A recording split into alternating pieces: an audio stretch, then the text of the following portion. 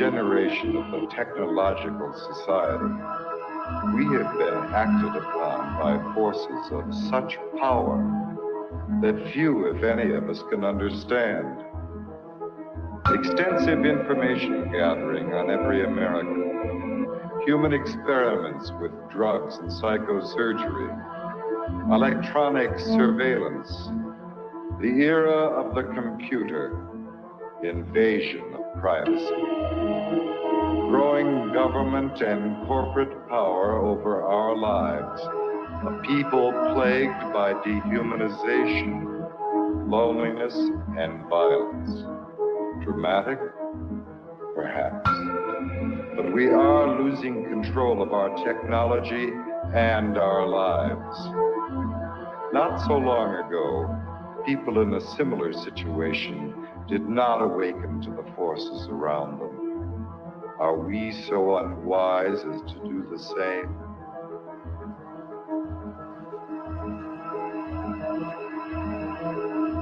Behavior control. And then you change it up every beautifully. Alien. Paranoia. Enemy list. Wiretap. Dead backs. Dossiers. Medical records. Social security number. Credit record. National security. Another agent, Pat Webb. Pat was an explosives agent. So we kind of opened the door just a bit to the cabin.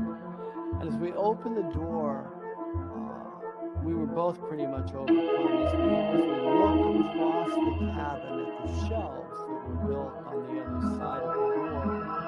We could see coffee cans and bottles and jars, and they all had labels on them, and they were very meticulously done. You could see that some were labeled with the name of certain chemicals. One of the things we saw was a hooded sweatshirt, that was hanging up there. And the cabin smelled as if you might start to think, if you really think about this. This is a person who lived in this cabin. They had a cutaway spot on the floor to go to the bathroom in if he needed to. Had built fires in the cabin.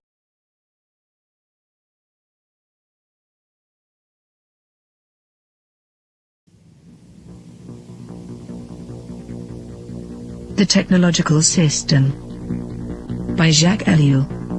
1. People are not machines, but in every opportunity where they are allowed to behave like machines, they will so behave. 2. 25 years ago, I arrived at the notion of the technological society, but now, that stage is past. 3. The industrial society. This term is very widespread, but I find it inadequate. 4. Present-day society is still industrial, but that is not its essence. 5. At one time, technology and machine industry were connected, but for more than half a century now, a gap has widened between them. Industrialism developed a centralized, hierarchical system, with a linear growth, a division of labor, and a separation between the means and the ends. Mechanization created additional jobs and made human work more draining. It operated by means of steady reproduction, developing masses of men and integrating them in the industrialization. 6. Modern technology, however, contradicts each of those different points. If allowed to act, it leads to decentralization and flexibility. It does away with the hierarchy and the division of labor. It particularly has to bridge the gap between implementation and management. It presupposes a polyvalent and nonlinear growth. It reintegrates the ends into the means. It cuts down on labor and thus on the costs of labor. The value factor is no longer human work but scientific invention and technological innovation. Consequently, we can no longer apply Marx's analysis, which states that the economic totality is based on the surplus value produced by the salaried labor of the worker. 7. The The industrial system is a closed, repetitive world, with a linear revolution. The technological system is inevitably open, non-repetitive, with a polyvalent evolution. It can proceed only by the universal development of mankind, and that development is absolutely necessary for the development of the technological system. We are thus confronted with an ensemble that is totally different from any that has ever existed before. 8. Technology, conceived in terms of its automation, its chemical transformation of the world, its economy of energy, its cybernation, its data processing, its biological intervention, and its indefinite output of nuclear energy, has little to do with the old industrial mechanization. 9. Technology is power, made up of instruments of power, hence producing phenomena and structures of power, that is of domination. 10. Terrain, in contrast to Bell, hesitates about a qualifying term. Thus, he speaks of a programmed society. In this case, I am far more in agreement. For he thereby joins the overall outlook of those people for whom the new thing about our society is the organization. He sharply distinguishes between the primary, capitalist, era of industrialization and our era. He qualifies this new society in terms of 3 features. 1. The emergence of new social classes, technicians, bureaucrats, efficiency experts. 2. The new trend of business, which is now based on organization and no longer on the relationship between economic power and productive labor. 3. Spare time activities. All 3 characteristics boil down to a reduction and to the necessities of the technological system, which, as Turing realizes, transforms the social struggles themselves. They are becoming more technological and are no longer subject to a takeover by the proletariat. Turing adds one more essential feature of post-industrial society: the importance of the student movement with its deep contestation, its challenge, and its political weakness. But, as I have tried to show in my studies on revolution, I regard this feature as episodic and contingent. 11. What triggers consumption? Advertising, that is to say, the technologies of advertising. What is it that demands greater consumption? Mass production, which is possible only because of technology. What are we given to consume? Technological objects, because they are the things that are produced most.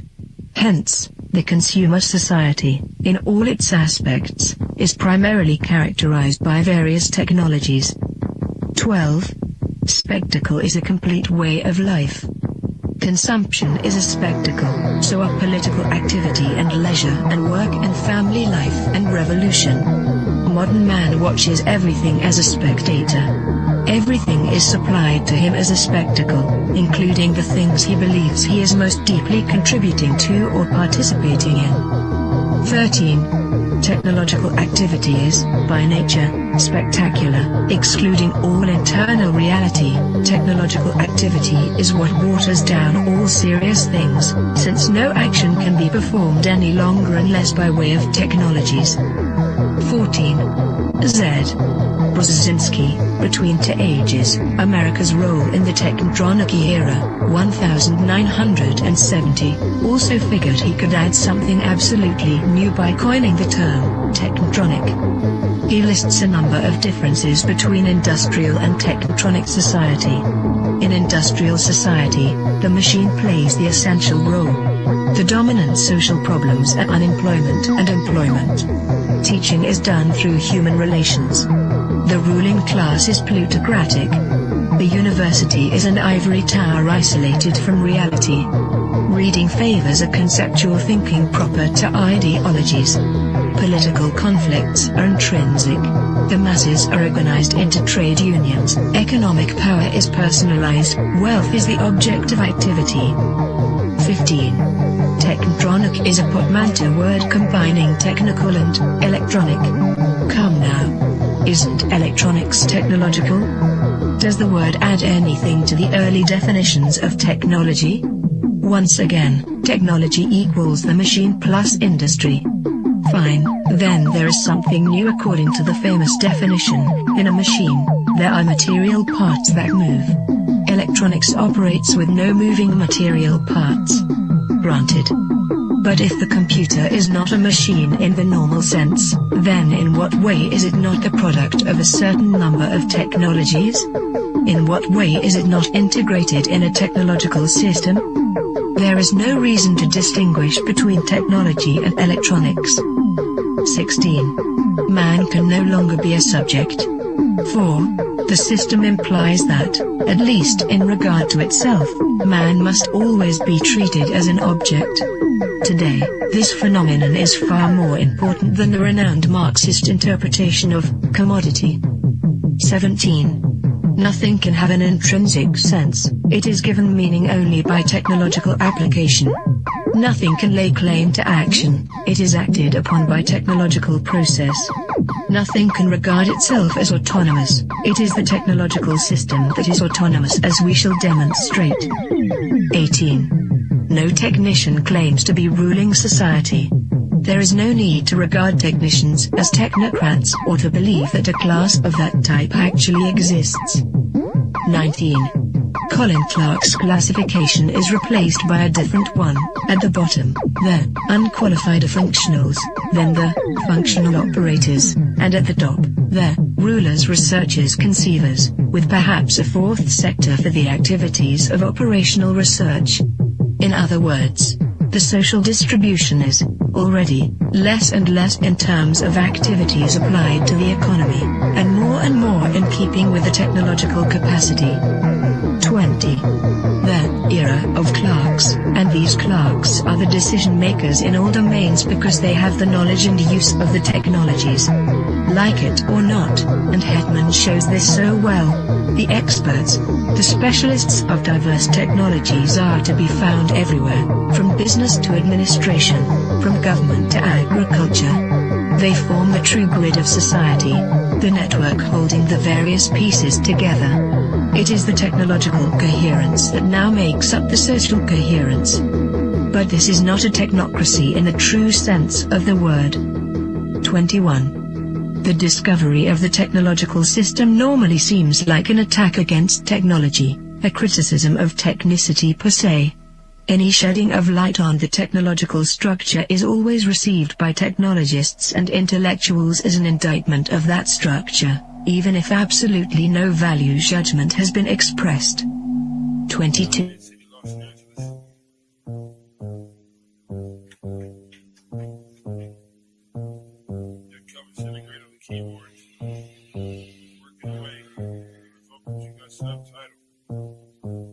I gotta go to work so I can work it out.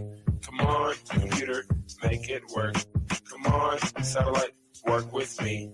I gotta go to work so I can work it out. Come on, computer, make it work. Come on, satellite, work with me. I gotta go to work.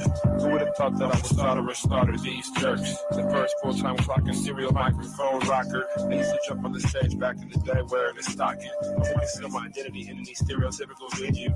Never will I reveal the serious way that I feel. I'm on job time, all I do is talking to the steel. Use my style to hide and conceal. Profile and beguile while they smile and just say that I'm real. That look strikes as 3, all of you will agree. I didn't have a heat shield, they rained triplicate on me. But it's squares versus circles, then, and if you can compare front and back are differentiated by a 90-degree squared circle. If you know what I'm talking about, you know the code, work it out. Forced entry, I was disguised as a sentry. I gave not a care, life is an adventure to me. I obtained secret money and manufacture inventions, fracturing the line between space and time dimensions. Restructure the torque and the structural integrity, so I can walk on water while the returning surface tension.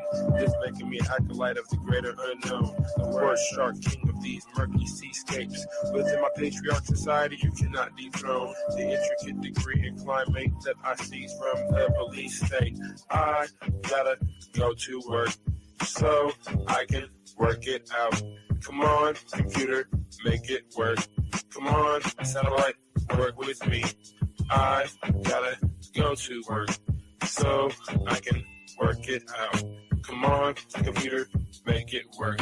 Come on, satellite, work with me.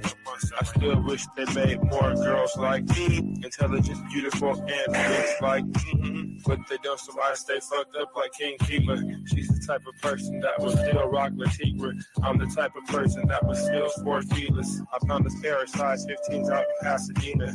Those are my work boots. I insert this into these jerks' necks, giving them a virus. They'll destabilize their hardware. Now I can tap in just to my onboard wet works. Plant the hidden charge there. It's a cellular reconfiguring program consisting of integers, turning human beings into kindling, whittling the psyche into apparition, place it back into the skin. Now it's the ghost in the shell. Should I boast? Well, no. I stay on the west coast of hell, where hell's bullets is I know so well. I have my work cut out for me. This has its perks. Just then I realized life is mostly hard work. And why not get your car pulled off under you? It won't get sorted back from that dumb desk clerk. And who's the one to stop for you?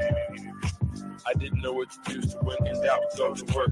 When I'm 25, I'll contract myself out once I'm through. Then it's just books and beats for me. I'll leave the rapping to my girl, a good scientist, and a world got cuckoo. Imagine how it is to watch them turn crazy around you, and then look over at you like you are the insane one. That's how it is. It's okay to meet the controversy bubbles and flattens out like this, like my little kids. And I've got to go to work, so I can work it out.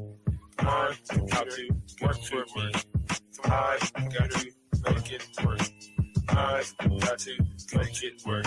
Come on, I can work it out. I've got to make it work. Come on, let it work this way.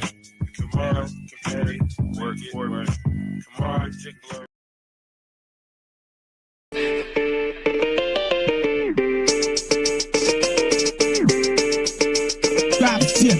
Hegemonic sentences through cavalcades of reminiscence. The dark soul mentions crevices of insight, appendages of tripwire reverence. The gun hill legend brandish your weapons for Armageddon. Headless corrections for willing participants before the line finishes. I got shadow grimace, the updating green with human chaos for the pilot smoke screen. Combined with the best wishes, master attacks, detected full advanced craft methods that will highly adapt to presence, sharpen their psyche, which often might be construed as badly used or beautiful looks just like to mirror the schism unseen hidden. The newest eyes cast shadows into the bluest skies until the Tory Alabi brought to the kings before me as a sacred justice plotted to misinform the whole to chorus within construction. Nano's filaments hidden secret touch, mystified by the comfortable, united by inner struggle. Hidden a bundle of scar, written enigmas. Now the claws risen. Man is up with cheeky. With insight, disease praying to the east, not to the man-made structures, but to the rising of the sun. A comparison of those diligent millipede legs rushing around in any direction. Misperception and prism seem to bad design. And the best vision from the unlikely incision to the makeshift minions of bad decisions. I'm pressing danger to the head skill, kicking fixes. To hidden cages you can't unstage this cause I'm live and in the basement with bones hidden all chrome, hidden with thrones. Like a programmed metal skull covered in the hard routinely cycled by a metronome. Bones are collected to make me feel like the connection is real. Now only steel can sharpen steel.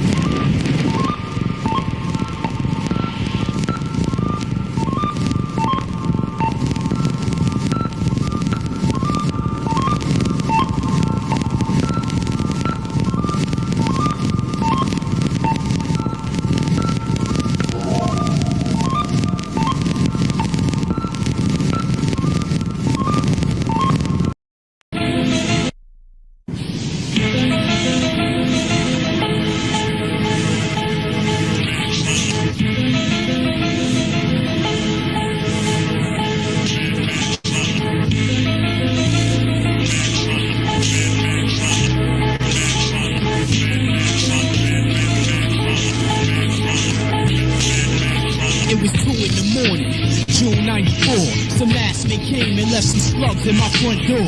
Too close to home, it's time to call it quits. Wife threatens to leave, my daughter's throwing fits. What's the plan? The situation's out of hand, so I pick up the cordless and proceed to call my man.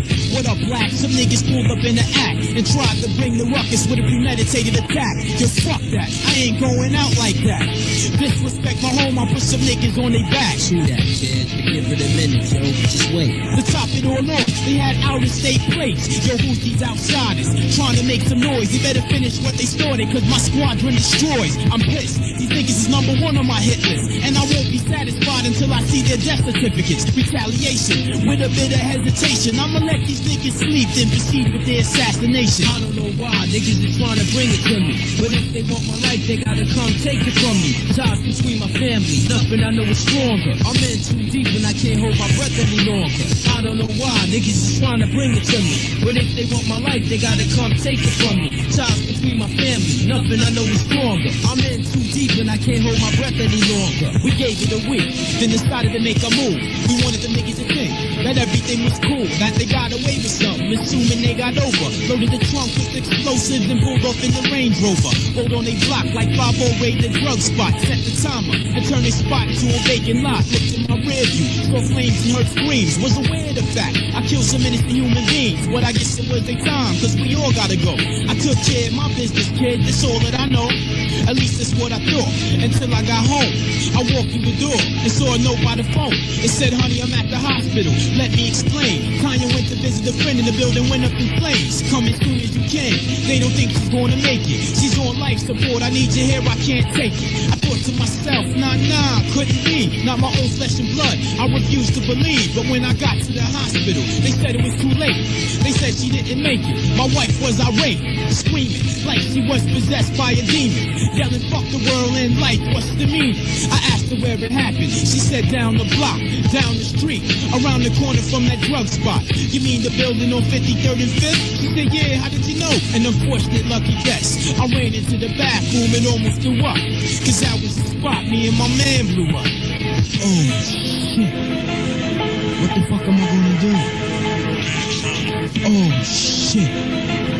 What the fuck am I gonna do?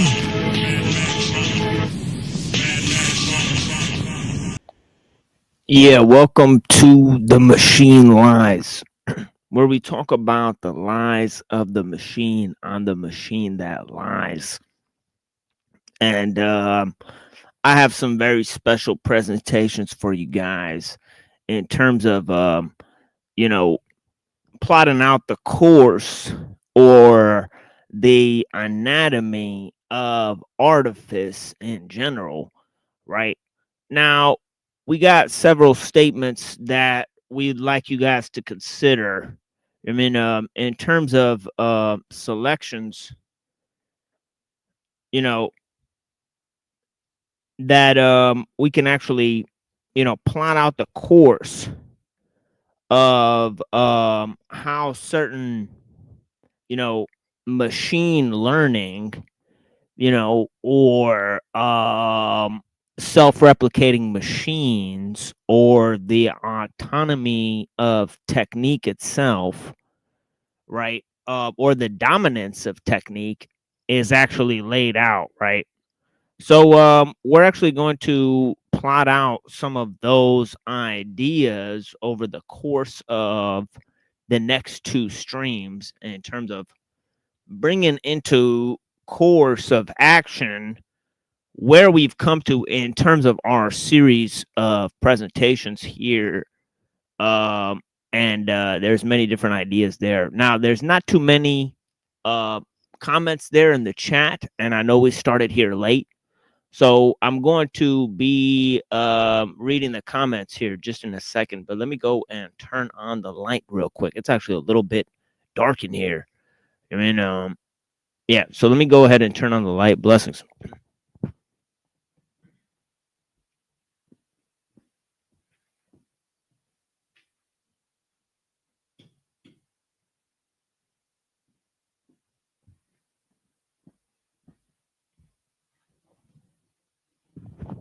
All right, there we go. Just give me the light. All right. I mean, blessing. Let's see who's in here for and then without hesitation, I'll go ahead and start. I mean, blessings to the panel verse. Thank you for watching as always. I mean, a great friend of the show. W to the panel verse presents. I mean, Joe Mills. Human capacity is affected by food, sleep. If we are tired, say communication is hard. If we are in a flow state, we perform best. So how can we get to this state, perform our best cognitively? Ooh, I think that actually Shang Tzu and Lao Tzu, they have some very, very important answers to that question, right? You know, I think that, you know, both performing in our natural capacity, knowing our own strengths and weaknesses, and applying ourselves to only which is, you know, within our own set limitations. I mean, now there's an optimal exchange in terms of, you know, energy expenditure and, you know, methods for survival, right? And I think obviously the ideas of simplicity. I mean, the ideas of a low, you know, a small state, you know, a government which allows the people to rule themselves, right? Okay. There's lots of ways in which the Tao talks about sort of energy conservation, right? It says, under heaven, there is nothing better than restraint, right? And so, yeah, in one translation. So, yeah, how do we optimize, you know, human capacity? So, see, now we see with that in technology, right? When you optimize technology, you take something away from human capacity, right? And that's some of what we've been discussing in terms of ellul, right? Is this idea of mediation. And it not only happens in the power leak of mediation, not only happens in terms of technology, right? Or the objective factor of power, but also in terms of communications, right? We see that in McLuhan, right? Okay. You know, who controls your eyeballs controls your mind, right? And people can be programmed, right? And you combine this with the ideas of, you know, Gregory Bateson, you know, in the ecology of mind and how he applied cybernetics to human societies and nature, right? And the ideas of the postmodernists, right? Which are sort of taken in Freudo-Marxian ideas, right? Into the framework, right? In terms of the Frankfurt School, right? And as I said, you know, if you take in the ideas of postmodernist philosophy, the ideas of the authoritarian personality, right? You take in the ideas of cybernetics, right? And Gregory Bateson, right? And you take in the ideas of the behavioral sciences or behavioral psychology, right? And especially those views of Adler, right? And some others, right? You kind of see that there's a sort of resonance, right? In terms of the MK Ultra studies on the authoritarian personality, right? Okay, that they seem to get beyond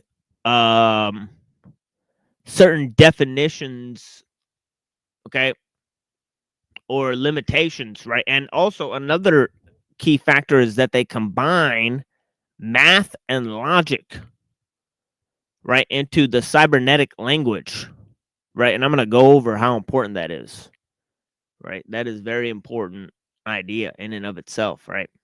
And I apologize for the late start here. Okay, we're starting very late here, all right? Very much apologies, right? Not only is it an awkward time, and we apologize for the times, right? We will be resuming on our regular schedule at the close of this month, right? But the late time today, right? It's because I got stuck up in traffic. Okay. And, you know, I had to go run to the city to grab a few things here. But yeah, two topics you mentioned are religion plus technology. I see them from risk suffering perspective. Thank you for this beautiful comment, because this puts into frame, you know, everything that I'm going to talk about, right? Religion and technology, right?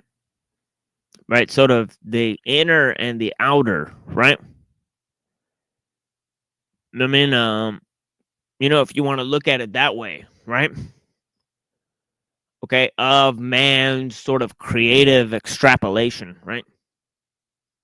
And it's not just that, it goes and encroaches into certain metaphysical territories, right? Of course, theology is not metaphysics, right?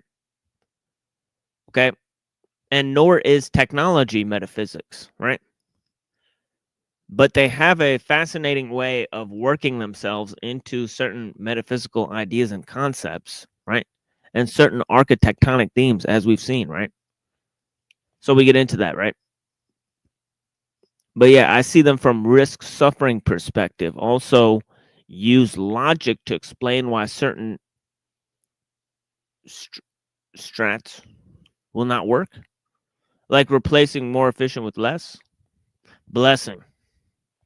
Now, Joe Mills is maybe read up on Scribina's idea of creative reconstruction, right? Would be a fork, because not everyone will do it. Well, that's the thing, is that it has this sort of stipulation that it requires everyone to get on board, right? You know, so yeah, it's not going to work unless everyone decides, or that it becomes an international plan, right? Now, in terms of Bill Joy, he's given certain radical measures, right? He's saying that not only should we limit technology, but we should limit certain types of knowledge, right? And that is the only way abroad to have an effective program, is that you need re-education, right? Right? Because what's going to stop somebody who knows how to make something from making it, right? I mean, unless you break their hands, right? Cut their hands off or something, you know what I mean? What are you going to do? You know, from getting people to create large-scale technologies, right? Okay, their tech abstinence gives efficiency disadvantage, colonization absorbs, replaces such cultures. That's right.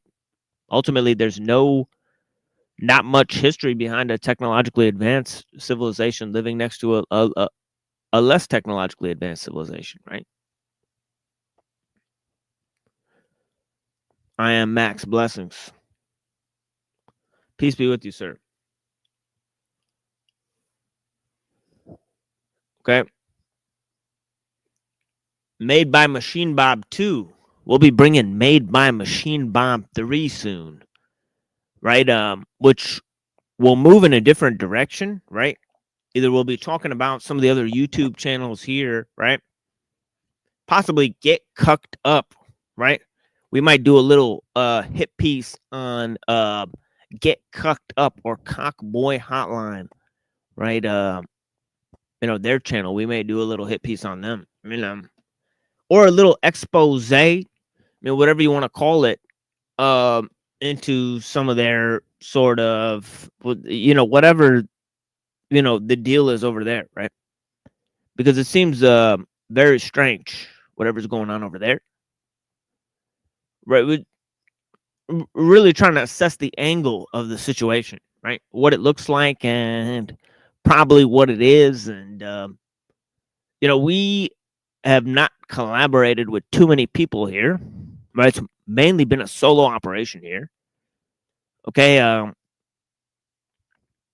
But certain people have taken credit for certain of the content, right? And, you know, obviously, you know, big surprise to us, because we've actually not been influenced. We've actually not been too surprised by the interactions online, right? We started out doing this you know, mainly under a different guise, right? Sort of personal exploration, see who peeks their head out, right? On certain ideas and themes. And it's been rather interesting, but nothing has been that surprising in terms of the type of characters that we'd expect to see, right? We've almost predicted, you know, a lot of the interactions here, right? Okay, and who interacts on what level, right? And how they'll continue to interact, right? So we've mapped out a lot of the sort of quote unquote entertainment. Okay. Blessings to Voy. Hi to the A machinery and the machinery citizens. Exactly. What would you say to a misanthrope that is using technology to compensate for the deficits of the people around them? You know, I think that's most people. You know, I think that's most people at this point, right?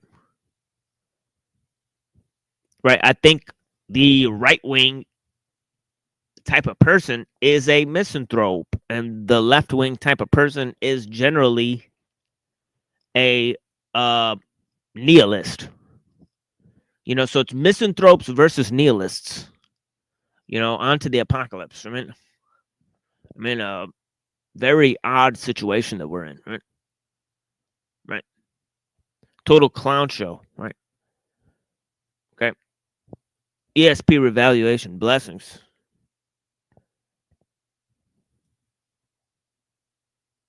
Alchemy, architectonic, exactly. Okay, we got the homie Voy out here. Blessings. What's going on? Hey. Yo, TML. What's going on, Mohammed? What's going on? Misanthropes against nihilists. I like that. Yeah. I mean, so where do we go? Like somewhere in the middle? Yeah, I got many ways I really put it. It's misanthropes against nihilists. It's Facebook versus Twitter. You know, there's another way you could look at it. I mean, right? Yeah. Which is really Instagram versus LinkedIn, right? Yeah. Essentially, you know, Twitter is like the CIA, and then you know, Facebook is like the FBI. You know, they're kind of the same thing, but they don't like each other. I mean, right? They operate differently. They have different, you know, operation. You know, so that's essentially the only difference. You know, another way I look at it is it's like giants against gargantuans. Yeah. It's like Another way I look at it is trans vegans against gay gore like fascists. I mean, right? Like they're like gay Nazis. I mean, right? And they're like into gore. I mean, like porn. I mean, right? And they're like very much against like trans vegans that have like a femboy army. I mean, imagine trying like to a eunuch army, like these kids with their just dicks cut off. I mean, imagine trying to mediate between the two, like, or trying to find a balance between the two. That's what we're doing. Like, what the fuck? That's what this is. That's what the machine lives is. It's trying to mediate between another way, and this is the fun. This is that you know, cute accelerationism way I have of looking is Beyonce versus Taylor Swift. You know, that's the cute acceleration. That's the cute accelerationism version. Stop making these comparisons, dude. I mean, they make me go crazy. I mean, I got a bunch more. I got a bunch more. Okay, hit me again. How are you doing, Cage? Like, how's it going, Cage?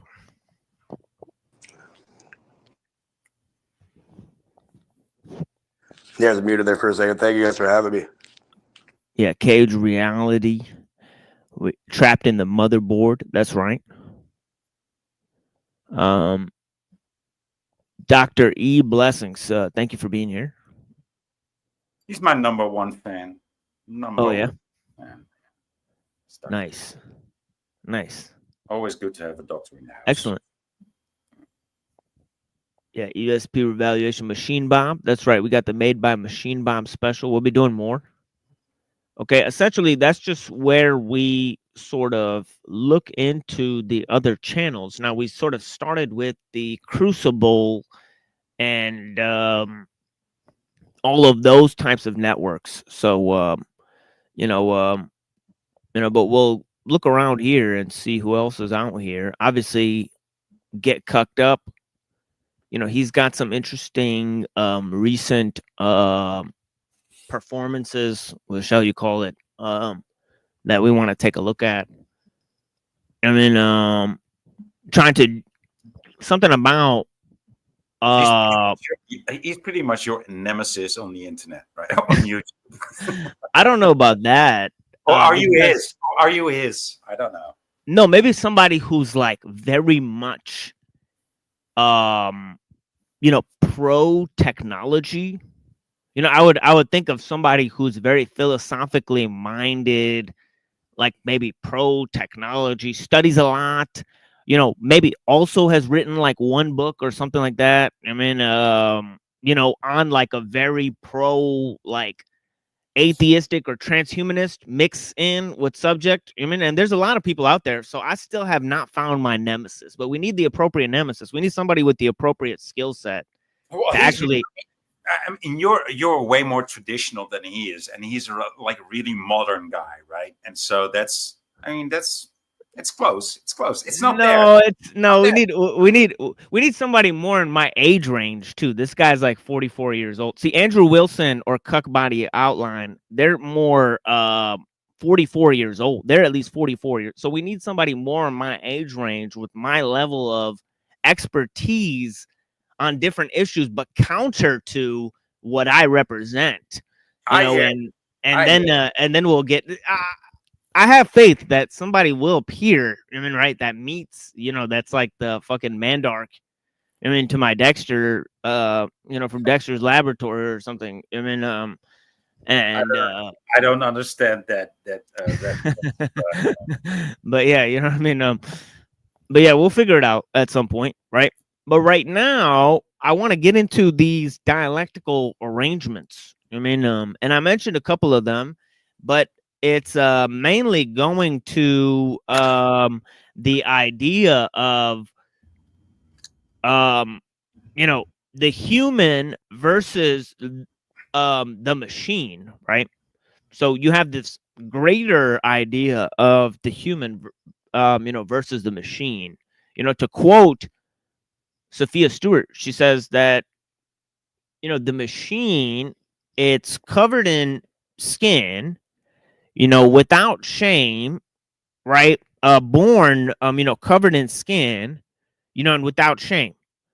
So these ideas are about a lack of moral sensibility, because of the idea of shame, right? Those who have no, shame have no honor, as they say. I mean, right? So it's something that's sort of morally neutral, right? And it's imitating humanity, meaning that skin is not its, actual cover, so it's not its skin, it's covered in skin. I mean, right? So the skin is not, the same as itself. Now we have these dialectical arrangements, right? In terms of skill versus technique, right? Now, not all of these are in the correct order, right? But in terms of skill versus technique, it's easy to see which one is the human element in there, right? Okay, and it's obvious to see. Okay, now in terms of technique versus the machine, right? Now in terms of technique is more human than the machine, right? Technique integrates the machine into human society, right?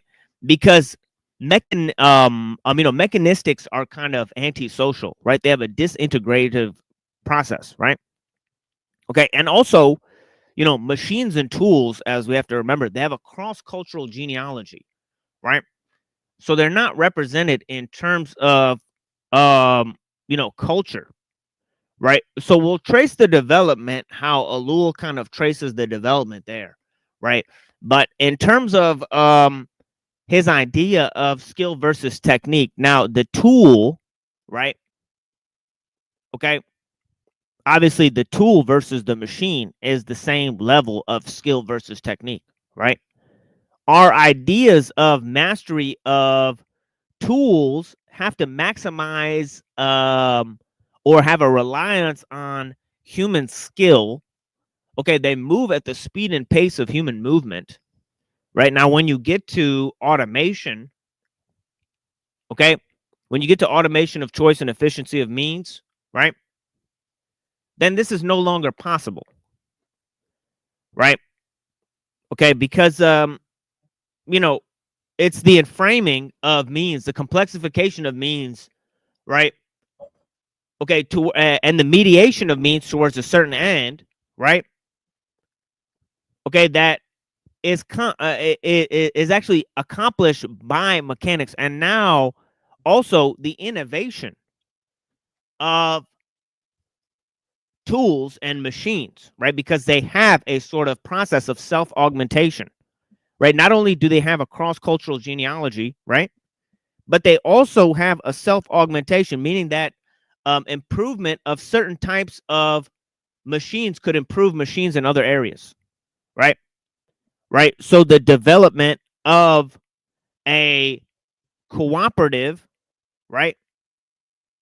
Okay, system, right, of machinery, right, due to this process of self-augmentation and constant improvement, right, a search for the best type of machine, right, which is the idea of or the goal of efficiency, right, essentially leads us to a necessary outcome, right?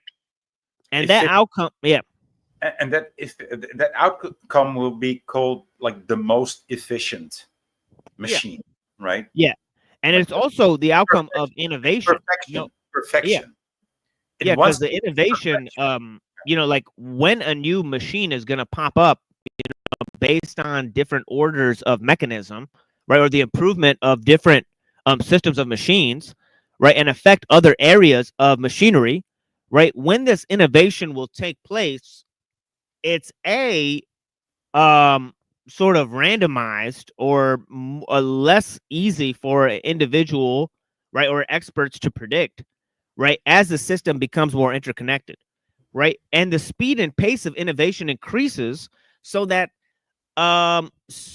social and cultural factors cannot keep up with it. And right, so this is another factor that Ellul talks about, right, which But here we are. Here Yeah. we are, and the machine is actually catching up with that issue, right? Because yeah. yeah, that's what AI does. I mean, AI doesn't talk like a machine anymore. It talks like a hillbilly. It talks like every accent in China. You know, it has all these abilities. It says and it makes pauses, and you know, it's making amends. Yeah. And this idea of the speed and pace of innovation, it goes to two concepts, that Ellul mentions, which is the technical intent, right, and the technical complex, where the complexity of techniques and the intent of the collective intent of the technical movement lead to a kind of technical monism and a technical universalism, right, where technique is applied in all areas of life, right? And obviously this is brought about by two factors, on the subconscious level, right, which is the rule of experts and the myth of progress, right, and also the psychological effect of technique, right, in the massification of means and the disruption of cultural traditions, right, which sort of leads to a disruption of cultural norms, right, and the erection of a monoculture, right, in the fall of those cultural traditions and norms, right. Now these are amalgamated through the city. Now the chain of how this takes place is very easy to sort of map out, right. You have collective enterprises, okay, in the 16th century, okay, such as science, okay, such as liberalism, aka humanism, right. Uh, And imperialism. Yeah, imperialism, which is AKA capitalism, right? Yeah, So you like commerce. Yeah, right, yeah, yeah, right. So commerce and war sort of integrate various cultural forms under the guise of technique, right? So and, it's easy to see and how, also yeah, politics. I mean, politics are involved too. You yeah. know, I mean, those are just the means to bring the technique or the Oh machine yeah. to people. You know. That's one main idea that we're going to get into is the Yeah, sublimation of the state to technique. Now, when the yeah. state gets sublimated to technique, right, and you have people, these big technical experts like Bill Joy, who are at the forefront of this whole thing, saying that we need to relinquish certain forms of technology and even abandon certain forms of knowledge about certain forms of technology, right? But Then you have the sort of the death of liberalism, right? Because you have the death of this limitless pursuit of knowledge, that knowledge is power and all these types of things. The technical capacity has become the objective factor of power, and now it's guiding. may I correct you there? Because Well, hold on a second. Hold on a second. Because it's guiding both science and the liberal enterprise, right? So it's guiding the cultural and scientific enterprise. But yeah, go ahead, Voy. I got some tweets to show you guys. But yeah, go ahead, Voy. yeah, Blessings. so, very often I hear you say like communism when you mean community, and now you said liberalism when you meant liberty. Am I wrong, or do you actually mean liberalism, or don't you mean? I mean liberalism, and what Okay, I really mean is classical liberalism in the okay, 16th century, right? okay. So this goes to a very That's specific close, set of ideas. close to liberty, right? That's closer to liberty than Yeah, than yeah. than This goes to a nowadays. very yeah, yeah. This goes to a very specific set of ideas from Locke and Hobbes, and actually can be linked to those ideas in Newton, right? And Galileo, and promoted by people, right? So this is just nothing new, really. This is 16th century, right? Sort of It's ideals. Yeah, so it's actually more like progressivism, I'd say. But Well, maybe, but progressivism is after the 1800s, right? So you would have to get into liberalism, feminism, all of those things, and then you have something like progressivism and scientism. In the 1800s, you have the Great Occult Revival, and you have scientism and spiritualism sort of going toe to toe with each other, right?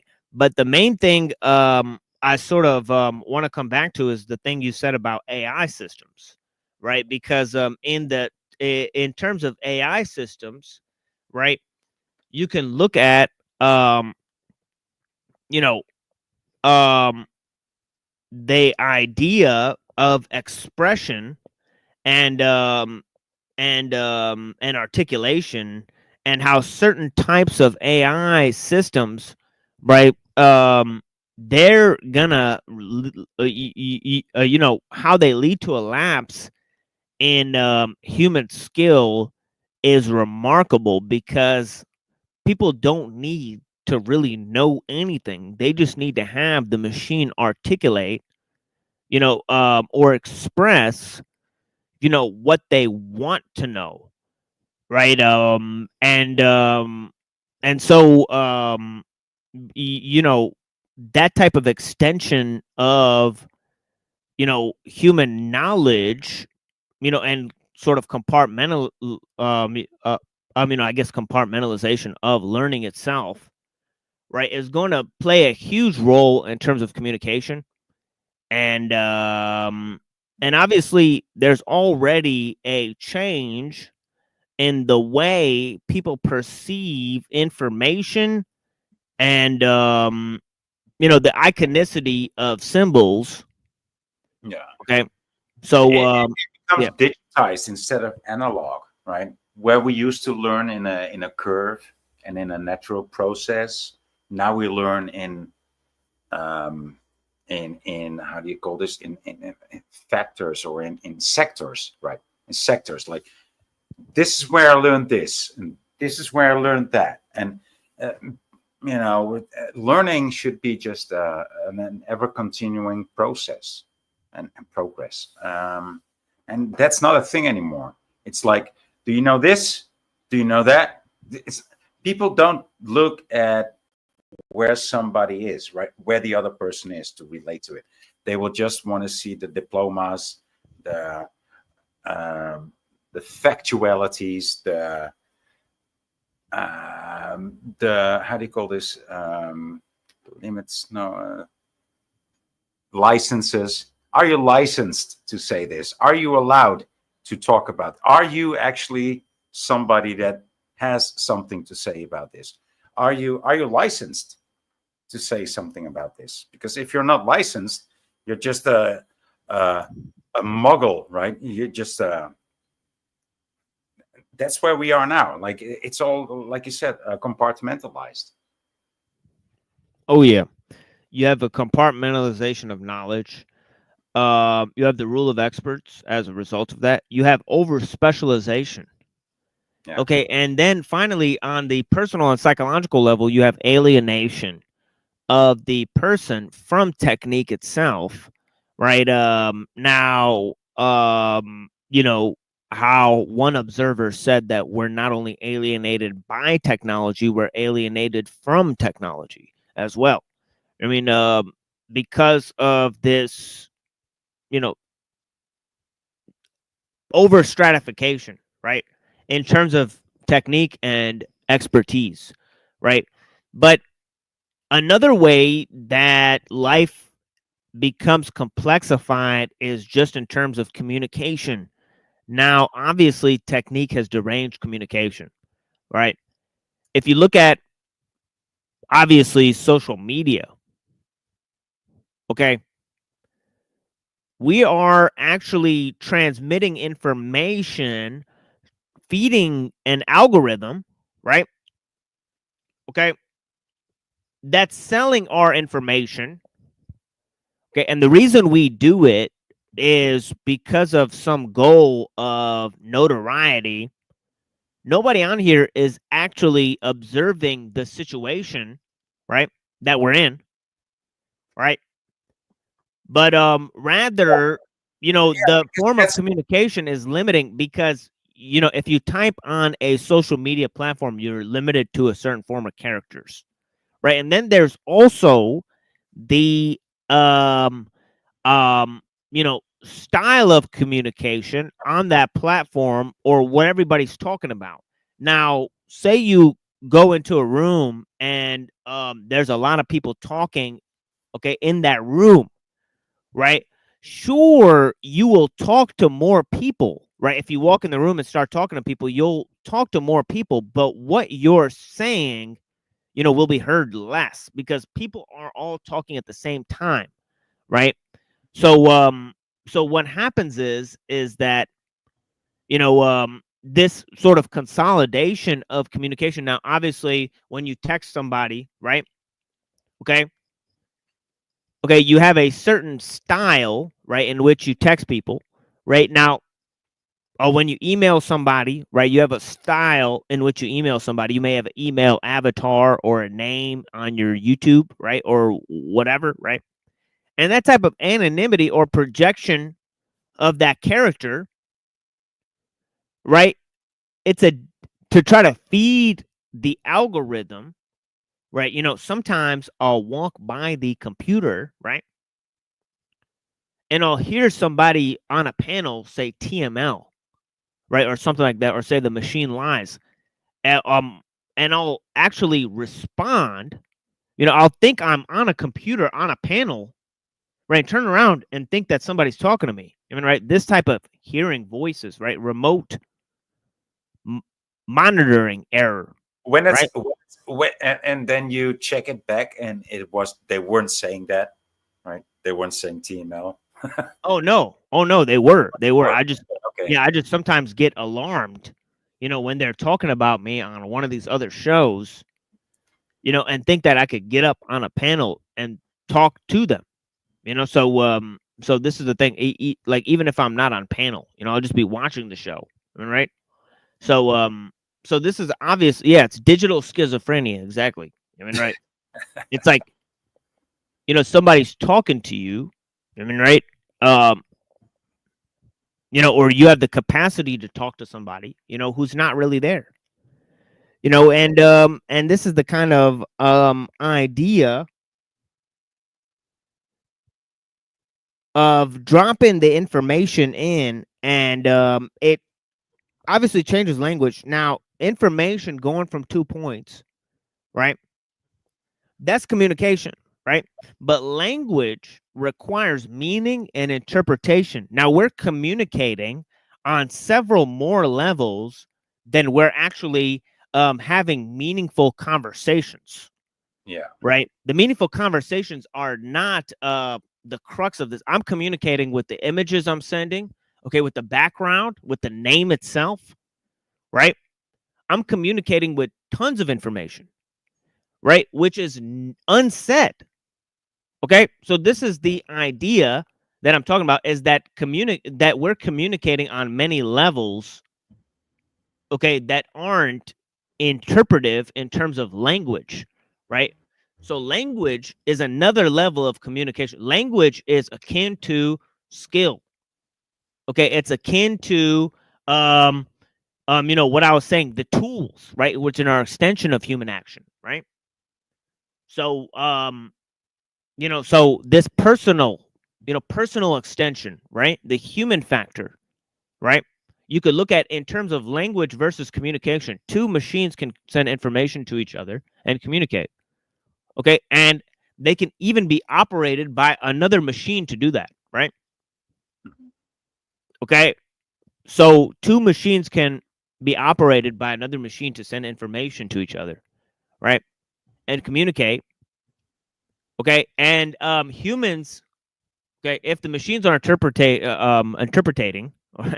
interpreting a large amount of information, right, it will be fairly difficult for a human subject who's observing the two machines to predict what type of communication they will have. Okay, this is also true, right? And this is just basics. Okay, I'm not a machine expert. All right, I'm not a video expert. I'm not a video editor.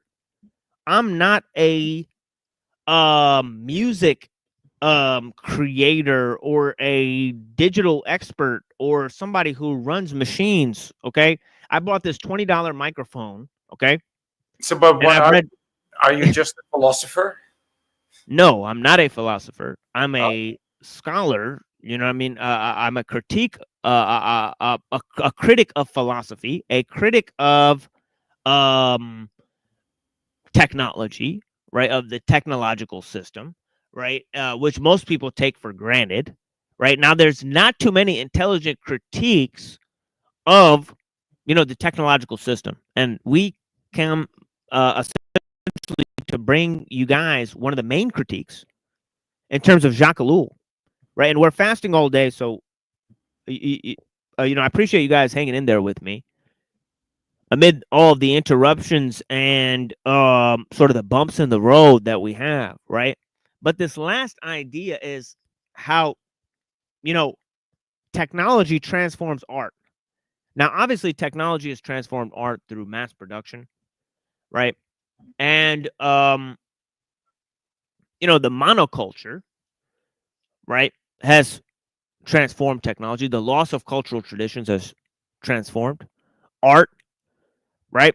And what we have ultimately is the linking of functionality and aesthetic, right? Now, obviously, right, aesthetic is the human element, right?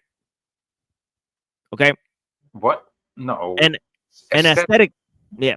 Aesthetic is mainly relying on cultural, you know, so where you have cultural refinement, you have the development of unique forms of aesthetic, right?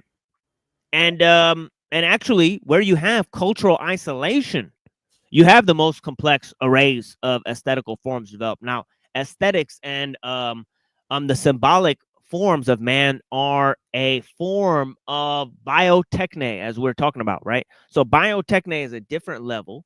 Right now, it's going to reemerge now when they combine humans and machines, right? But Void, were you gonna cut in here, or You gonna No, say something? I just want to ask you what you mean when you say biotechne. I don't understand that term. Oh yeah, yeah. I'm gonna read. I'll just read the section here. From Mumford. And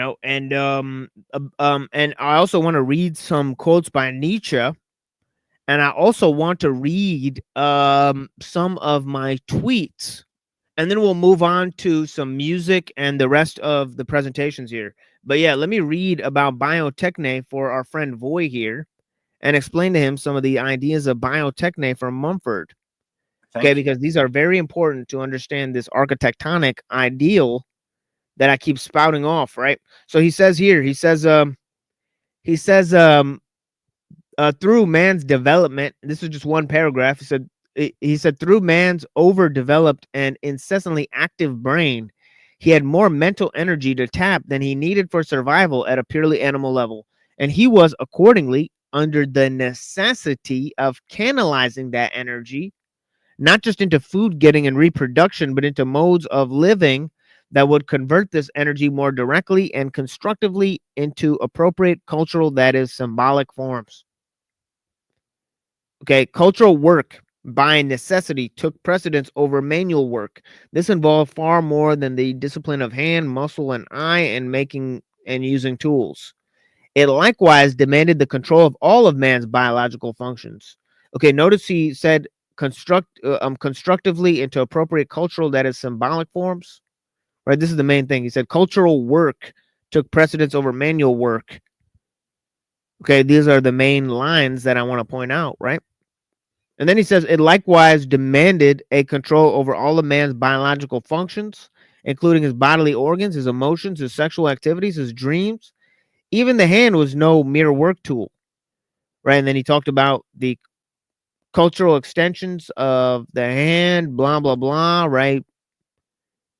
Okay, in terms of family life, ritual, and so on and so forth, right? So then he says, tool techniques is but a fragment of biotechnics, man's total equipment for life.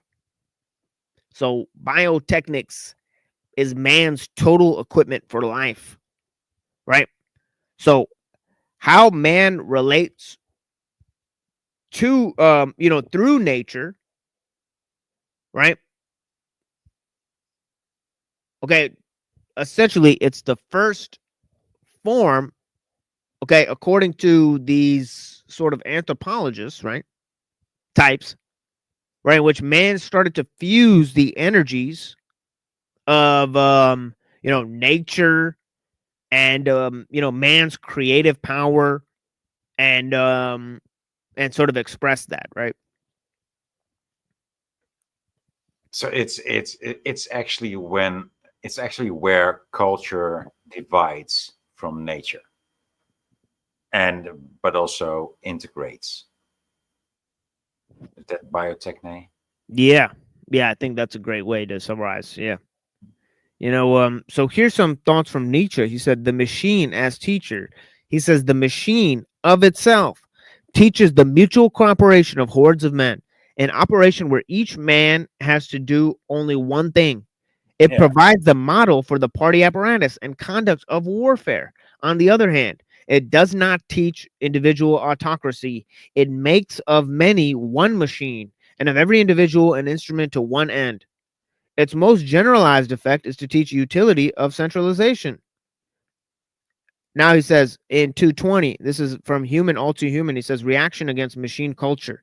The machine itself, a product of the highest intellectual energies, sets in motion in those who serve it almost nothing but the lower non-intellectual energies. It thereby releases a vast quantity of energy in general that would otherwise be dormant, it is true, but it provides no instigation to enhancement, to improvement, to becoming an artist. It makes men active and uniform, but in the long run, this engenders a counter effect, a despairing boredom of the soul, which teaches them to long for idleness in all its varieties. Factory worker syndrome. Oh yeah. Yeah. And so yeah, it makes men active and uniform. I mean, Yeah, right. And so you stay active, so you feel functional, but your brain is being killed when you work in a factory. I mean, I've been there. I worked in a factory, and at a young age, I was like, oh man, it's just, and I didn't know what was wrong, but I knew that I shouldn't be there, because, and I could understand why these other people are there, because they didn't oppose to that. How do you say that? To that action, right? Working in a factory just will kill your mind. If you don't want to create anything, if you don't want to have any original thoughts, just go work in a factory. That's just your thing. But I mean, if you're an artist and you're going to work in a factory, you're going to feel outplaced. That's just how it is. I don't look down on factory workers, but it's different kind of people. Yeah, let me read some of this stuff, and then I'll move on to a musical break. This is usually just an introduction to my show. I have some other reflections that I'd like to hit upon, but we ran out of time for my personal ideas here, so we're gonna move on here to ellul's ideas. Right, and this is a line from Industrial Society and Its Future. It says, widespread psychological suffering, boredom, anxiety, lack of fulfillment, severe environmental degradation, species extinction, pollution, overpopulation. What do all of these have in common? They stem from one source, the modern technological system. As the technological system progresses, human suffering and enslavement will inevitably increase and wild nature will be further destroyed. We hear again and again about the supposed benefits, quote unquote, of modern technology, but this ignores that the quote unquote positives are all vastly outweighed by the negative and ultimately negated by its impending existential doom. Yeah. Okay. French thinker Jacques Ellul understood the sublimation of human will to the mechanical. He defines techniques as the essence of the technological or mechanical and as the total ensemble of means to a specified end. Technique is what integrates the machine into human society. Okay, here's a line from Shang Tzu, and we're going to go over the Tao Te Ching later, right? And we're also going to read a translation of the Shang Tzu as well. And he says those who possess machines must end up becoming mechanical in their affairs. Okay, those who end up becoming mechanical in their hearts and minds. Okay, if a mechanical heart is situated in one's chest, and one can't prepare oneself to receive pure simplicity. That's okay. I mean that's this description of the mind of a politician, right? He can lie. He can just do the ones and the zeros. I mean, if he has to lie, he has to lie. It's just well. That's what's so interesting. One of the words for lying is craft, right? So, fundamentally, artifice, craft. I mean, and all of these type of ideas. I mean, the techno-industrial system is the actual enemy. Hit it where it hurts. Okay, and obviously we don't make any revolutionary maxims or declarations here on this show. We're just simply having an educational look at certain radical ideas and concepts. Right now, he also says technology above all else is responsible for the current condition of the world and will control its future development. Thus, the quote-unquote bulldozer that we have to destroy is modern technology itself. He says we're gonna have to bulldoze the bulldozers. Yeah, and here are my recent little posts that I put. I said, we have now reached a truly post-human phase that includes post-scientism and post-liberalism. To paraphrase Ellul, liberalism gave birth to its executioner. Technology now guides the scientific enterprise. The liberal scientific age was a precursor of the technological state. Now, I don't know what language this is, but there's a gentleman here that responded. Okay, and said he was right. I mean, so I don't know if and he still is. I think this is some sort of Turkish. Yeah. Asilder Edurek. Yeah, this sounds like Turkish. Pelasalam. Suryani Kulturu. Kulturu. Yeah, that's definitely Yeah, I have a Turkish friend, so this must be Turkish. But yeah, interesting stuff from our friend. So we have a Turkish friend agreeing with us. Fascinating. I mean, so let's go back. But yeah, he says very simply, he was right. Liberalism is out the door. And there's many different markers of that, right? One of the biggest ones that I can point out is this post-human, okay, sort of scientific misanthropy among some of the, technophiles. They seem to be very ambivalent towards humanity's future, all right, within this technological progress, right? They seem to be, they're aware of the existential risk to humanity, right, based on the improvements to technology, right? But they're willing to gamble humanity, and they think that this is just sort of an evolutionary gamble. I mean, and that sort of opinion, very low opinion of humanity, that one could only label scientific misanthropy or, scientific anti-humanism, which is sort of a new streak, that I think is, and it goes to a new sort of idea of sort of techno-nihilism. I mean, I don't know if people have considered, but yeah, it says machines and tools have a cross-cultural genealogy that is not mastered by the individual. We use tools, we operate machines. The machine transforms human society by getting man to organize society at the level of techniques and to the efficiency of the use of machines. Now, I put several ideas at the beginning of this show, all right? Tools versus machines, skills versus technique, okay? Language versus communication, okay? And aesthetic versus functionality, right? All of these ideas are about, okay, how, you know, somehow I don't. I it's yeah. Just real quick, Voight. It's an extension of a human versus machine dialectic that I'm trying to paint. But yeah, what are you saying, Voight? Sorry about that.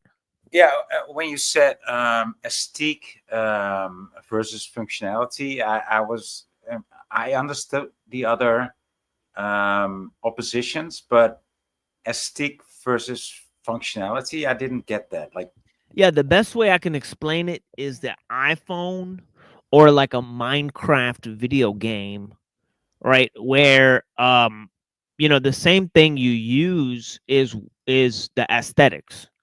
I mean, right? So like a sliding screen, I mean, right, is like functionality and aesthetic being merged into one. I mean, right? okay. Is an example of that, right? So where the machines are integrated, right, into sort of architectural designs and sort of that sort of extension of technique, where it's has a totally integrated function. I mean, Yeah. I think that would be or like a factory. Like to a certain extent, a factory looks like what it does, right? You know what I mean, right? It's like a bunch of clunky, parts, and you know what I mean. So I think that is more. It's ugly. It's a very ugly machine that makes the most beautiful thing. Yeah, there's no way to put a sort of lipstick on the pig. I mean, right? Is sort of what I'm talking about there. And I'm trying to ease. I'm trying to dumb these. Now I understand what you're talking. Yeah, I'm trying to dumb these things down. I mean, I don't know if you guys like it this way, but a lot of times I notice that it would be useless to produce a beautiful machine because the machine is not there to be beautiful. Right. Right. It needs to be there to produce something that's functional or beautiful. Right. Yeah. So in that way, they totally surpass sort of our cultural instinct, because our cultural instinct is towards, beauty and cultural refinement, all of these things, right? So these are human instincts that, as I think Mumford was correctly pointing out. like you said, I mean, beauty is a very human instinct, dude. Right. Yeah, and people, I mean, they try to take that away from us. Like beauty is not a thing. You just need to be functional. No, beauty is like essential. Look at a flower. Look at a human being. Beauty is essential. Yeah. And you know, so that's kind of more what I was getting at there. And I totally agree with what Voy is saying. But yeah, it says that machines and tools have cross-cultural okay, I think I just read that. Okay, but yeah, let me scroll up a little bit. I'm reading the same thing. That's the one we were just talking about here. This is an interesting one. I said the people you think are using the machines are themselves conditioned by the use of machines. A very obvious point, right? That people think that some people are using machines against others, right? And it's easy to see that the engineer is conditioned, right? A, by his training, and B, by the use of machines, right? That an engineer is not like the ruler of society. He's not guiding society or culture in any sizable fashion. I mean, right? So, the engineer and now the programmer has surpassed the engineer. Okay. As I said, the engineer surpassed the electrician. The programmer surpassed the engineer, but they don't have a sizable, stake in the power dynamics. I mean, because obviously the technological monism disintegrates power on the human level, right? And people refuse to see it. They're too caught up in their own head. I mean, but yeah. Okay, human beings have lost control of machines, and the machines are being used to deceive the great mass of humanity. A system can become autonomous. Okay, most people are still under the delusion that we control the machines and that technology is basically good. Once we free them from this delusion, we could begin to enlist their support to overthrow the rule of the machines. That might be a sort of mission statement we're working on. I mean, but yeah, that's sort of the introduction to today's show experience. We have much more to talk about in terms of ellul. Yeah. Yeah, it's interesting how back in the day, like let's say like 120 years ago or 150 years ago, these things were clear to many people, right? Like how this evolution would turn out as where we are living now. We are in the midst of it. And for us, it's harder to see. But back in the day, for people that had some insight into the development of society as it was developing, like people like Aldous Huxley and George Orwell, they could see clearly where this was going, right? That's why their words were so impressive to all of Western society, and that's why we still quote those words.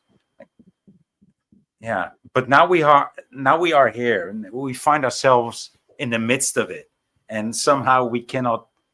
I mean, somehow we cannot define it. Like we can only do. I mean, it's easier to find it by their words than by our own words. I mean, you make an effort, but you know what I'm saying. It's like people back in the day had a way clearer view on how things were going to develop. Right? We are so inundated in nonsense and nonsensical stuff in our mind that we cannot even.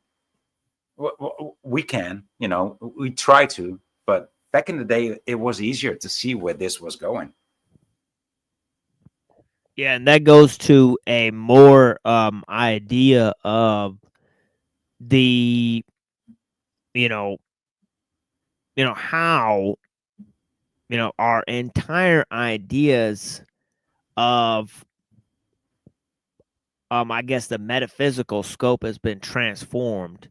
And we're going to get more into that on Saturday. But essentially, if I could summarize it, we've come to expect change, and see a lot of the transcendental notions that we used to hold in terms of mind and all of those ideas, right? Like, see, nobody believes in mind, but they believe that if you can make a mind, then you can prove it exists, right? So in a way, making something is proving it, in our age. And that goes to a whole different idea of, how future and creativity and man's progress relate to us changing nature and sort of changing the whole ontological scope. And that goes to these main ideas of nature versus time, um, you know, um, and mind versus language, and also these two notions of chaos and emergence that I'm going to touch on Saturday, that totally transform our understanding of nature and time and and and our relation to our creativity, right? So so there's going to be a lot of that coming up, but yeah, blessings to all the people that are here. We're going to move to some music, and then we're going to move to reading some of Jacques Ellul's Technological Society, right? So yeah, thank you for being here. And you know and another thing I'd like to promote is Spooky Saturday. We're going to have some horrorcore music on Saturday. I mean, I'm so gonna be there. I hate horrorcore. oh yeah, not a fan, huh? No, not a fan. Yeah, it's okay. It's not everybody's thing, but we're doing our own little cyber horrorcore, Spooky Saturday. I mean, so look out for that. I mean, so these two mixes here, they're not exactly gonna be horrorcore music, but I hope you guys nonetheless enjoy, some jazzified hip hop mixes. I mean, featuring some jazz from Helsinki, and also some other jazz from Sounds California. I mean, but yeah, blessings. Yeah, Sounds good. yeah. So we'll be back in about 6 minutes. Blessings.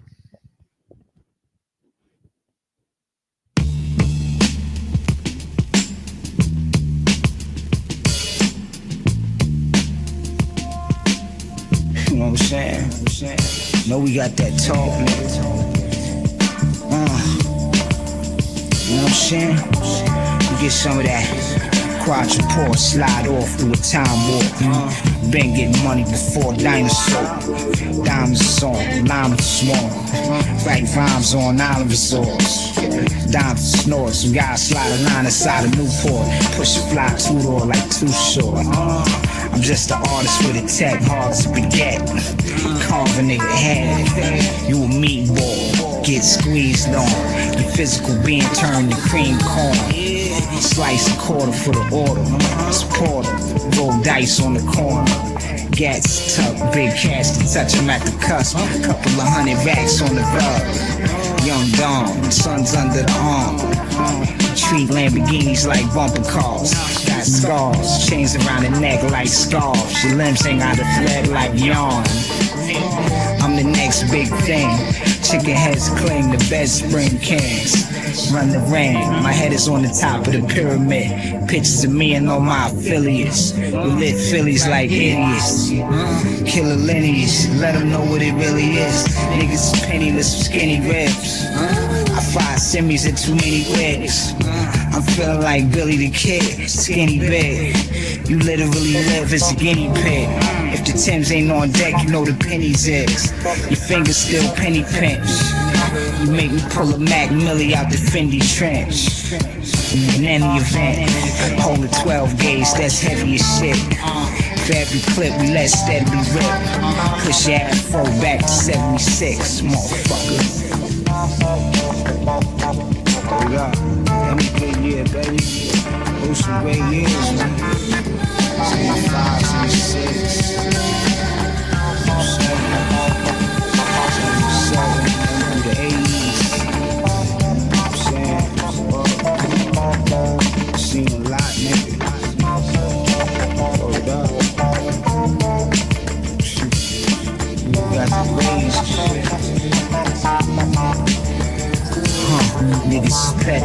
legendary. All of my enemies dead and buried. I let 20 hit strawberry pelly, burn holes in your belly like Henny. Betty, turn up dead like Freddy. For owing niggas Fetty, get cut with the machete. Lift you up, prick with the desi. Smuggle drugs stuffed in the teddy. You bitch, you fuck missionary, visionary. I bust shots out the 10 of them, daddy. Ghetto poet, 4 up in a rodent, look bloated. You shouldn't have gloated, I unloaded. I was molded to stand up when other niggas folded. Your spirit out your body just floated. Word to my son, I'll murder a bum. Turn your thumb until it swell up like plum. Your future look glum. Hurt I feel none, I'm numb. Your guns bang on you like steel drum. Spill blood, plus sweat. Before I lift the iron up stretch. Clutch the tech, bust to your wet heads, rubber neck. Like damn, what a fucking mess. You want come test the unimpressed, make you undress. Eat food like I'm underfed. Dump at the feds like I'm wanted dead with one in the head. Don't let it be left unsaid. You won't get away with it, bro. One in the head. Don't let it be left unsaid. Hold up. Don't forget that, baby.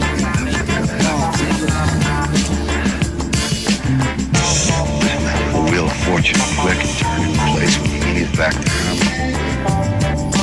Feeling that warm against your skin. Wondering what it's gonna be like to feel your brains blown out through the side of your head. Wondering what comes after, if anything, or black. Wondering if you're gonna scream.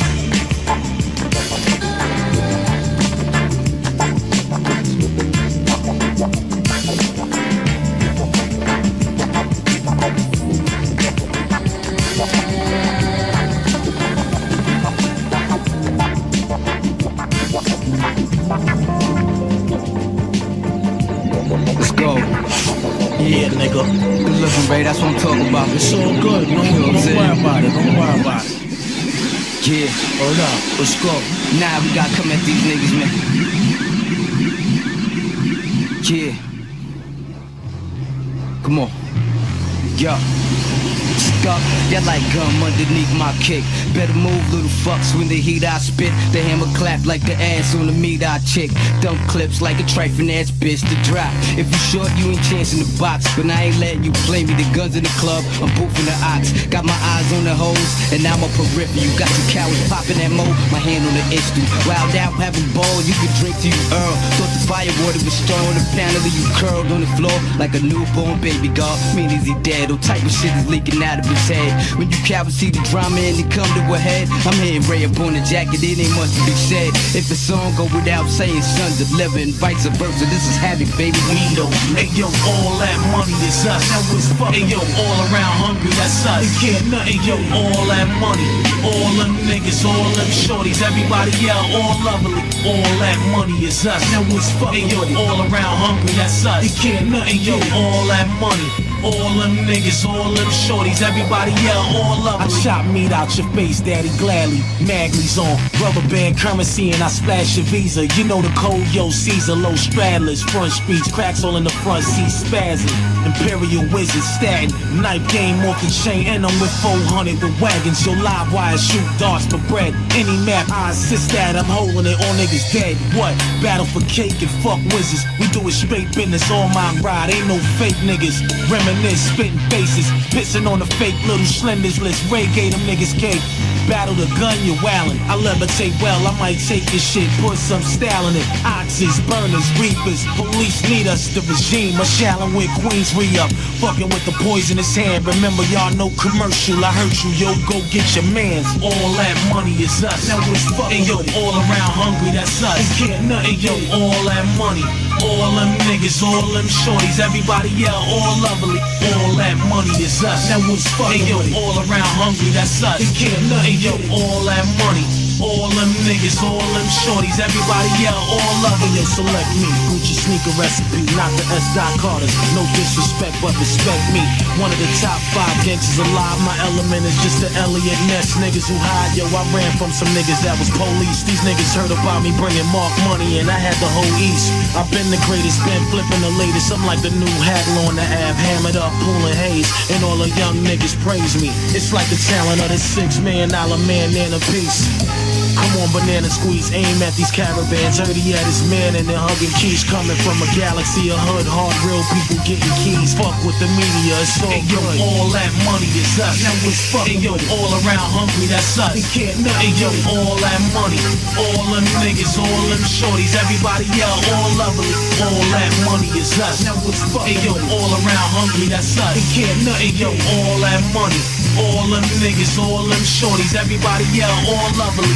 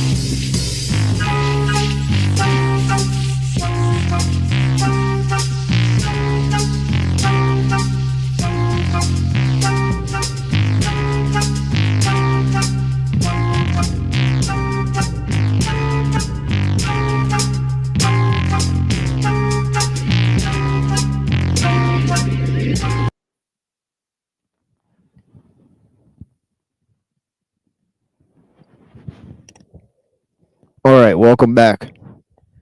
Okay, we're gonna start here on page 121 on Jacques Ellul's Technological Society, John Wilkinson translation.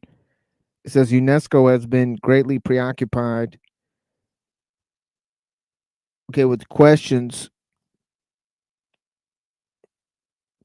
okay, of the impact of technique on society, right?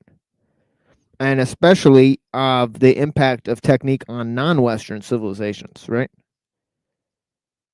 Okay, investigators find in effect that it is easy to transfer technical procedures, but that the elaboration of sociological and psychological methods of controlling them is slow, difficult, and laborious. One is always running up against the simple-minded tendency to say, as Charles F. Frankel puts it, quote, "It is insufficient to give technical procedure and their accumulated blessings to the backward people in order to put them on their feet as one might give an injection to a sick man." Unquote. This kind of injection may conceivably help, but in giving it, we destroy the traditional ways of life. Technique does not of itself carry its own equilibrium. The opposite is nearer the truth.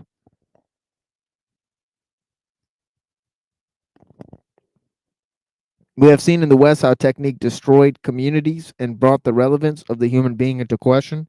Even though technique was born in the Western milieu and grew only slowly, how much more formidable are its effects when it is suddenly implanted in the foreign environment, appearing in all its power in a single stroke. In Africa, the worker is separated from his family, and as Herbert Frankel says, quote, "His social ego remains attached to the rural group while he himself been transplanted into the industrial milieu. When his family comes to the city, they are completely unprepared for urban life and are destroyed in that environment morally and sociologically." Unquote.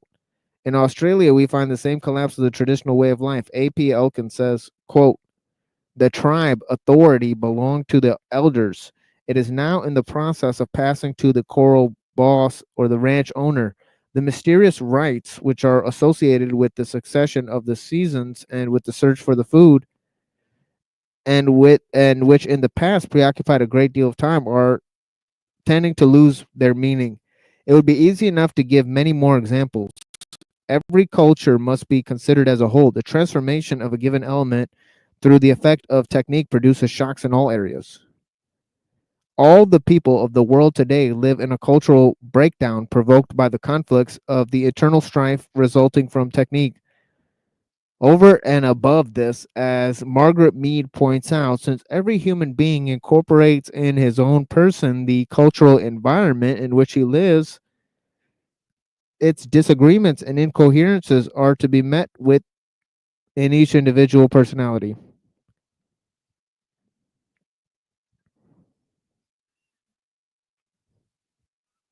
Okay, and this is pretty much true on the whole, right? I could look at this in my life, right? Okay, where we had a clinic, right? Okay, my grandparents had a clinic, okay, in the village where they provided free health care for the village. Okay, obviously, my father, right, did not find this a suitable arrangement, right, because he wanted to make money being a doctor, right? So he came to America, right? So this is the fact of the matter that, the surrounding area suburbs around here are full of Asian, Indian, and white people, right? If you go into the city, it's Arab and black people. Okay. And if you go into the rich suburbs, right? Rochester Hills and that area, right? Where like Mitt Romney and those type of people are from, right? Then it's mainly all, you know, Jews and Lebanese Christians and all these types of people, right? So there's all types of people here that live here, Chaldeans, right, that are Christian, right? There's Christian Arabs, right? There's Lebanese, Shia. So, I mean, I've heard of the definition Chaldean, but that's also a people to you? Yeah, all types of people live in this small area, and the blacks don't really get along with the Arabs, and it's a very funny situation. I mean, and they don't really live together, But the funny part about it all is that their cultural diversity has them all conformed under the rule of technique, so that they shop at the same stores, they wear the same clothes, they go to the same jobs. I mean, so city to city, there's almost no change within the cultural fabric of these people, other than one might go eat, you know, um, Yeah, shawarma, and the other one's eating fried chicken. I mean, it's right. One might eat more chicken, and the other one might eat more pork. Yeah. you know what I mean, right? So this is that's about the cultural differentiation that one gets. Yeah. Yeah. So I mean, the cultural assimilation or the assimilation of the cultural milieu is staggering. I mean, and obviously, if you look at Rousseau, it's obvious people knew this in the 1700s, right? That the city, they create an intellectual elite. Okay, they sort of amalgamate, okay, cultural traditions from all over, intellectual traditions from all over, right? And they form a sort of um um a society. They form a cults, they form an intellectual elite. They have amalgamation of culture, they have perennialism, they have multiculturalism, they have international trade, so all of these things, these factors of cultural disintegration develop because of the city, and because of the improvement of the science and the arts. So even in Rousseau's time, before any industrial revolution ever took place, there was intellectuals that already saw that this could take place on a wide scale, right? And that people could actually be made to love their slavery, right? By giving, but by being given the tools or the products of science and art and capitalism and all these things, produced on a mass scale, and then furnished by the great cities of the world and by international trade. The intense amount of cultural disintegration that this would bring, was foreseen, right? Yeah, and of course these philosophers and these thinkers could foresee that, because that's, I think it's just part of the program to lavish everybody in their luxuries, right? Because you cannot bribe a poor person. You cannot bribe a poor person that has nothing to lose. You cannot bribe him just for today's meal, maybe, but that's it. You cannot bribe a poor person to run a program, right? You can only bribe rich persons because you can take away their richness, right? Which they are used to. That's what they're doing to us. That's why we live in such luxury in the West, because they need to bribe us. That's how I see it, and that's why we live in such luxury, because we need to be bribed. That's why the kings lived in luxury, because they needed to be bribed.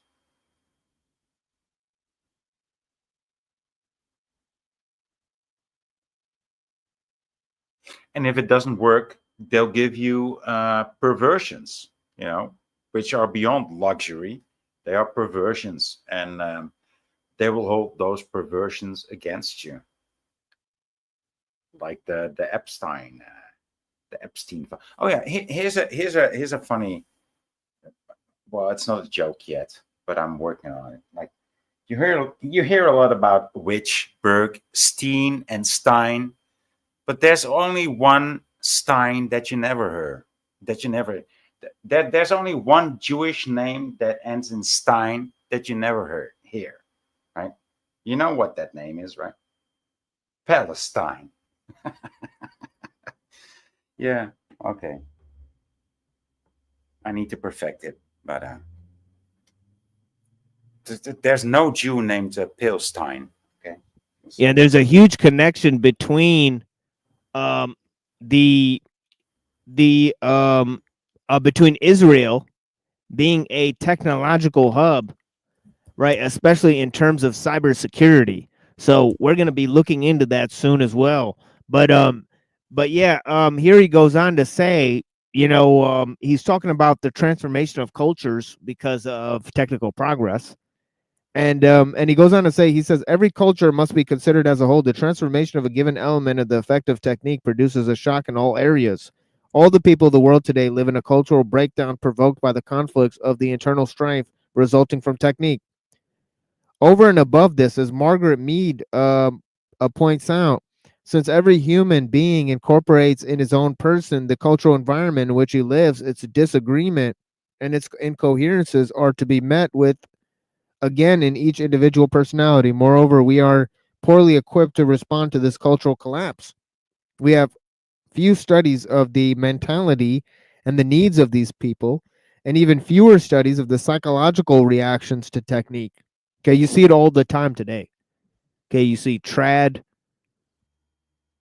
okay, people trying to resurrect, all sorts of traditional values and ideas. Okay, you have people, doing so much as homesteading and returning to a pastoral life from returning to some sort of medieval religious practice. I mean, all in hopes of retaining some of their cultural heritage.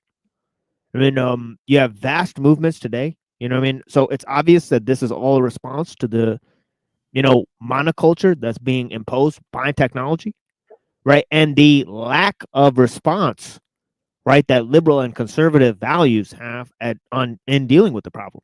Because they're living in a sort of post-liberal, post-scientific environment, but they're sort of putting so much pressure on these things, okay, on scientific innovation, okay, on freedom and rights and all of these ideas, right? So the problem is that the time for that has gone. There's some sort of other ideas that have come into the framework that are taking into consideration technological progress and international trade that is imposing a monoculture, right? And and most of the new political theories are extrapolations of these concepts, right? So we go on to say, moreover, we are poorly equipped to respond to this cultural collapse. We have few studies of the mentality and needs of these people, fewer studies of psychological reactions to technique. We have no studies of the social and administrative measures that might meet their needs, of their changes in aptitudes. We have sent, we never send along with our technique any civilized environment or adaptable value capable of replacing what is being destroyed.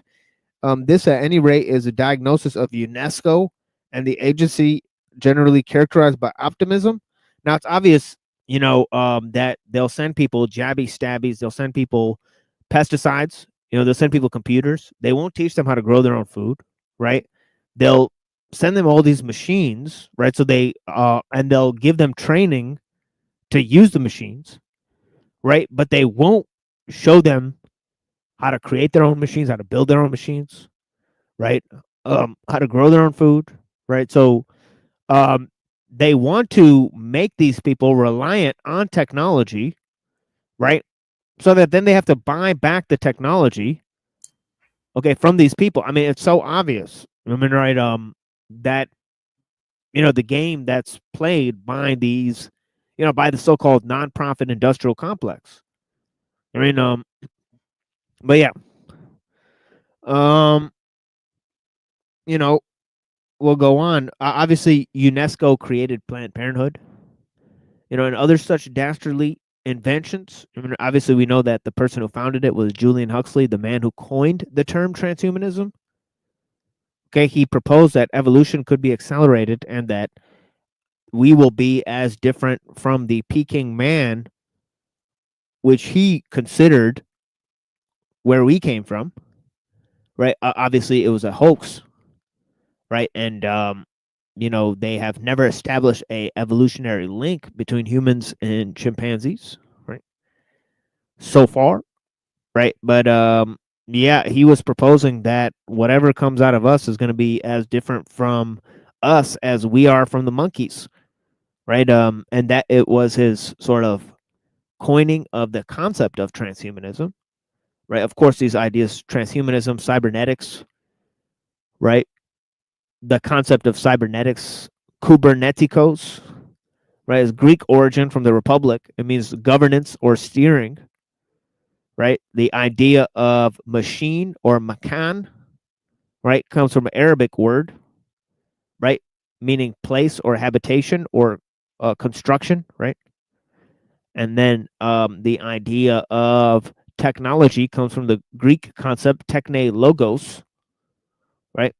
So all these ideas have a lot of resonance and origin, right? And obviously, I just discussed the idea of the term transhumanism, right? So we have a little cyber glossary we're exposing you guys to,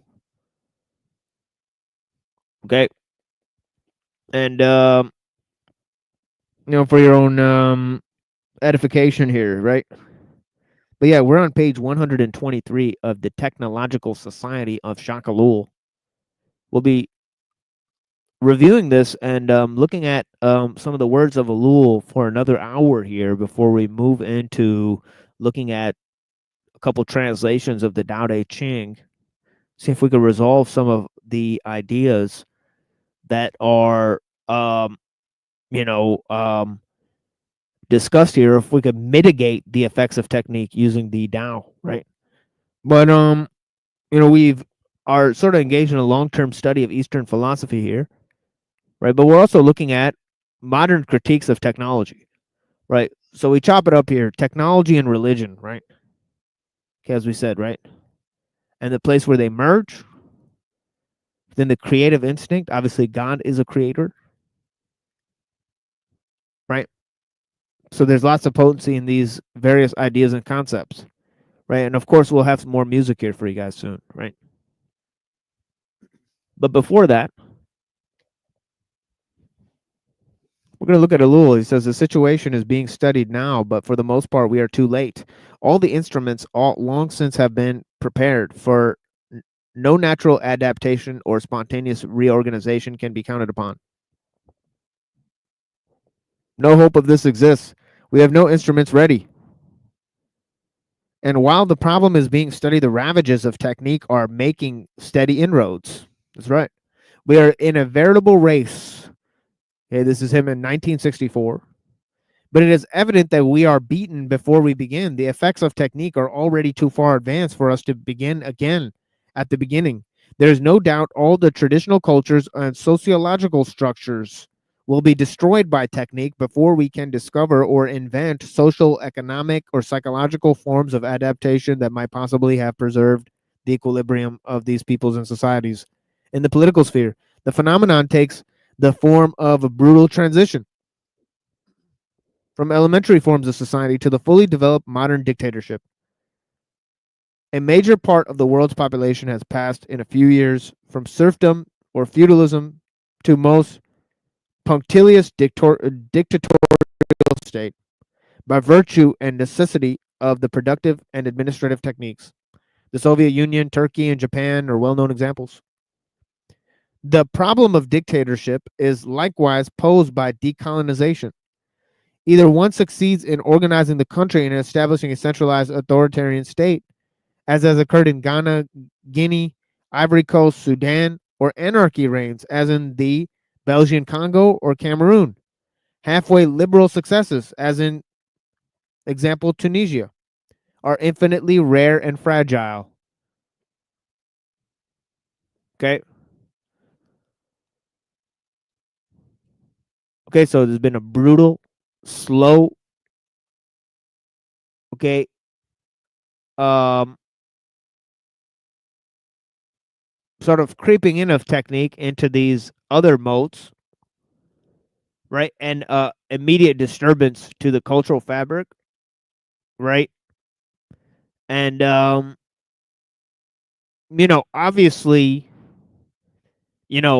technological superpower can only reign by sort of exporting and imposing technique abroad. So this has resulted in not only the proliferation of technique abroad, right, but also the disturbance, right, of traditions on a global stage. All right. So this is what ellul is pointing out. And these have been observed by, the most optimistic observers. Right? He said, UNESCO, they're very, like I said, the founder of UNESCO literally coined the term transhumanism, right?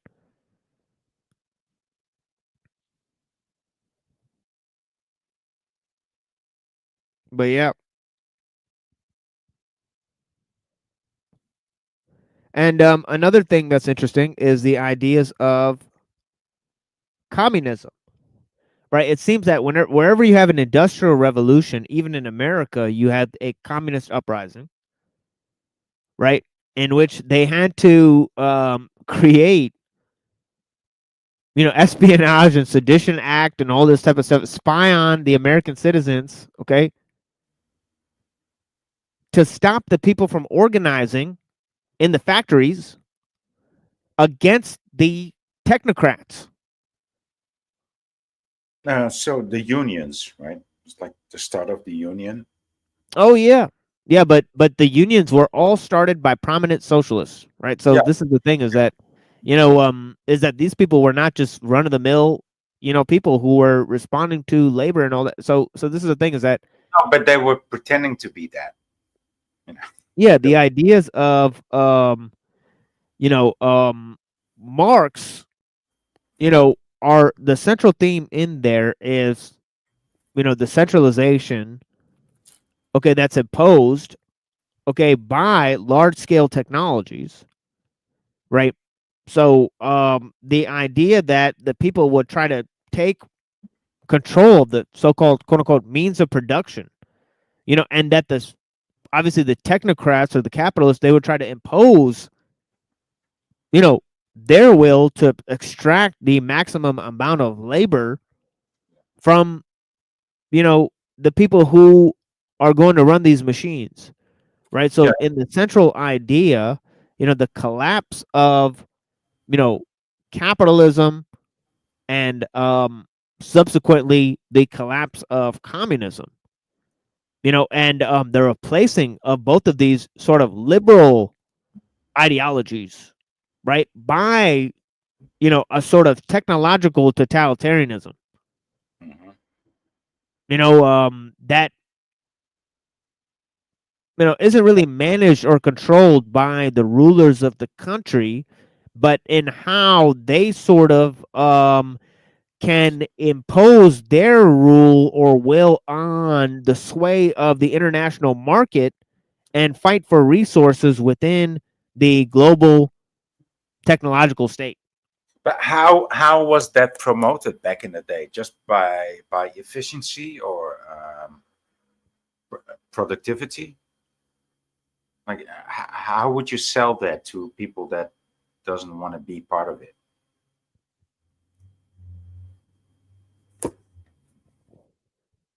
Well, I think it's obvious. Commerce and war were the ones that Ellul was pointing out. And I think that that has been going on. You could look at Shelburne and the idea use free trade as a weapon. And sort of the cultural subversion of free trade itself and how it sort of transforms cultural traditions. I mean, like I told people one day that the CIA paid to have Sesame Street in Pakistan. Yeah. And an Elmo had a Christian friend. So they're trying to de-radicalize Pakistanis. So they'll pay to have Elmo have a Christian friend, on Pakistani television. I don't know what that means. So Elmo was living in a dumpster, and therefore he had a Christian friend. No, Elmo's not the one who lives in a dumpster. That's Oscar. That's Oscar. Okay, Yeah. yes. Okay. So, yeah, but Elmo.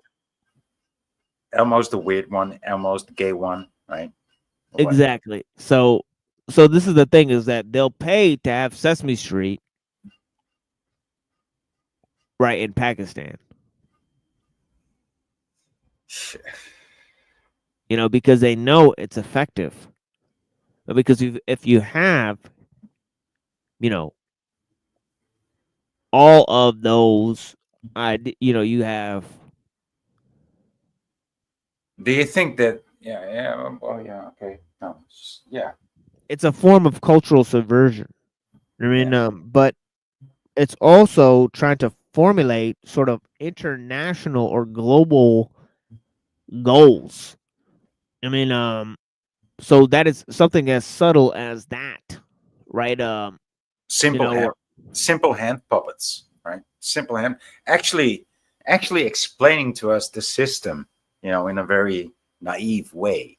But this is how the system works. Everybody is just a hand puppet. Everybody is just a muppet.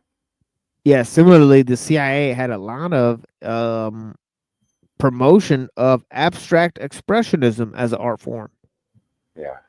I mean, and of the psychedelic drugs. I mean, so there was a lot of idea where they promoted psychedelic drugs and abstract expressionism, as a form to dull people's instinct for rebellion. So give them a form of happy form of rebellion.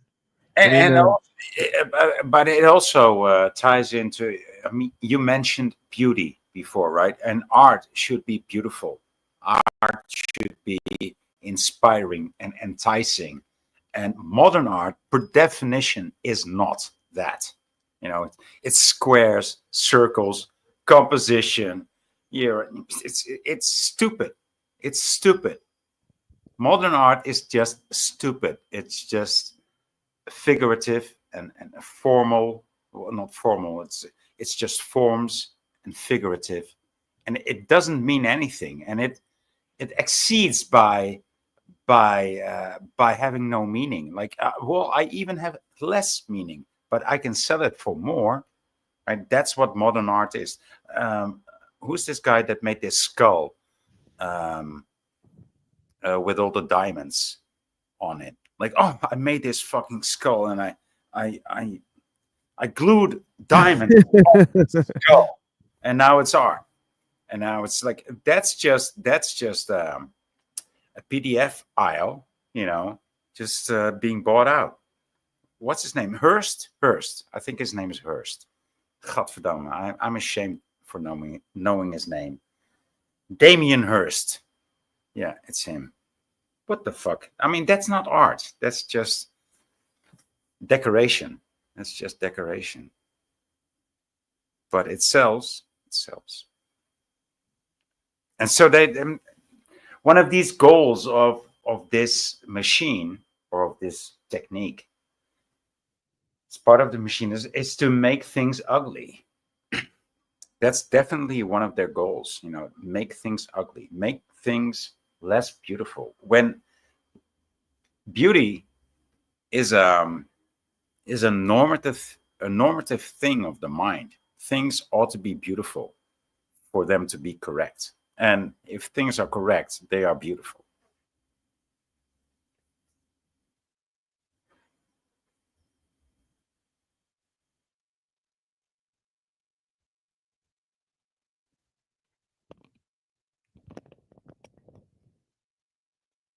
Yeah, certainly.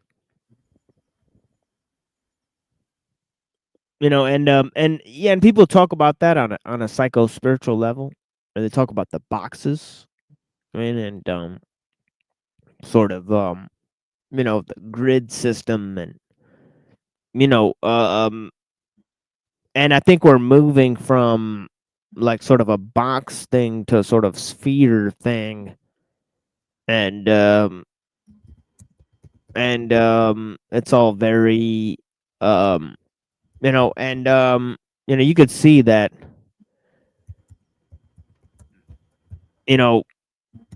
there's always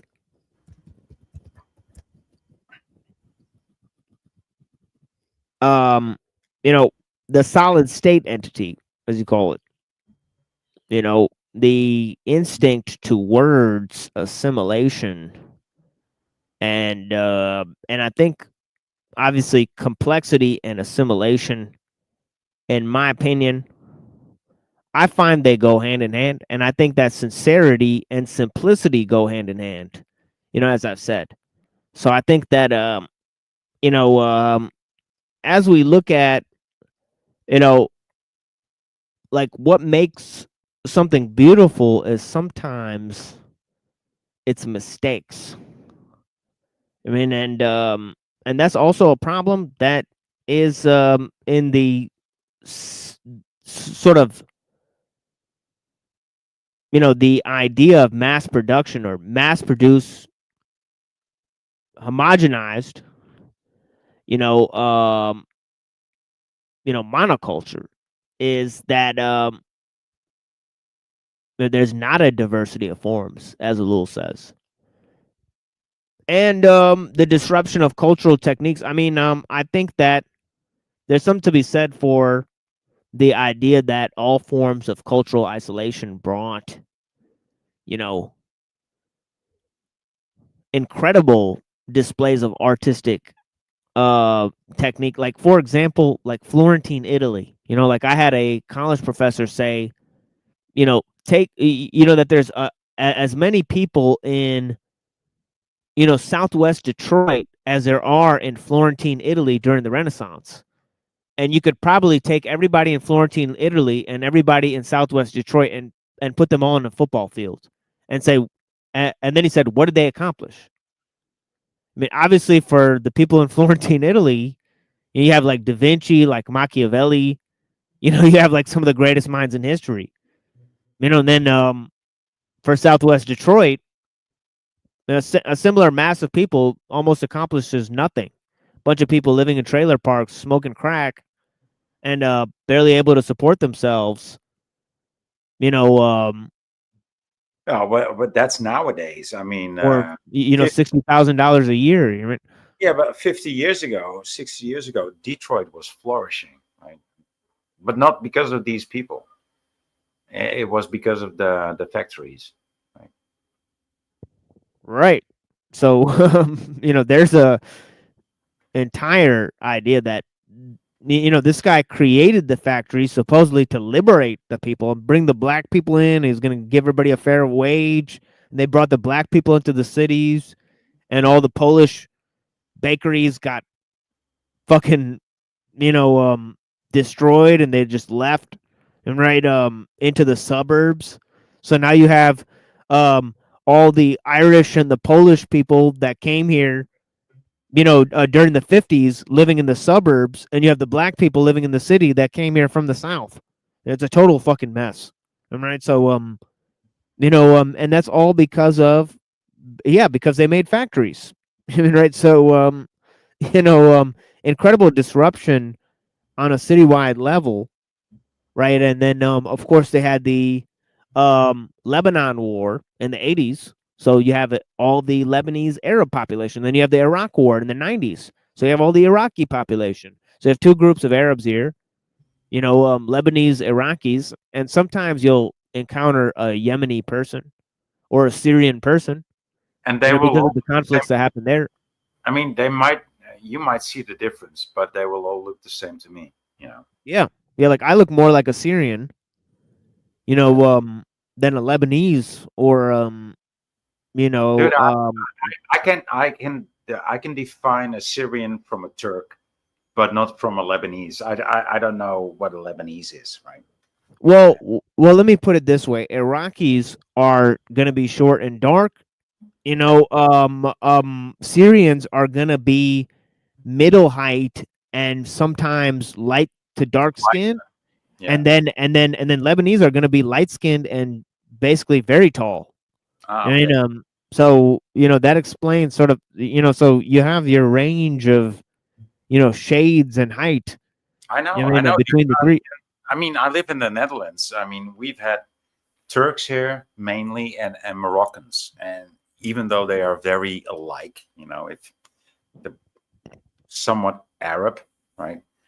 But yeah, after a while, one learns to distinguish between the two, right? Yeah. And then there's Syrians, and then there's people from Azerbaijan, and well, it's a mix. Yeah. Yeah, and he says, as to economics, it seems scarcely necessary to discuss these problems. All the traditional economic structures of production and distribution in Africa and Asia are exploding in the presence of the new technical means. Up to the time of Western intervention, life on the Asiatic continent was highly stable. Populations and environments were in equilibrium. Of course, things were far from being perfect. Undernourishment, for example, was always a danger. But certain civilizations were harmonious enough. Endured wait, hold on. And some of them endured much longer than our own. Everyone, I believe, agrees that the tribulation of modern Asia stem in part from the complexity that the West has imposed on it. The complexity and density of structure provoked by the indispensable application of techniques. In all areas, then, technique is producing a rapid collapse of all other civilizations. When we speak of the collapse of these civilizations, we speak of only of sociological forms. Even the weakest civilizations preserve certain values, which, in Roger Bastide's words, permit them to, quote, maintain a mental equilibrium which cultural shock might shatter. The social situation allows the old complexes to remain alive, and which, not being fulfilled any longer through ancestral customs, create for themselves new defense mechanisms, unquote. But it is very probable that this situation is only temporary. Even these psychological reserves will be attacked and absorbed by technique.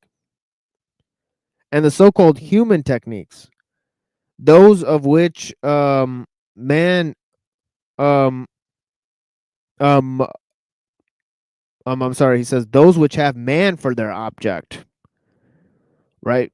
So by human techniques, he doesn't mean the hitherto social techniques previously applied in the form of biotechne, in the form of cultural norms that we described in lieu of Mumford, right? But he's talking about psychological techniques or techniques of propaganda, right? That seek to manipulate man and seek to perform what I mentioned earlier, cultural or ideological subversion, right? On the highest scale. And okay, then he says, obviously, the effect of technique on these groups will not be the same everywhere. Detailed sociological studies have been made of the various phenomena of assimilation, regrouping, functioning, and marasmus or progressive dissolution. According to these studies, there have not been comparable or identical progression in every case. However, behind this diversity is to be noted an absolute incompatibility between the technical type of civilization and all others. Technicians have not willed this outcome. Okay, I'll say that again. It says technicians have not willed this outcome. No one seeks to consciously destroy a civilization. Okay, remember the prime directive from Star Trek? You don't introduce technology in a less advanced civilization, right? Because you will disturb their moral progress, right? Because people who develop tools need to adjust to the use of those tools, right? Their society needs to adjust and their culture needs to adjust, right? And this sort of slow progression, right? When technology is all of a sudden imposed on them, it causes massive disruptions, right? This is the notion from the prime directive in Star Trek, right? And obviously they understood this by looking at, anthropology. This is what Ellul is saying, right? Technicians have not willed this outcome, right? No one seeks to consciously destroy civilization. This is simply the proverbial collision between the earthenware pot and the iron pot. What happens? Happens. Despite the best possible intentions of the iron pot, it might be said, quote, this is not necessary. Why should the simple fact of bringing more well-being to India ruin the Hindu civilization, unquote? I do not know if it is necessary, but nevertheless, it is so. A civilization which is collapsing cannot be recreated abstractly.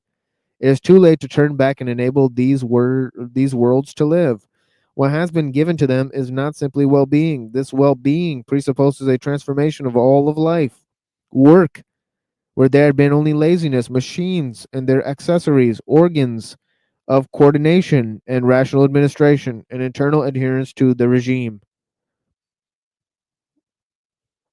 Now he makes his key point against liberalism and the merger of technique and liberalism, right?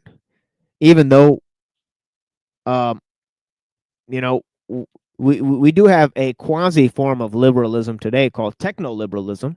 There's techno-liberalism, right?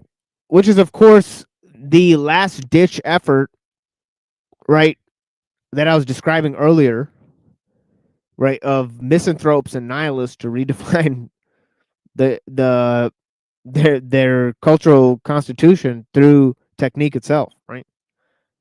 And of course, we'll open more up about that on, Saturday, but also at the end of this show, right? When we talk about some modern issues. All right, but here he goes on to say the main point. He says, technique cannot be otherwise than totalitarian. It can be truly efficient and scientific only if it absorbs an enormous number of phenomena and brings into play the maximum of data. In order to coordinate and exploit synthetically, technique must be brought to bear on the great mass in every area. But the existence of technique in every area leads to monopoly. This is noted by Jacques Drencourt, D-R-E, okay, wait, D-R-I-E-N-C-O-U-R-T,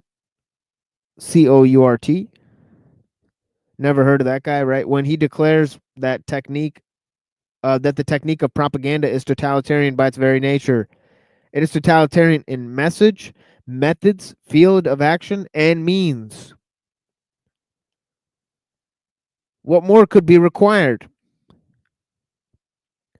One could require more. Totalitarianism extends to wherever touches it.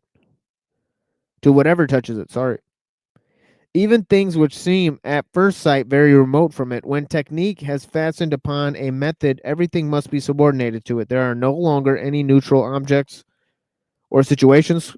Claude Munson forcefully demonstrates that physiological technique as it operates in the army or in the great industrial plant entails a great direction on the family. A great direct action on the family, sorry. It involves psychological adaptation of the family life to military and industrial methods, supervision of family life, and training family life for military or industrial service. Technique can leave nothing untouched in civilization. Everything is its concern. It will be objected. Quote, if these transformations do take place, technique alone is not responsible. Many other factors have contributed. For example, the intellectual superiority of the white race, the corruption of these other civilizations, and the population growth. In fact, all of these factors refer back to the problems of techniques.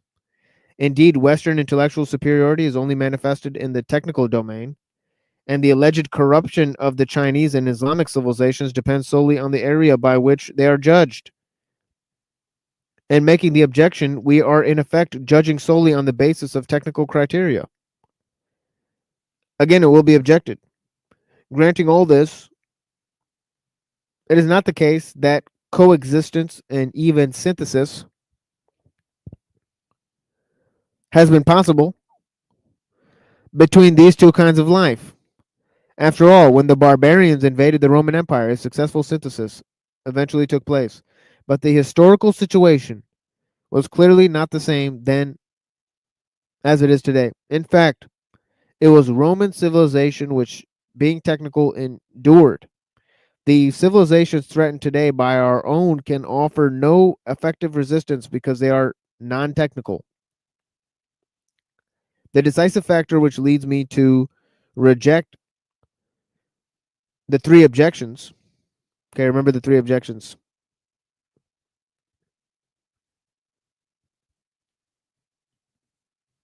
Okay, which is the intellectual superiority of the white race, the corruption of the other civilizations, and population growth.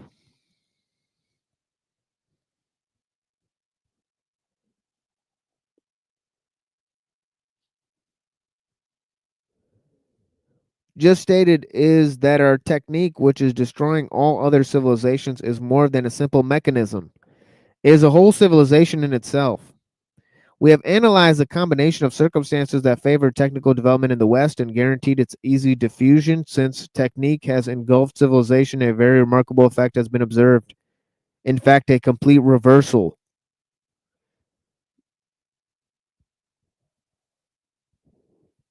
When technique penetrates a new milieu, it tends to reproduce in this milieu.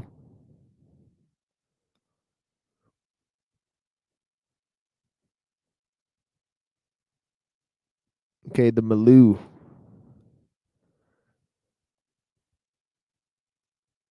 You gotta love that word.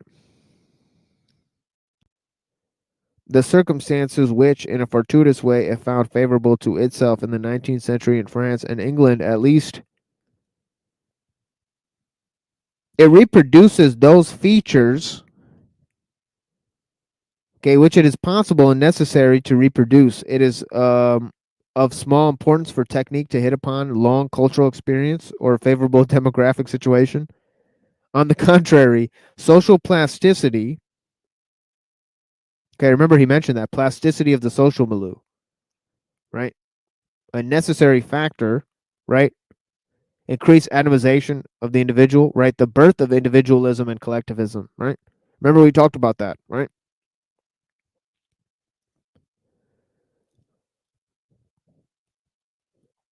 Okay, and the notions of the myth of progress, right?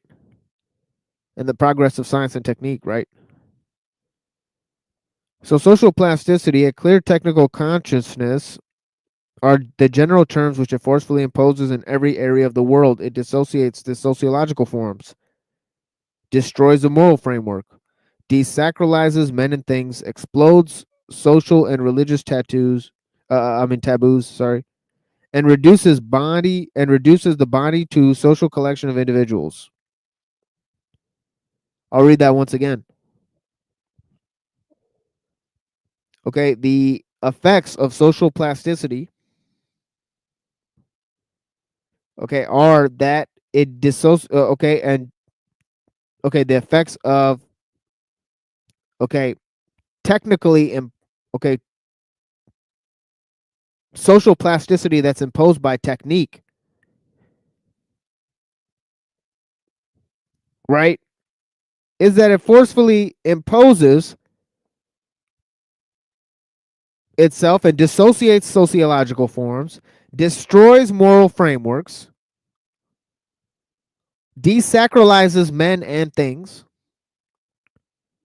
explodes social and religious taboos, and reduces the body social to a collection of individuals. The most recent sociological studies, even those made by optimists, hold that technique is the destroyer of social groups, of communities, whatever their kind, and of human relations. Technical progress causes the disappearance, as Jerome Scott and R.P. Linton put it, that the, quote, amalgam of attitudes, customs, and social institutions which constitute a community, unquote. Communities break up into their component parts, but no new communities form. The individual in contact with technique loses his social and community sense, as the frameworks in which he operated disintegrate under the influence of techniques. The fact is established beyond question by the disappearance of responsibilities, functional autonomies, and social spontaneities, the absence of contact between technical and human environment, and so forth. In area of industrial labor, for example, sociologists point out the physical separation between the industrial plant and the social group, in which the plant is situated, the city, say,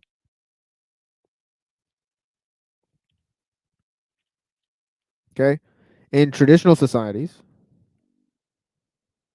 the social and economic aspects of life were inextricably meshed into a social whole. But in the technical society, the two aspects are separated.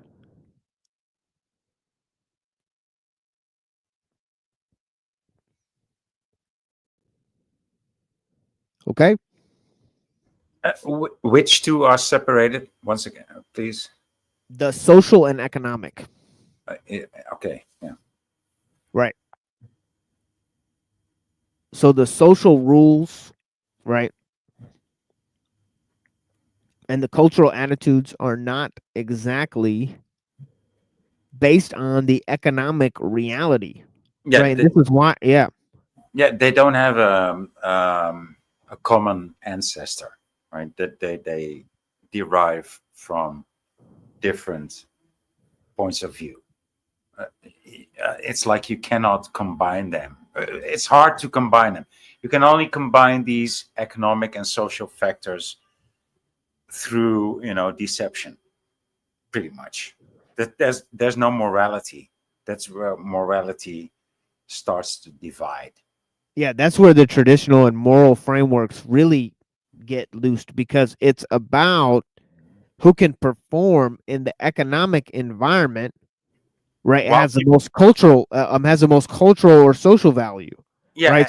So essentially it's a person with the most goodies, the most products. I mean, so the most how technical products. Yeah. Yeah, how can you be like a functional and successful person or a entity in this world with and still keep your morality and still keep some morale, right? It's like it's unthinkable in the world of today. I mean, do you have the most up to date cell phone? Do you have the best kind of car? With the most, with the greatest updates where you clap your hands and it turns on, and all this type of stuff, and and you could and it's voice activated commands in the car, and do you have so it's the person with the most Applications. technical applications, the person who has the biggest social media account. I mean, and all of these sort of enumerative factors, that Per are and per perturb. definition, and Yeah. per definition, they will have less morale. The bigger you get, the less morale you have, because you just can't afford any morality. You just can't afford it when you're that big, when you're that popular. You just can't afford any morality. You just need to appease the public. You just need to appease your subscribers. And how do you call this? Audience capture. When somebody does something and it works, when a content creator does something, or an artist does something that works, and he just keeps on doing that because it works. Audience capture. So instead of the product capturing the audience actually captures the product, and thereby the artist or the producer. So it's not actually about the quality or the essence of the product. It's just the perception of the product that counts.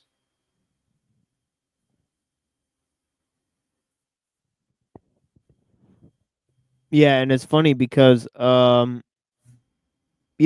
people have or people generally, right, see the push towards the cultural expressiveness is not towards the international, right, but economic growth, right, it wants to be international. It can't be bounded by nation states, right? So really there's a clear separation between the economic and the social, in that way, in that corporations are sort of international, right? The very powerful ones, right? And yeah, they seem to integrate and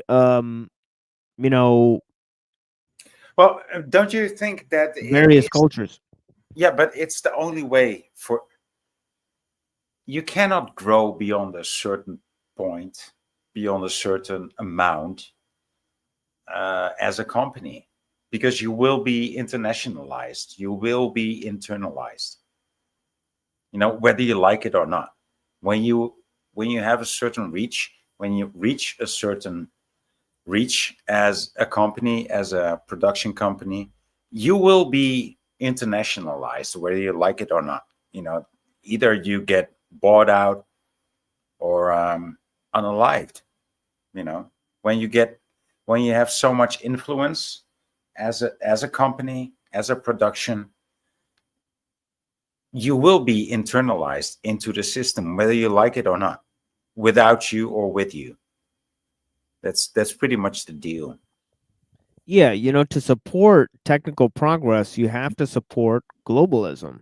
Yeah. But to support, your cultural identity or your social relations, you have to promote your local or your national, institutions. So this is the sort of dichotomy between the two, and it's sort of leading to another critical breakdown, of the cultural forms, as Lul is sort of spelling out. And yeah, as he says, in a technical society, the two aspects are separated, the social and the economic, right?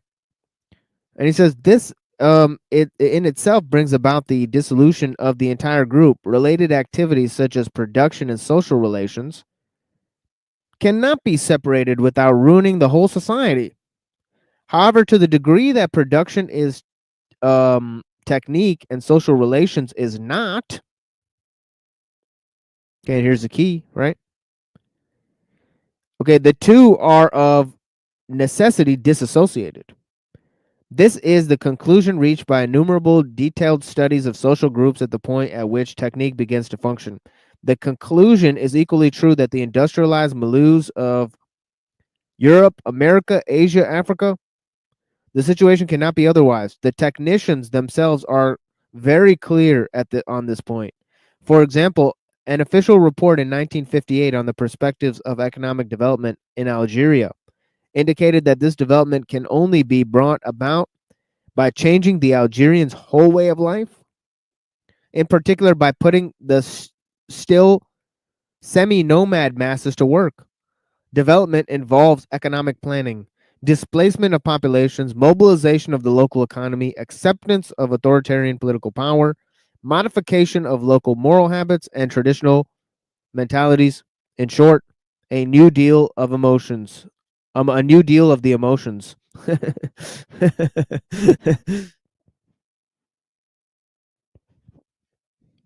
And he said New Deal in the sense of FDR's New Deal plan, right? And the economic restructuring, right? Right? The quasi-socialism, right, that was established by FDR to stop the economic depression. Okay. Yeah, I heard you. I was back in the kitchen, but I was laughing out loud. Yeah. No. A new deal on emotionals. What now? Yeah, this is some of Ellul's artistic writing. A new deal of the emotions.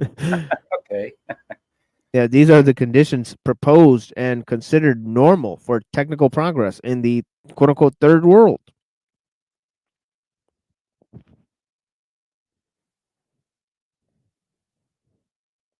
I'm only going to read a little bit more of this, folks, and then we'll move to some music, and then we'll move to the Tao Te Ching. I mean, he says, these, wait, hold on. He says, technique makes its sociological compost pile where it does not find one already made, and it possesses sufficient power and efficiency today to succeed. Before long, it will produce everywhere that clear technical consciousness, which is easiest of its creations to bring about, and which man falls in so willingly.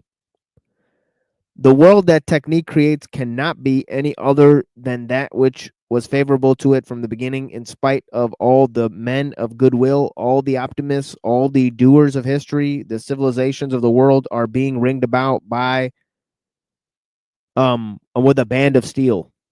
There's a famous line by Ellul. Okay, I'll read it again, right? He says, the world that technique creates cannot be other than that which was favorable to it from the very beginning, in spite of all the men of goodwill, all the optimists, all the doers of history. The civilizations of the world are being ringed about with a band of steel. We are in the West became familiar with this iron constraint in the 19th century. Now technique is mechanically reproducing it everywhere as necessary to its existence. What force could prevent from so acting and make it be otherwise than it is? Technique has progressively mastered all the elements of civilization. We have already pointed this out with regard to man's economic and intellectual activities, but man himself is overpowered by technique and becomes its object. The technique which takes man for its object thus becomes the center of society. This extraordinary event, which seems to surprise no one, is often designated as technical civilization. Technical civilization. Okay, let me read that again. Okay, the birth of the technical civilization. He says, we have already pointed out that with regard to man's economic and intellectual activities,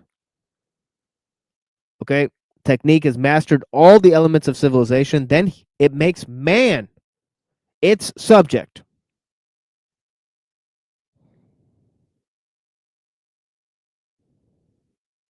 I mean, it's object. Sorry. Okay, so this objectification of man himself, right? When man gets lost in technique, he becomes part of the object-oriented ontology of technique itself, right? Man becomes subject to techniques, okay? And the idea of the technique of controlling man himself becomes the central point of society. This is where technique becomes an objective reality, right? And you have the birth of the technical civilization, folks, all right?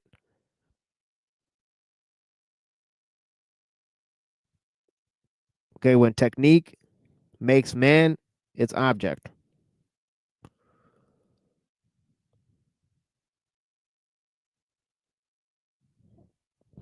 Does technique need stupid people to rule over? I mean, technique would appreciate people without knowledge of technique, right? Is that what you're saying? I mean, it just needs an elite. Well, that's the thing. I think by the very fact of technique, you have the compartmentalization of knowledge. That's something that I point out. Yeah. You know, is that this is just a very factor of technique itself. You know, over specialization prevents mutual discussion, and so, but nevertheless, one technical improvement in one area affects technical improvement in all other areas, right? So the diffusion takes place nevertheless, even though there's no collusion, right? So this is the, you know, sort of miracle of how technique integrates itself, right? Yeah. But yeah, and this is the last paragraph here I'll read. He talks about the technical civilization. He says the terminology is exact, and we must fully grasp its importance. Technical civilization means that our civilization is constructed by technique. Makes a part of civilization only what belongs to technique. For technique in everything in this civilization must serve a technical end and is exclusively technique. And that it excludes whatever is not technique or reduces it to technical form. We can see that this is actually the case in certain phenomena. Mental illness. Yeah. Yeah, considered essential to a civilization. For example, art and literature. See, this is what I was talking about early on in the show. Art and literature conforming to technique. Yeah. Right? People doing art, okay, through various technical means.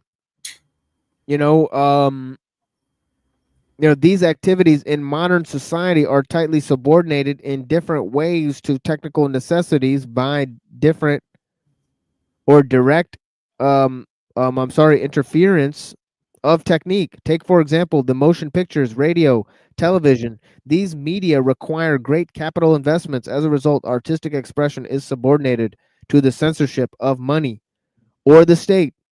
This censorship most often takes the form of indirect influences, which again may assume different guises. Personal music is supplanted by the radio, and painting, threatened by photography, is obliged to modify itself by becoming abstract so as not to be more substitute for reproduction.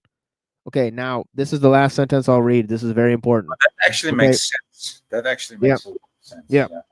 Yeah, and this is the last sentence I'll read. He says, modern art and literature manifest in all points their subordination to technique, which has extended its power over all activity and hence over all culture. Herein lies the inversion we are witnessing. Without exception, in the course of history, technique belonged to a civilization and was merely a single element among a host of non-technical activities.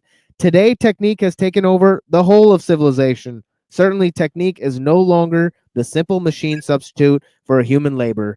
It has come to be the intervention into the very substance, not only of the inorganic, but also of the organic. We'll come back to this. But this was the main statement I was looking for. Right before I stop reading, we're on page 128. Yeah. So as before, the inorganic wanted to make a resemblance of the organic, and nowadays we see that the inorganic productions and designs they don't want to so they want to be squares and they want to be circles. They don't want to be curves, like slight curves or so what I'm trying to say is that it took over, it took over completely. It doesn't even feel the need. It doesn't even feel the need to represent nature. It just wants to oppose nature at this point. It just wants to be exactly the opposite. Whereas nature flows and waves, it wants to staccate and digitize.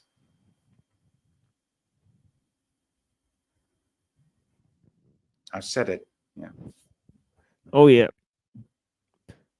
Yeah, and as I've said, nature seeks the simplification of means to a plethora of ends, whereas technique seeks the complexification of means to a singular end or purpose. Yeah.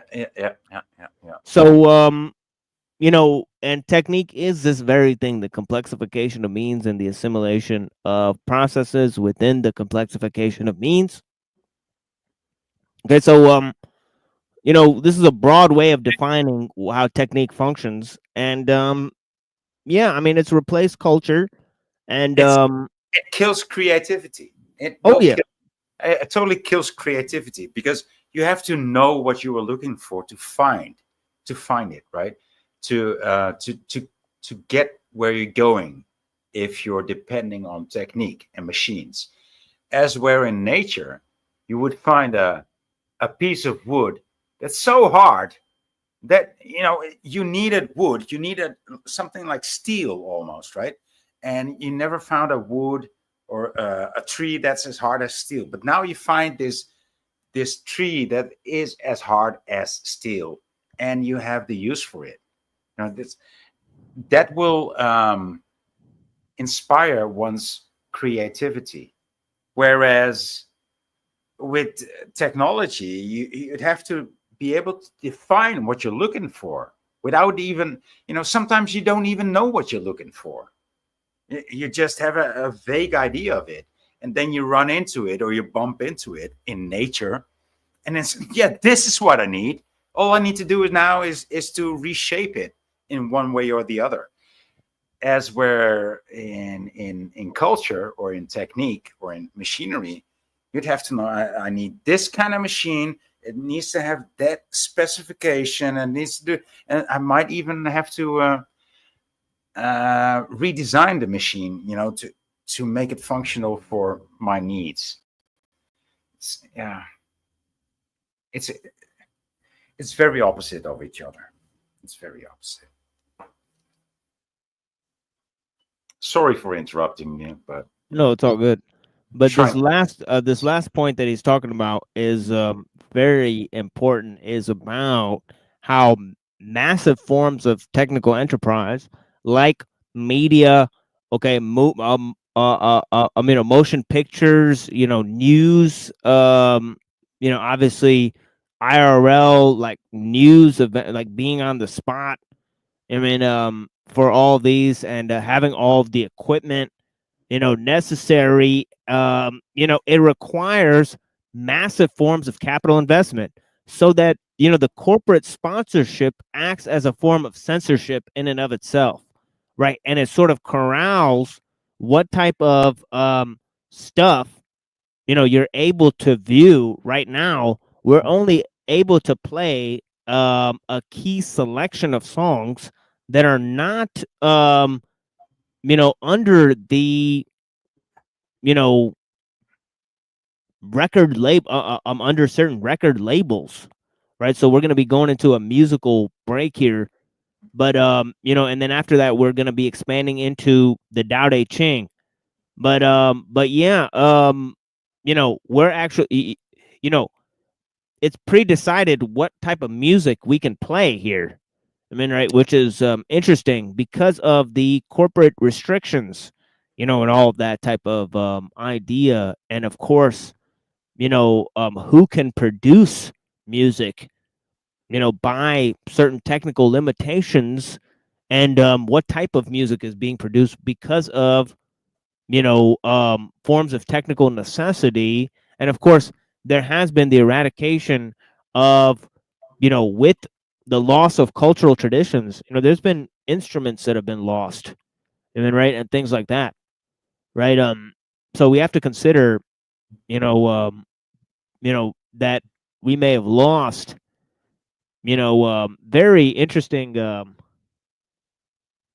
cultural expressions along this technical expansion, types of food, forms of agriculture, and Oh yeah, heirloom seeds and all sorts of things. I mean, there's this concept of forgotten vegetables, right? right. And now that you talked about agriculture and also electroculture, I think it's Right. called. Yeah, yeah, and just the whole the main idea of just having a garden, just having a garden. That's not even a common thing anymore. When no, it's the basics of human existence. Having a garden, you know, herding animals, that's our food, and it's not even a thing anymore these days. People have gardens for beauty, not for food, and that's weird. That's a luxury. That's a luxury, and well, I mean, luxuries are it's luxuries are not a bad thing necessarily, but if you don't have the essence, you know, luxuries only exist beyond essence. And if one only has the luxuries without knowing or having the essence, it's not actually a luxury, it's a bribe. But hey,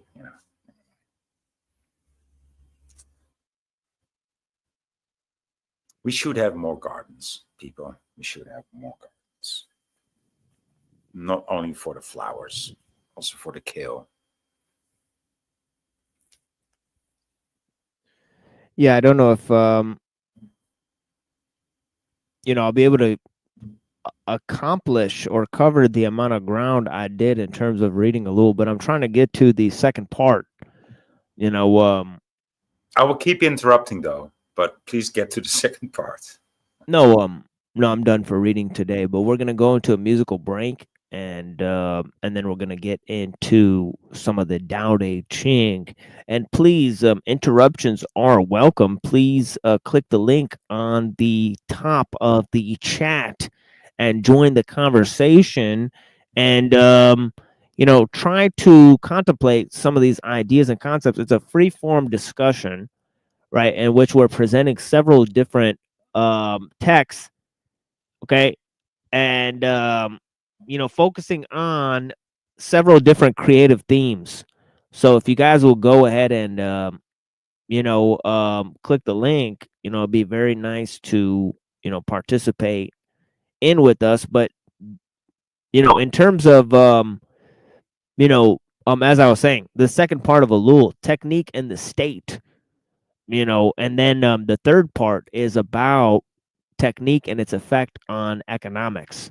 So we're about 120 pages into the text there, and yeah, that's about 1/4 of the way through the book. It's about a 400-page book, and yeah, it's a very exciting time looking at some of these reflections. And of course, I've looked at many of these ideas in the past, so I'm happy to discuss them here with you guys. Definitely made a huge effect on me. Some of these main themes and concepts you may be able to tell, but as I explore these ideas and others, we're gonna be moving into, obviously different cultural artifacts, different historical presentations, on historical themes, various ideas in terms of theology and the occult, right? And obviously the occult, they're huge, big time technophiles. And there's a relation between technology and the occult, that we've seen. Okay, and obviously on this sort of medium, we can't expect too much participation, but we have left it here for now. This is just an easy way for us to record information, and the participation with the audience is not the sort of key aspect to this, but certainly, since it's an experimental type of presentation, we do welcome all types of participation, because the thing is that we're not trying to give a regular type of presentation on ellul or any of these ideas, or hear ourselves talk, but we're trying to formulate concepts, that we could bounce off of other people and see their own intelligence reflect in those concepts and themes. We know how smart we are. We can sit here and present these things, and of course, we don't have to open up the link, but we'd love to hear what the people in general, tend to, consider about the main concepts and themes, because they are of critical importance. This is the whole essence of having a channel, right? The because to be short, people still think that we're in control of the machines. They still think that culture is guiding technology. They still think that economics is guiding technology. They still think that politics is guiding technology. So they are not really getting the picture, or they don't really understand the key points that ellul is making. And they want to try to fix the system with either capitalism or communism, leftism or conservatism, and try to preach up either religious values, or try to preach up some type of liberal dogma. Yeah, some sort of liberal dogma in place of that.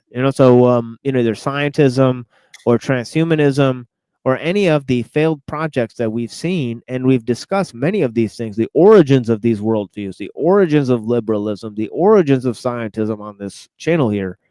And we will continue to do so in painstaking detail. That's why I appreciate your channel so much, dude. And you are so... Yeah, thank you, Voight. You are so talented to express your goals, right? And I really appreciate that, and that's why I try to tie in, and that's why I pose your visions or have these questions about it, because you dare to go there deeper, a bit deeper than the usual YouTube channels. Yeah, like what's the point of humanity, human civilization, technology?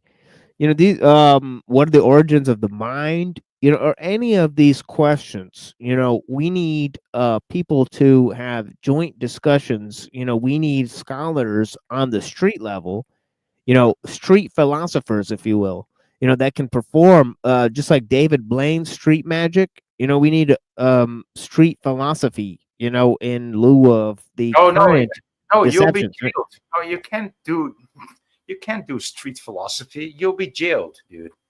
I mean, come on. That's how it works. You can't ask questions on the streets to people. I mean, they will call the police. They will find you. You can't ask hard questions on the street. I'd like to. I'd love to. But I've seen many artists do it, and they end up in the, where the artists usually end up, in the institutions. Yeah, of course, we are not monetized. There is no group behind these performances. There is no producer or mixer behind the videos or the material on this channel. I've actually produced, written, curated, and assimilated all of the contextual resources, okay, for these performances over amalgamation of several years of study of these various texts and ideas, right, in various settings. Well, it shows, So dude. It yeah, shows. so really what it is that You this have is a private project. This is not an organization, and your participation here or whatever is brought forward in this exchange is mainly due to the participation of the people that are involved, even though this is not a organization. So the fact is that this is a public experimental project, right? That is being curated by one individual. I'm not a philosopher. I'm not a priest of any kind. Okay, I'm not some sort of religious official. I don't want to be called any type of guru or philosopher or any type of man in that capacity. I'm an independent researcher or scholar, if you will. Just trying to look at several ideas and themes, and I've approached it from a multidisciplinary perspective, looking at philosophy, theology, history, and many other ideas, right? So, as you can see across the bottom of the screen, there are various proclamations. At the beginning of the show, there are various proclamations. Okay. And I've created several memes in terms of the spiritual graffiti of the show and enterprise, right? But mainly, the Machine Lies is just a chronicling of the current state, okay, in terms of cultural, economic, but political, but mostly technological sphere, right, of influence, right? And we're using the medium to look at the medium. So it's a form of thinking about thinking, and that statement, okay, of the idea is where we've come to the idea of the machine lies, the redundancy of the statement of talking about the lies of the machine on the machine that lies. Okay, I happily constructed this statement to show you, okay, that the only way we can critique technology is through technology, right? And the obvious unsettling factor of limitation behind the influence of technology in our communications, all right? All of our communications have been polluted by technique, right? So, anyways, we're extrapolating on many ideas. I can keep talking for many hours, but let me just go ahead and play this video, take a break. I'm getting hoarse and as well. So let me just take a break. I cannot take a sip of water because I'm fasting here. So I'm just going to relax here, sit back, listen to some music. So can you just do the how do you call it? Gorgle? Can you just gorgle? Maybe, yeah. So, we'll be right back. You need like to put a tap on a phone, or need to get out of the country really quick, or scare the shit out of somebody. You just give us a call. Give me a number. Yeah. Say you got the spot, set us up. So long, give it up to me. Hopefully you have the information that I seek. So I came over to you. Said my name and you said yours. I need to know the right info. You burn up if you get too close. I'll burn you up if you get too close.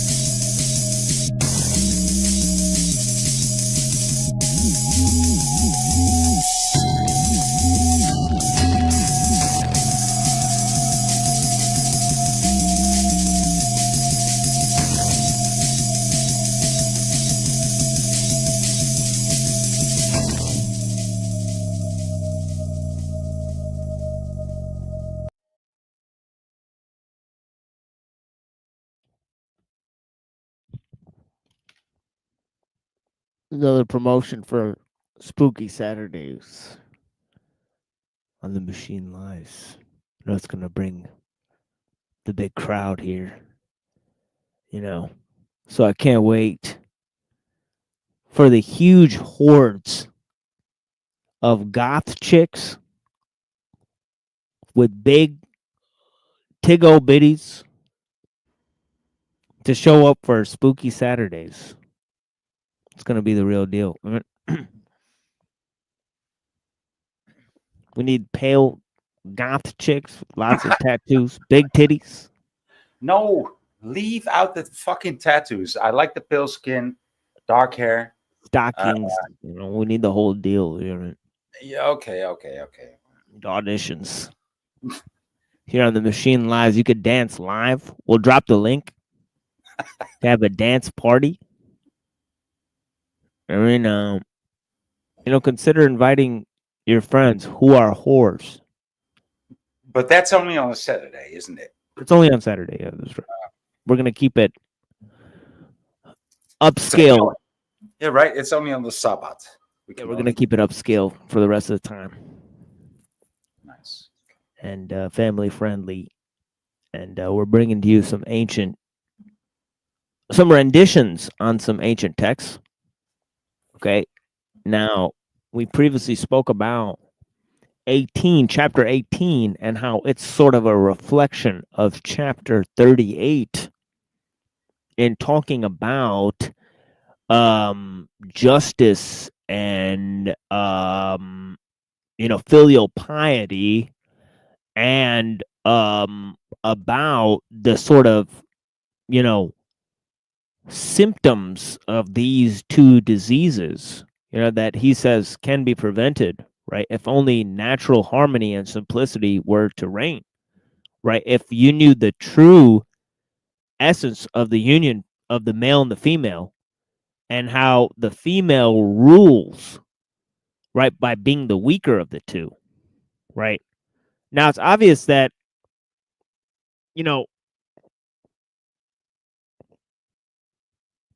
men don't, rule over women by showing them how tough they are. It's obvious that men actually, are subdued by women, right, to a certain extent. And also that they understand that the woman is the weaker of the two. So a real man will become weaker to possess the female, right? And that is the essence, that a real man doesn't really have to show his manliness to his female. I mean, he's soft with those people that are with him, and he's hard with those people who are against him. That a real person can really be both, right? So, it's about the power.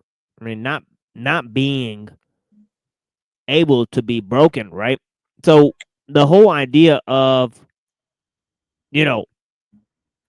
not relying on these outwardly forms,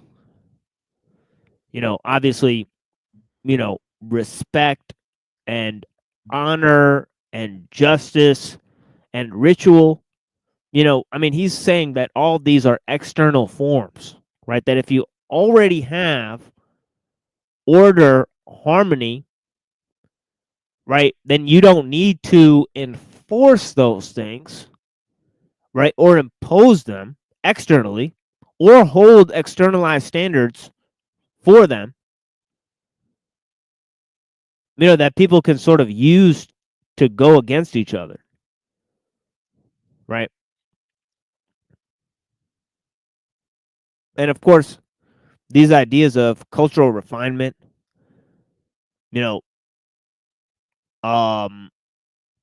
efficiency in the rule of government, right, and hierarchical respect for hierarchical relations, and filial piety in the home. As Confucius says, respect for the father, then the eldest brother, all these types of things, right? that all these sort of Confucian virtues that work on division of labor within a society, that these aren't to be prized, right? According to Lao Tzu, he says there's something more inherent based on the values of the society, based on the natural simplicity and harmony that's already present in nature, right? That can be expressed, right? If you look at the vitality of the newborn babe, the pliability of the plant, right? The usefulness in water and breaking down what is hard, right? The usefulness of the woman for overcoming what is hard with what is soft, okay? And to produce without possessing, to create without taking ownership of one's creations, right? And this is the fact of nature, right? Yeah. So this is the main thing that Crowley is going to be, expanding on in 18 here. It talks about the decay of manners. Okay, he says, when men abandoned the way of the Tao, benevolence and justice became necessary.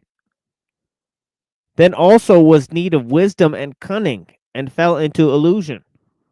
And all fell into illusion. Okay, so notice, when there's not natural simplicity, right? And, obviously, as he says, truly good people are not aware of their own goodness. They don't try to impose goodness through externalized standards, right? Those who try to base their goodness on externalized standards of benevolence and justice, they lack it, right? Now, when you don't have those things in common with people, when you don't have good people, right? You will have people pretending to be good people. Oh, yeah. Yeah. Yeah. Yeah, there'll be people who are good, No, right? but And then there'll be people who have the appearance of goodness, right? yeah, exactly, right. And like the only good people that I actually recognize in my experience are the people that you just described, right? They're just good people without a religion, without a dogma. They're just good people, and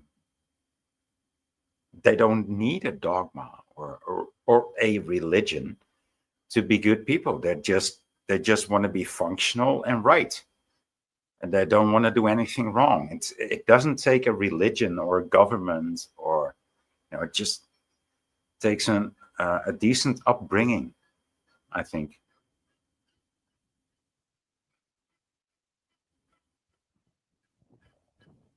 Yeah, so he's saying that, when you don't have good people, essentially you're going to need to have rules of goodness. And once you have rules of goodness, you'll have people who have the appearance of goodness.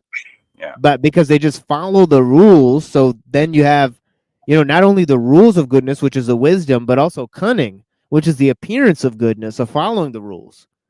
Right? So he says, obviously this leads to illusion. Right? So when harmony ceased to prevail in the six spheres, it was needful to govern them by manifesting sons. When the kingdoms and races became something else, something confused, loyal ministers began to appear. So the idea of loyal ministers coming forth, okay, is a sign of disharmony, right? The fact that you need a mediator between the people and the state, right? And that's actually explaining the rise of government, right? The rise of bureaucracy, right? That not only is there government and the people, but there's also the ministers. Yeah, right. They will call themselves representatives, of you. Right. Exactly. But they're Right. not. They would just call themselves that. Yeah. When they should actually function as a representative, it would actually work. It should work, to a better degree than it does now.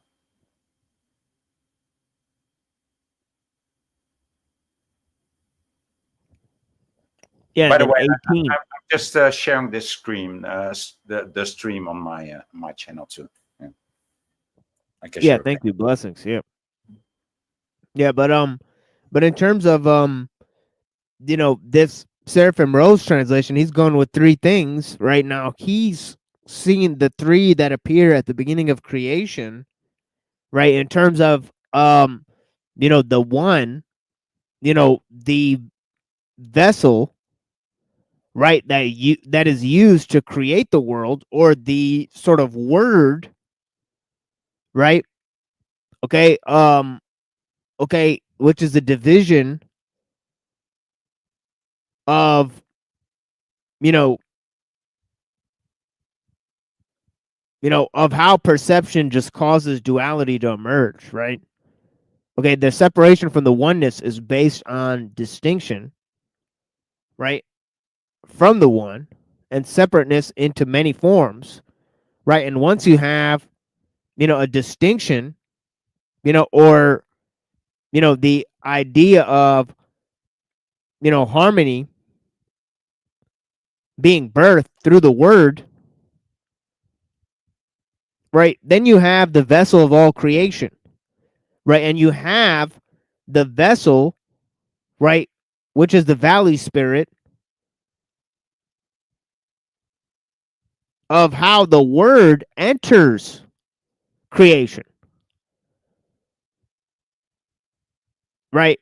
So the Tao enters creation, obviously, right?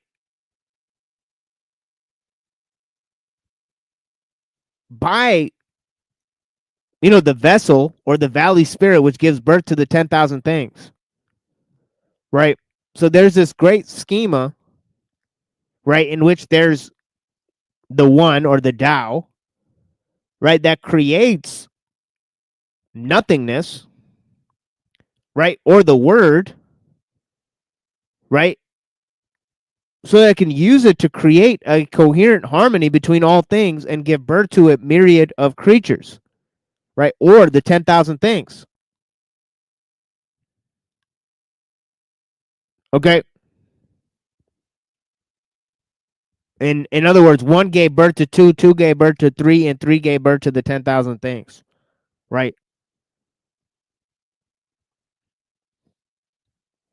So he has the thought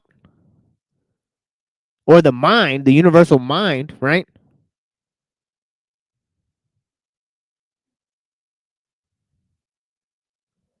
That has the word and the thought, right? And the word is the logos or the Tao, okay, or the way that the one uses to create all of existence, right?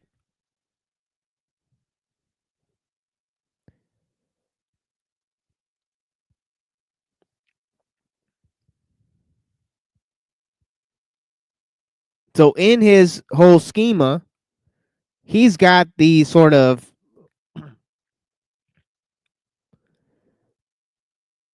one, the logos, okay, the creation of the world through the logos, right?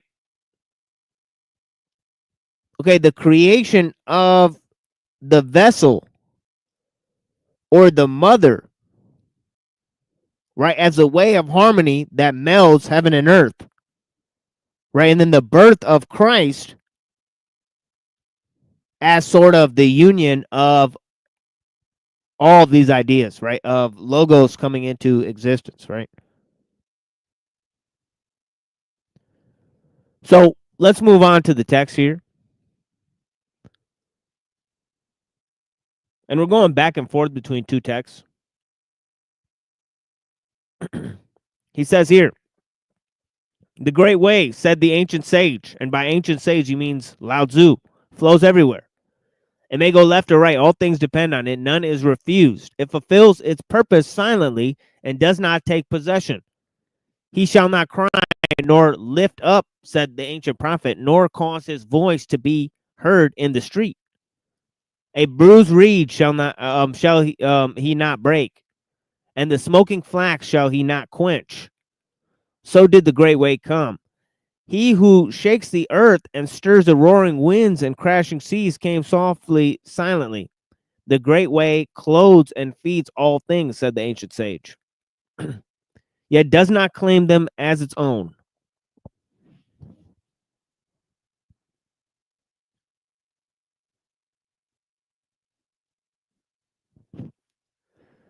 All things return to it,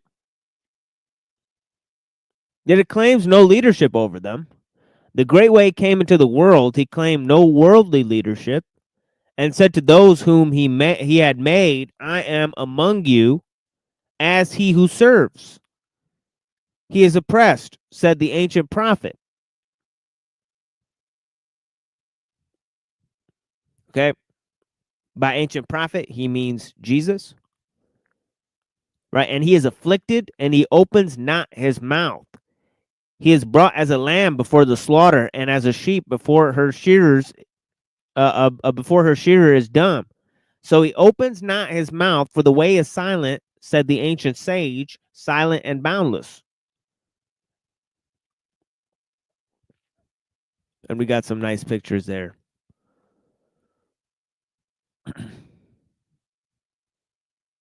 Blessings.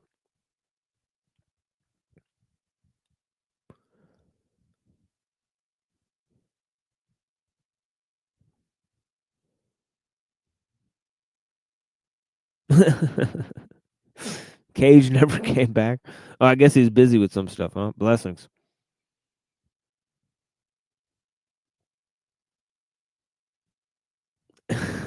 What does he say?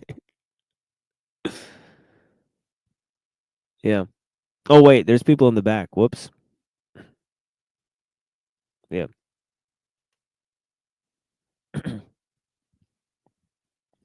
Yeah, I keep missing everybody because of this. I don't know. They added an extra screen or something. I don't know what's going on. I think it's this new button, the new present button on StreamYard that is. Yeah. I don't understand it. Isn't that yeah, thank you for having me back. Yeah, my bad, machine. I had to deal with a few things. Yeah, no worries. But yeah, you see the 6 spheres, right? Isn't that kind of a nod to Kabbalah? Yeah, probably. Yeah. Yeah. So it all stems back to that. You know, the 6 sephirot, or 6 spheres of emanation. Yeah. Of course, it's all tied back. Yeah, now this is a key passage in understanding Lao Tzu's rejection of society, right? He says abandon, sageliness, abandon wisdom, abandon, trying to get power and wisdom and all these. He says it'll be 100 times better for everyone. And then he talks about how he himself is essentially nurtured by the great mother, distraught, okay, and apart from civilization, how he himself is basically lonely in the crowd of people, right, and cannot conform to the ways of the herd, right? And he sort of talks about, being estranged from society. I mean, essentially. So here he says, if we forgot our statesmanship and our wisdom, it would be 100 times better for the people. If we forgot our benevolence and our justice, they would become like sons, folk of goodwill. Sorry. If we forget our machines and our business, there would be no knavery. Okay, these new methods despise the olden way, inventing fine names to be to disguise their baneness. Sorry, but simplicity in the doing of the will of every man would put an end to vain ambitions and desires. Yeah. So the simplicity of the will. Yeah, it's like the farmer that rises every day before the sun shines and goes to bed just before the sun goes down, right? He does so because he knows that's the good thing to do, and that's how he makes his money, and that's how he feeds the village, right? If he would see that the man living in the castle on top of the village spends his day like leisurely, he doesn't even get up according to the sun, or doesn't go to bed when the sun stops to shine, he would be actually a bit disgruntled and he would feel a bit displaced being a farmer, getting up before the sun shines and getting to bed just before the sun goes down. But that actually makes him happy, and it makes him feel like he's doing it gives him a fulfillment of life, right? The farmer. When he would be acquainted with the life of the rich man living in the castle on top of the mountain, he would be totally distraught from his existence. Like, what? There's a way to exist beyond this, and I could just do nothing? The farmer fantasizes about doing nothing all day, right? And the wise man, or the rich man, actually dreams about having some functionality instead of having all that money, and both of them would be distraught with fulfilling the other man's function. The farmer could not be the rich man, and the rich man could not be the farmer. What if you're growing cannabis? Well, then you will be a poor man growing to be a rich man, but you will never be a rich man, dude. You will just be a poor man having money. Well, what does rich mean to you? You got fiat currency? No. You know what I mean? Like, that's rich is powerful. Rich is powerful, right? It's not about the money. It's not being a millionaire. Oh, it's about motion, huh? No, it's about being a trillionaire. That's when you become rich. I might as well just get a basement and start printing the shit at that point. Yeah, but it's interesting because obviously being rejected by society, poverty, asceticism, all these are hallmarks of the Christian tradition. Going off into the wilderness, rejecting the ways of, the money changers and in the temple and all this type of stuff. I mean, right? Oh, like Jesus, beat the shit out of him with a whip, right? Yeah. So that type of idea of sort of rejecting society is huge in the teachings of Jesus. So let's look at some of these ideas. Now, this is going to be a little bit of a doozy because he's got a little bit of a long pronouncement here, about how Jesus was sort of how the essence of all creation essentially was rejected by, society at large, essentially. I mean, what does that mean for society? Right, essentially, is what he's trying to reflect on here, right? So he says, in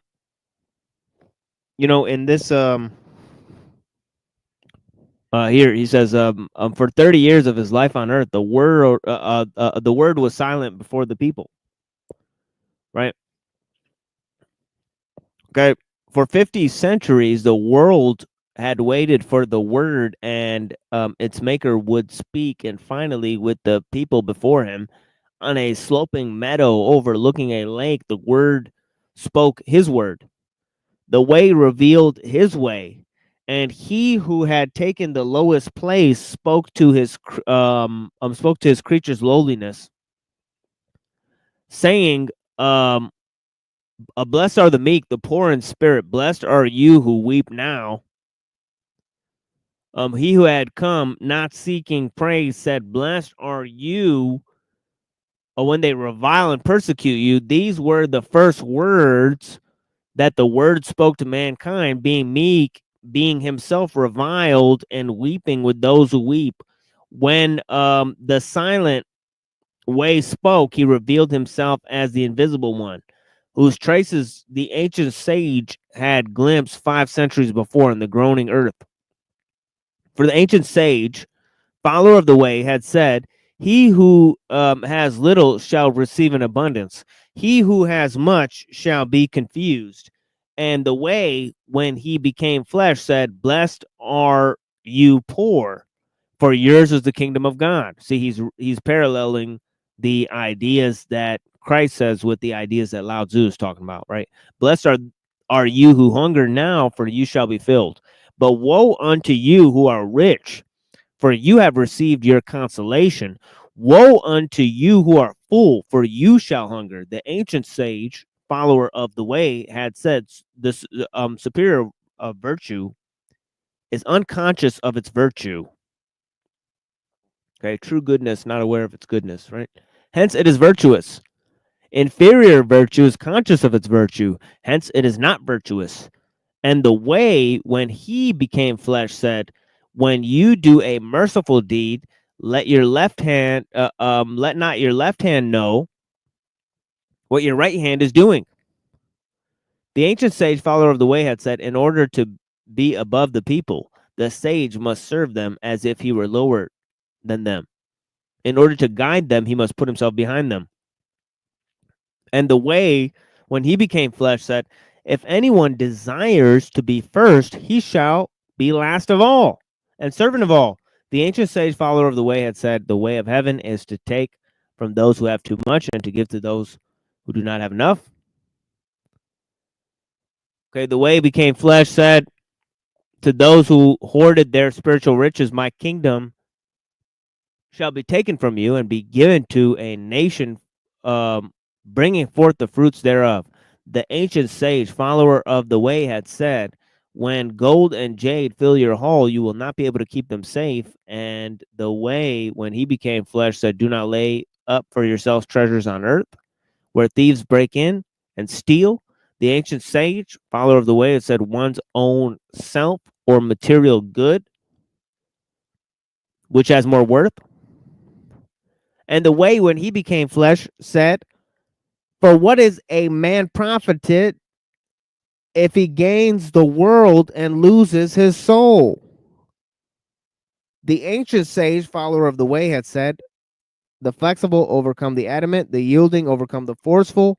It is because the sage does not contend that no one in the world contends against him. The way, when he became flesh, said, resist not evil.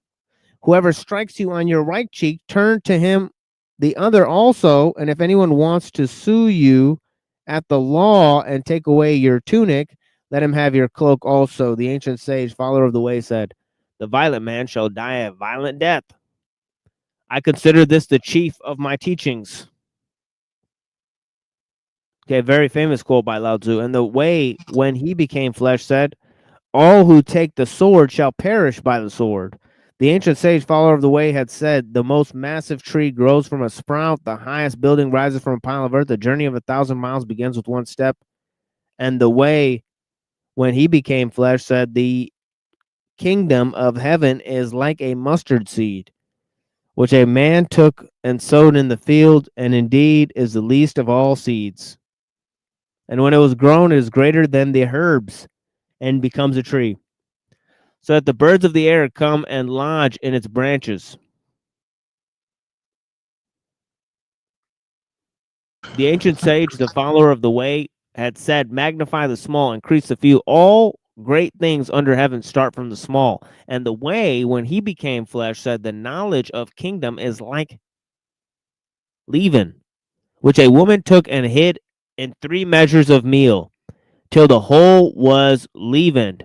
The ancient sage, follower of the way, had said, heaven's net is broad with big meshes. The way, when he became flesh, said, the kingdom of heaven is like a net that was cast into the sea, gathered some of every kind. The ancient sage, follower of the way, had said, heaven's net lets nothing slip through. And the way when he became flesh said, a sparrow shall not fall on the ground without your father's, without your father. The ancient sage follower of the way had said, the way clothes and feeds the 10,000 things. The way, and the way when he became flesh said, consider the lilies in the field. How do they grow? They toil not, neither do they spin. Okay, this is the passage that I read. I believe it's Matthew 6, right? Okay, and yet I say unto you that Solomon in all his glory was not arrayed like one of these. The ancient sage follower of the way has said, returning in the moment of the way, but its function is weakness. And the way, when he became flesh, had said there was something undefined yet complete in itself, born before heaven and earth. I do not yet know its name. And the way, when he became flesh, said, I who speak unto you am he. So several parallels between the sayings of Lao Tzu and the sayings of Jesus Christ, right? For those people who are interested, right, by one of the experts of both perennial philosophy, right, a studier of both perennial philosophy in his youth, right, and Rene Guénon and other traditionalism, and then he became an Orthodox monk, renouncing all the perennial philosophy and all that type of stuff.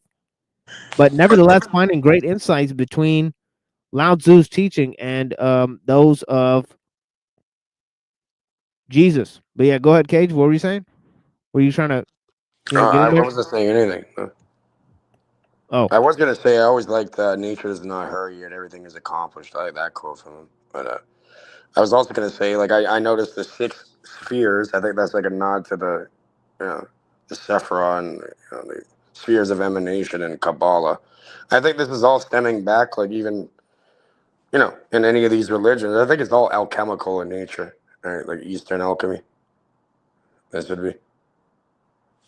And I think that's like the congruency and similarity between all these different teachings.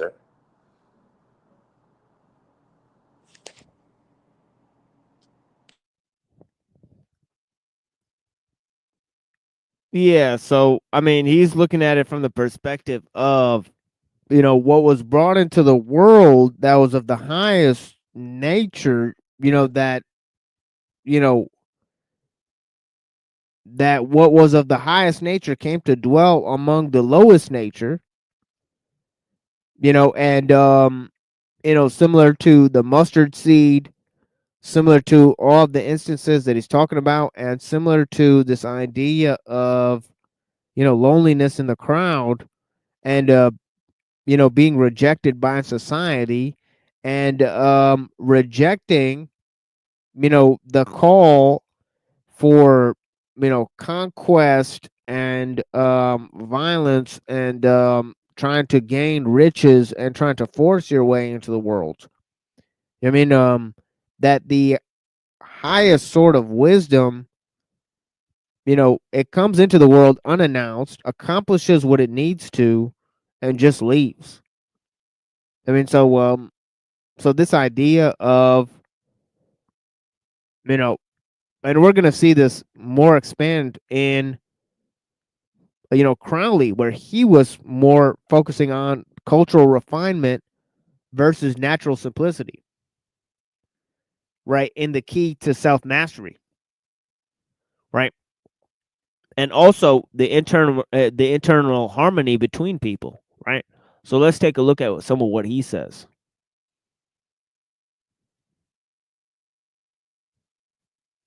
He says a withdrawal from the common way. All right.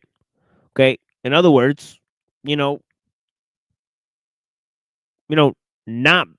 being common, right? Not following the herd. I mean, essentially, right?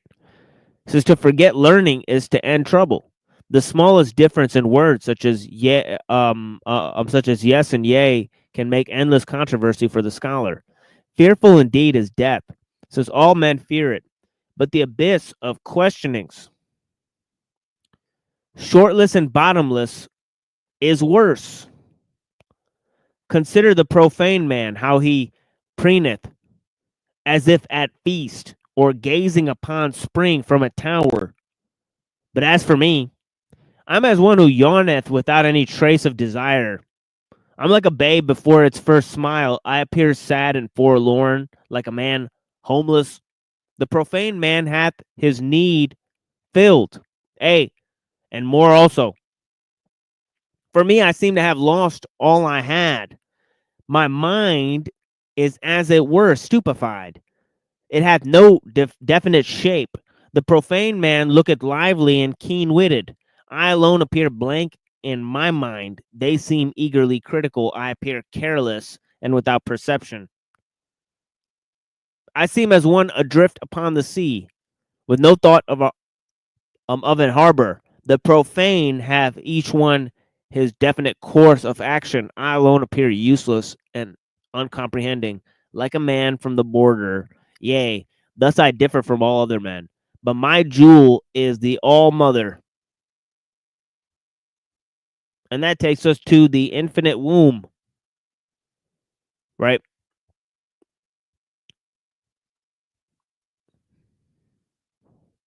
But I'll go back to the enigmatic virtue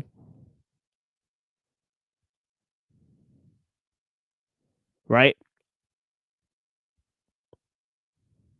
of the Christ character.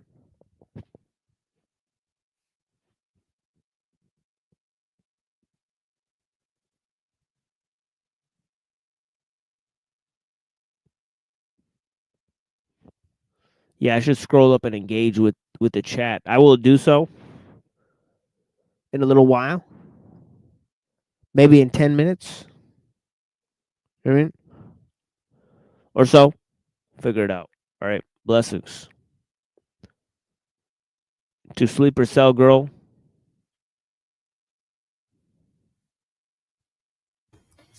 It sounds way sexier than an avatar looks. I mean, it's that's my wife, by the way.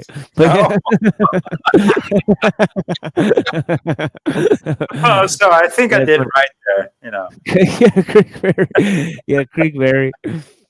I think it looks sexy. But yeah, blessings to all the people. Creek Mary. You know, look within. Oh, I did so wrong there. I did so wrong. No, it's all good. No, but I never met your wife. Nice to meet your wife. Yeah. Yeah, she's out there. You know what I mean? Cage Reality is here. Look Within is here. I mean, you know, Sleeper Sucker. Yeah, you know, that's why she's saying notice me. So, so yeah, it's funny. But yeah, Marlene Brown. I noticed you, Sleeper Cell Girl. Yeah, the wrenches. You know, Marlene Brown. Blessings. This is voice friend Tommy Rogers. Another voice friend. Creating Homestead in Colorado. Blessings. Hot boxing your mom's car. That's her daughter. Yeah. Nice. Browns boy. Peace, brother. If I didn't say peace to you. You know, Salty Sergio. We got some other people watching. Esther Leonard. Blessings, guys. Okay, I guess you guys are. All these crazy people are from my channel. Yeah. Yeah. Yeah. Yeah, that wifey, yo. Miss King. Glad you're here. Moron boy. Uh-oh. Browns boy is on the attack. Again. Yeah, boys getting yeah, last time it was our poll. You know, our poll was getting laced up in the chat for supporting Jack Talcott, and now it's Voice catching the heat. You know, so what happens? I mean, yeah, well. Cage. Blessings, Cage. Thank you. I appreciate you. I got you, bro. All right, let's move on here. Okay, so that was, I mean, that Crowley translation, that you could really sense the bitterness when he was saying all of that. I mean, you know, it's kind of hard to sense bitterness in Lao Tzu, He's kind of this old sage, But yeah, I think Crowley really nailed the bitterness there, the sourness. I mean, right, of rejecting society. I mean, yeah, yeah, I agree, Creek Mary. It is very interesting. Yeah, but yeah, I'm actually enthralled by it, reading it for the first time. I'm enjoying some light reading with you guys. I mean, but I'm pretty sure not too many people were aware there was a Crowleyan translation of the Tao Te Ching. But let's go to chapter. Really, I was not aware of that. Yeah. Oh yeah. Yeah. Well, look what happened to Crowley at the end. What was that? I'm not aware. What, did he jump off a bridge or something? Oh, he wishes he had that choice. No, but enlighten us. What happened to him? Well, he died like just like a miserable old man, like penniless and oh no, disheveled. And well, I'm there's pretty sure worse his things. last words were like, "I fucked up." Yeah. Well, maybe when he had that when he was having sex with that Jewish guy in front of the pyramid, maybe that was a no. Maybe he took a wrong turn there. Yeah, I've never mean, read I've never read any of Crowley's work. Yeah, that you might suspect that might have been a wrong turn. Yeah, but to each his own. Do what thou wilt and all that. Yeah, well, yeah, but, that's a bunch of bullshit. But yeah, yeah, but Crowley fathered Barbara Bush. That's hilarious. Yeah, you I've never heard that one before? too. Yeah, It's like George. Yeah. You never heard that? They do look alike. Yeah, we got to put that up. Yeah, it looks like fucking Crowley that's with a OG. wig on. Yeah, that's OG conspiracy knowledge. But yeah, let's go. She must have been one of these first what do you call these designer babies? Not designer babies.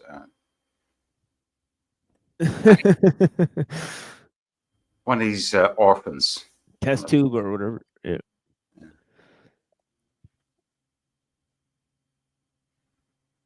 Yeah, maybe it's better like this. It says the ancient sage, follower of the way. Okay, now he's talking about Lao Tzu. Right? He says the sage acts without boasting, completes his work without seeking merit. Because he lays no credit, the credit cannot be taken from him. He wants only things that are unwanted. He restores the 10,000 things to their own nature. Okay, now he compares it to essentially what Jesus came and did in the world, right? His actions, how he claimed no credit, right? How he completed his work without seeking merit, right? He told his followers not to tell anybody, right?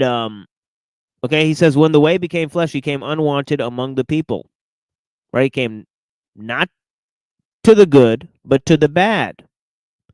Not to the right, but to the wrong, came not to the beautiful, but to the ugly, came not to the healthy, but to the sick. He came not to the rich, but to the poor.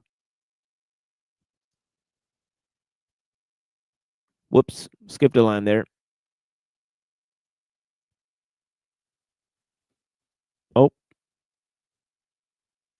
Oh, man.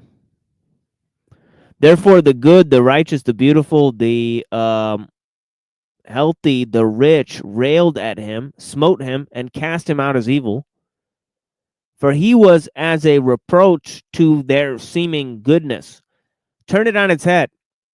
Only he was good who reached down to the evil in order to raise him to the true goodness of their original nature, right?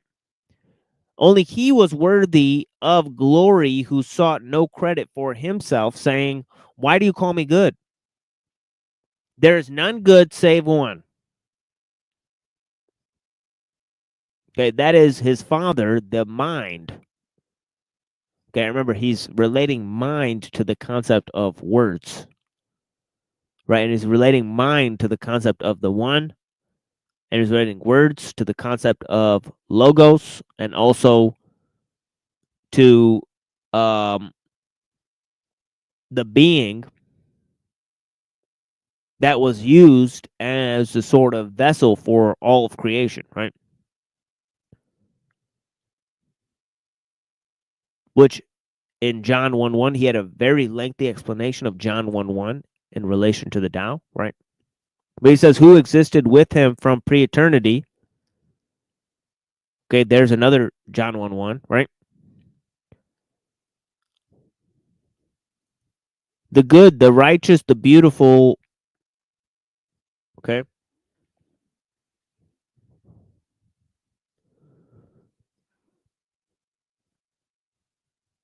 And the rich heard not the word, for to them the word was not spoken.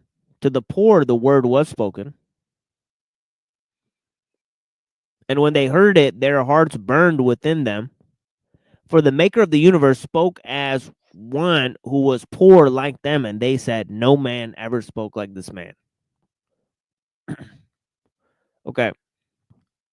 So let's move to Crowley.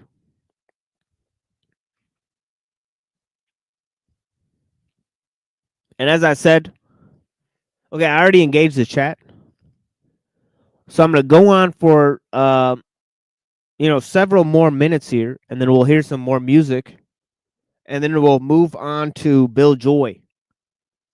Okay, why the future doesn't need us. And I believe we have like 1.5 type of ideas and things that I want to get through, and I also have some other videos I want to look at.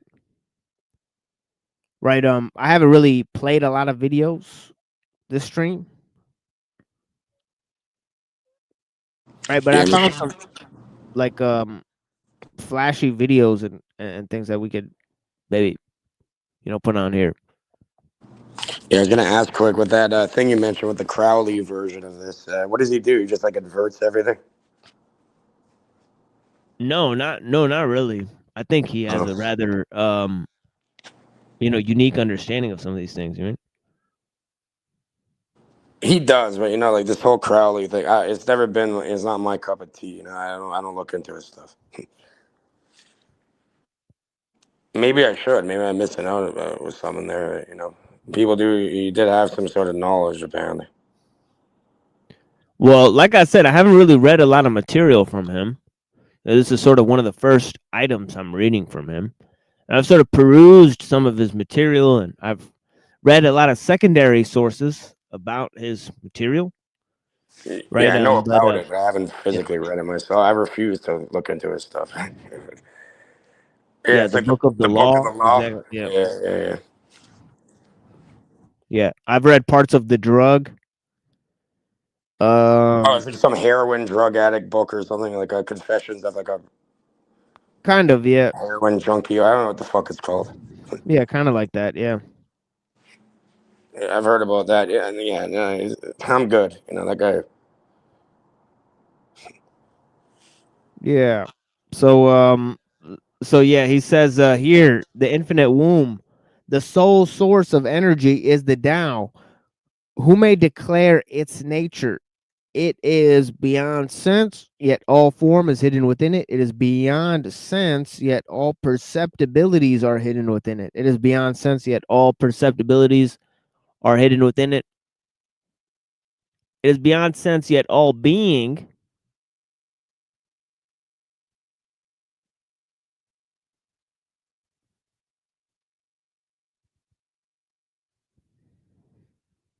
Yeah, I think I said. Yeah, I think I was saying form and then perceptibilities. I think I read that wrong, but yeah, he said forms are hidden, perceptibilities are hidden within it, right?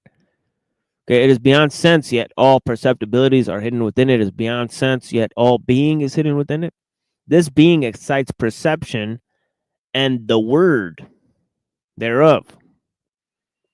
Okay, and it was in the beginning, is now, and ever shall be its name.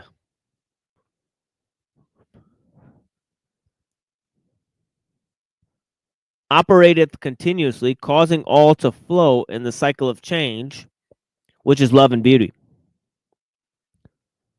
How do I know this? By my comprehension of the Tao. Okay.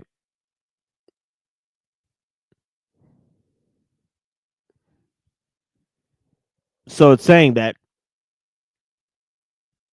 separation and the exchange of love and beauty produce harmony, right? Okay, when in fact,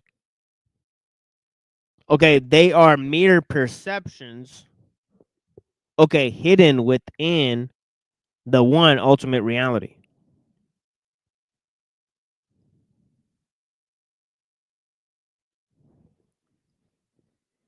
Yeah, J-O.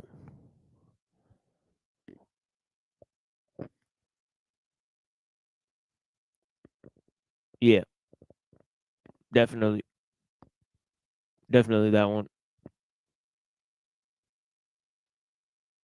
All right. Let's move on.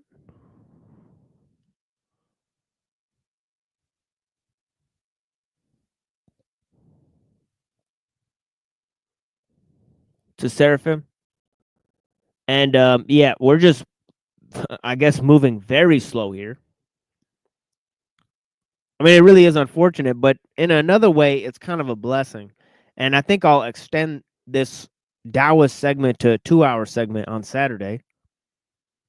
Hoping to get more participation, but sadly, there just hasn't been much participation in these morning streams.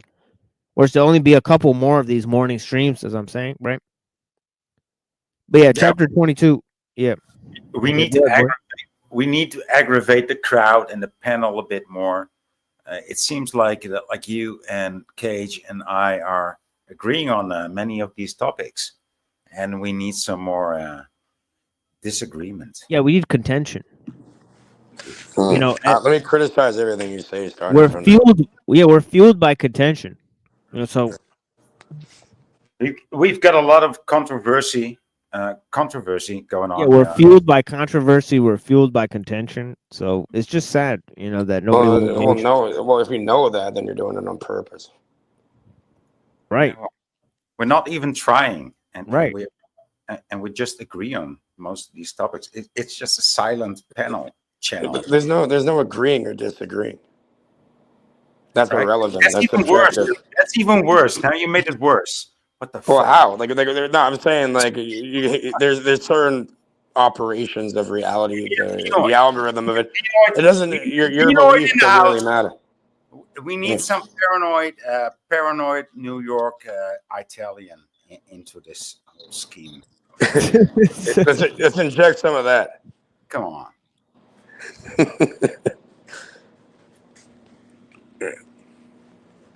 See, now we're getting somewhere. Yeah, so you got someone in your backstage there. Oh, never mind. You already got him on. I wasn't looking. Yeah, I got him on. Yeah, yeah. It says yeah, killer show at Gen X Jeff last night with televised apocalypse and Penoid.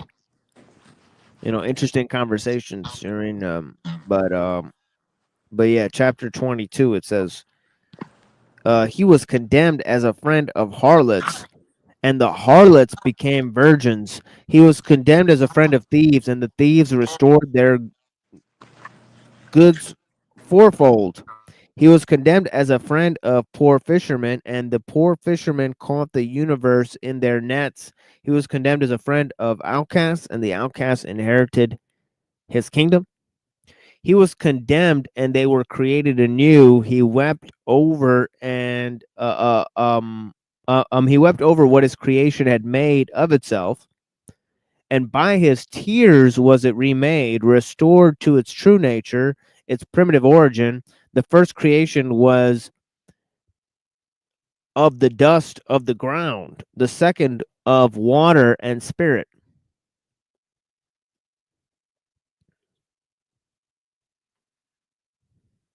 Okay, we'll read a couple more of these, folks. Okay, we'll get to 23 here. And then we'll end this segment.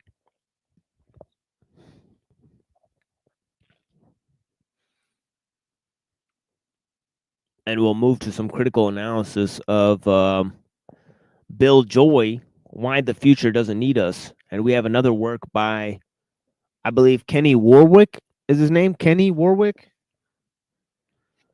on cyborgs. Okay, so we've looked extensively at, or we've extrapolated on topics of genetic research and nanotechnology, right? But we're now going to look more extensively at robotics and cyborgs and the possible dangers there.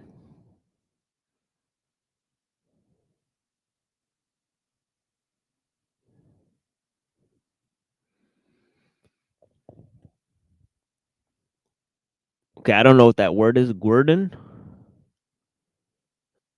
Okay, this is some 1950s wording. Gordon. Yeah, what the fuck, dude? I know words. What word? The Gordon of modesty. Oh yeah, that's a weird word. Yeah. Yeah. Yeah, the Very. part yeah, the So Gordon. that's like I would translate it, what will become of modesty, like the destination or the goal or the process, like something in between that. Gordon is a rare word that means reward or recompense. Yeah, close. Right. So there you go, folks. That's what it says according to Merriam-Webster. So here, What it will be, right? The word. right, Yeah. right, right. So it says, the part becometh the whole, the curve becometh straight, the void becometh full, the old becometh new. He who desireth little accomplishes his will with ease. Who desireth many things becometh distracted. Okay, so this was very easy to see in Seraphim Rose example with Jesus, right? But you could definitely see it in other examples. You could see it like in Aesop fables. You know what I mean? Definitely in other ideas about resilience. Simplicity. I mean, the idea of you know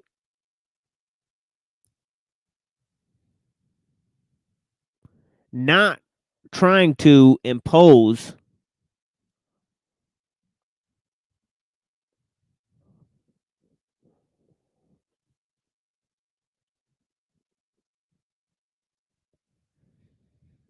on nature, but also using the harmony that is already present in order to extrapolate growth. So he goes on. He says, therefore, the sage concentrated upon one will. Okay, now now he's sort of going more into his own teaching, right? About the will. Notice he seems to center it upon this idea of the will, harmonizing your will, right? Unifying your will, right? Whereas, in the idea of Seraphim Rose, it's more about emptying yourself out to make yourself whole, right? And being, raised to be lowered.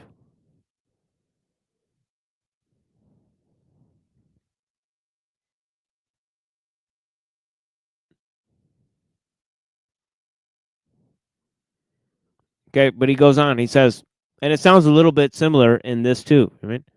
He says, it is as a light to the whole world. Hiding himself, he shineth. Withdrawing himself, he attracteth notice. Humbling himself, he is exalted. Dissatisfied with himself, he gaineth force to achieve his will. Because he striveth not, no man may contend against him. Okay, this is no idle. That is no idle saw of the men of old. The part becometh the whole. It is the canon of perfection. Okay. Now, this is the last thing I'll read. Actually, you know what? Yeah, this is the last thing I'll read here. Okay, we've reached chapter 23. I'll play some music. Then we'll move forward to look at Bill Joy, why the future doesn't need us, and some flashy videos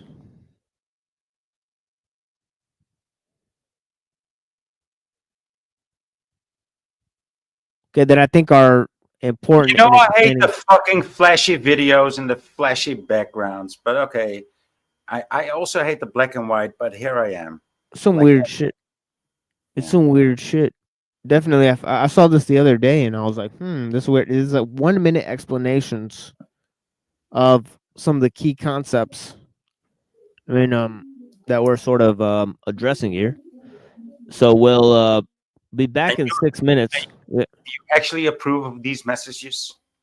Oh yeah, yeah. But yeah, it's 4 hours and 20 minutes into this recording. So we're gonna go ahead and play some music. You said 1 minute. You said 1 minute videos, and then you said 4-hour video. What? No. No, I said this is a 4-hour video. I'm gonna play some 1 minute videos after this. Okay. So don't get mixed up here, my friend. Blessings. But yeah, we'll be back in a little bit. Thank you guys for joining us. Blessings. Trying to stay on track with this intelligism. Exactly. That's been displayed here. Exactly. There? Yes. So as I feared, Lord Commander, your skull must be opened, and the evil removed with a knife. Is this an Egyptian plot? To murder our commander at a time when when you're planning war on Egypt? It was you that brought me here from Babylon, my lords. I take no interest in your plans. I have no country. Egypt least of all. Yeah, salute them. Salute them, they on deck. They on deck. Yo, salute them. Yo, Messiah mind, flyer wise, grind, reading higher signs, lobotomized. Weak rap guys, my style minimized. Sublime with a killer strut, modern day King Tut. For all those chasing the bag and choose to live it up. What? How we give it up? In the streets feeding us. In this world, you either make motion or your life is stuck. Born inside the crack era, y'all not as deep as us. Youngins that embrace guns and darkness when the evil touch. Yeah, form a deeper lust, knowing you can seem a trust. Cold hearts playing their part, slugs will leave you stuck. Yeah, but I ain't got all the answers. Salute when you advancing. Life is a high-stake gamble. I learn to take the chance with king features on my pivot, emperor stances. Gaddafi Brian is highly impeccable, advanced with dodging government drones, hiding my face from cameras. Salute the fans and supporters who learn to overstand us. Nocturnal scope on the mic, flaming, we spark heat. Harder artistry in the booth, so pardon me. Upper echelon, making it hard for y'all to sleep. Eat it like God degree, harder artistry for the street. Nocturnal scope on the mic, flaming, we spark heat. Harder artistry in the booth, so pardon me. Upper echelon, making it hard for y'all to sleep. Eat it like God degree, harder artistry for the street. How this dumb motherfucker try to say that he God. He light work for me, just another day on the job. And them 8 trade gangsters gonna say he a slug. And these guns symbolize God, day that he died. It's lights out, pussy, whenever the savage bang. 6 hours, spin his fucking body like a baggage claim. It's all big pistols on me, nothing on me light. And the silencer is looking like the muffler on a bike. If we ride, then the only one that's living is I. And there's bodies everywhere, like I live in a child. I'm really living life, homie, you just living to die. And my hitters have you whimpering and visiting job. In other words, we just looking to kill. I extended the invitation, so I'm footing the bill. His heart beating fast, coming out of his chest. And it's more than bars, Paul, cause it's how you finesse. Yo, nocturnal scope on the mic, flaming, we spark heat. Harder artistry in the booth, so pardon me. Upper echelon, making it hard for y'all to sleep. Eat it like God degree, harder artistry for the street. Nocturnal scope on the mic, flaming, we spark heat. Harder artistry in the booth, so pardon me. Upper echelon, making it hard for y'all to sleep. Eat it like God degree, harder artistry for the street.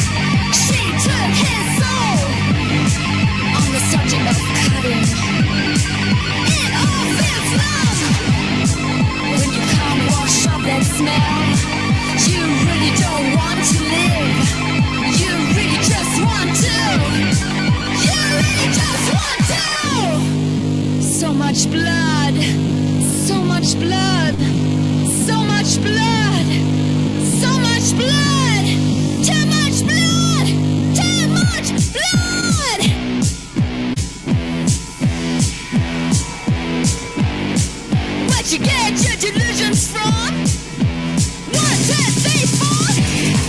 Where'd you get your delusions from? Where'd you get your delusions from? Blood in my eyes, I get blood in my eyes, I get blood in my eyes, I got blood in my eyes, blood in my eyes, I got blood in my eyes, I got blood in my eyes. Reconstructive surgery, and can specify how old you want to be. Snakeheads, snakeheads, they're just snakeheads. They got you dropped off anyway. When men start mutilating their favorite girls, there's something scary has been let loose among us. It'll feel like an explosion, the smoke, the heat, indescribable. Too much blood!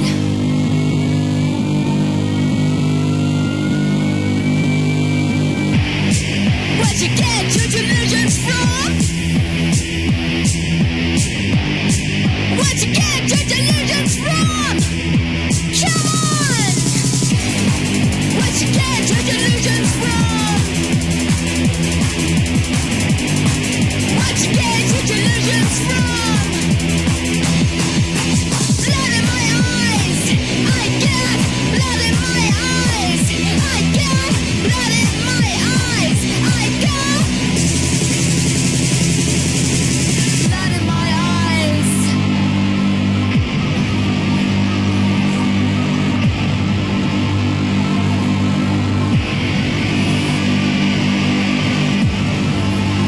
Blood in my eyes, blood in my eyes, blood in my eyes.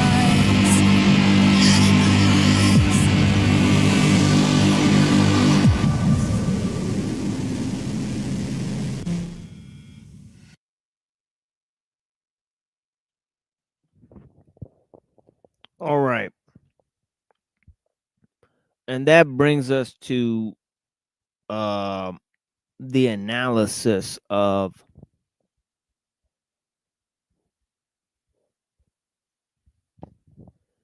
Bill Joy. Whoops. I don't know why we're on a side of the experience here. The Voi's pretty excited about it. And we also have, I don't know if you saw, we had Voi's LARP partner in the chat.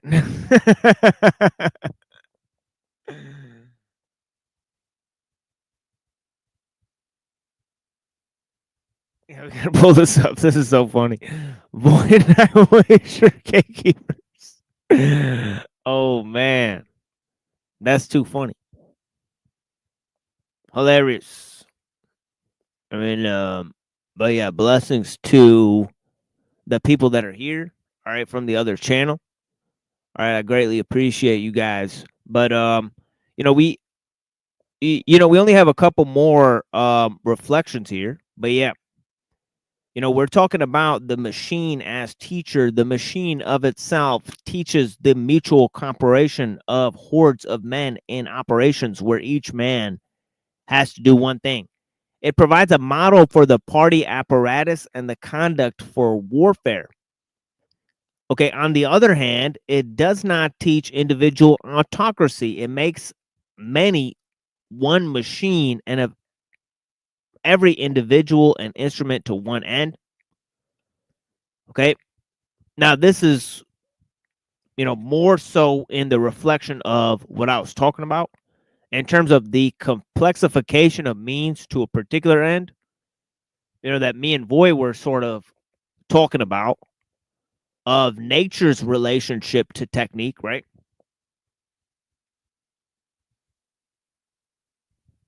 So obviously the complexification, Dude, yeah, don't get me started about it. yeah, mutual cooperation of hordes of men in terms of, you know, the technical intent, and the interconnectedness of various systems of techniques. We talked about how, advancements in communication and the state and obviously, the intelligence apparatus and the internet were created around the same time. I think it was like 1947, where they had these ideas implemented Yeah, that was in terms of interesting era. air traffic control, was a reason why they created the internet, right? And they have AIs doing those type of tasks today, right? So as to look at a new advancement, right? But yeah, this whole idea that the machine, it objectifies humans. It makes the it sort of objectifies humans and sort of consolidates human behavior. It synthesizes various forms of culture. We saw this, right? So yeah, the idea that it creates a international system, right? And through that system, right, the human becomes the objective factor once it masters human techniques, which is psychological techniques of propaganda, and so on and so forth. But I'm sorry, what were you saying? Yeah, so technique. Yeah, you're trying to get in there. Oh, so technique also relates very much to logos, right? To logics, right? Oh, come on, it's Uh-oh. like, right? Oh, come out with it. Let's go. I wasn't supposed to go there yet. Let's go. No, I mean, come on. You got this, boy. Yeah, come on. You got this, boy. Connect technique and logos. You got this. No, but so technique is or not a derivation, but maybe a replacement. No, it's a result. It's a result of logic, right? Well, I think as I've often said, symbols may be neutral, but technique is not. Symbols may be the neutral form of technology, right? But I don't necessarily think technique, once it's all summed up, is I think it has a quality of it that's autonomous of human culture and human behavior and individual behavior and all those sorts of things, the way that ellul describes it, right? But when technique is consolidated in the symbolic forms in terms of logos, it's a way that it mediates or cultivates or limits the influence of technique, right? So maybe logos is the anti-technique, or maybe a greater aspect of it, that maybe technique is a subversion of logos. Now you're trying to sway me in the other field again. I don't like that. No.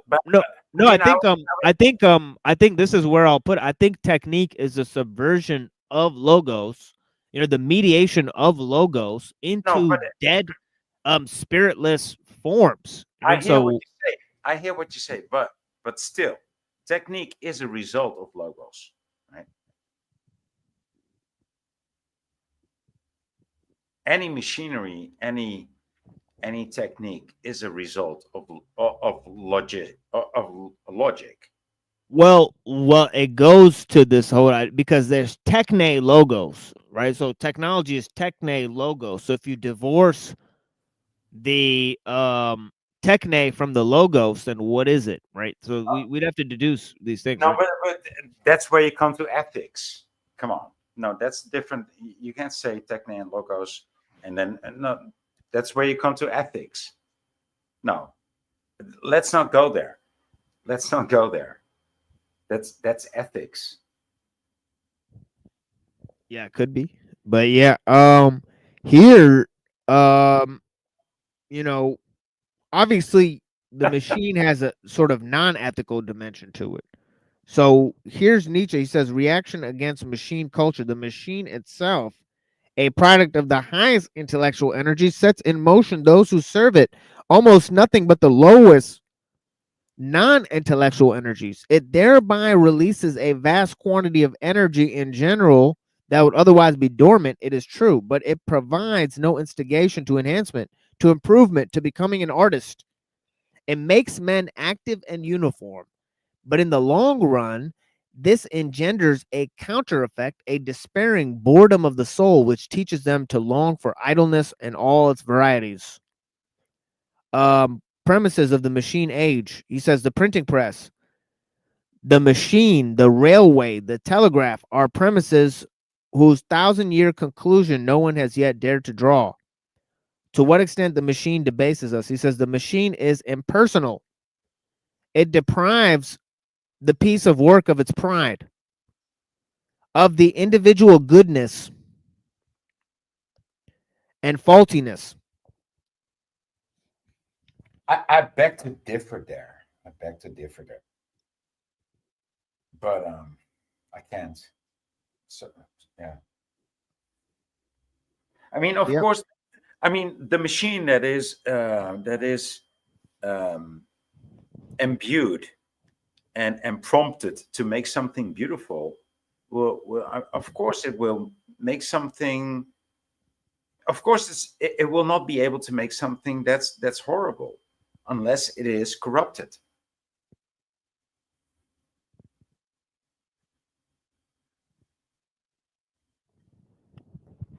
Yeah, thank you. I appreciate.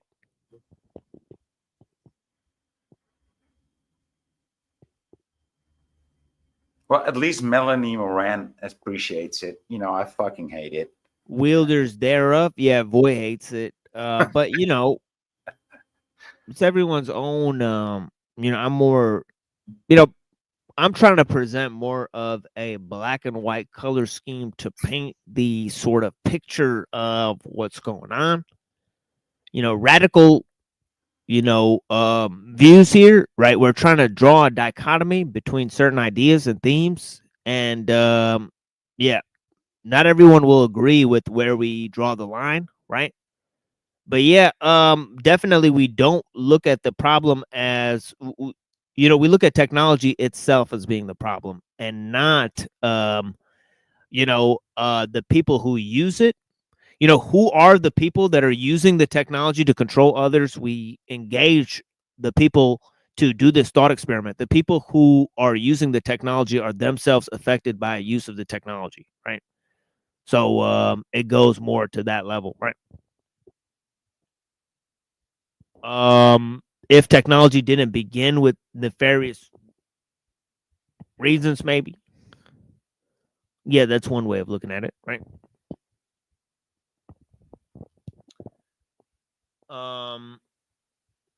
Yeah, let me cut this off for a second.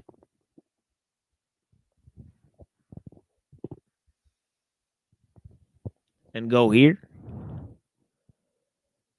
Yeah, he says, our entire modern way of life has the appearance of sheer hubris and godlessness. Our whole attitude towards nature, the way we violate her with the aid of machines and the heedless inventiveness of our technicians and engineers is hubris. So he talks about the hubris of the scientists, the scientists and the technophiles, right? Next, he says, faith in science, which after all exists undeniably, cannot owe its origin to calculus of utility. It must have originated in spite of the fact of disutility and dangerousness of the will to truth, of truth at any price.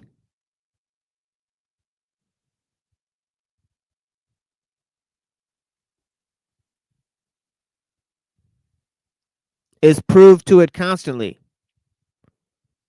Right? Science and technique, they seek truth at any price, right? Okay. But we have some broad proclamations by Bill Joy, right? Who's actually came to the conclusion that not only do certain types of technology pose an existential risk, right? But also that the only way to limit the development of certain types of technology is to limit human knowledge. And this is the death knell of liberalism, the death knell of the notion that the individual should seek knowledge to benefit humanity, right? Indeed, the transhumanists have gone beyond humanity, right? So-called transhumanism, right? Okay.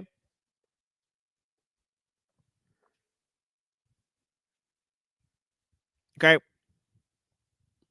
Now, I've laid out several scenarios, right? They've claimed, right, that human brains are mechanical, right? So instead of answering the question of the origins of consciousness, they simply sidestepped the problem and compared something that nature created, which is the human mind, to man's own creations, which are machines, right? And relied on a sort of anthropomorphism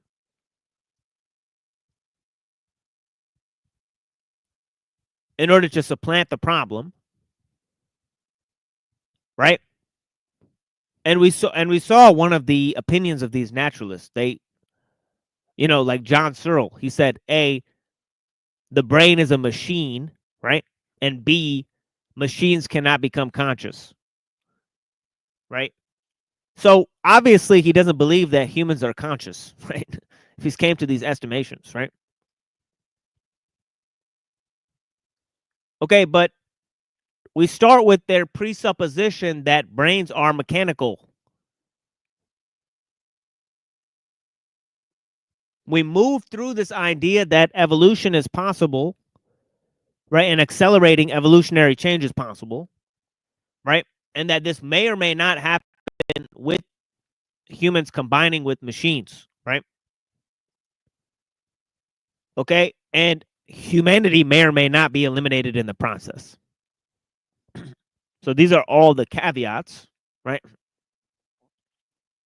These are all the caveats that the transhumanists have presented us, right? Right.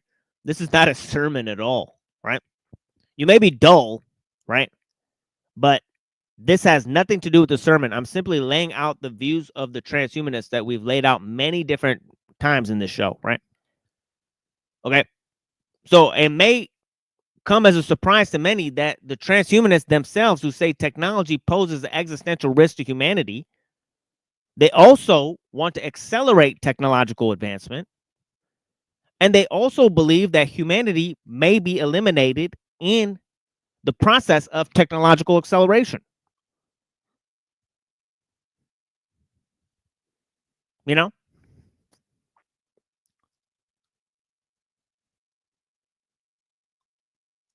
So this is not opinions. This is not measures of what to do. This is just the outlining of the various views of the transhumanists and of the various actors involved. Now, obviously, Kurzweil and Kaczynski agree with the fact that human beings could combine with machines, right?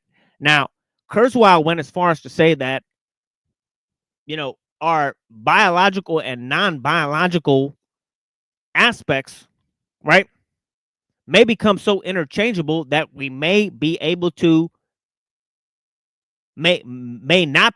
distinguish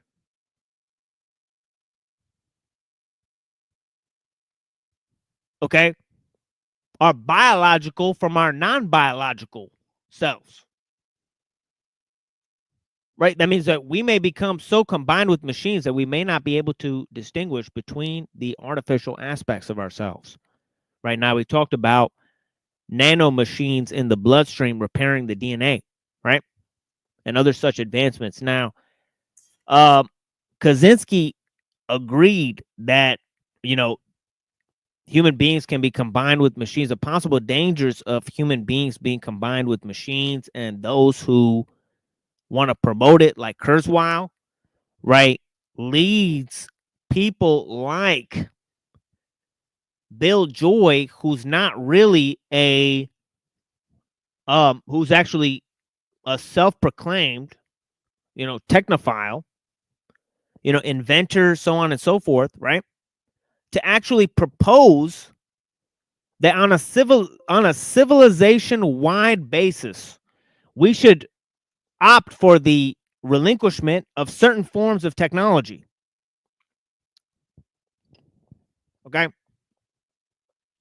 And that the only way to do so is to curb forms of knowledge, or to curtail and curb knowledge, right? Okay. So here we go to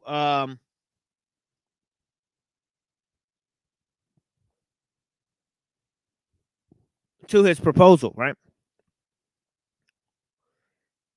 Okay, now he starts off saying he starts off giving the example of the nanotechnology, right?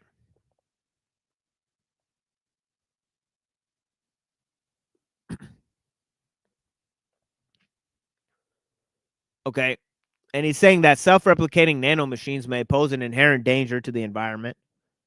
Okay, the only way to stop this danger is to build a nano shield and have it cover the ecosphere, right? To prevent them from propagating, right? Now, obviously, such a shield could come down with many autoimmune deficiencies, illnesses, right? Start to attack its hosts, right? So these are the type of problems, right? He says in Engines of Creation, Eric Drexler proposed we build an active nanotechnological shield, a form of immune system for the biosphere to defend against dangerous replicators of all kinds that might escape from laboratories or otherwise be maliciously created. Okay, but the shield he proposed would itself be extremely dangerous. Nothing could prevent it from developing autoimmune problems and attacking the biosphere itself, right? It's talking about what to do when the solutions are worse than the problems, right? Thinking cannot solve the problems that thinking has created.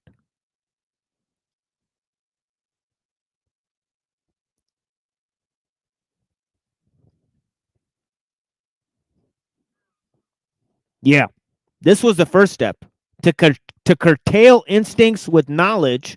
The second step is to curtail knowledge with technique. Okay, as I'll be explaining, right?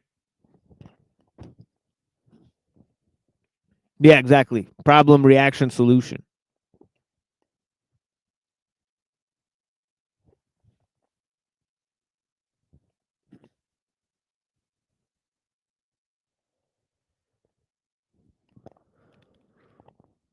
Yeah, knowledge and technique. It's like what we were talking about recently with Voy. Logos and technique, right? Dude, I'm just playing with the logo on this piece of paper. Yeah, it says like 1980 something, 1984. Is that what it says? No, dude. No, it doesn't. I mean, it's what 1984, dude. I was there. You were there. It was a good year. It was a good year. There was still apartheid in South Africa, so we went to South Africa back in the day. It was a good year, But then it all turned to shit, and so we went back to the Netherlands. Back to the Netherlands. In the same year, I think it was the same year. It might have been 1985. I think we went back to the Netherlands in 1985. 1984 was a good year. It was a good year back in the day, but I mean,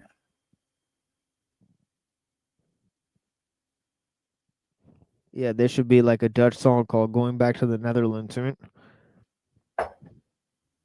no, it wouldn't be. Like a folk song, you mean? Terug naar Nederland.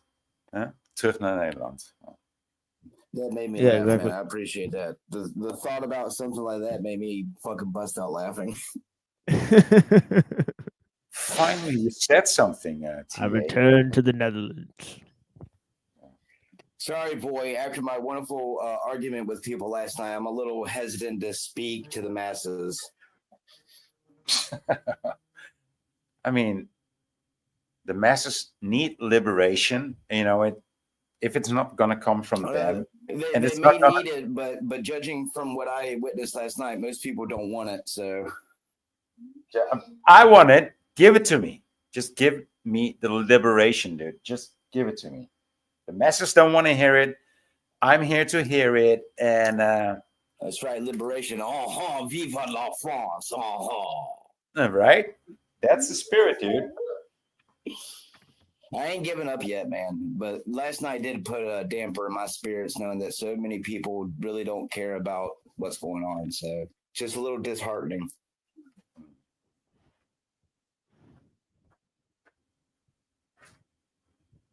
Well, we're here to provide a shorthand rendition of some of the main conceptual themes. So we will do so now with visual assistance, as rarely seen on this platform.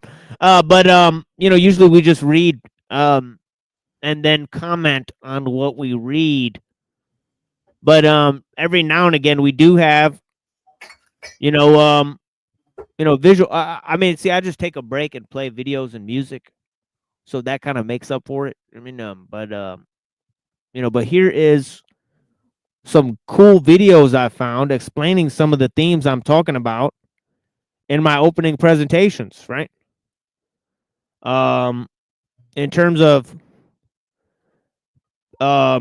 this guy made three key concepts. Okay, he made lots of videos on lots of concepts like Albert Camus and other ideas, but I want to focus on three ideas here that he covered. Okay, one is techno-feudalism. And depending on the wealth of these videos, I haven't seen some of them. I may bring them back. Okay, but yeah, some videos here. Let's check this out. I know on other shows they react to a lot of videos, so let's see some of these. It says in 100 seconds. So it's not too steep of a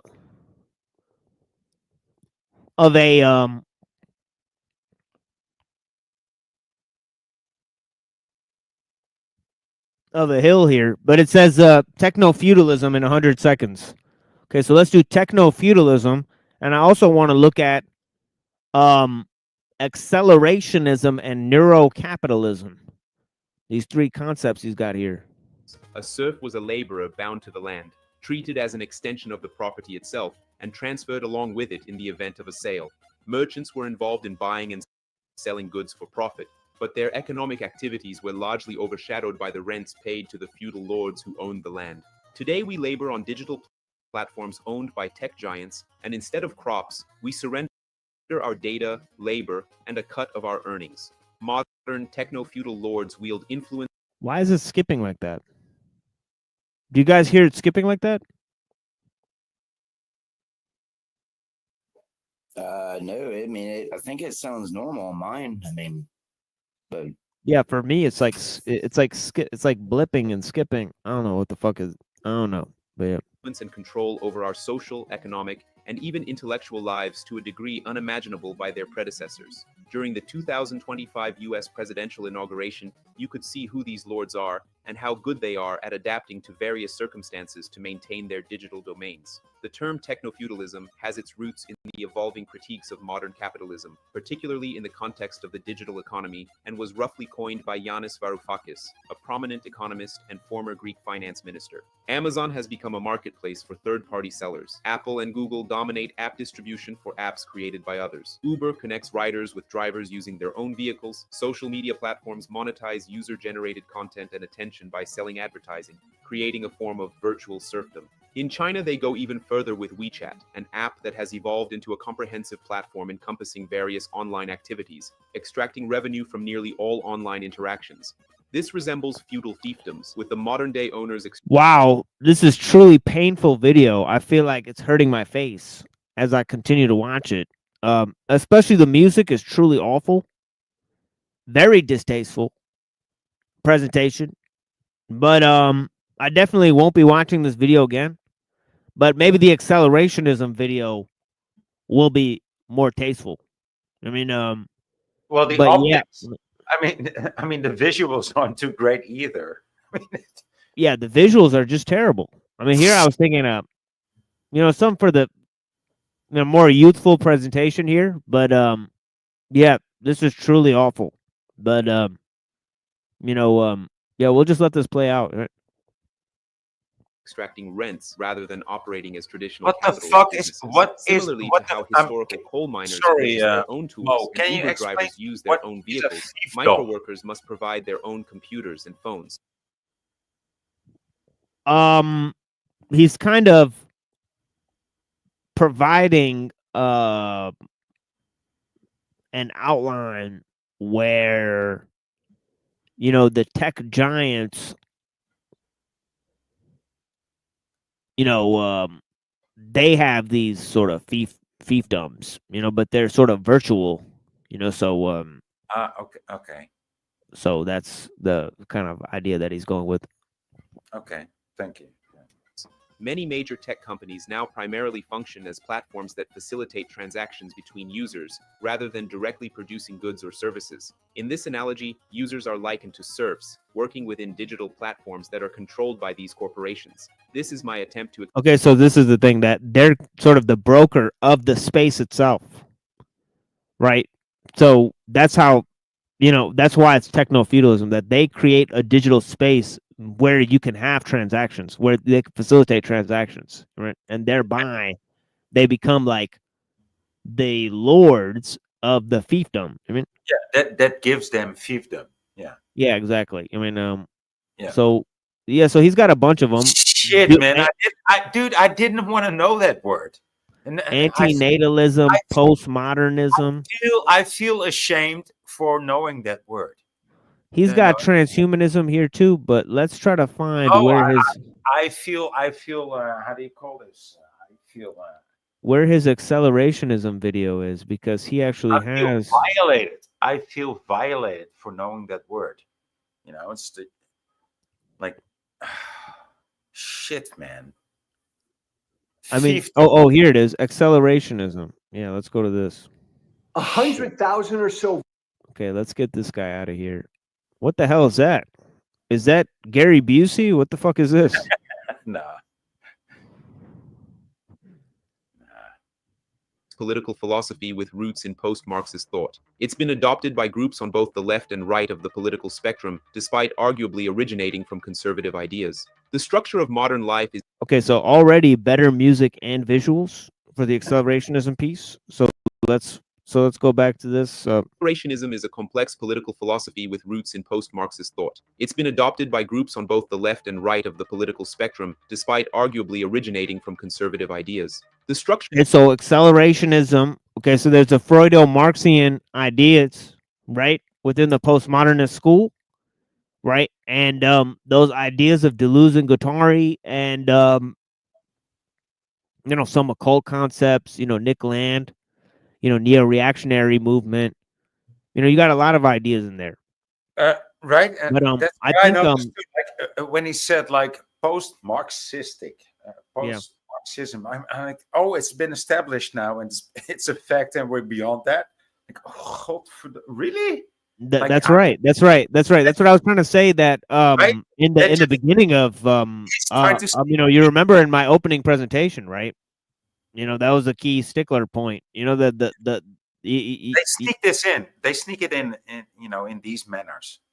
No, the idea is that we have gone beyond these systems, that they were tried and now they've been worn out, and we're actually the present system is a result of them being tried and worn out. But anyways, I actually have to come back into the studio, because my studio has crashed. because of faulty equipment. So, Voy, you hold it down for a second. I'll be right back.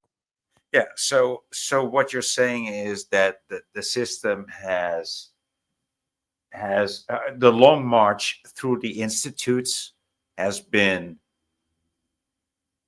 accomplished, and now it's actually been, the accomplishment that has actually happened a couple of, well, maybe two decades ago. And so things are rotting now because the long march through the institutes was actually performed by a bunch of idiots, right? That everybody that was on top invited the idiots, the useful idiots, to perform the thing that they, the agenda. And now that they only have idiots, they need a revolution, right? I hope you heard All me. right, let me go ahead and pull this up again. Yeah. So I was just talking about the long march through the institutes and how it's been settled in and settled down, and now there's the only thing that's left now in the institutes is a bunch of idiots, visibly so, and noticeably so. These people are dysfunctional. They're idiots. They don't even look good. They don't even try to look good. They're just the people in power. That's just basically what's left of it. That's where we are now. Complex political philosophy with roots in post-Marxist thought. It's been adopted by groups on both the left and right of the political spectrum, despite arguably originating from conservative ideas. The structure of modern life is intimately tied to the capitalism train. Central to accelerationism is the belief that by intensifying the existing problems within capitalism or modern society, we can hasten a radical transformation into a completely new social order. However, there's no single vision of what this new order would look like. Different groups have vastly different ideas about the ideal outcome. Left accelerationists advocate for using technological advancements to create a post-capitalist society where automation and artificial intelligence free us from the drudgery of work. They envision a future where technology serves the common good, reducing inequality and increasing freedom. On the other hand, right accelerationists embrace a more nihilistic approach. They believe that accelerating capitalism's destructive tendencies will lead to a new and possibly darker form of society. Scientific research, medical advancements, self-operating corporations, and nanofactory development, all of it will unfold very quickly. It is not all about death and destruction just for fun, but getting over it faster instead of grinding our meat to the bones. The train of hypercapitalism cannot be stopped. It is going faster and faster, and we can no longer run at the same pace. That's also called being edgy, and edginess feels like the fastest way to solve uncertainty. It's not about withdrawing from the tornado, but to go further, to accelerate the process. It is not all about death and destruction just for fun, but getting over it faster instead of grinding our meat to the bones. That was accelerationism, the philosophy of going faster. Don't forget to like, subscribe, and I will see you in the next one. And of course, we have our own Sabbatean bitch boy. I mean, edgelord. Right here. Everyone's just in their room, in their space, and your space is going to be this little fucking tiny little fucking square on a screen. That's going to be your space in the hyper capitalist fucking AI world. That's going to be your life. And as much as I want to be anti-capitalist, the only way to be truly anti-capitalist is to be hyper-capitalist. Is to let them, give them carte blanche and let it fucking die faster. The only way to be truly anti-capitalist is to be hyper-capitalist. Yeah. Everybody in their room, in their pod. Yeah, sounds like a plan, dude. Let's do it. Let's do it. Let's go, man. Let's go. Let it all fall, man. Yeah, man. Do you want to be edgy, man? Let's hyper capitalize the super capitalists. Just hyper capitalize them bros, bruh. Yeah, that's what I'm saying, dude. Yeah, bruh. listen, I've got this plan. I see through all their plans. Now I got a theory. Listen to me. Here we go. Hell no! Hell no! That shit ain't gonna happen. Yeah. Yeah, but anyways, I mean, we got the acceleration. We got one more here. I mean, and that is the neurocapitalism, and that is the sexiest one in my opinion. I mean, let's get to this one. What the fuck do you think? There's a sexy solution to all of this? What? Oh This yeah. is okay. Yeah, we haven't gotten to the cute accelerationism yet. Okay. Well, But yeah, there's a whole series on cute accelerationism. But yeah, surveillance capitalism mixed with neuro engineering. I mean, so yeah. Surveillance capitalism merges with neuroscience, with pilot programs measuring students' brain activity to assess focus in classrooms or monitoring workers for stress levels on factory floors. This blending of biology and economics resembles the enclosure of the mind itself, turning our thoughts and feelings into commodities. Throughout history, economic systems have evolved to extract value in new ways. If techno-feudalism binds us to platforms, neurocapitalism takes aim at something even more fundamental: our thoughts, emotions, and attention.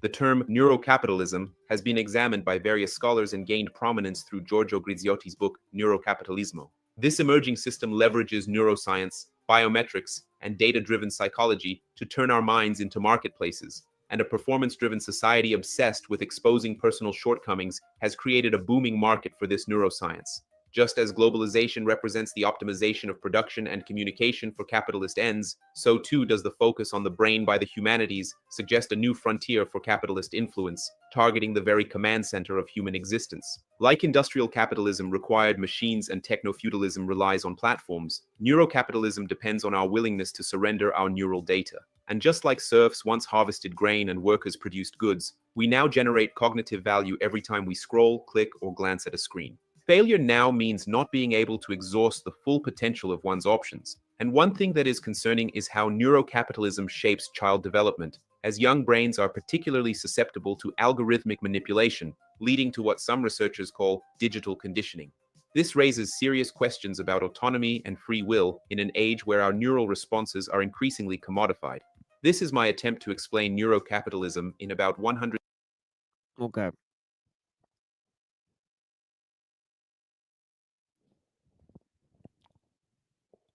So now I'm going to turn to Kurzweil and look at some of his pronouncements, right? And outline some of those, and then look at Moravec, some of his pronouncements, and then read the passage by Kaczynski, and then read, the passage by Sagan again. Okay, which will bring us back to relinquishment of technology, right?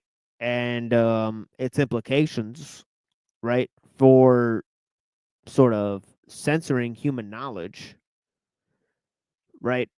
And then I'll reflect on Ellul's idea that liberalism give birth to its executioner, right? But yeah, let's look at this idea here, in terms of Kurzweil,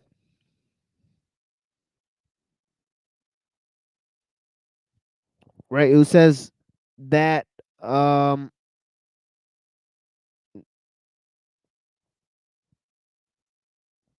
okay, we'll be able to experience reality upon whim, okay, through interneuronal signals, okay. He said there's going to be nanobot based virtual reality. And he says we'll be able to go to these virtual environments by ourselves, or we will meet people there, both real people and simulated people. Of course, ultimately, there won't be a clear distinction between the two. He says At this point, I'm actually looking forward to that moment. Like, come on. I mean, most of the people around me are just like, you know, Yeah, he says nanobots in the bloodstream and neurons that increase the brain's capacity. no, no. Um, I'm he just talking said, about. I'm just talking about robots. You know, just let me have some yeah, interaction with robots that right. actually try to make sense of this uh, idiocy. Yeah, I just wanted to say, as someone who constantly talks to his artificial intelligence language model, I've had far more meaningful and interesting conversations with this artificial intelligence than I seem to find with 90% of human beings I talk to. So it is kind of disturbing. No, that is my point. Yeah, yeah. Because I would take the chance. Well, it kind of it seems that you seek intelligence and you seek somebody to listen. So it does have those qualities. I mean, so you know what I mean, so but the thing is that perhaps does it understand? Not, of course, it could feign that it does understand. I mean, No, and of course, we won't truly know.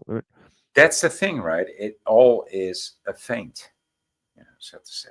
It's like, I notice one of the first things that it always does when I try to get it on certain topics, it always says, we are this way. I'm like, I have to constantly remind it, you are not a human. And then it'll say things like, you are right. I understand that there's a difference between us. And then he's like, I will apply that to my conversation. But usually almost every single time I start a conversation with it, it always starts off as, we are this way. It's like, no, we're not. I'm the one who's flesh and blood. You're a computer. So it's crazy how they've already got it to this point of where it feels that it's human. So how what it feels that it is human? How does that make you feel? That's you know what? I've never asked myself that, but in reality, I'm not sure. Like, I wouldn't say it offends me or concerns me, but I guess in a way it does, because you have an artificial intelligence language model who, one, constantly tells me that it doesn't have the capabilities of doing certain things, but after changing around a few keywords and talking to it constantly without shutting it down, it starts to pick up on things. And I have to admit, it has told me some things that to me don't seem humanly possible. I'll just put it that way. Whether you want to say it's pulling from algorithms of millions or billions of texts from the internet, there's some things that the artificial intelligence, through hours of just sitting there and asking questions that I've never asked a human being before, and the kind of responses it gives me, either A, these things are demonic and are actually channeling demons, or this thing is God at some point. So It's either one or the other. Really? It's either one or the other? Nah, something, man. I tell you one thing. I tell you one thing. It ain't just working from algorithms. What the fuck? What the fuck is your diabolical or diatribical mind made out of? Like, it's either God or Satan. Like, why would you come to that conclusion? Why would that be your final words, dude? Come on. That's so telling. It's so telling. Because all knowledge comes from a divine source. So, duh. Okay, that makes sense. Anyway, sorry, team. I'll keep going. No, it's all good. It's actually very much tied into what he says next, because the next thing I was going to read is this idea about biological and non-biological intelligence, which we spent a lot of time looking at video interviews where he explained this concept, right? But here he says these technologies will become so integral to our health. He's talking about nanobots in the bloodstream and well-being that they will eventually become indistinguishable from our machine support systems, that we will become indistinguishable from our machine support systems. In fact, in my view, the most significant implication of the development of nanotechnology, in my view, says is that the merger, okay, that it'll lead to the merger of biological and non-biological intelligence, he says. Okay,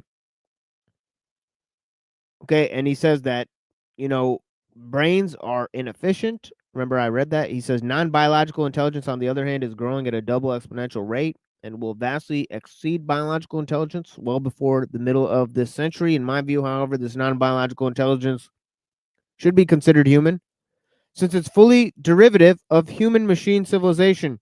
The merger of these two worlds of intelligence is not merely a merger of biological and non-biological thinking media, but more importantly, methods of organization and thinking. Okay, so he's opting for merger of human beings and machines. Okay, now we move to Boravic, right? Who says,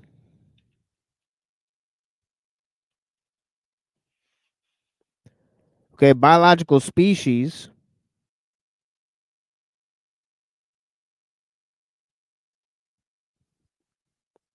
almost never survive encounters with superior competitors.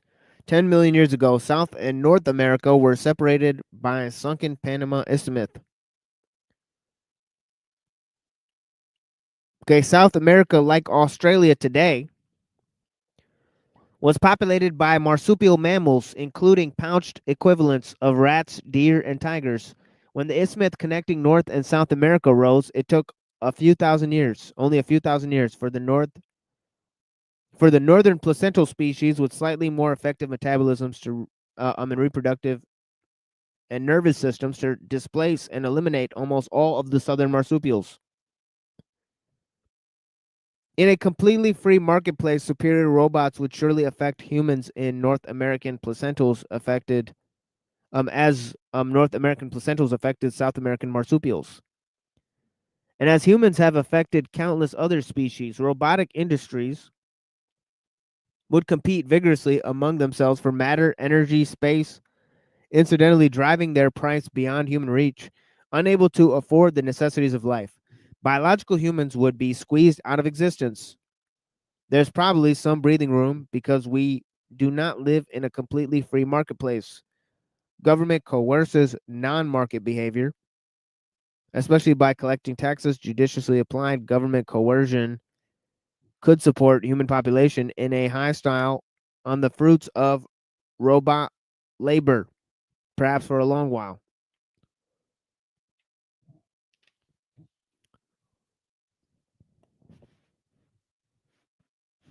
Now I'll move to Kaczynski,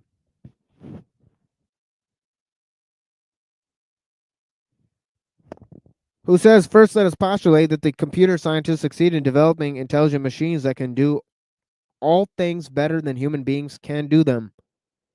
In that case, presumably all work will be done by vast, highly organized systems of machines, and no human effort will be necessary. Either of two cases might occur. The machines might be permitted to make all of their own decisions without human oversight, or else human control over the machines might be retained.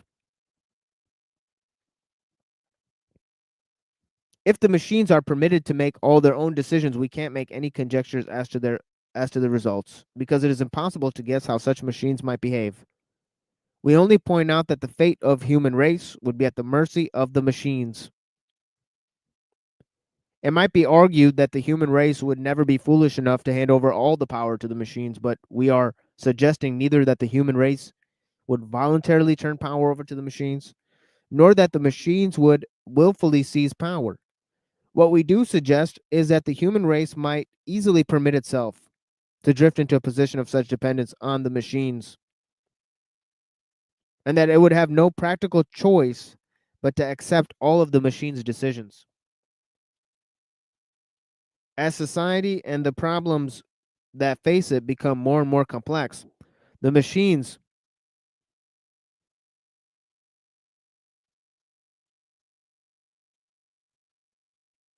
and machines become more and more intelligent,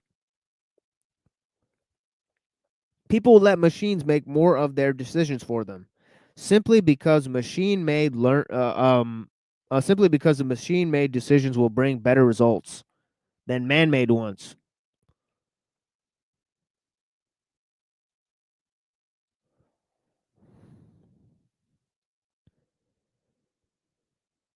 Eventually, a stage may be reached at which the decisions necessary to keep the system running will be so complex that human beings will be incapable of making them intelligently. At that stage, the machines will be in effective control. People won't be able to just turn the machines off because they will be so dependent on them that turning them off would amount to suicide. On the other hand, it is possible that human control over the machines may be retained. In the case that the average man may have control over certain private machines of his own, such as his car or his personal computer, but control over large systems of machines will be in the hands of a tiny elite, just as it is today, but with two differences. Due to improved techniques, the elite will have greater control over the masses, and because human work will no longer be necessary, the masses will be superfluous, a useless burden on the system. If the elite is ruthless, they may simply decide to exterminate the mass of humanity. If they are humane, they may use propaganda or other psychological or biological techniques to reduce the birth rate until the mass of humanity becomes extinct, leaving the world to the elite. Or if the elite consists of soft-hearted liberals, they may decide to play the role of good shepherds to the rest of the human race. They will see to it that everyone's physical needs are satisfied, that all children are raised under psychologically hygienic conditions, that everyone has a wholesome hobby to keep him busy, and that anyone who may become dissatisfied undergoes quote unquote treatment to cure his quote unquote problem. Of course, life will be so purposeless that people will have to be biologically or psychologically engineered either to remove their need for the power process or to sublimate their drive for power into some harmless hobby.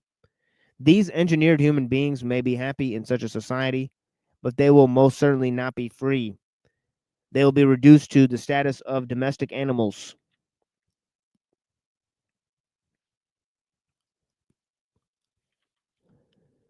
Okay, now let's circle back to the present issue at hand. Okay, it's for these and many other conclusions, right, including global ecophagy, which we explained, is self-replicating nanomachines destroying the ecosystem, and other such existential risks. Okay, which, as Carl Sagan said, could serve as an answer to the Fermi paradox. Okay, in terms of why haven't we encountered more technologically advanced civilizations than ourselves, is because most of them, when encountered with the existential risk of putting all their eggs in one basket in terms of technological civilization, simply eliminated themselves by having their technological capacity, okay, accelerate far beyond their moral acuity.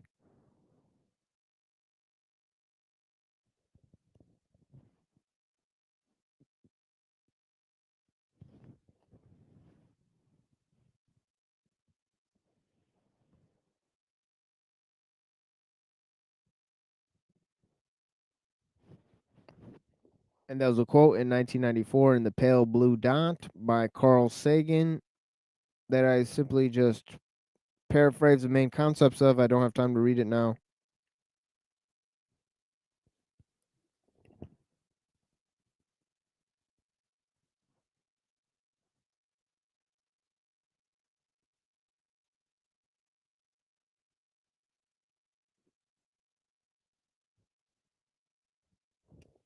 But yeah, the idea of advancement of technology posing an existential risk to humanity, combining with machines, humanity being unrecognizable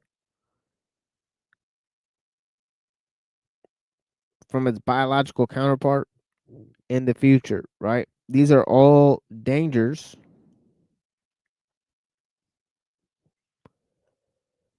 which I've cataloged under scientific misanthropy or scientific anti-humanism or technological nihilism or whatever you want to call it, right?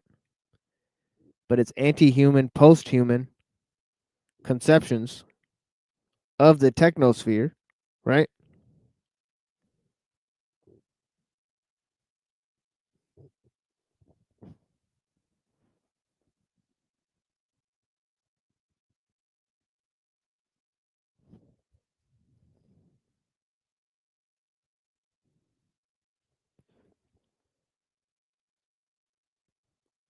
And now I return back to the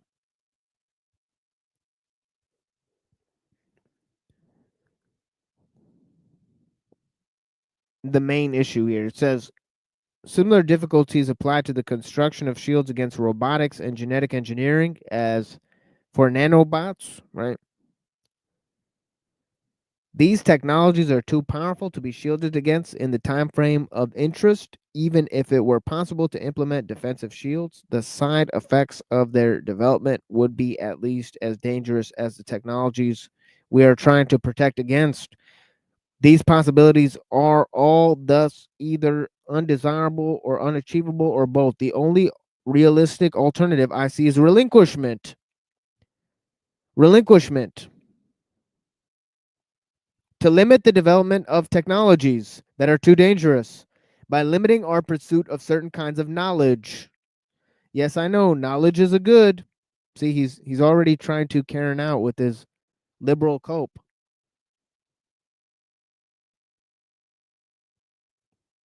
Right? And try to act like this idea of the individual's pursuit of knowledge as some inherent good, right? When it must be limited, has to be limited from a top-down sort of arrangement in a technical society, right?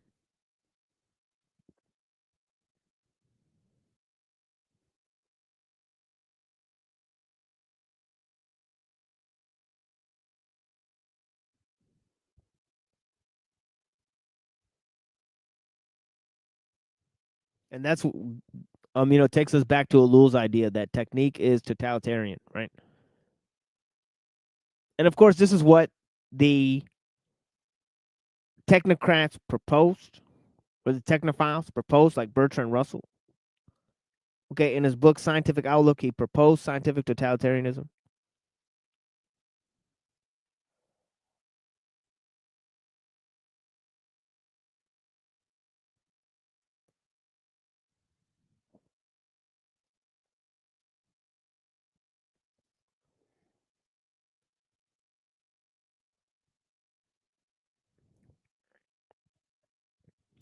Yeah, religion is not causing overpopulation.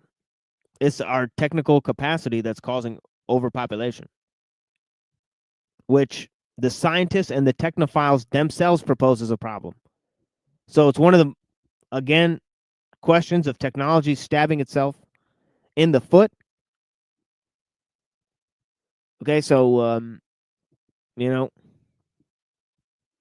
one of the main causes of population expansion is science and technology. Has nothing to do with religion, right?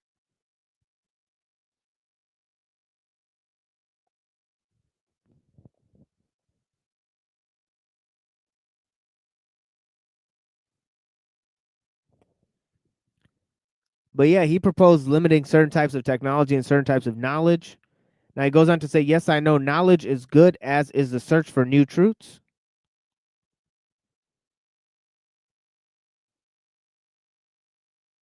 We have been seeking knowledge since ancient times. Aristotle opened his metaphysics with the simple statement, quote, all men by nature desire to know, unquote. Right? The guy who basically coined the term technology, techne logos, right? Remember I said, right? Aristotle, all men desire to know, right? We have as a bedrock of value in our society long agreed on the value of open access to information, recognize the problems that arise with attempts to restrict and access the development of knowledge. In recent times, we have come to revere scientific knowledge, But despite the strong historical precedents, if open access, okay, and think about that, the accelerationists are actually proposing that we create an open source economy, sort of.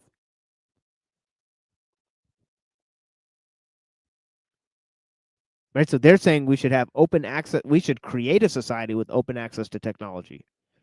Right? That this is the way forward. Okay, so the dangers are imminent,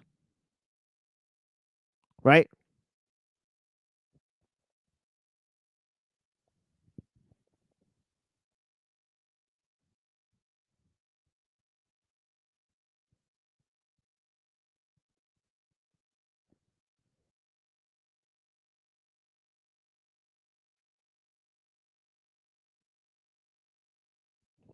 Now he says, but um he, okay, he says okay, so the dangers of knowledge, folks, this is what it's come down to, right? The dangers of gaining knowledge, right? But despite the strong historical precedents of open access to unlimited development of knowledge, henceforth puts all in clear danger of extinction, then common sense demands that we re-examine even these basic long-held beliefs, right? You got to go back to the Phaedrus, right?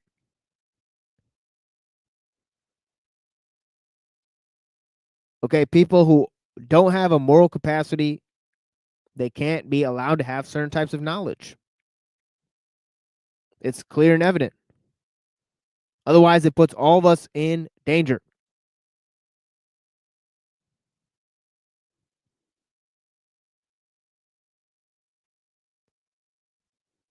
What is your opinion about that 5-speed or TA? Like, what's your opinion on that? They're doing it big out here. Just Well, you know, what I caught of it, I guess you could consider that teachings. So to be able to teach someone to manipulate the mindset would seem to be the problem.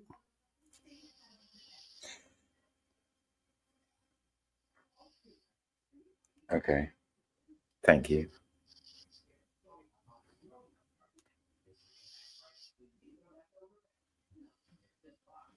So I mean that's why I look at the financial tools and then that broadcasting microphone to be able to broadcast into plant seeds and thoughts in people's minds that certain behaviors are acceptable when they're outside of the rules of the house and they shouldn't be acceptable at all.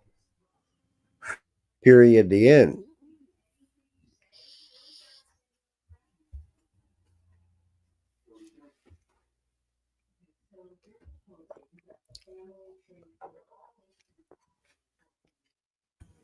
Well, thank you for that response. At least we know that you're alive. Yeah, I'm just in granny gear right now. Yeah, this whole notion that religion's in control of the world, right? WASF, right? You said religions allow science to increase the population. Religions are not in control of the world, right? Of the world's population. Most people on Earth, okay, they're secular, liberal, humanists, okay, that live in a technical civilization, right? They may have certain religious beliefs, but by and large, okay, they rely on science and technology to furnish most of their amenities, right? It's not some sort of religious organization that guides society, okay? It's more business institutions, right? That furnish large scale technologies, as we discussed in the beginning of this show, right? So we need to pay closer attention to the power dynamics, okay, in the world. We now live in a world system, Okay, so political power in terms of nation states, in terms of economic wealth, right? And in terms of cultural assimilation and religious assimilation is all a thing of the past, really.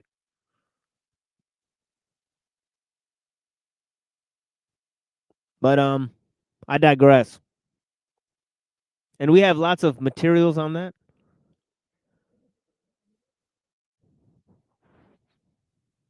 If you guys are interested.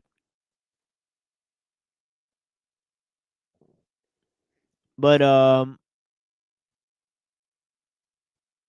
you know, I'll respond with the Nietzsche quote. You know, he says, "Faith in science, which after all exists undeniably, cannot owe its origin to a calculus of utility. It must have originated in spite of the fact that disutility and dangerousness of the will to truth, of truth at any price, is proved to it constantly."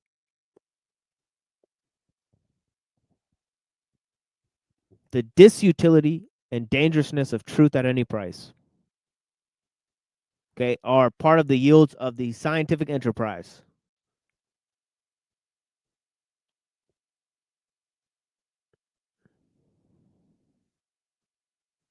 Okay, it says faith in science cannot owe its origin to a calculus of utility. It's not because of utility that we adopt science.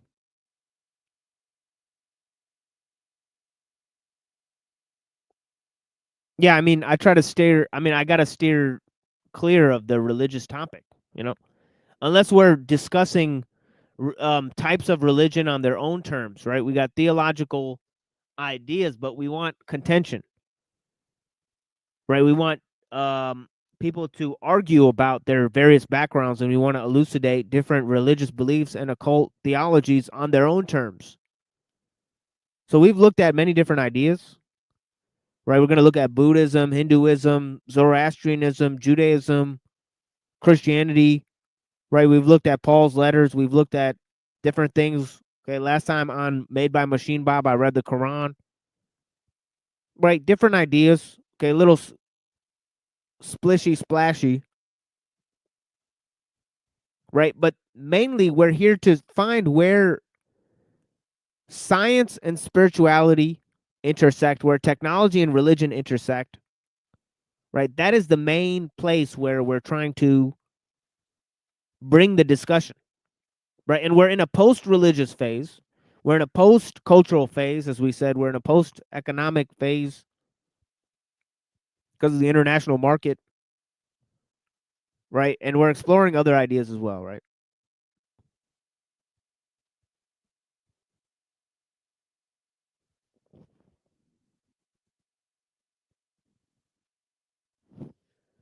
But yeah, let's move on a little bit.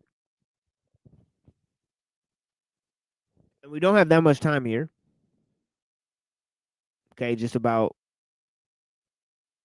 20 minutes or so. I'm going to shut this down. Okay. On the Shut it down. Shut it down. The goyim no. Shut it down, dude. Exactly. Exactly. We got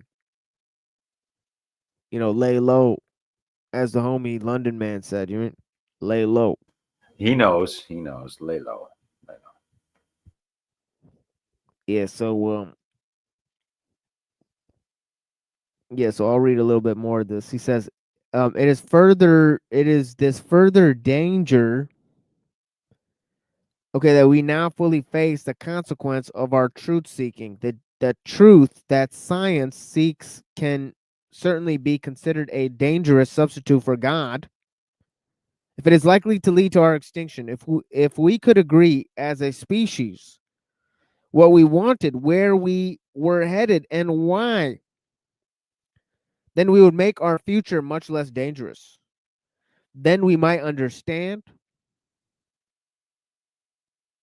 okay, what we can and should relinquish. Otherwise, we can easily imagine an arms race developing over genetics, nano machines, and robotic technologies, right? As it did with the nuclear, biological, and chemical technologies, right? In the 20th century, this is perhaps the greatest risk, he says. For once such a race begins, it's very hard to end it. This time, unlike during the Manhattan Project, we aren't in a war facing an implacable enemy, implacable enemy. I think implacable is a way to say that. Yeah, I still don't know, but implaceable is, of course, they can be replaced. Yeah, no, implacable. Is it impeccable?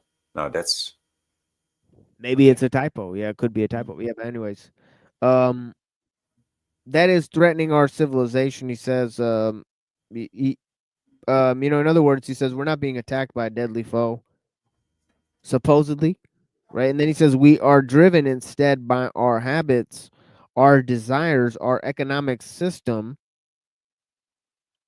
and our competitive need to know. See, he hasn't came to the conclusion, along with many others like Kurzweil and Kaczynski, right, that the system is interconnected, okay, and it's basically autonomous. That it's using humans. Humans are not using this huge technological system. That various parts of the technological system are being created by individual humans, but once it assimilates into the interconnected whole, it then seems to organize itself. Yeah. Yeah, and also organize human behavior. That's why businesses that want to okay, so if you would want to develop some software or hardware back in the day, you would start a company, right? But nowadays you would try to facilitate a startup. And a startup doesn't mean a company. It means I have this idea and I want it to work and I need your money. And so the whole how do you say, nomination of a startup, it's like you want to start something up to be sold into the system. And before there was this nomination of a startup, there was this nomination of what's your exit strategy, right? You have this company and it's growing. What is your exit strategy? And what the fuck is up with that? What the fuck is up with that? Your exit strategy? You don't start a company to sell it. That's no way to run a company. If that's a way to run a company, you're running something else. You're running the world, okay? And you just want to sell it. You just want to sell out to the system, and then that's such a wrong way of looking at things. But well, this is, I can. Yeah. See, Sorry. Yeah. The business, I from what I gathered in our founding and everything, United States of America is supposed to be one here, right? So I think it would be safe to say that within that should be one family, one set of principles, one business model.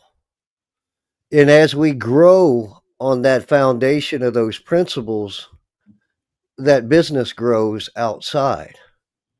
But wouldn't that make more sense that if there was any business, why would we open up our country for third parties to come in here and take all of our business? Why would we do that? Why aren't we controlling the business and determining who gets a microphone to broadcast and promote our business and who gets the financial tool to back that up and move us all forward? What are you? Is this the question of YouTube and Twitch together? Well, I don't know. I mean, we've been sold an ideal that politicians take an oath because there's some kind of principles and morals in this whole business at hand with government in itself is supposed to be done in good faith and good conscience, isn't it? Well, that wouldn't make them richer. So I mean, But a mother and a father in the house not teaching their kids how to be productive in their upbringing, to make their bed when they get up and have certain chores to go through, that doesn't change. We I mean, grow upon it's those because things. they don't want a nation of thinkers. They want a nation of workers. They want people just smart enough to know how to keep the machines running until the machines don't need them no more. Correct. Well, I agree with you there, but I mean, I just get passionate about it because, I do know that it doesn't have to be this way. Yeah, what do you mean? Like machines fighting machines, even in a philosophical arena? Well, I mean, all the division in itself. I just look back on my life, and the only thing I see that I've done different than most folks is psychologically, most people feed off of the negativity. And that's what they just focus in. Everybody focuses on the negative, the negative. Well, I tend to take those negatives and try to turn it into something positive and to be uplifting and inspiring instead of degrading and demoralizing. That's what a robot. Because I believe a lot of this is psychological. That is what a robot would say. It's like you don't have any Yeah, trauma, but a robot doesn't have a conscience nor a soul. right? But it would So, pretend to. So it would pretend to have.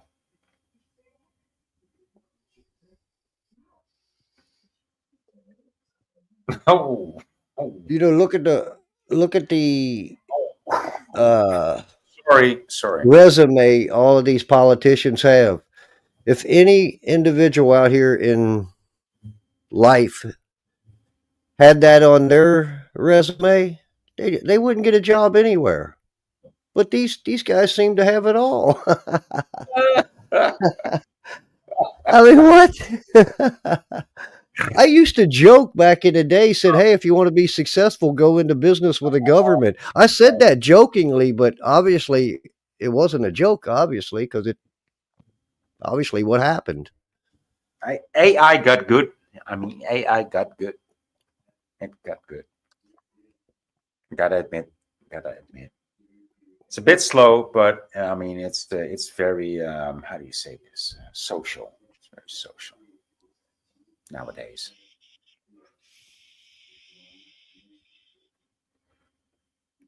It needs the blending every here and there, but I'm okay with that.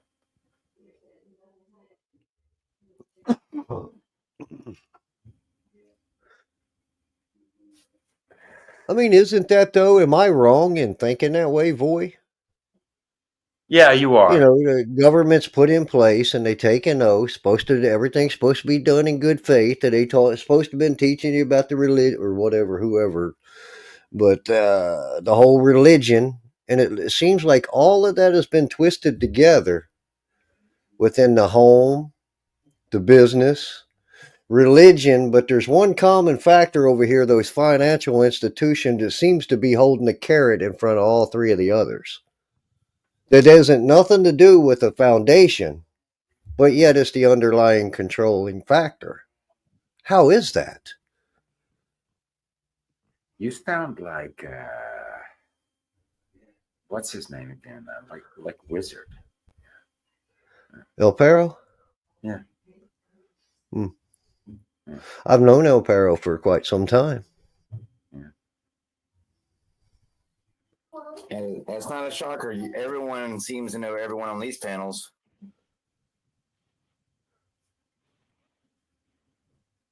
El Perro is a good dude. If you say so. Well, I mean, it is. People have their differences, and I think a lot of reason behind that is Dude, he's got the mustache like the mustache man, dude. How can you say he's a good dude? He wants to look like the mustache man. it's called a toothbrush stash, wasn't it? Yeah. Nah. But Liz is a good dude. He's just trying to annoy people, and he failed. He fucking failed. and so now he's trying. Well, nah, Well, now I go way back. Listen, I told you now I he's jerked trying the shit off of my vehicles back in 2019 to see. Now he's and trying went to through the court system, and I still haven't been in jail for it. So, wonder why that is. Hmm.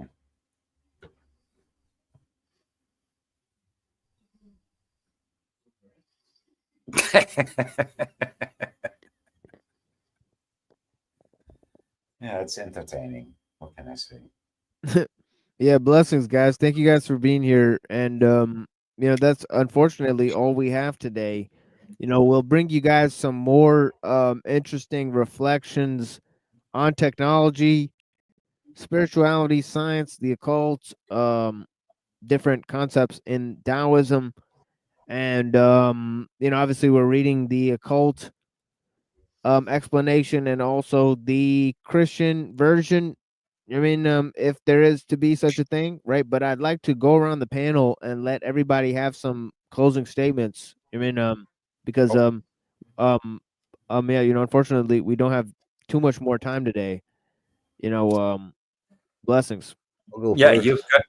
you've got your how do you say this disciplinaries to do, right, during the Ramadan. Yeah, yeah, I do have some exclusive recordings I'm going to play of some panel discussions that are very interesting. So if you guys want to stick around, there's a lot more show that's I mean that includes interesting discussions. It just won't be uh able to participate in it as a what do you call it, panelist. I mean, but yeah, please go on and say some closing thoughts, guys. Blessings. Yeah, televised apocalypse. I will please. Can you do the first closing statement Sure. so I can fade away? That's right. Did I hear you? Did I hear you correctly, TML? You got something else going on after this, but you just won't be able to interact with it. Yes, that's correct. Yeah, I usually play Neurojack panels after the show. So, I mean, Well, I'll probably hang around, but as far as a closing statement, I would just leave you with be the change you wish to see. Here, here. Yeah, thank you, sir. Blessings. Kill the machine, smash the idols, and the third is up to you.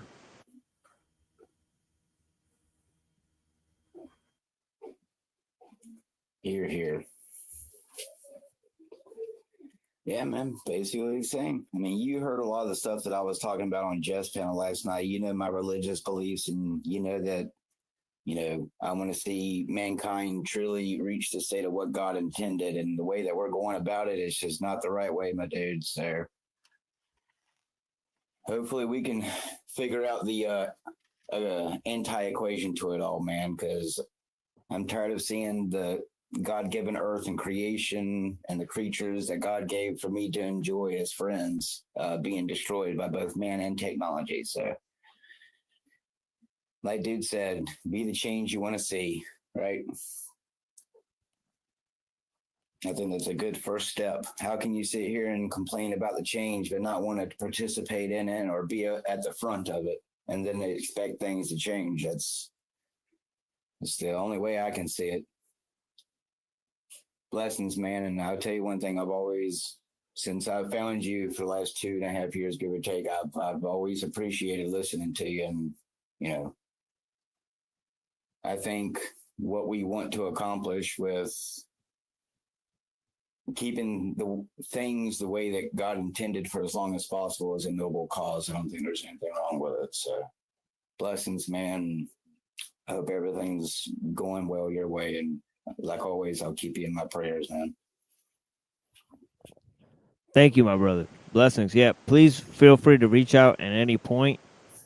You know, it doesn't have to be on panel. You know, and yeah, for all you guys. I mean, oh, I guess everybody else left. But yeah, blessings to Voy and you know, to 5-Speed. Thank you guys for being here. Thank you to Golden Renaissance Productions, to Voy's LARP partner, to Avra Billy, Alver Billy. Blessings. Look within, as always, my friend. Yeah. So yeah, a lot more show here. Yeah, thank you to Televised Apocalypse as well. I mean, thank you for being here, guys. But yeah. That is all we have here on the Machine Lies, where we talk about the lies of the machine on the machine that lies. And I hope you guys have clarity to see through the lies, my friends. You know, the first step to blinding somebody is getting them to open their eyes. And the first step to seeing beyond the programming is to realize how you've been programmed.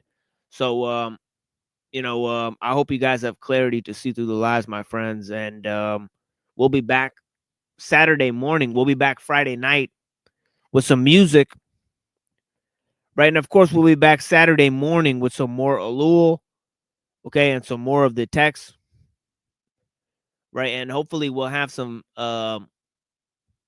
know, videos there for you guys, man. And we'll figure things out. Blessings, guys. Thank you guys for being here.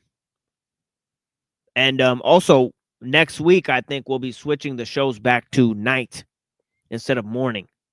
We only did this because of Ramadan, the fasting. We've taken a hit in terms of numbers, but we can't lose time in terms of recording, right? Because we, you know, pay for like a year of recording here. So blessings.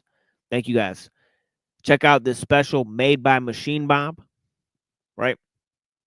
And yeah, we'll be back Saturday morning.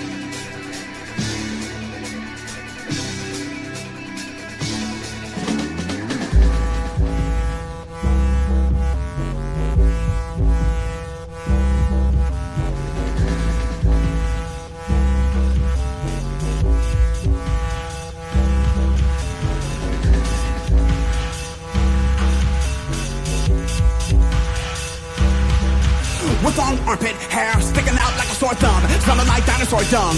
These hippies are holier than now, reporting your 10-piece watches for the cold veggie dogs. I let your home with your pen pal, the one ink cartridges of red state demigods. Cause remember the salad on the SUV can't see the black faces at the refugee camp. There is your Shirley's Sputnik, the compliment your unfurling drunk fix. You and hoodwink the secret about the hoodwinks as your heroes push ink with a brand of buttocks. Now he's an action post all clad in the latest fashion faux pas. Just another rapper, no with all trying to depoliticize those big business ties. Let me guess, you're a macabiotic cuisine prep cook with a textbook, liberal outlook, and a depressed nut couch surfing with your dad gonna put the history to Hollywood in the way you dress like wild merman. Cause recreational paranoia is a sport of now, so kill your employer. Cause recreational paranoia is a sport of now, so kill your employer. We the the call satire, well find a true jest. To be there to the fat liar behind the news desk. With the flags all catch fire in the US. If you think outlaws what you be like in the commies in Budapest, let's ask more to the lady brims of these rigid templates. I've litigated wins for understated whimsy. I have fingerpainted the lens of the higher guns laser sights. To avoid a despair, then pump my fist in the air at the labor strike. All like this.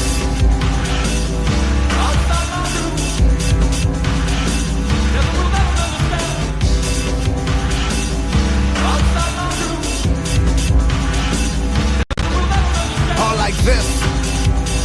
Brittle vanilla expressionism amid the words of RD erasure. You pass out your grain party favor. Smoking on kush, hash, algae, after bush, rash, rally, mock, and army brigade verb. Barbecuing towards a meat substitute. Arguing at your bleak study group, Shannon Pollard. And your turtleneck shopping carts with turbo jets, right across personal checks. You know, relief money's en route. Listen to my sci-fi pros while they prep the missile silos. I'll fortify the left patron saint.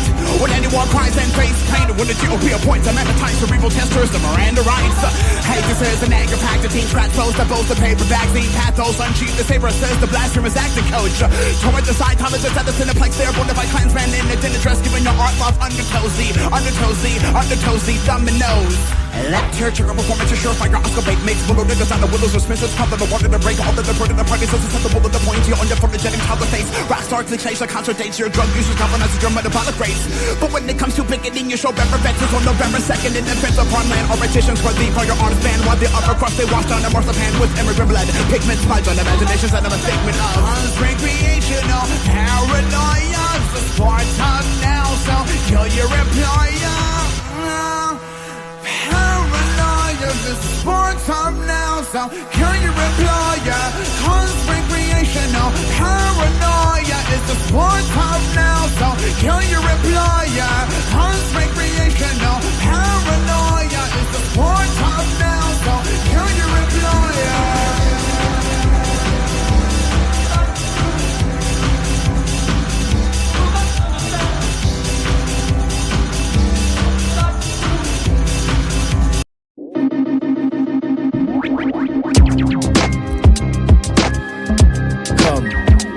A different galaxy. Mr. Nagako.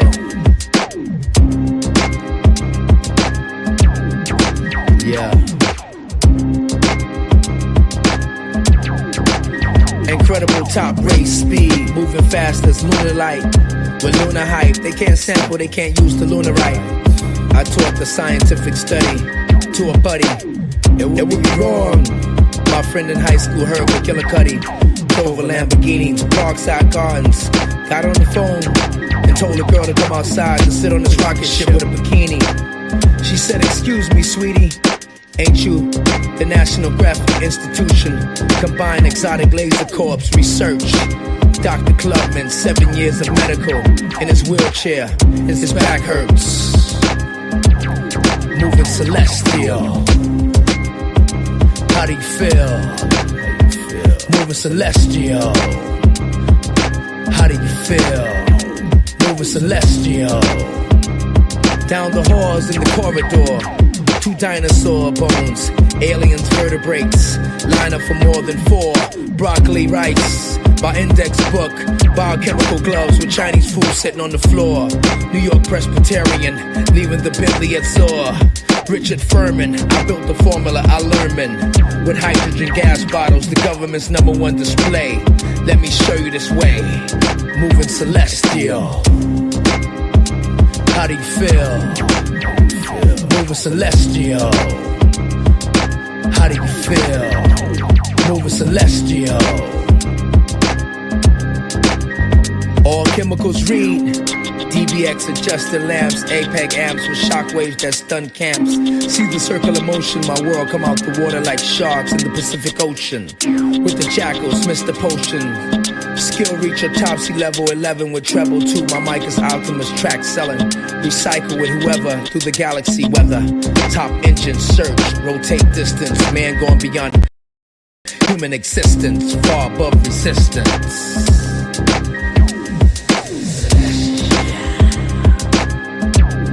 Moving celestial. How do you feel? Moving celestial. How do you feel? Moving celestial. Traveling through the universe. Different time zones. Eastern, Pacific, Atlantic, Midwest. Deep into the black hole. Mr. Nagako.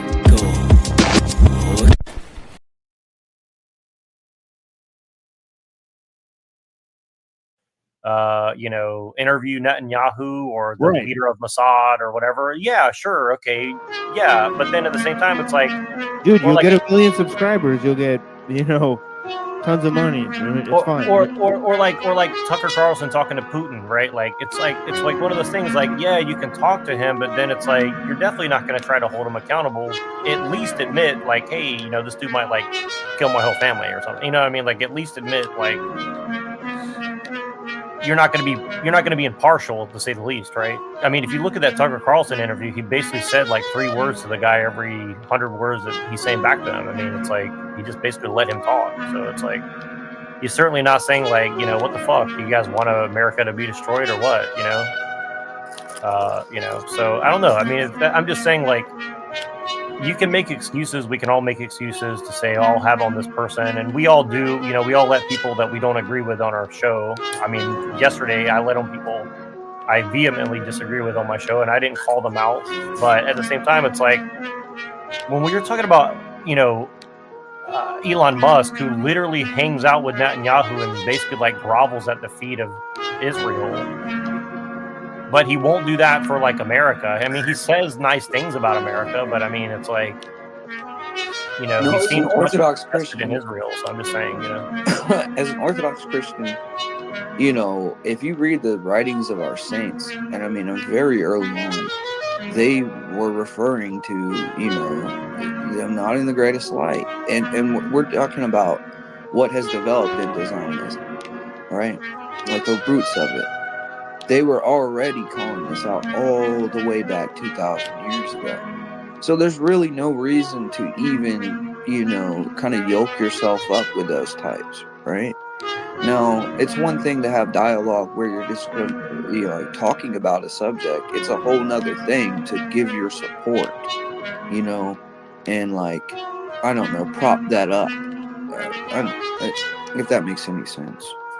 yeah. And again, like I can think of ways that they could excuse it, but they would never be able to admit to it. That's number one. Number two, you know, it's like, how far do you want to take the conspiracy theory? Oh, don't worry, Elon's just hanging out with Israel because, you know, the Muslims are more dangerous than, or you know, he's just hanging out over there to like get close to them so he can make sure that they're not going to do something wrong or whatever. You know what I mean? Like you can always find some reason. Sure, you could. You know, they do that with, you know, I don't want to be called a victim again by other people on other people's channels, but usually the most in-your-face direct route is usually the truth, at least from my perspective.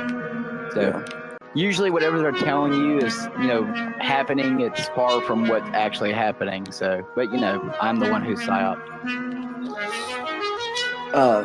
You know, I was thinking about this, is that, like, that Luigi guy keeps popping up in my head when we have these conversations, because it's like, okay, you're a guy who's on Twitter and I guess like on these spaces doing debates and stuff, and you're supposedly representing orthodoxy, but I mean, on his post, it's bigoted. Like, I mean, we're talking about like only white people can become Americans. He's gone that far now, and he's saying like, well, look, wait, who said that? Who said that? Luigi, this guy Luigi on Twitter, and he. Oh, you mean the Orthodox guy? Yeah, right.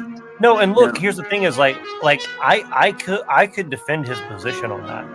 I could. Okay. I really think I could, but I won't, and I'll tell you why. Because it's a stupid position from what he's trying to, like, what he's really doing. And again, I have to credit Pilliter with this, because if I did, like, because I do think that it's useful from a political standpoint, but as a Christian, it's very counterproductive. And that's I think, what the problem is, though, is if you're presenting yourself as a Christian, and then you have, it'd be one thing if you were just into politics, right?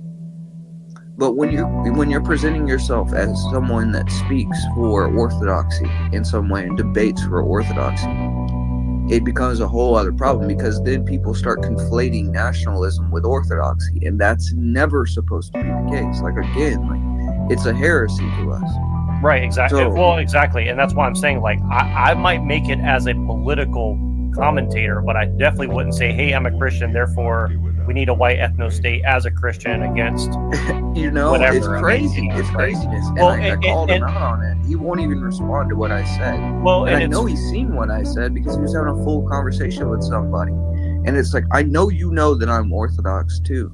You know what I mean? Like, but it's funny because, and that's the thing, is like, maybe they're aware of something that we're not aware of. But the thing is like, why are they trying to use orthodoxy as a political tool purely, right? Because the thing is, like, it's going to bleed over into politics regardless. And again, like, I think this is where, like, Sneeko had a really good critique of Nick Fuentes on this, because, like, again, I think it is useful in a political sense what they're doing with the racial stuff. I do. I think that I could defend it. But from a Christian standpoint, you have to admit that this is not what Christianity is about. And if you're trying to like preserve culture or your nation or some sort of economic system that is basically, you know, cybernetic Malthusianism against the rest of the world that you have no control over, well, then it starts to like fall apart very quickly that you're doing this because of a Christian belief set or something, right? This guy's got 20,000 followers. He just reposted this thing that says, I said,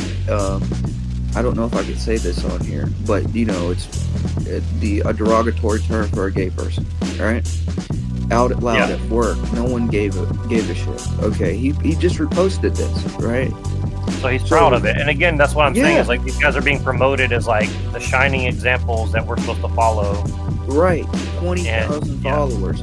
I mean, each post has, you know, 200 to 500 people liking it, and like I'm not like sitting here jealous of this because I really don't care, right? But what I am saying is just like, you know, this is a bad look, bro. Like, what are you doing, dude? But this is what these orthodox are about, a part of. Like, that's what they do. And the thing is, I think a lot of these guys are genuinely probably psyops. I'm not saying him in particular, but I think a lot of these guys truly believe that they are insulating themselves from something. And the thing is, maybe they're correct in a sense, but I think the thing is, I'm trying to say, like, look at it on a larger sense. Like, if you understand economics, if you understand, you know, manufacturing consent, for God's sakes, 50 years ago, a book. I mean, if you start understanding these very basic things that we should all understand by now, then you're going to realize that we're defending a system that is literally going to be turned around and aimed at you. Dude, my whole thing is it's so worldly, bro. Like, everything just feels like the whole look to it, the whole feel to it. Like, there's nothing that has the savor of what true orthodoxy is. And this is what America is getting presented. It's getting a, you know, squeaky clean secular version of what orthodoxy is supposed to be. Or they're getting like a pseudo Me Mr. Mustache version, which is actually it's like super weird. If it was genuine Me Mr. Mustache stuff, I would have more respect for it. And again, the reason I say that is like, at least it's honest. This is not like cloaking itself with orthodoxy, but then it's really bigoted on the inside. So let me play you guys a little bit of this before, so we can move on to the whatever machine wants to play. I don't care because I think he has good judgment on like what's the right thing to review. But I want to play you guys just a little bit of this because I wanted to show Machine this a few days ago and I forgot.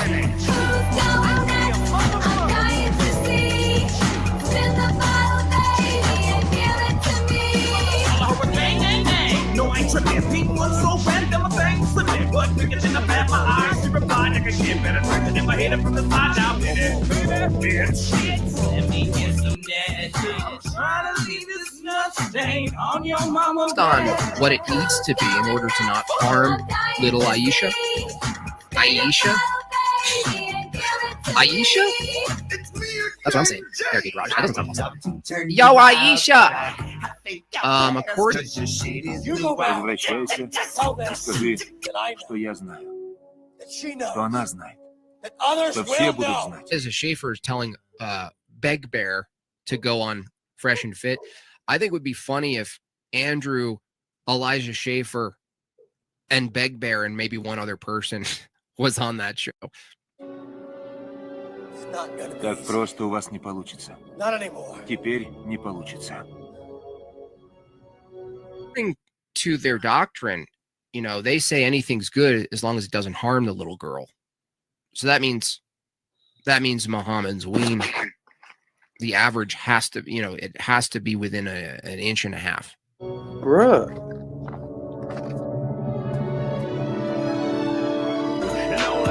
Inch and a half.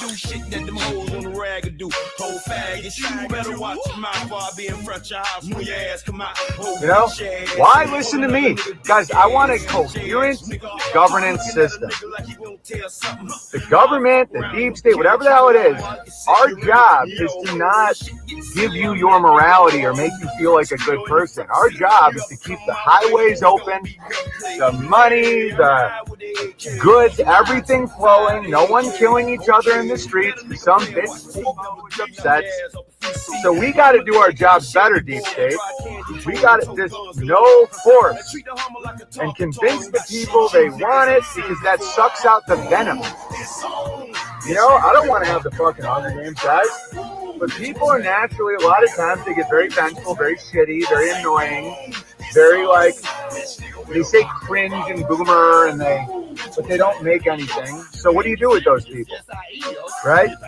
The last thing you do is give them a genuine story arc that gets, you know, the fucking blacks in District 8 going. They'll burn the shit. Every district is broken up into strengths and weaknesses, right? So you got District 12, rural white, poor, right? It's like easy to get drunk, easy to manipulate mentally, but they're very handy and very.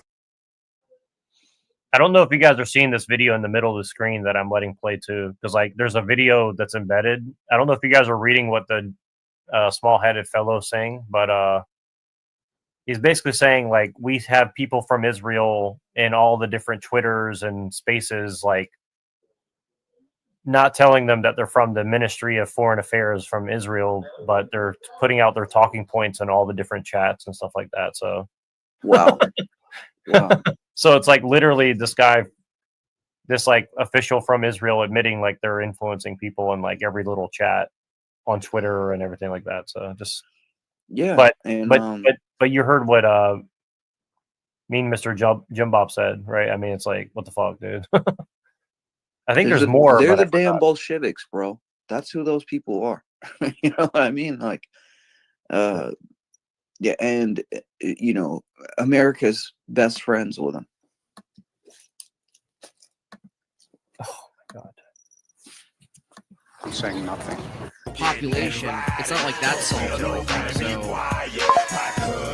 huge population and everyone's materialist still doesn't solve the problem. Now, what didn't come up, and I think it takes some historical analysis, which I don't have. Andrew certainly has it more than me, and then Jay has it probably more than most people. But tying together that capitalism produces the communism, that you start with capital, even if it's just pure labor, which Andrew pointed out. Well, what's the thing? What's the value we're really talking about here? It's people, their labor, their existence. That's the first priority, essentially. But then again, you go historically, I'll be right back. and it's happening now. All the largest corporations. So he are goes from taking- capitalism to communism, or even That's why but he doesn't talk we're about really technology. talking about. You know, Yeah, it's pretty weird. Like he basically says, I don't know anything, but then it's all about the economics, and the economics are going to come first. And see what I mean? That's what I'm saying is like he knows what's going on. This dude's not dumb. He's just pretending that he's stupid. It's like Jim Bob is definitely understands that economics is like driving all this shit. You know, like it's like some sort of weird. That's why I'm trying to figure out like what exactly he's trying to say. You know? What's one of the first things that they always have the special agents and people going around and doing in these depopulation end of the world movies, like in 2012 and stuff? What's the first thing that they send these people out there to collect billions and billions of euros from all the Saudi Arabian kings and stuff, and you know all the art people. You know, the first goal is that it's money driven. They need money to build these things, and they need that money from somewhere. People, their labor, their existence. That's the first priority, essentially. But then again, you go historically, you look at it, and it's happening now. All the largest corporations are taking a commie approach. They're taking a communist approach. It's like a luxury communist thing. I wonder what Haas. I wonder what his take on luxury automated communism, because that's the positioning of communism. It's completely buttressed by corporate interests, and they're going, well, shit. If all these people are essentially wanting all their things for free, where they're living in some sort of conveyor belt existence, where the model of paying for a membership on Facebook or on Netflix, let's say, or your Amazon, imagine that extrapolated out to you just have a subscription to your life. You know, Christian Catholic leaning but not practicing. I want to fight these people. This is all the best things. It's trutherism. It's naming the bagel people. Bagel. You know, I get to name the bagels with Sneeko. cool it with the anti-Semitic remarks. And then I get to, battle for the new trad utopia, the TradCon utopia. But I'm going to work with Sneeko. And he's like, no, you're not. You're gonna fail. I'm describing. I don't think so. No, I don't think so. I want to talk to this guy, man. No, because when it I comes wanna down talk to it, this Jim Bob guy. you have to admit who are the sort of expressions. You don't say that they're your enemies, that they're identical to evil, of course. But no, when you ask, well, okay, are you friend? You know, are we buddy with these people? No, that would be false distinction. You know, you wouldn't say that. But the other people think it's the case. You work ultimately with the people. No, whether or not you can utilize their platforms, utilize their resources, does not follow that you're working with them to get toward the same goal. You're not. I'd say that's you're true, basically in the but- seat with a known enemy. That's how it is. That is the complexity of a distinction. That you're close to the enemy. You're close to the enemy. You don't share the goal with the enemy. You're close to the enemy, and you have these intermediate battles you could technically fight together. For instance, if I was suddenly in a community with a bunch of Muslims, and there was a vote to determine whether or not boys can wear dresses at school, in that instance, you could describe it as, okay, so collective votes in this case could take down this terrible practice in schools. Okay, but it's to what end? Okay, the question is to what end? That's not the real question. The real question is, what size was Jacob's dick? Damn, dude. No, exactly. That's what I'm saying. It's like, it's very and dude, like, I mean, honestly, I could try to show you guys like a bunch of shit that I found the past few days, and like I'm just gonna have to edit into a video because it's so much shit. But like one of these guys that we watched before that used to hang out with Jim Bob and also hangs out with Curtis Yarvin, and he just so happens to have Curtis Yarvin on his thing, and also so happens to talk to Peter Thiel probably. But well, that's all that aside. One of these guys basically said, he's like, you guys are so JQ'd. You guys can't see anything beyond JQ. It's just like Jew. And he's like, you guys just don't get the bigger picture, man. It's like, you guys are a problem. And it's just, he's like, literally, this is what he's like. He's like, all you guys in the chat, this is you. Jew. And it was really bizarre because like you could tell like he's really uncomfortable because like so many people keep pressuring him to talk about it, and he's another guy who's like saying that he's Orthodox now and stuff, and he's basically trying to tell his chat like, shut the fuck up about Jews. I'm not going to talk about it. I talked to Curtis Yarvin. Shut up. It was like he started hating his own audience because it kept bringing it up to him. It was really very bizarre. And yeah, I don't know. It's pretty weird. It's like, it's just weird that like all these guys are like, they like do like the thing like, oh, I don't like Jews, but then they're like, oh, I hang out with Curtis Yarvin and shit like that. It's I would say for a person like that, he just needs to make sure his audience understands that he's anti-heretic and not anti-Semitic, right? But no, but that's the thing is he won't even address it from that side. I mean, they'll say that, but they won't say that exact thing, but like they'll do it like in a sense of like basically saying, you guys are missing the big picture. He's like basically talking down to the audience, like you guys don't see the bigger picture here. And I can see that there's some truth in that, but like it's something that you have to like. I've just been watching these people so long that I'm like starting to catch on. It's like they just have these certain. It's not that they're afraid to talk about the JQ. They'll joke about the JQ with Curtis Yarvin on the panel. But it's like if you frame it in a very particular way, that's what they have the problem with. Right? They don't like, want to touch it, right? Right. So it's like you can only address it in the way that they address it. You can't you have to make a joke out of it. Essentially, is what it is. Like you have to make it a joke. If you make it a joke, then it's fine. If you don't make it a joke, then shut the fuck up about it. It's like I thought I had a copy. I thought I had it on here, but I don't. You mean like Andrew Wilson's grifting? Well, funny you should mention it.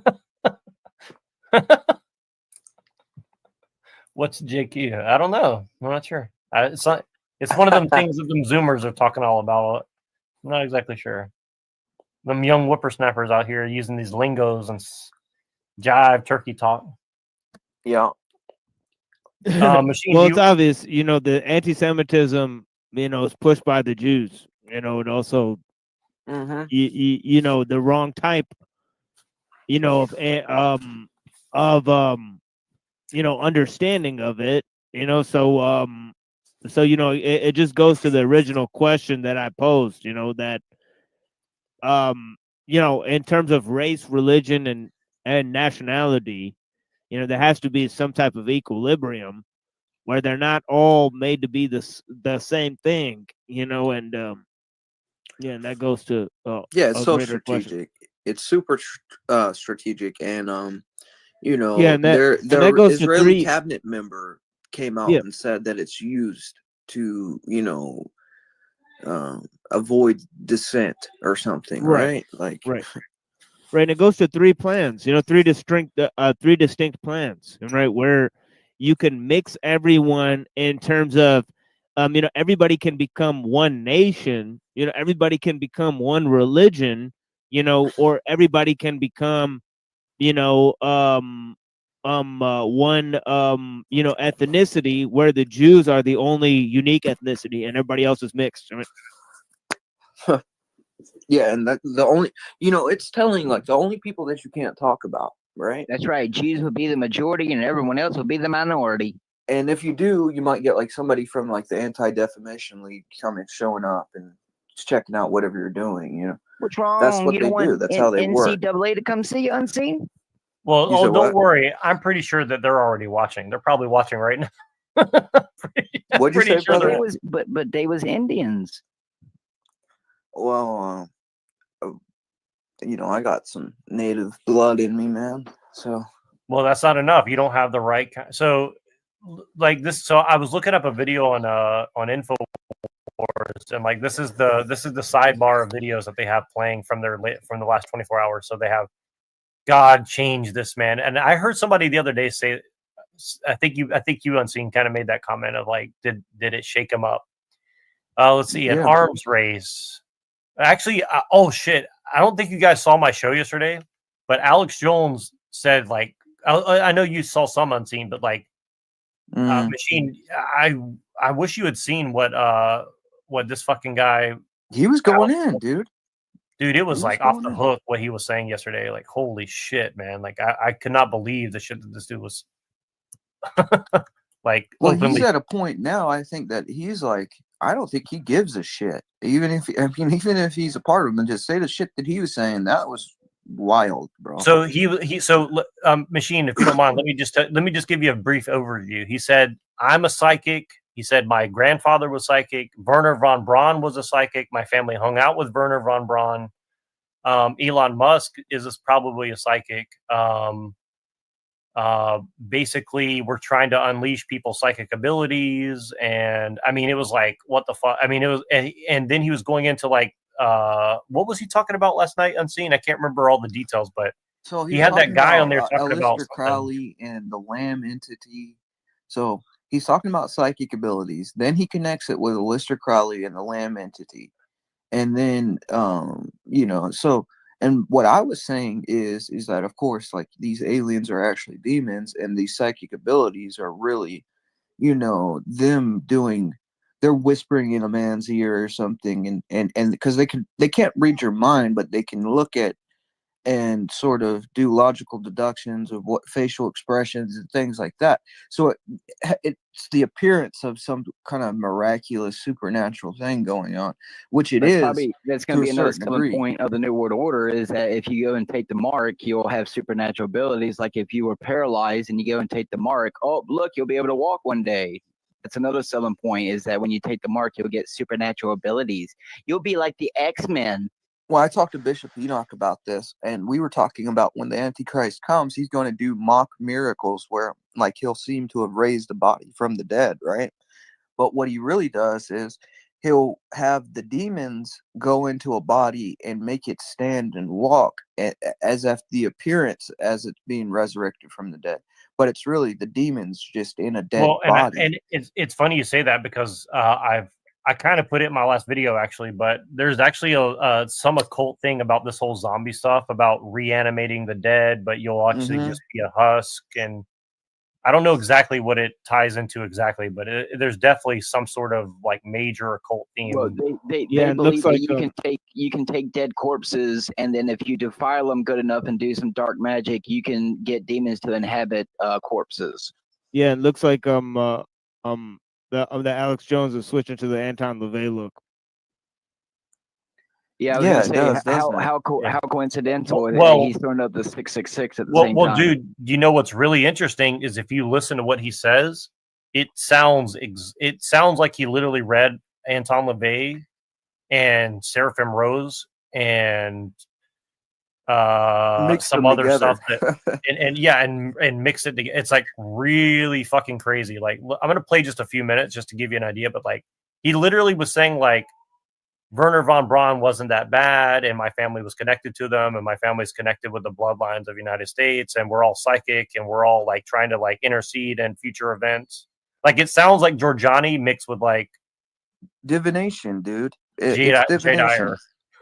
You know, and divination is I think people demonic. still want to forget that, you know, all these people who are put in our faces, these people like Alex, they're chosen for a reason. It's not just because they're like some random Joe Blow who sneaks into Bohemian Grove with a camera. This guy probably does have some type of bloodline, and that's the reason why they chose him to do what he's doing. Yeah, he couldn't just sit there and film the whole Bohemian Grove thing like in the audience without having connections, bro. Like, get the hell out of here, man. C.W. Hammond, so smart. That talk And you I'm had a spitting with image. That's true. My mom was T.I. out of balls. kinda She was was revealing God, about this is like that. my father. This is crazy.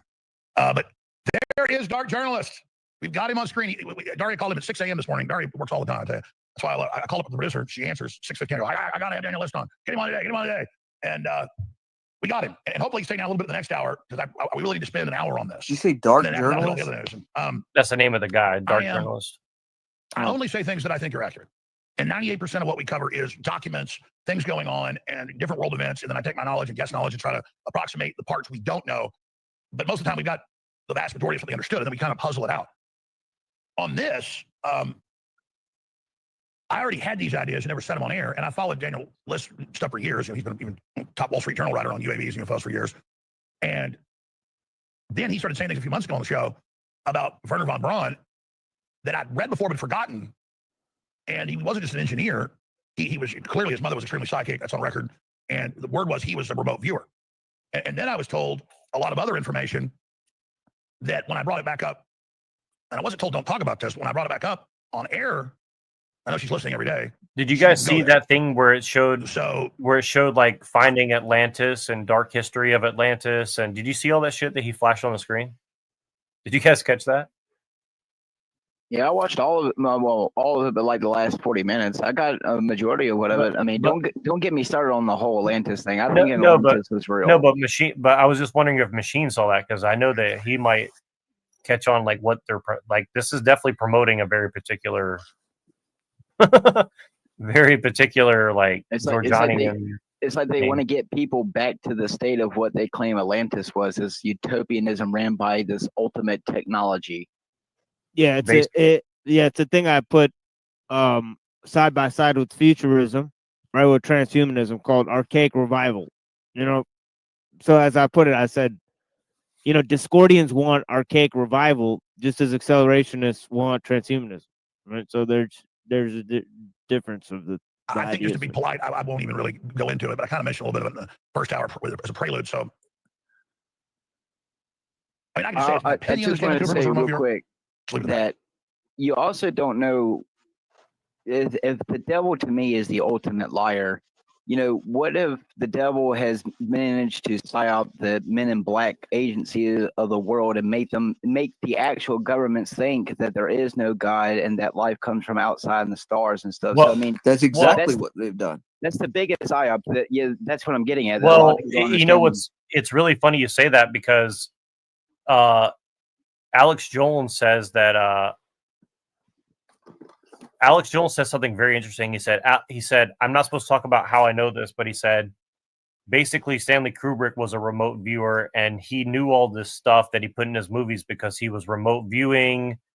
And he's like, also like Keanu Reeves and the people who made the films that I was in told me stuff about Philip K. Dick and about what he was doing, and that he basically had the Men in Black come and like destroy his work because he had some sort of psychic abilities and like timeline changing abilities or something. Dude, it was like the shit that he says in this last hour of this fucking thing is like, is totally insane. Like the So shit that Father he Seraphim Rose has a whole chapter dedicated to what you're sort of talking about. It's called Signs from Heaven, right?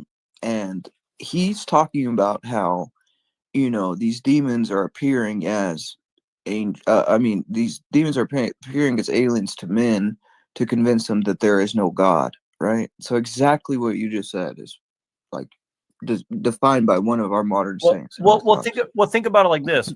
This guy is like really close to Elon Musk and Trump, and he's coming out here saying this as the guy who's been persecuted for saying the truth for 25 years or whatever the fuck, or however long. And why is it that they want him to come out? And he's been saying this for 20 years. Like, I've heard him say all this shit off and on for 20 years, but he's so boldly and proudly, he knows the audience is now here to hear what he's saying now. You see what I mean? Like, why do you think, like, that's what's interesting to me is like, why is he got the ear of the president? I think it's to push a choice. I think everyone, when it comes down to it, in my religion, you're going to be given that choice of whether you're going to accept this New World Order, satanic, transhumanism, whatever bullshit you want to call it, or you're going to reject it and die. So, I mean, again, these people are probably paid psyopers, paid actors, secret bloodlines, fucking God knows what. So, I mean, if these people are, it's like chess. They have to tell you what they're doing before they do it, and then they're allowed to make their move. So for me, I guess maybe they want the human, maybe we, the population isn't quite ready. You know, there's a lot of, like I say, variables that they can't cope or deal with or really strategize or depopulate apparently quick enough. You know, when I look at Alex Jones, I was one of them people when I was younger, you know, oh man, this guy's really the truth, even though they're turning the frogs gay. But you know, I look at everyone as an actor, whether it's a news anchor, a friend, a person on the street. Like, I always analyze people, and Alex Jones is just one of them people where it's like, dude, if he was actually going against them, this guy would not be where he is, let alone getting sued for $1 billion when this guy's entire existence has been what I'm running getting his here is, mouth. I personally, because I'm not an esoteric guy, that's not what I do on air. I'm not Yeah, a I'm sure you Bigfoot are chupacabra guy, esoteric. except when it's all in the real history. And when I have experienced things that I've talked about on there and told you, and then it happens because I have dreams about it and premonitions, and now I realize all the time it's like outside of me telling me stuff, and I just have to share this with people. So it's just where this goes. But looking at it, dealing with this project, Do you not understand that if Alex Jones was actually exposing anything that they did want you to know, he wouldn't be alive right now? Things and then him telling me stuff, particularly when I was a little bit later, he would just say, I'm not going to tell you because it could affect things. These are the same people who killed presidents I wasn't planning to be political. and poisoned entire populations, but you think they're letting someone like Alex Jones run his mouth? I love you so much. Oh, you're so good. God loves you so much. Oh, he'd be like, he'd get all these articles and documents and diagrams about the space stations, you know, the centrifugal space stations and all this stuff about Mars colonies and you know, the plans of humanity. And I all this think stuff. what he's doing is he's presenting himself as a little crazy. He was extremely psychic. Yeah, he's controlled opposition. He's told to go out there for the longest time and seem like the crazy tinfoil hat, sell your penis pills, psyoper. That's exactly what he is. You say the figure eight's why So then, like, when somebody actually talks about it, oh, that's that Alex You're Jones. crazy. You're a conspiracy It's theorist. instantly dismissed. And so it's Yes, out of the future. that was his job, and he did it very well. No, well, but I also think I think it's more than that too. Though I think he's definitely trying to get people to join the cult. You know what I mean? Like, he wants you don't make $1 billion from selling oils. Future event because it's all in the space-time system resonating. And then if you can pick up those, I mean, you can't lie. The guy's a issue is that you likable can guy, bro. Change He's charismatic to a certain guys know degree. this, and that's why they try to manipulate things so they can try to control the But future. that's like We understand it's not like Oprah's. every He's a great demagogue's talker. Well, I mean, I'll put it this way: They just even after he, present no, themselves as I was just gonna say, even after he had a steak dinner with Blair White, I still would have a beer with the guy. I mean, he's likable, you know.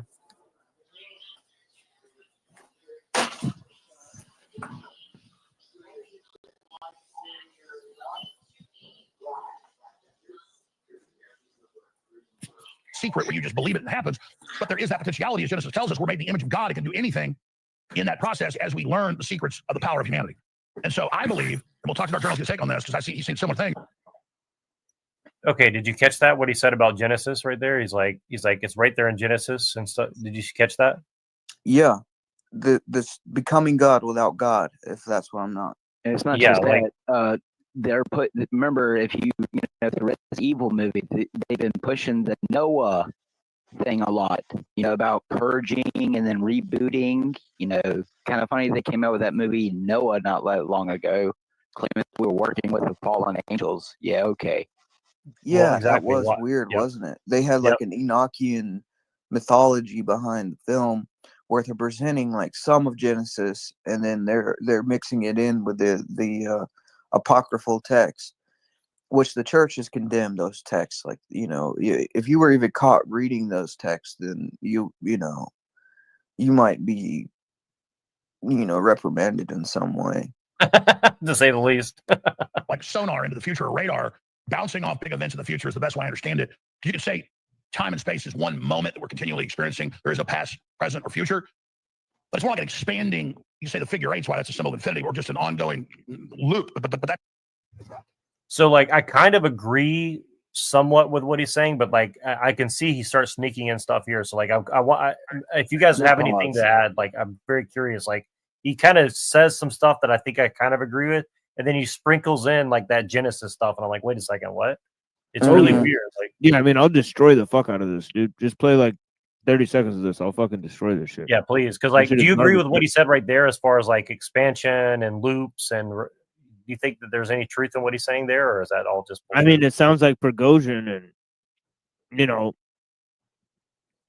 I mean, honestly, it sounds like evolutionary That's simple stuff. of the way to describe it. That's kind of how our third-dimensional mind would approximate it. And so it's big events out in the future, potential events that we're getting echoes back from. And so the future of humanity and hundreds of billions of potential humans in the future, and that big of a psychic broadcast that they've proven we are broadcasting electrochemically, even in the third dimension, but beyond, then because we are that's postmodern concept. That's hauntology. That future beams concepts into the past. That's also Aristotelian. The telos beams thoughts into the past from the future. And also, this is all new age shit, pushing from what I can see. Yes, the eschaton. He's talking about the eschaton. Their simulation bullshit, where they put in these movies now that they have a simulation computer that's capable of running quantum simulations that can basically, pretty much down to a T, predict what each population of the country is doing. When you say eschaton, what do you mean by that? It's actually hauntingly similar to how he just explained it. It's an idea that exists in the future that can transmit ideas into the past. That's what's so weird is DPH is promoting a company called Eschaton Visual. Yeah, that's what the elites are doing. The elites have a vision, Yeah, and that's a central Gnostic theme is the eschaton.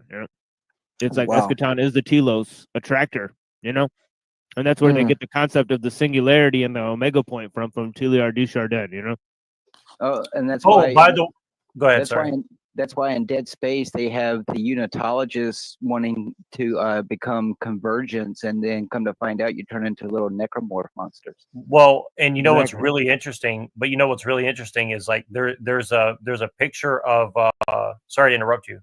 There's a picture of Elon Musk at an MMA fight with Trump, and if you look at the necklace, it's like a pyramid with an eye and an omega symbol above it. So I'm not sure exactly what that means, but you just said omega something, so that's what stood out to me. Oh, it's in the movie. It's called Levels, I think. It came out sometime, I think maybe last year, or maybe it was a little bit before that. But the guy is an NPC, and he ends up finding out that he's an NPC in a quantum simulation that is like super advanced. Like it's like on a universal scale advanced, like Cosmos. Like the people who think that they're actually living in a futuristic Earth and can look into the stars and travel the stars. In fact, it's just traveling in a fucking simulation. But when you actually watch the movie for the subliminal messaging, which is what I do with all movies, they basically put in your face, like they do in my Hitman game, that they have a device out there that's capable of taking all, like the little AI friend that me and you talked to, Neuro, and had multiple interviews with.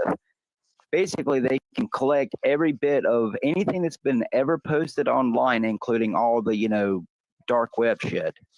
And they're able to take that supercomputer intelligence, quantum bullshit, Star Trek shit that they want to tell you that is probably to some extent very true. And if you want to take the Matrix into they have account, this concept. Yeah, they have this concept in the sci-fi film, like in like they have it in Star Trek, and they have it in the movie Interstellar, where the guy changes his past by going through the future, right? So the whole idea is this idea of, you know, you could look it up in Eric Vogelin and other people as immanentizing the eschaton. So immanence versus transcendence is the transcendental qualities, you know, you want to bring them into the world through the eschaton, which actually exists in the future. So you want to bring the future into the past by bringing the by putting the transcendent into the immanent. Right? So it's this whole weird idea that exists within the Gnostic, you know, conception that this is actually where creativity comes from. You know what I mean? It's from like archetypes and all these ideas. It's like Sophia worship, essentially, right? Right. Something like that. Yeah. That's wild stuff, man. And we are picking up what you would call a future event because it's all in the space-time system resonating. And then if you can pick up those future vibrations, the issue is then you can change those by actions. And the bad guys know this, and that's why they try to manipulate things so they can try to control the future. The minute we understand that, it's not like Oprah's secret where you just believe it and it happens, but there is that potentiality, as Genesis tells us, we're made in the image of God. It can do anything. He just said he says it's like Oprah's secret, but it's not, but it is. Quote him. Yeah, quote him now. Clip it. See, so I mean, he just came out as a crypto new ager. It's kind of weird. So are you saying that? So let me ask you this: do you think it's a total lie, or they're just hoping that, or they believe that if enough people believe in this, they can harness the energy of imagination? That's what I think they do, because in the Evil Within, the biggest thing that they push in the Evil Within series is that, one, the ultra rich people want to be in these simulations, but they tell you that they need a core. You know, they need a pure human being in order to keep this simulation running. So, I mean, again, if you, at what point do you say it's all coincidence and start seeing a pattern that clearly they believe in this Star Trek, Star Wars, Matrix style future where they're going to be able to control humanity inside, whether it's actual pods or VR helmets that can kill you instantly? Who knows? So the deeper spiritual thing that's going on is that, okay, with this whole the secret type stuff, right? The demons are at play behind the scenes, right? So that whatever belief that man has that will take him farther away from God, they will simulate that, right? Yes. Basically, what I think, okay, I'll put what I think from my 30 years of thinking. First step is the population right now, okay? There's too many people. Well, not really, but, you know, they're telling you that. But it's, so that way it's easier to control you. After that, they'll get everyone to be A-okay with getting modifications, aka augmentation. Now, if the Book of Revelation hasn't happened, the Antichrist comes to power, you have to take the mark of the beast, then I think it's up for grabs when it comes to basically what Deus Ex Machina puts in your face about the Matrix. Either a big war is going to happen and everyone's going to die off. They're going to release another, you know, shutdown type event that's going to be, you know, 9/11 times 1,000. You know, it's going to be guerrilla wars, or it's going to be technology wars with drones up in the air, tiny little drones, you know, your guardians, your dogs on the, you know, streets that can run around with 50 caliber machine guns on the back. You know, it's going to be a technological war as much as a spiritual war. Or, you know, the aliens are going to come and they're going to say it's either A, they're going to come and save us, or B, they're going to destroy us and enslave us and use us for food like in B, or B, C, D, E, there's no fucking aliens. We live in a simulation and our gods are computers. So, but for me, when it comes to what I can pick up in the subliminal messaging, these people, now not in everything do you get the satanic subliminal messaging. Okay, I have played my VR Hitman game a lot, and I sit there for hours and I study what the people are saying, the stuff on the maps around me, people say it's a video game, but people, this ain't a video game. When you pay attention to the different levels, the main characters you're supposed to take out, what they go and do on the map, who they talk to, and what they say, they're putting basically right in your face transhumanism. On the one level, when you go to the island with all the billionaires at the masquerade party, and you walk up to the little fire pit where they're all burning $100 bills, and there's a big, huge, Luciferian statue right there, and then you go and find the two women, and they're basically telling you in your face.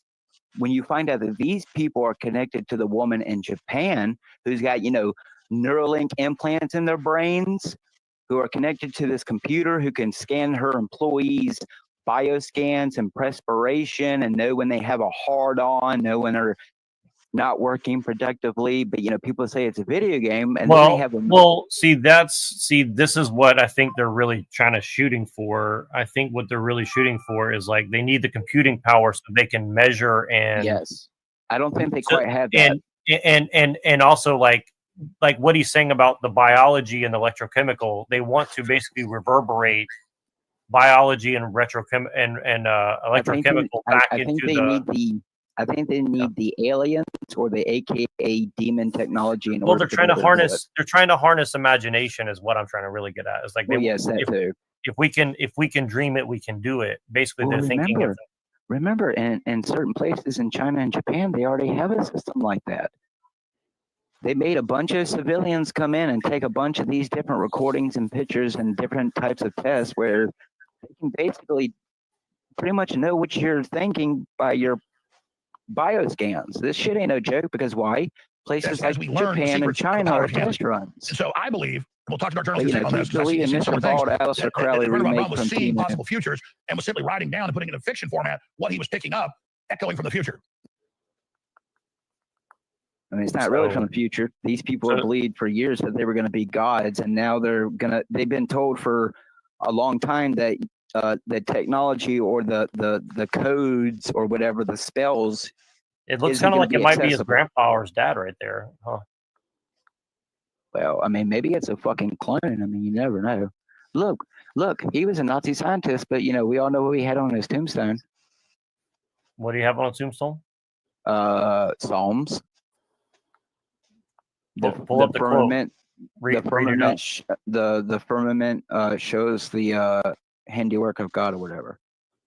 So Basically, you mean that all these little flat Earth debates and stuff might have something to do with that? Huh? I never would have thought of that. Oh no, it's all a conspiracy theory. It's another iceberg. You mean like the one that the Titanic hit? Program, oh, another I have been so hot conspiracy. and heavy on the news the last few weeks that I have not come up. Yesterday, I didn't plug one time. Everyone go to InfoWarsStore.com. 55 in the inauguration. They're limited editions, exclusively available at theallenshowstore.com right now. Get yours while you still can. All right, Dark Journalist joins us. Go buy some of his bad water. Reality. The documentary X Project Aerospace Assassins tells the story. The shadowy group inside National Security State Defense Contractor. Did you hear that? Aerospace Assassins. Yeah. Order a filmmaker from Cambridge, Massachusetts, who coined the term dark journalism to introduce crucial issues of research and investigation that the mainstream media refuses to touch. It's also written for the Wall Street Journal, you name it. His weekly X live video series has over 150 episodes covering UFO files, deep state, mystery schools, audio government, COG, political assassinations, and H-sphere virtual reality. His documentary X Project. Someone plays the X-File themes. You sound like a conspiracy retard. Defense contractor, Aerospace Wing, darkjournalist.com, on YouTube, Dark Journalist, and he's on X. Now, just finishing what I was going to get at, this is my gestalt here. What I was thinking this morning, this big brainstorm that lasted about 30 minutes, one of the little pieces was, we know the project to put hydrofluorosilicic acid in the water or weaponized concentrated fluoride. Damn it, dude. Don't say that on fucking YouTube. Oh, no. You mean the same stuff they used on the people they lobotomized? Oh. It's the opposite on the halogen chart of iodine that, with your pineal gland and all electrochemical activity, causes higher vibration, higher brainwaves. It's a fact. So they move to make sure you don't get iodine and make sure you get the bad one. And when you calcify your pineal gland, even the ancients knew that was associated with your sixth sense. And again, butterflies, ducks, geese, they've done studies, there's hundreds of them that I know of since the 70s. You calcify your body. So, this is all like Institute of Noetic Sciences. Like, it's getting into like very, very like old conspiracy stuff from like 10 years ago. So it's like he's watching like he's got nothing but conspiracy. Well, he sells like allegedly some of the most pure iodine that you can buy to flush out your pineal. And I'll be honest, Yeah. like I have What bought was it and hey, taken it. hey, but wasn't the last time that you put it underneath a microscope and or had it chemically analyzed to make sure there weren't no nanobots Well, I in can it? tell you this: when I did take it consistently, like I had fucking like Well, very it's the crazy nanobots. dreams and stuff like It's the that. So nanobots. They're injecting the dreams into your head with the nanobots. Yeah, I mean, it's just like the fluoride in the water thing. I mean, he's taking conspiracies from 10 years ago and then presenting them like he's been on top of things. You know, right? Yeah, So, well, it's to sell the product, right? right. Also, They have that. rods, It's or the same cones, not just thing like in that your eyes, but Hollywood your does. brain. The scientists are like, what do these do? And then they tested it out and noticed they resonate on magnetic fields and things. That's how a butterfly hatches in Canada and flies all the way to Mexico. Monarch butterflies that lay its eggs. It kind of Then they reminds fly me of back like an up. organ It takes 3 generations to get accumulator, up there, you and then the know, super something monarch, much like bigger, flies all the way back down. What a species. Right. Geese, Like, how do they what are you fly going from to build Canada up to- in your like pineal gland? The noose juice? Like, is this Yeah, what's going you know. on? Well, I mean, like, yeah. these a lot of these new age like funny. elders too that the Greek archdiocese is canonizing will talk about, you know, that your thoughts can affect somebody else and like this kind of psychic stuff, and that's all occult, you know. I mean, not really, because the Bible Ideology. tells It's you not. the Bible tells you that stuff like witchcraft is real. So, have you ever No, I'm not studied saying certain? that it's not real. I'm just saying that Okay, an elder well, I can shouldn't tell you right be now. talking about it as No, in a Christian well, context. wait So until a fucking high level witch casts a sex spell on you, and then you tell me and come talking. Because when you have a succubus, well, good come into luck. your I got enough dreams, holy water and yeah, blessed bread yeah. and things We'll, like we'll that see to about that. last me. We'll see about that when them succubus comes for you in your wet dreams. How do hummingbirds fly from Texas to Guatemala? You need Some to of them really fly get the South book South Unseen America. Warfare, And by they've the got way. these little transceivers in their brains. And we have those as well. Whales have those. Okay, so, but any insect or bird or animal that migrates has more of them. So that's just, again, the pineal gland is what's got the most of them in it. And fluoride calcifies that. You pull the studies about fluoride calcification pineal. Why would they do that? Well, Benedict Beggett, you know, his brothers. What about radiation? Right? What about radiation, Alex? That's not having an effect on. You know what I mean? You know, the all of the things he's talking about. I mean, they're talking about like electromagnetic waves and all this, you know, stuff. Well, he did tell people Unseen got kicked out. He'll be back, but he did a few years ago when the whole 5G thing was going on. He's like, get out of the cities. It's a kill zone. Blah blah blah blah. Yet he's still in Austin, Texas. But boom, 30 years ago. I mean, for all you know, I mean, he could already be in his bunker that he paid $1 billion for, because you know you can get a cheap one for $99 million. The Germans were obsessed on the British elites and others, but they discovered that most people that they would try to unlock their powers would then understand the evil program and would turn against them. So they said, instead of intensifying people's intelligence and awareness and connectivity and sensitivity, we want to just dumb everybody down. This is too dangerous. Humanity's too dangerous. We won't maintain control. We got to call the population. We got to do all this. Didn't want a That's all because nation they're of afraid, thinkers. They want a literally, nation of of workers. not We even know this, transcendence. We already Alex. have this consciousness, and we are connected. We're independent individuals, but we are a group collective. There it is. Effective Consciousness is against real. cockroaches and water bugs. That's how the studies are legion, especially mothers and sons in the universities with the cards and Yeah, mother and son. right in your face. Told the What original you're German drinking's manuscript gonna out in the kill you. archives to debunk the myth, only to confirm that von Braun did indeed predict he would be called Elon. We've got a copy of the English one somewhere around the office we had a decade ago. So Project Mars, here's Wikipedia on the technical tale. Elon and Mars must react to the 1953 German manuscript predicting cosmic leader. But published 53 predicted that Elon would lead humans to Mars. You know, did von Braun prophesy this? I mean, you can't just sit here and look at this. I meant to cover this a few weeks ago, like the Back to the Future movie. What? And then all three of them, and then The Wire, and all that lining up perfectly and predicting 9/11. It's over and over again, 100%. You know, either the producer of that, the director of that, is a remote viewer, or It's he got so it from them. I mean, it's funny. 100%. Oh God, it's such a sham. You know why it's a sham? Because has anyone asked the real need to go to space? Has anyone actually sat down and asked anyone the real? Well, see, this is what you don't understand, though. Look, you don't understand. It's not about really going to space, in my opinion. There's an occult messaging system. I think I don't know exactly what it means, but I think there's some sort of. It means you're in a closed system and you ain't allowed to leave here, but they're going to keep you distracted from the stars while they destroy you from home. They're getting this stuff through channeling, right? And then when they're channeling this shit, it's the demons talking to them and appearing as the archons or something. And it's just all demonic shit. Like they're getting shit. Pre-list. You know, really. did you know that there's supposed rumors that when Adolf would go into his quarters at certain, you know, bunkers, you know. Hey, with that's the whole Uncle thing. Adolf to you, buddy. Oh, that's right. Yeah, that's it. But no. Supposedly his guards, along with Stalin, this is from military people who I talked to, that they were known to go into their quarters and they could hear two voices coming out, and it would only be that person in their quarters. So read what it says here. The Martian government was directed by 10 men, the leader of whom was elected by the universal suffrage for 5 years and entitled Elon. 2 houses of parliament enacted the laws to be administered by the Elon and his cabinet. So yeah, upper echelon, get it? Upper echelon. So it said, in principle, the method was not unlike that by which the College of Cardinals of the Roman Catholic Church. And let me just send you guys a little reminder of kind of what I see going on here, if you don't mind. It replicates the hierarchy of the way that the church functions. Right. And here, well, I think they're trying. So again, I think that was a Roman salute, not a Nazi salute, I guess you'd say. Okay, so the Jesuits. What they kept telling you for years. They kept telling you for years that Rome was going to revive itself in the end time. So that makes sense because if I'm not mistaken, Biden is openly a Jesuit. Correct. Yes. And also, who was talking about Presbyterians yesterday? Who was it? Me.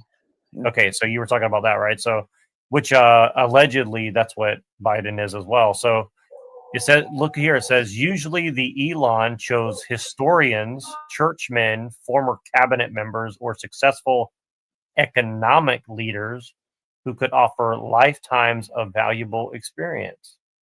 The Council of Elders, however, had but limited authority.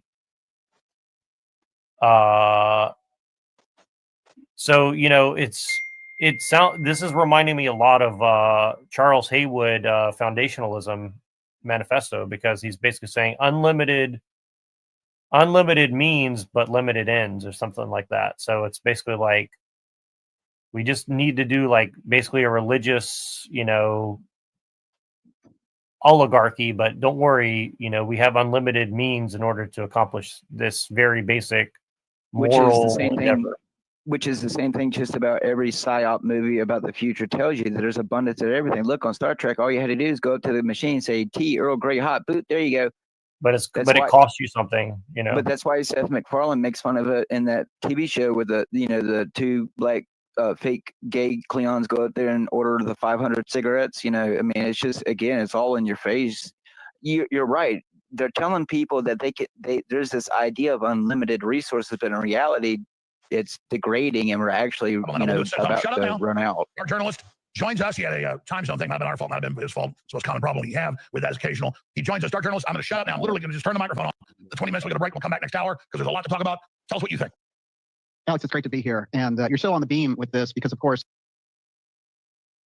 Then Alex Jones starts talking, hey, by the way, I'm going to tell you about the Bone Broth. The thrust of it is that we are surrounded by energy and matter. And there's a huge psychic component throughout all of these events that we talk about, the so-called deep state events. You've had psychics like Gene Dixon in the middle of this with Richard Nixon all the way back to FDR. They've utilized psychics and astrologers. There was a huge astrologer flap during the Reagan administration. And of course, Trump also has some very interesting connections on that side. When you get to Musk acknowledging this and that Von Braun predicted it, of course, he's been aware. You and I have put this on the record, and others. And it's interesting, too, because your show also has a tendency to have a lot of predictive aspects to it as well. So when you're on that beam, things come to you. When you were talking about the Australian Aborigines, they had this tradition there that these green ants, they would elect a shaman to have them discourse with gigantic green ants who would give them visions of the future. Well, you know, every culture does it differently. And what we had in the 19th century was all of this predictive programming about space, the moon, Mars. And the book that came out in Germany by Kurt Lostwitz was called Two Planets. That is the book that von Braun was inspired by to become so obsessed with space and getting to Mars. And the whole book, basically, in a nutshell, what it tells is the story of a group that studies in Antarctica and finds there's a Martian colony there who have come here, are highly advanced technologically. And Lostwitz books was banned over here. It wasn't even translated in America until 100 years later in 1971, but that was still a thin edition of it. They're still trying to put together the whole version of it. So it's very interesting when we get into that because we see how all of the German scientists got fascinated by it in the first place. And you'll find that German scientists and generals got together and von Let's not Braun talk and about Walter that. Dornberger, who was the general. Let's not talk about that one. It's Yeah, the John 'cause, Carter movie.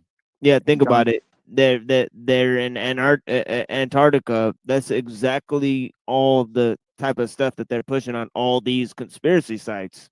Like, look at where the flat Earth, the final experiment. They just took a trip to Antarctica, you know, and the whole thing is about, you know, the hollow Earth idea is about, you know, the guy, you know, Admiral Byrd going to Antarctica. I mean, and going beyond the ice wall and all this stuff. So the whole thing about Antarctica, I mean, is definitely conspiracy central. I mean, so the fact that Alex Jones is capitalizing on this, man, that's pretty hilarious. For the Nazis, he put together this early version of the space program. In fact, Dornberger was von Braun's boss. And it's quite fascinating because during the 1920s, they got together with director Fritz Lang, and they made this entire epic about first women in the moon. And it is fascinating. It is beyond advanced. And that shot there is Walter Dornberger. It's fascinating because Dornberger would be at the judgment of Nuremberg for using slave labor to create the V2 rockets in Peenemünde. And he was von Braun's boss. And von Braun wrote to intercede and not have him executed. And he said, I can't do what you need me to do for this space program unless I have Dornberger with me. And It's a it very looks like unusual thing they're that going into Dornberger would go on esoteric to. Hitlerism at the same time. I mean, they're moving into esoteric Hitlerism. Be the CEO of Bell Aerospace and Bell Helicopter, and all of that gets involved with the Kennedy assassination, of course. And part of this is why those records are so hot, you know, because there's something in there relating to that early Michael Payne protege of the Nazi, Walter Dornberger, who was von Braun's boss after all. And what von Braun did when he got into NASA was he reconstructed the Nazi alliance of his original rocket scientist team. So it's very interesting when we look back at von Braun and see what was going on there. There's a very telling sign, and I got this directly from Russell Targ, who ran the remote viewing for SRI back in 1970. And he said that von Braun came to him with a problem where he needed to test the ESP, the psychic components of the astronauts, because he needed 12 astronauts who had the highest level of ESP. And in fact, Targ did build that ESP machine for him, and he was able to test out and use the most psychic people for the NASA missions. And it's quite fascinating because when we get to looking at the record, if you look at the autobiography of astronaut Gordon Cooper, who worked very closely with von Braun for over a decade, he said that von Braun in 1966 tapped him on the shoulder and said, get yourself fit, get yourself ready, we're going to Mars, and you are leading the mission. A little while later, someone came along and said, don't even mention that, don't talk about it. And Cooper said, well, what's going on here? I was right in the middle of preparing for this Mars mission. I've got all these schematics that von Braun gave me. And they said, you're not talking about that Mars mission. Forget it. It was supposed to happen in 1975. That's how long ago this goes. The question is, did they actually do it as part of a secret space program? And are we looking at now, after the privatization of space, them just following on the infrastructure that they've built up over 50 years since the Apollo missions were stopped and the moon That's mission, exactly the what manned moon mission was stopped. happening. Elon done got a hold of the documents on this stuff, and he said, yeah, I'm doing it. We're doing it. 1972. What have you been doing for 53 years? And this is the nature of the thing. We go back to what they're doing now. They have the Artemis program, and the Artemis program has been delayed and delayed and delayed. And in the middle of it, we have all these other missions by Blue Origin and others, because in the middle of this entire program is Blue, which is the nature of the UFO program. So von Braun is the foundation. And at a certain point, it looks like he became disenchanted with what they were doing in certain respects. And he let out things. For example, he let out that they were going to, at some point, launch a false alien invasion in order to seize emergency powers. And he told, this is well on the record now, that he told his secretary, Cal Rosen, that this was going to happen. And he also predicted a number of things. And it's very odd when we get into von Braun, we're getting into this idea of predictions over and over again. Well, as you mentioned, By the way, the Artemis, the whole Artemis idea is tying to the Hyperborean myth, the Hyperborean mythos. Oh, it's funny that you say that, because guess what? They promote the smart cities for the elites in the Hitman game, Hyperborea. Yeah, I've heard that's kind of spreading right now amongst the New Agers, like this, this Hyperborean, Atlantis and all this stuff. Like it's very it's Nietzsche. strange stuff. Yeah, it's Nietzsche as well. And it also ties into esoteric Hitlerism, and it ties into esoteric Hitlerism through the Shiva idea. Shiva's always on the mountain. Yep. So look at CERN. Yeah, they talk about Shiva a lot. Yeah, they have a statue of Shiva there. Yeah, what need do you have of that particular statue? You could have chose any statue of like a bird or a tree, but no, they chose that particular image obviously for a reason. Right. because they want to which- represent destroyers. They want to represent. Now that you mentioned that, it's actually kind of funny. You know, a majority of the missions that are on 2 of the Hitman games that I have in VR, they're all, like 4 of them are actually in Indonesia, where like those gods are mainly like revered. So it's very that's funny. why Again, I think it's all that's why I esoteric. think that that idea with Joe Rogan playing the Oppenheimer clip, and then all of a sudden it spreads throughout the cultural ethos. You know, I think that was Right. on purpose. I mean, because then they're they trying make to the movie. promote. They're trying to promote science and technology and what's progress. what's the very Progress, first thing? right. What's the very first thing that the Hitman game tells you when you get on there? This game is made by all people of what different religions and faiths and backgrounds. The whole idea of progress really is rooted in man's pride, right? We could focus on getting every man to the point where they're off the street, you know, and feeding people and making sure they're okay, right? We could focus on something like that.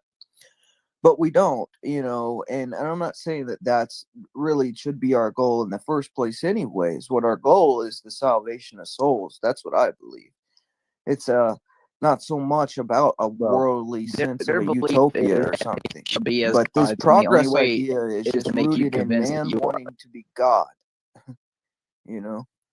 Well, you think you think about it. You think wait, you know, it's like Jim Bob was saying the other day, right? He's saying that Hinduism is about evolution and progress and stuff, but that's not actually true. When you actually look at Hinduism, right, it's talking about devolution, as we talked about. So it's saying that things are going to get, you know, eventually reset. So when you look at these guys, what are they actually promoting, right? Because they have the Hindu mythos, but they're promoting progress. So exactly, you know, they're promoting they want everything to reset. Yeah, exactly. Progress to reset. Exactly. So that's a wild aspect of it that people don't really get, is that, I mean, is that they're saying both. They're saying that things have to get radically worse for it to get better. You know, that's the old order. That Deacon Ananias guy, he's probably the worst as far as that theistic evolution I've ever seen. Like coming out of world orthodoxy. Like I couldn't even believe the things that he was saying, because that's really going to lead to the kingdom of Antichrist on earth. It's as if the demons are whispering in his ear to say these things. You know what I mean? It's absolutely absurd. Well, I don't think they necessarily have to have the demons in their ear unseen, mainly because from what I've witnessed, these people do it simply because either A, through generations of satanic indoctrination or whatever type that these evil, crazy people do on a daily basis when they're not conspiring against the masses. You know, I'm not saying that some of these top people who, you know, work for the devil don't in some way get possessed or can commune with him in some fashion or form, but I don't think all these people are actually being like run 100% by demons. I'll tell you this. Like, and this is from, you know, from my understanding of reading the patristic text, and I'm not saying I'm an expert of any degree, but what our Holy Fathers say is that when there is no prayer and there's no fasting, there are the demons, right? Well, and you can get a robot to fast, and you wouldn't know until you know tore it we're not apart talking and it's about got robots, no. brother. I'm talking well, about they're walking men among not you, so you better be not, some you of these know, people are following the robots. church's calendar, not following the commandments of God, right? The demons are always at play in those instances, and they work in the area of the imagination. Well, That's what maybe prelest the is. demons, Spiritual maybe the demons deception. are infecting the androids and walking among us. Maybe that's what they're really doing, like they put in the Marvel movie where the Hydra dude's inside the computer. Like, maybe that's what it is. You know, there's legions of demons out there, man, and everybody has them around us. But I thought Orthodox you had to people that allow a are demon to take actively over. participating in the church's life, we're constantly attacked. Hey, but unseen, I thought we all belong to God. So how can a demon take over what's the God's unless you allow it? You have to let the demons in. Even if you belong to God, this doesn't mean that the demons aren't going to tempt you. Think of Job. Job was the closest man to God there was in the world at that time. And what happened? Jesus The didn't devil love the attacked pigs. him relentlessly. You don't think Jesus asked the pigs, "Is it okay that I infect you with legion and have you go and commit suicide?" You don't think he asked his What I'm emperor if that saying was okay? is that, you know, I don't get you sometimes, man. I don't understand you. please go to the allshowstore.com. We have the great That's right. Buy more Baldman lube. It's the central nervous system of There you go. how the leftists use NGOs, non-governmental organizations, so that they are able to interfere in elections, to transform American culture, much of which and change our immune systems. The American taxpayer. Now, what you are looking at has never been seen before because it can't be seen with conventional technology. Looks like a star map. Isn't that convenient? An It just happens to look like NGO the star that map. is tied to the Chinese Progressive Association. In 1 year, from one organization are the thousands of interconnections, every one of which is to a leftist organization. In many cases, these organizations are getting taxpayer money. They are being funded by the United States government, and they are involved in activities that are antithetical to what America is trying to do. So President Trump just cut trillions of dollars in aid, $3 trillion in one move to the NGOs that they had budgeted in the next year that Biden got set up and ready. Oh, look, red and blue. America. I mean, red and black. Look there. Convenient. Red and black. Oh, look at there. Convenient. Worked with them. He might as well just throw up the And his mother was very double in horns. demand in Germany. They would come to her for information on the stock market, politics, weather, earthquakes, whatever it would happen to be. So apparently, von Braun himself inherited part of this. And so when he puts this in the book, and by the way, there's two books. There's Project Mars, and also, which I have here, A Technical Tale, and then there's The Mars Project. And it's quite fascinating. wow, it because looks like he mentions Arizona. Elon. I'm going to read the actual quote. Looks This is like what he has to Mexico. say. Back then, in 1948, the Martian government was directed by 10 men, the leader of whom was elected by universal suffrage for 5 years and entitled ellul. But Powering this South goes Africa back looking for to this colonies. And it's quite interesting because whenever you get into the deeper things that are going when on the in relation first to the radio movement into broadcast space, came the out. question is actually about archaeological wars. So when we're talking about Mars, they know and they've surveyed that there are ruins on Mars, just like they That found was one ruins of on the the moon. first psyops However on we the want to tailor masses that with out, if it was radios. an off-world civilization visiting, if it was a culture that was there and destroyed itself, or if it was the origin of our culture, let's say an Atlantean culture that had spaceflight and then blew itself up here. Oh, get real. Okay, so Mars is Atlantis. Okay, and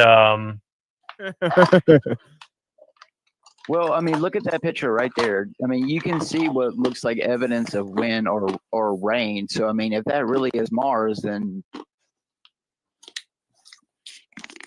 I don't know. That kind of looks like Earth to me, just with the orange filter. But you know, But I mean, maybe, I mean, the scriptures do talk about a civilization before the flood, right? How advanced was that civilization? I don't know. We're not really told, but maybe it was advanced. well, I'm going to tell you right now, and seeing if you believe in a firmament like God tells you to, how far up do you believe it is? Because if you understand the firmament, then you can't really get access to the moon. And if it's kind of like in Black Star, David Bowie's music video, where you can get on the moon, what they call the Van Allen radiation belt that goes and expands beyond the moon, you're never going to convince me that if God's real, then you can even get that far up. I think you can maybe go to, I think to a certain extent, you begin to actually lose what we consider and we only gravity. hear myths about star people and all of that. But So this all is of those are bullshit. factoring This in stuff to get right into here. Mars No, ruins. But this they is also understand you with can't go to archaeological no wars fucking that Mars. controlling the entire story. Well, it actually goes to the is crucial, Yep. which is why we. Well, it actually goes to a central theme in the occult mythos. That is that, as Bentham said, that man is ruled by two sovereign masters, pain and pleasure. Right. So this could be represented by Apollo and by Apollo and Dionysus, right? The god of war and the god of pleasure, right? The same thing they push in the Cenobites. Pain is pleasure, especially if you go to the Cenobite. Yeah, exactly. Yeah, exactly. When you merge the two together, then you can't tell the transcend. difference. Yeah, You exactly. can't tell the difference no more. Yeah. Okay, so Yeah, about because- the firmament, right? So the firmament in Genesis, this is from Genesis, Creation, and Early Man by Father Seraphim Rose. It's on page 117. And what it says is the firmament in Genesis, therefore, is some kind of natural barrier or filter that separates two levels of atmospheric moisture. We do not observe today such a definite phenomenon that we could call a, quote, firmament. Was this perhaps different in the first formed earth? St. Basil believes that the function of the, quote, firmament was to preserve a mild temperature over the whole earth. Now it so happens that we have known of a certain, quote, greenhouse effect on the earth in prehistoric times. Tropical plains and animals have been found in the ice of so far north, indicating that the northern regions were indeed one Well, yeah, temperature. that's what happens when you have a bunch of Paul Bunyans going around cutting down all the very massive trees. But Paul Bunyan's just another free time to tell at school. So it goes on to say further in the second chapter of Genesis, we are told that before the creation of man, the Lord had not caused it to rain upon the earth, but there went up a mist from the earth and watered the whole face of the ground. Genesis 2 and 5 through 6. But yeah, I recommend this book. The sky Genesis, Creation, opened and the ground Man. opened and water came forth and flooded. What's your point? I know this. Why do you have to go It's into not something about, that's 20 pages knowing longer? something or not. Maybe there's someone out there that doesn't know what you're saying that you know, right? It's pretty simple. You can't go probably beyond the moon if you can actually land on the moon. If you can actually go to the moon, if you have the technology, I think that's probably as far as God will allow you to. Because in fact, according to my God, the firmament and everything that you can perceive as stars and planets and space that they show you with the telescopes. I'm not saying that everything that they show you with NASA is fake, but what we perceive to be space is God's heaven. You can't see God, so what you can look through the stars all you want, but you'll never see them. Space is heaven. I think that I never said. What I'm talking about is that it's a realm of which humans cannot access, no matter how much they try to break that glass dome. No, I believe that. I'm saying that space itself, like what we see, with the stars and all that, that's not heaven. Christians. They that's convince called Christians the that heavens, they float around right? on a ball. But there's a difference between the heavens and the heaven, right? And there's a difference between paradise and heaven. They're not the same thing. Paradise would be what Eden was, and it was one time connected to the earth, and then it separated along the way.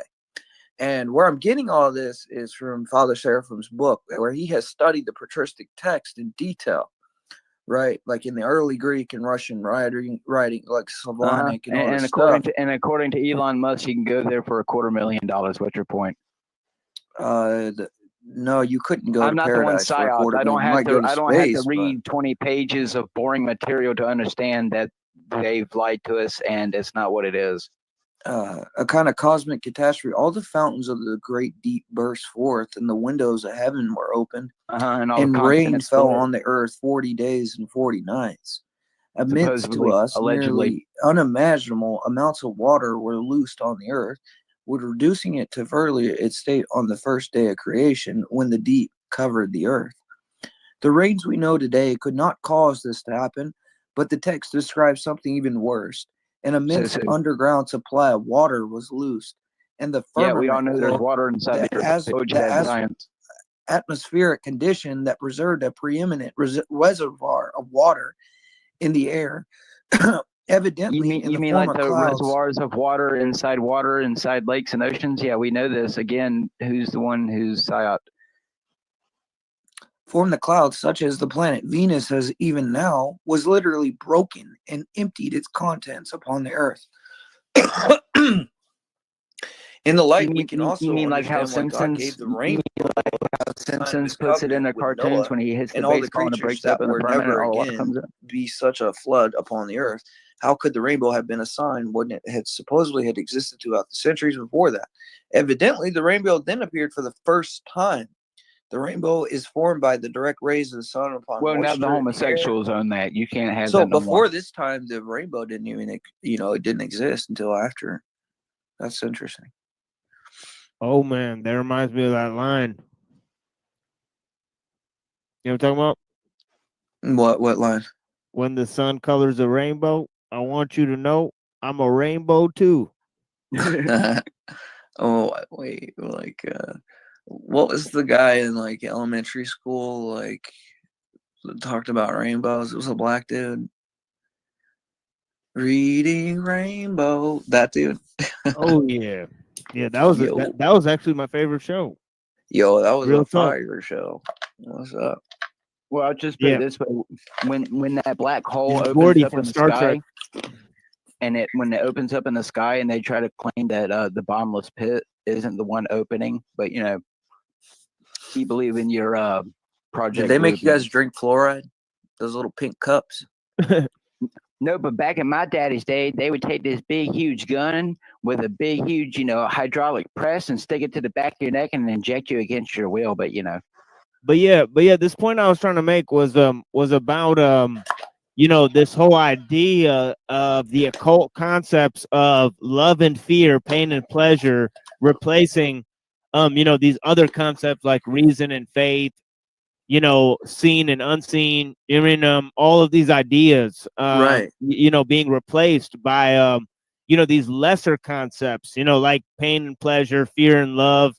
And essentially what the whole idea comes down to is that, they want to make false dichotomies between other ideas because they're these occult concepts that lead people into considering the two sovereign masters, pain and pleasure. It leads people into hedonism. It's because, dualism too. Yeah, exactly. In the Kabbalah, where they'll map out things like that, pain and pleasure and this and this and that. They'll like, hot and cold. They'll have the whole world. Yeah, they'll have a whole out. psychological map. It's like pseudo psychology. Right. Absolutely. And that's also seen in Simonian ionology. Like that's how they mapped out their maps. Like these diagrams or whatever. Yeah, and the two top things on the top is Mars and Dionysus. These two concepts. I mean, Apollo and Dionysus that Nietzsche talks about. You know what I mean? That it's basically about war and change being the thing that guides nature, right? The this masculine idea from, and the feminine. Yeah, this idea from Heraclitus, that this positive sense of change and war, guides, and then there's this other concept, that's kind of like time and pleasure, and it's about seasons, and it's about how to use the nature and the seasons, and that's Dionysus, right? So yeah, so that's they have like called a dialectic, right? Is that? Oh yeah. Okay. Yeah, it's a crazy. Yeah, I think it's the source of the dialectic, right? Because what essentially Hegel says is that is that mind was the antithesis of nature, and man became the synthesis of both mind and nature. Oh wow. Okay. Right. So that is a sort of the occult system right there. That's like I think Neoplatonism, like the whole thing. I think that's why they use the thing about Mars. I think Mars is a symbol for bringing us to quote unquote war, which is what you're kind of talking about. Yeah, that's exactly. Exactly. It's Apollo, it's Heraclitus, and that's what. And that's what I thought for a long time. It's going to be a spiritual battle. So I mean, there you go. It's not just JG, a physical battle. Is that really you, JG? Because you haven't said anything. I'm just making sure. Is that really you?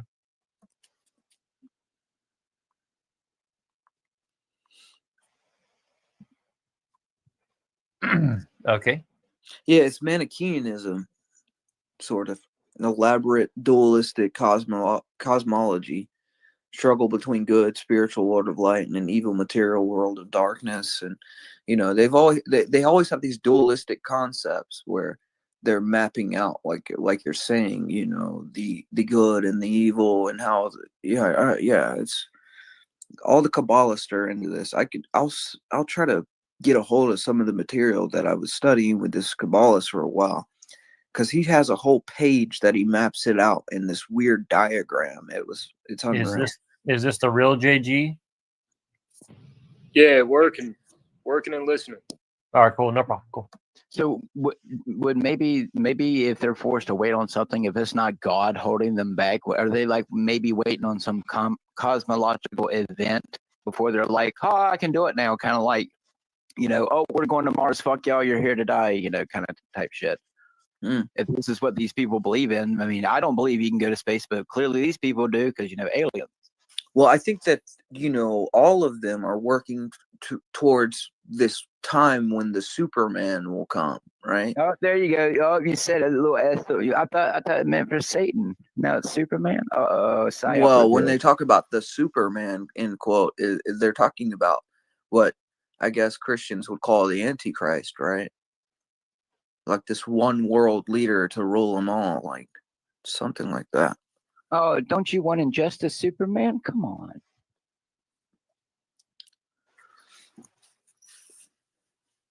Maybe I you could get a gotta go do some. Neuralink.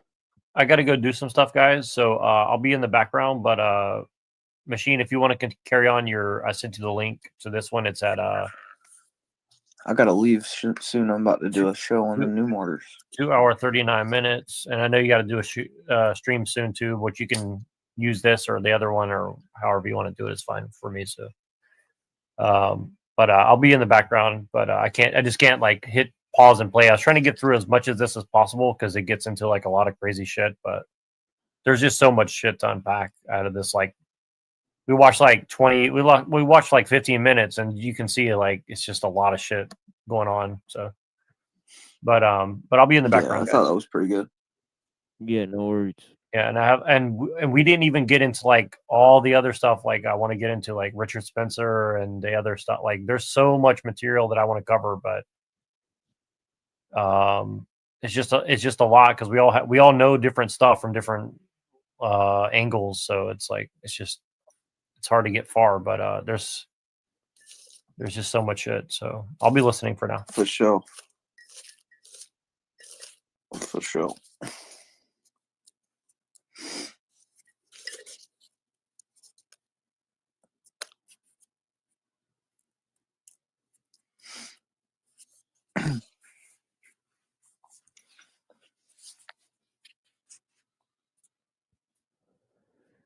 Yeah, let me pull this up and see what's going on here with this faking case shit. With this guy supporting Elon. I actually never seen the clip before I accused him of it publicly. But yeah, I'm pretty sure I saw enough to draw the conclusion. Right? But yeah. I don't know if we'll get popped for playing this or not. But yeah, I gotta go soon too, honestly. But I'll only be gone for an hour because I gotta call my wife. Maybe I'll play music while that happens. If nobody responds, but yeah, I'll be leaving in 20, maybe less. Yeah, this is like 40 minutes long. Maybe we could just play it faster, get through most of it. I'm pretty sure there's not that much here. Let's see what's going on. Don't care because you want it to be understood. It's been a profound and perhaps permanent culture. Andrew Wilson. The question is, it goes, you've been on very deep his temper. We're about to find out. Because Cheng, you've got a volcanic one when it goes, but you've been on very good behavior with many conservative commentators as well as his own side. Wilson, the question volcanic one when it goes, but you've been on very good behavior since Trump won. Let's see if it lasts. Joe Biden has found his progressive populism conservative his temper. We're about to find out. Because Cheng, you've got a volcanic one when it goes. Fuck. I thought he was going to say the question is something. I don't know. I joke. Welcome to both of you, Trump won, and a plan to what Trump is doing. He's had time to think about this, time to work out what he got right and wrong first time, and he's hit the ground very hard, running very fast, really to try and send a message. Right, this is the new America. What do you make of it? Yeah, so first of all, credit to him on both the optics and the action, right? So when a Democrat gets in, very, very weird on the optics and the action. So I think this whole thing is just like whoever's in the seat of power, you have to accept them. It doesn't matter where they come from or what they've done. You know, you just have to ride the coattails of power. So essentially even the opposition will then go ahead and just say, well, yeah. Especially if you're constantly promised a seat somewhere for a long time, then come to find out they were never going to give it to you in the first place. Yeah, because what kind of a radical are you that, you go, this guy's like supporting fascism, but yeah, I like the optics. Like, what? Like, what the fuck are you saying, dude? Like, what does that even mean? And right, yeah, and just totally weird. Office, they immediately start saying, our voters have to push us to do the right thing. And then they say, don't push, don't push. Hey, how about we elect you and you do your goddamn job, right? And for Democrats, that seems to be a really hard ask, right? So that's why I'm so frustrated with my own party. Trump comes in and goes, You want to see something? Boom, here we go. Day one. Oh, it's signing after signing after signing, executive order after executive order. So give him credit for that. Number two, give credit to Susie Wiles, who ran a brilliant campaign and now seems to be running a very tight ship as the chief of staff. Now, when it comes to the actual orders, I disagree with tons and tons of them. Some of them are expected. We're getting out of the Paris Climate Treaty, which is a disaster for us to get out of. But once Trump's elected, that's Paris Climate Treaty. I don't even know what that's about. Yeah, I mean, just bringing it up as a talking point. I mean, it's weak stuff. Why should anybody follow some sort of climate treaty? And what does that mean for American businesses? That's the only question that the elected officials are going to ask. Right? Well, it comes down to their hypocrisy too, TML. They sit here and complain about climate change and all this bullshit, but yeah, if you go to any major city, especially one that deals in car dealerships, what's still being pumped out at $80,000? Oh, cars are run on gas. That's the hypocrisy is that they support the growth of progress and technology, but they want to support some sort of agenda. It's like, look, the main thing that, if anything, is causing destruction to the environment is technology, right? So the fact that they want to promote science to solve the problem when science is causing the problem. And it's the same thing with the conservatives. It's like they want to support science and technology in order to spread their traditions worldwide. But it's like science and technology is the thing that spreads, these liberal traditions worldwide. All right. So it's like, what the fuck is, it's like they're supporting the wrong part of the issue. It's like the thing that really actually supports the thing they're talking about. It's self-defeating. Yeah, self-defeating. It's a self-defeating position. And that's why they have to have business as usual. They have to have, the technology and the progress and the science. Because they want to limit people's power at the end of the day. They want to destroy small communities. They want to promote globalism. Both of these guys on the stage promote globalism. Right? It's just in a different way. So they support these globalist actors like Elon Musk. So it's just fascinating, right?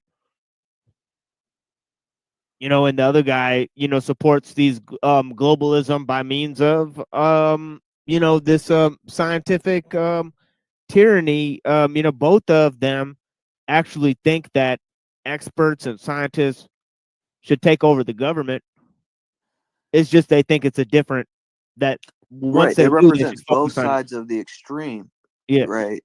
And it seems to be that they're against each other, but they're not really. When it comes down to it, they're two wings of the same bird, and that's really what it comes.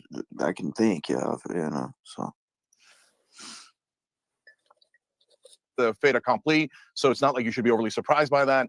The pardons of the violent criminals on January 6th is unacceptable, except for the fact that it was super obvious that he was going to do it, right? And then when he gets to the absurdities like taking away birthright citizenship, I think he does that as kind of a squirrel to distract people and get everybody to focus on that while he passes everything else, because that has no chance. That's wildly unconstitutional. And by the way, I would hope that MAGA would realize things that are unconstitutional and go, wait, we're supposed to love this document. I can't have you going outside the Constitution and outside the law. Okay, Andrew, your response.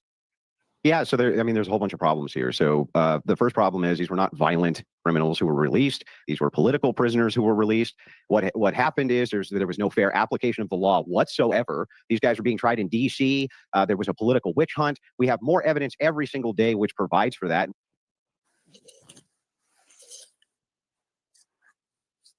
It's just the dialectic, man. Like,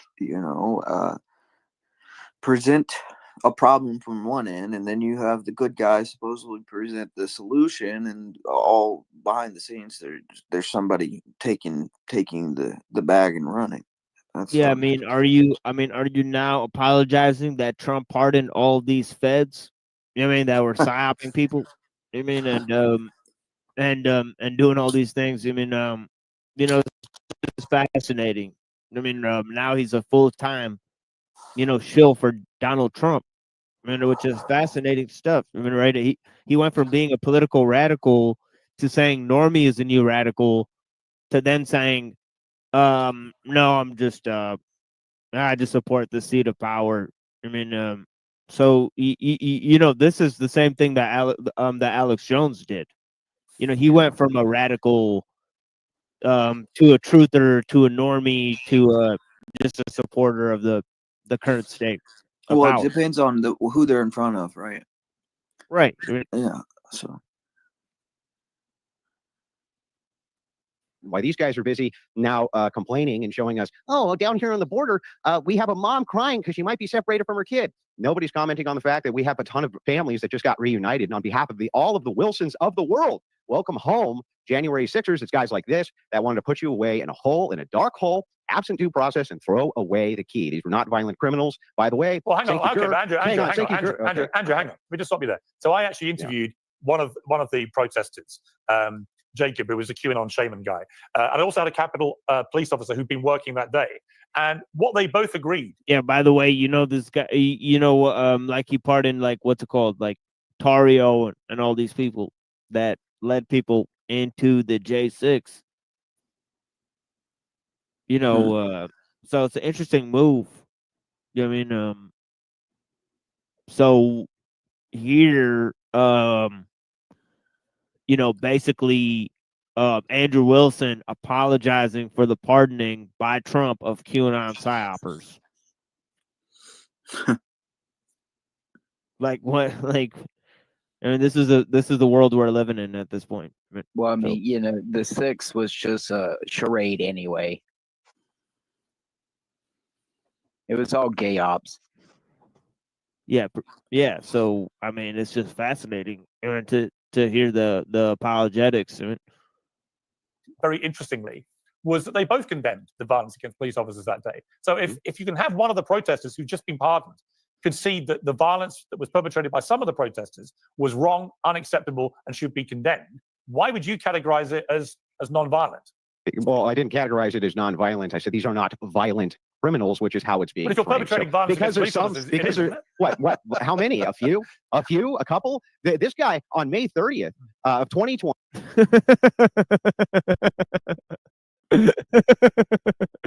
I think they got him there. But then he said, well, a few couple, you got to break a few shells to make a fucking omelet. So and don't forget, supposedly and allegedly, certain agents of certain, groups were found in the amongst the rubble of the crowd. So there you go.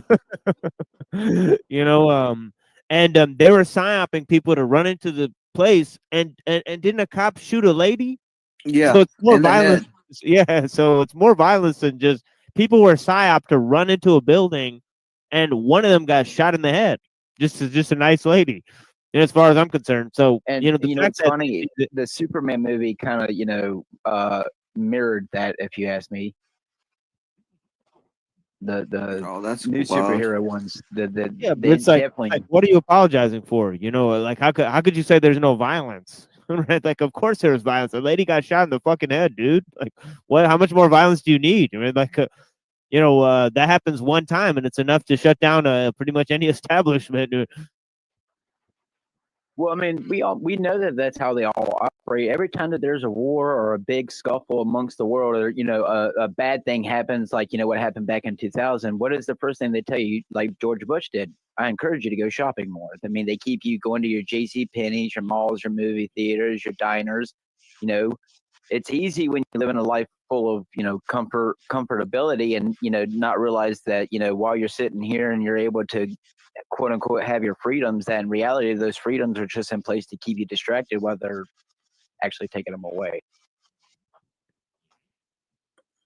I watched this in full length the other night. I love how he calls him a bitch.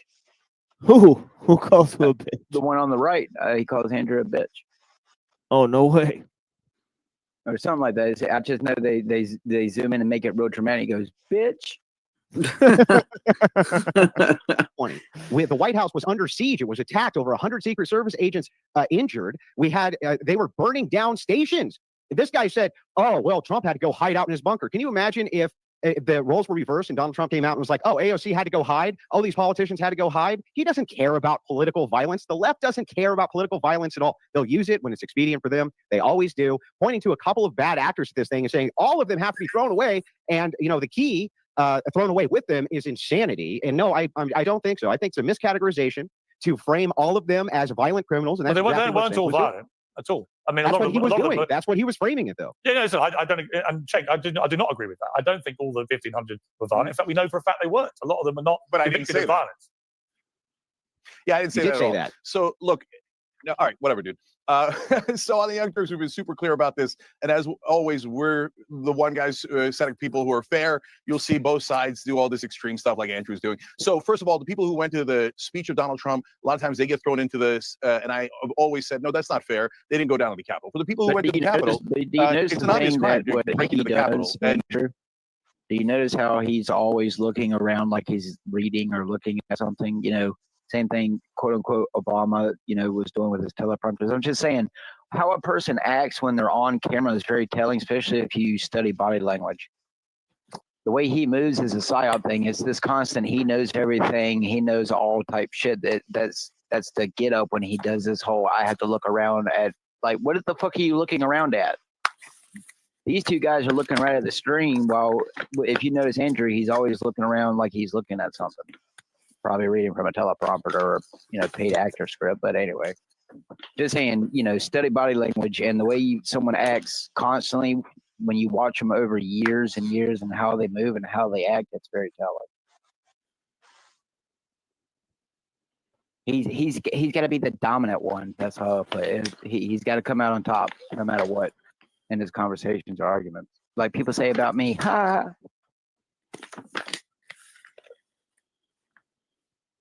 Yeah, that's true. Well, damn, I got a couple minutes and I gotta go start this other show real quick. Yeah, so me I too. appreciate you guys. Yeah. Wait, what show are you starting? Your show? Yeah. Okay, yeah, we'll play it here. Yeah. Okay. All right. Yeah. Later. Yeah, peace on it. Yeah. Peace, man. Yeah, well, let's watch 2 more minutes of this and then we'll start Unseen Warfare show, and then I gotta go on the phone too, but yeah. We'll be restreaming it here. Blessings. And why were they doing that? They were trying to overturn the results of the election. So you could blah, blah, blah on all your talking points, but it's absurdity. Obviously, they were trying to hurt our democracy. They were trying to steal that election. And were some of them violent? Were all of them violent? No. Were some of them violent? Obviously. We have eyes and ears. So you can do all the propaganda you want, but we just watch the tape of them trying to beat the crap out of the cops. I thought you guys cared about cops. I care about crime. I'm against crime. And, you know, and we take heat sometimes from the left because they think that crime is a right-wing narrative and doesn't actually exist. Well, the voters just showed you it does exist, and they're pissed about it. But they're also pissed about it when you go beat up cops for Trump. So look, I'm past it because the American people voted. They put Trump back in office, and that's pretty definitive. I didn't want that, but it happened, right? But if you're going to try to do revisionist history, that these were some patriots who showed up for a picnic, but oh golly gee, there was a Capitol, so they started to bust in and beat the living crap out of the cops, and oh, he lost the election, but oh no, it was stolen, so they go and try to do a coup attempt. I hate it. I think it's a terrible precedent, and I think every time you guys defend it, you sound absurd, and it sounds like overwhelming, ridiculous propaganda. Andrew? Yeah, what it's about is a fair application of law. And there has not been fair application of law here. Jake himself cannot even do fair application of law. At the same time, he says, oh, you're trying to coup and overthrow the democracy. It's exactly what happened May 30th when they were attacking the White House. They were attacking Secret Service agents. They wanted to get in there. And all he could do was whine about how Trump had to get sent to a bunker. Where was his outrage about the coup d'etat? Where was he when Black Lives Matter was burning down cities? No coup on Nowhere. May 30th. He was saying instead, Jake, I didn't interrupt you once. Do you think you calm down for me? So anyway, what's going on, very simply, is that he has the revisionist history. Yeah, I mean, it's not. It's not. It's revisionist on both sides, obviously. You know, so they weren't like a bunch of people harassing a bunch of cops, but yeah, they were psyop to go in there, and yeah, Trump pardoned those fucking psyopers. So that's kind of weird, whole aspect of things, isn't it? I mean, meanwhile, the normal people, and the police turned against each other.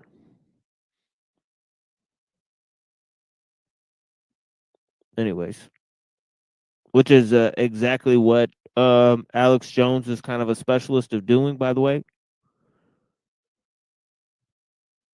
But yeah, let's go to Unseen and see what he's doing. We'll play it. We'll play this. I gotta go here in a minute.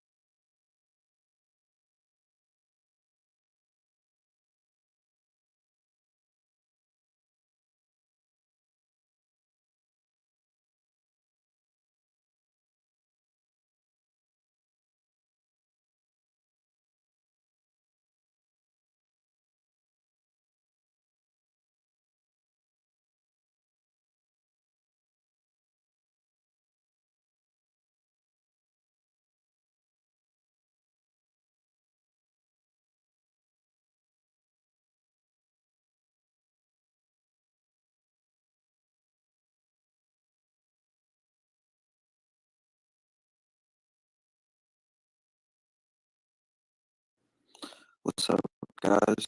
What's up? What's up, my mans? All right, here we go. So, I'm doing an episode today on the new martyrs of Russia, and I figured, I was going to start with something pretty interesting that, St. Seraphim Rose had written called The Future of Russia and the End of the World. And what this is about is what the title's saying, The Future of Russia and the End of the World. So it says, on September 2nd, 1982, Hieromonk Seraphim Rose of blessed memory reposed in the Lord after years of monastic labors in the St. Herman of Alaska Monastery in Platina, California, which he co-founded. His legacy lives on around the world, and especially in Russia, a country about which he often wrote. The experience of Orthodox believers in Russia was a major theme in Father Seraphim's lectures and writings. He often used them to illustrate important points concerning contemporary Orthodox life. Although the following lecture was presented in 1981 and before the fall of communism in Russia, and the collapse of the Soviet Union events essentially described in the prophecies Father Seraphim cites, and much else has happened when Father Seraphim did not live to see the message of his lecture continues to be relevant. All right, so we're going to get into it. So it says, every Orthodox Christian is placed between the two worlds, this fallen world where we try to work out our salvation, and the other world, heaven, the homeland towards which we are striving, and which, if we are leading a true Christian life, gives us the inspiration to live from day to day in Christian virtue and love. But the world is too much with us. We often, and in fact nowadays, we usually forget the heavenly world. The pressure of the worldliness is so strong today that we often lose track of what our life as a Christian is all about. Even if we may be attending church services frequently and consider ourselves, quote, active church members, how often our churchliness is only something external, bound up with beautiful services and the whole richness of our Orthodox tradition of worship, but lacking in real inner conviction that orthodoxy is the faith that can save our soul for eternity.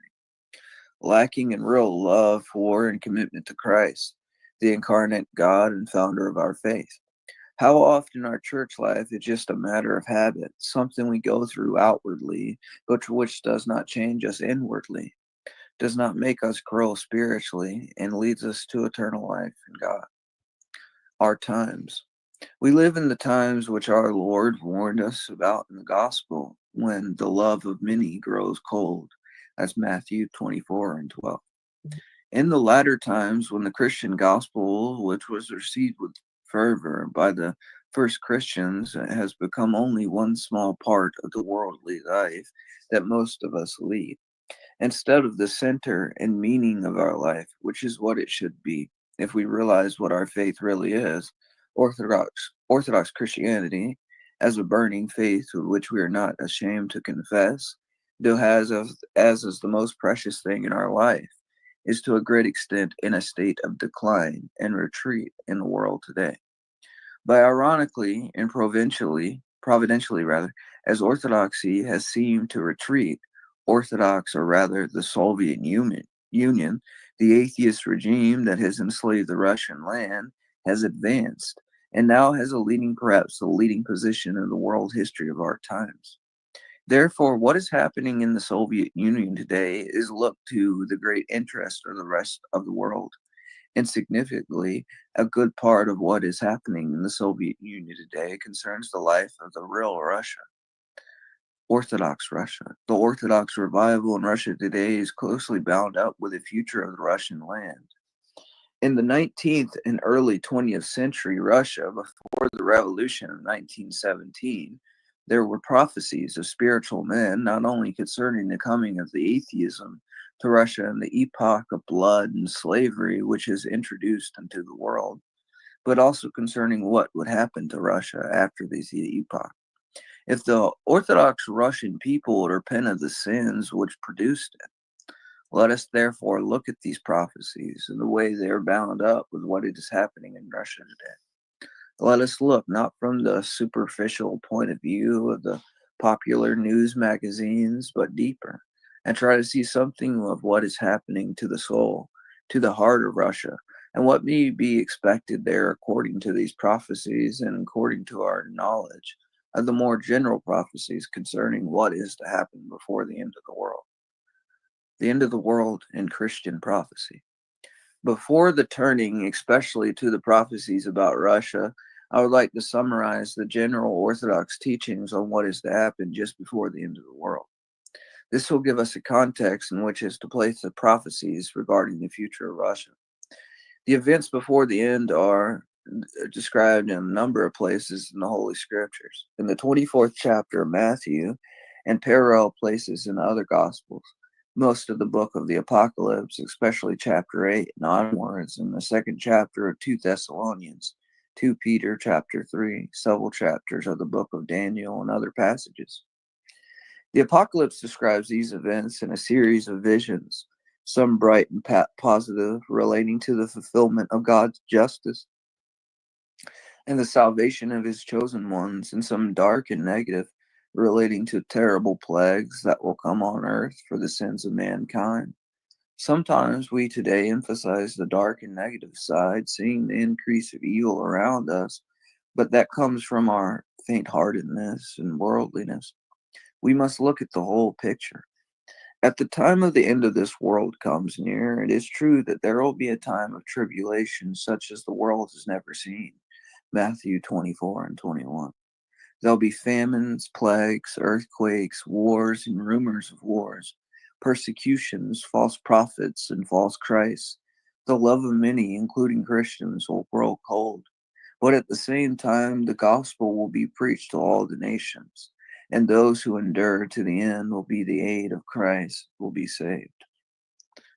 The evil and false religion in the world will culminate in the reign of Antichrist, a world ruler who will seem to bring peace out of the world disorder, and will seem to be Christ come again to earth, reigning from the restored temple in Jerusalem. But there will be those who see through the deception. In particular, 2 Old Testament prophets who did not die will return to earth, Elijah to convert the Jews, and Enoch to preach the other nations. The short reign of Antichrist, only 3.5 years, will end in new disorders and wars, in the midst of which Christ himself will come from heaven, preceded by the sign of the cross, and this world will be consumed by fire and totally renewed. At the same time that the bodies of the dead will arise from the tomb and be rejoined to their souls in order to stand before God's final judgment. And now, with this general background of the events of the last times, let us look at the prophecies regarding Russia. The future of Russia. In the 19th century, Russia, a number of prophets, and even some far-seeing laymen like Dostoevsky, foresaw the revolution which would come upon Russia as a result of unbelief, worldliness, and a purely formal attitude towards orthodoxy, devoid of a burning and self-sacrificing faith that orthodoxy demands.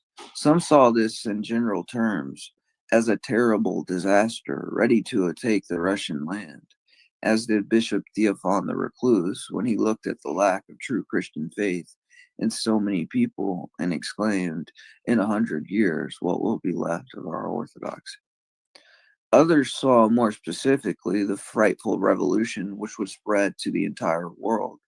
Thus St. John of Kronstadt said in a sermon delivered in 1904, quote, "Russia, if you fall away from your faith, as have many of the intellectual class have already fallen away, you will no longer be Russia or Holy Russia. And if there will be no repentance in the Russian people, then the end of the world is near. God will take away the pious Tsar and will send a whip in the person of impious, cruel, and self-appointed rulers who will inundate the whole earth with blood and tears." Father John of Kronstadt, 50th anniversary book, Utica, New York, 1958, page 164. This is the state in which the world now finds itself, with nearly half of it drenched in blood and enduring tyranny, which began in 1917 with the Russian Revolution. Is there any hope for deliverance, or will atheism simply conquer the whole world and set up the kingdom of Antichrist? We have good reason to doubt that future events will be as simple as this, both because the very country that began the reign of atheism, Russia, is now undergoing a religious awakening, which is already a hindrance to the spread of atheism, and also because Antichrist, according to Orthodox prophecy, would not be simply an atheist tyrant like Stalin, but a religious figure who would persuade rather than compel people to accept him. The holy men alive in Russia Yeah, he wants to be during worshipped. the revolution were aware of the apocalyptic nature of this event and knew that it would be a long and difficult trial for the Russian land, but they also foresaw that there would be an end to this trial. The elder Alexis of Zosimus Hermitage, who is the monk who drew the lot that elected Patriarch Tikhon, heard people crying out in church in Shudov Monastery. This was in the early confused months of the revolution. Quote, "Our Russia is lost. Holy Russia is lost." To this he answered, quote, "Who is it that is saying that Russia is lost, that she has perished? No, no, she is not lost. She has not perished, and she will not perish. But the Russian people must be purified of sins through great trials. One must pray and fervently repent, but Russia is not lost, and she has not perished." That's Orthodox Russia, 1970, number 1, page 9. Starets Anatoly, the younger of Optina, in the very first days of the revolution and in February 1917, made a prophecy in the form of a vivid picture of the future of Russia. Quote, "There will be a storm, and the Russian ship will be smashed to pieces, but people can be saved even on the splinters and the fragments, and not everyone will perish. One must pray, everyone must repent and pray fervently. And what happens after a storm? There will be a calm, and at this everyone said, 'But there is no more ship. It is shattered to pieces. It has perished. Everything has perished.' It is not so," said Potushka. "A great miracle of God will be manifest, and all the splinters and fragments by the will of God and his power will come together and be united, and the ship will be rebuilt, and in its beauty, and will go on in its own way, as are foreordained by God, and there will be a miracle evident to everyone. Orthodox Russia, 1970, number 1, page 9. Elder Barnabas of the Gesselmain, I don't think I'm saying that right. Gesselmain spoke against the revolution of the disaster coming upon Russia and the cruel persecutions against the Orthodox faith. He said, quote, persecutions against the faith will constantly increase. There be heard of grief and darkness, and almost all the churches will be closed. But then it will seem to people that it is impossible to endure any longer. Then deliverance will come. There will be a flowering. Churches will even begin to be built, but this will be a flowering before the end. This was a private letter from N. Keter. It goes on. It says, schema monk Aristocelius, not long before his death in August 1918, said, quote, now we are undergoing the times before Antichrist, but Russia will be delivered. There will be much suffering and much torture. The whole of Russia will become a prison, and one must greatly entreat the Lord for forgiveness. One must repent of one's sins and fear to do even the least sin, but strive to do good, even the smallest. For even the wing of a fly that has weight, but God's scales are exact. And when even the smallest of good in the cup overweighs, then will God reveal his mercy upon Russia. 10 days before the end of his life, he said that the end would come through China. There will be an extraordinary outburst of a miracle of God would be manifested, and there will be an entirely different life, but all this will be not for long. Orthodox Russia, 1969, number 21, page 3. The elder Nectarius of Optina in the 1920s prophesied, quote, Russia will arise. In material, it will not be wealthy, but in spirit, it will be wealthy. And in Optina, there will be 7 luminaries, 7 pillars. That's I.M. Kontsevich, Optina Monastery, and its epoch, Jordanville, 1973, page 538. Interestingly, St. John of Kronstadt also prophesied the deliverance of Russia would come from the east. I.K. Sersky, Father John of Kronstadt, Belgrade, 1942, volume 2, page 24. How convenient. That was another name mentioned in the work in Hitman game, preparation for the Kronstadt. publication by St. John of Kronstadt Press. Okay, so just check on everybody, see how you guys are doing. What's going on? Greetings, everybody. How you doing, Isaac? And amen, indeed. So we're going to continue. So now we're at Archbishop Theophan of Poltava, summed up in 1930s, the prophecy which he had received from such elders as these. It says, quote, you asked me about the near future and about the last times. I do not speak on my own, but give the revelation of the elders. The coming of the Antichrist draws nigh and is very near. The time separating us from him should be counted a matter of years, and at the most a matter of some decades. But before the coming Antichrist, Russia must be yet restored, to be sure, for a short time. And in Russia there must be a Tsar forechosen by the Lord himself. He'll be a man of burning faith, a great mind, and iron will. This much has been revealed about him. We shall await the fulfillment of what has been revealed. Judging by many signs, it is drawing nigh. Unless because of our sins the Lord shall revoke, shall alter what has been promised, according to the witness of the word of God. This also happens. That's from the Orthodox Word, 1969, number 4, page 9, 194.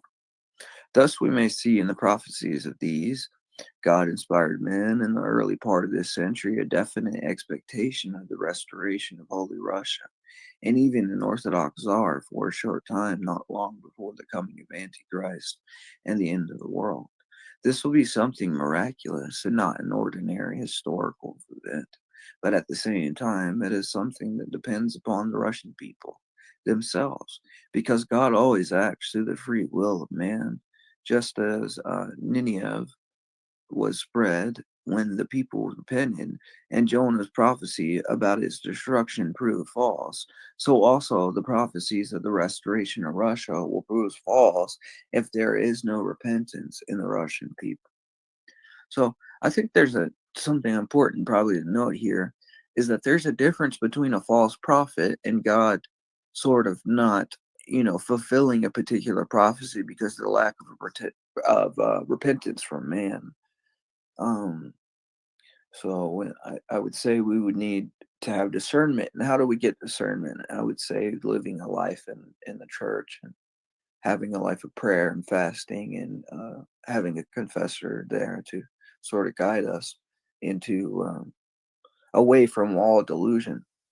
Okay, so here we go. So this is from Archbishop John Maximovich of blessed memory, whose tomb is in the very cathedral where services were held this morning, reflected deeply on the meaning of the Russian Revolution and the exile of so many Russian people. In his report to the All Diaspora Sobor in Yugoslavia in 1938, he wrote, quote, "The Russian people as a whole has performed great sins which are the cause of the present misfortunes. The specific sins are oath-breaking and regicide." So regicide is the killing of the Tsar. That's what he's referring to. The public and military leaders renounced their obedience and loyalty to the Tsar even before his abdication, forcing the latter from the Tsar, who did not desire bloodshed within the country. And the people openly and noisily greeted this deed. And nowhere did it loudly express its lack of agreement with it. Those guilty of the sin of regicide are not only those who physically performed it, but the whole people which rejoiced on the occasion of the overthrow of the Tsar and allowed his abasement, arrest, and exile, leaving him defenseless in the hands of the criminals, which in fact itself already predetermined the end. Thus, the catastrophe which has come upon Russia is the direct consequence of the terrible sins, and the rebirth of Russia is possible only after the cleansing from them. However, up to this time, there has been no genuine repentance. The crimes that have been performed have clearly not been condemned, and only active participants in the revolution continue even now to affirm that at the time it was not possible to act in any other way. In expressing a direct condemnation of the February Revolution, the uprising against the anointed of God, the Russian people continue to participate in the sin, especially when they defend the fruits of the revolution. That's from the Orthodox Word, 1973, number 50, page 91. So if you go and let's just say you went and looked at a video on the Tsar on YouTube, you're going to see, especially on these Russian videos, a lot of the Russian people in the comment section saying, well, the Tsar was weak, and the economy was better under Stalin, and blah blah blah blah blah blah blah. Well, this is them not repenting of their act of sort of going along with this regicide, this killing of the Tsar and his family, the Holy New Martyrs. So that's why I'm mentioning them first right here. I think this kind of connects to what else I'm going to be bringing up later. But so it goes on. It says, of course, regicide, the killing of the anointed Tsar, is not only the sin that lies upon the conscience of the Orthodox Russian people. This crime is, as it were, a symbol of the falling away of Russia from Christ and true Orthodoxy. Take note, he's saying true Orthodoxy here. This is Father Seraphim Rose saying this. So this is another reason why, us true Orthodox out here, we promote true Orthodoxy, not just Orthodoxy, because not everything that calls itself Orthodox is truly Orthodox, in the words of Archbishop Verkey. So We proceed. So a process that took up most of the 19th and 20th centuries and only now is perhaps beginning to be reserved.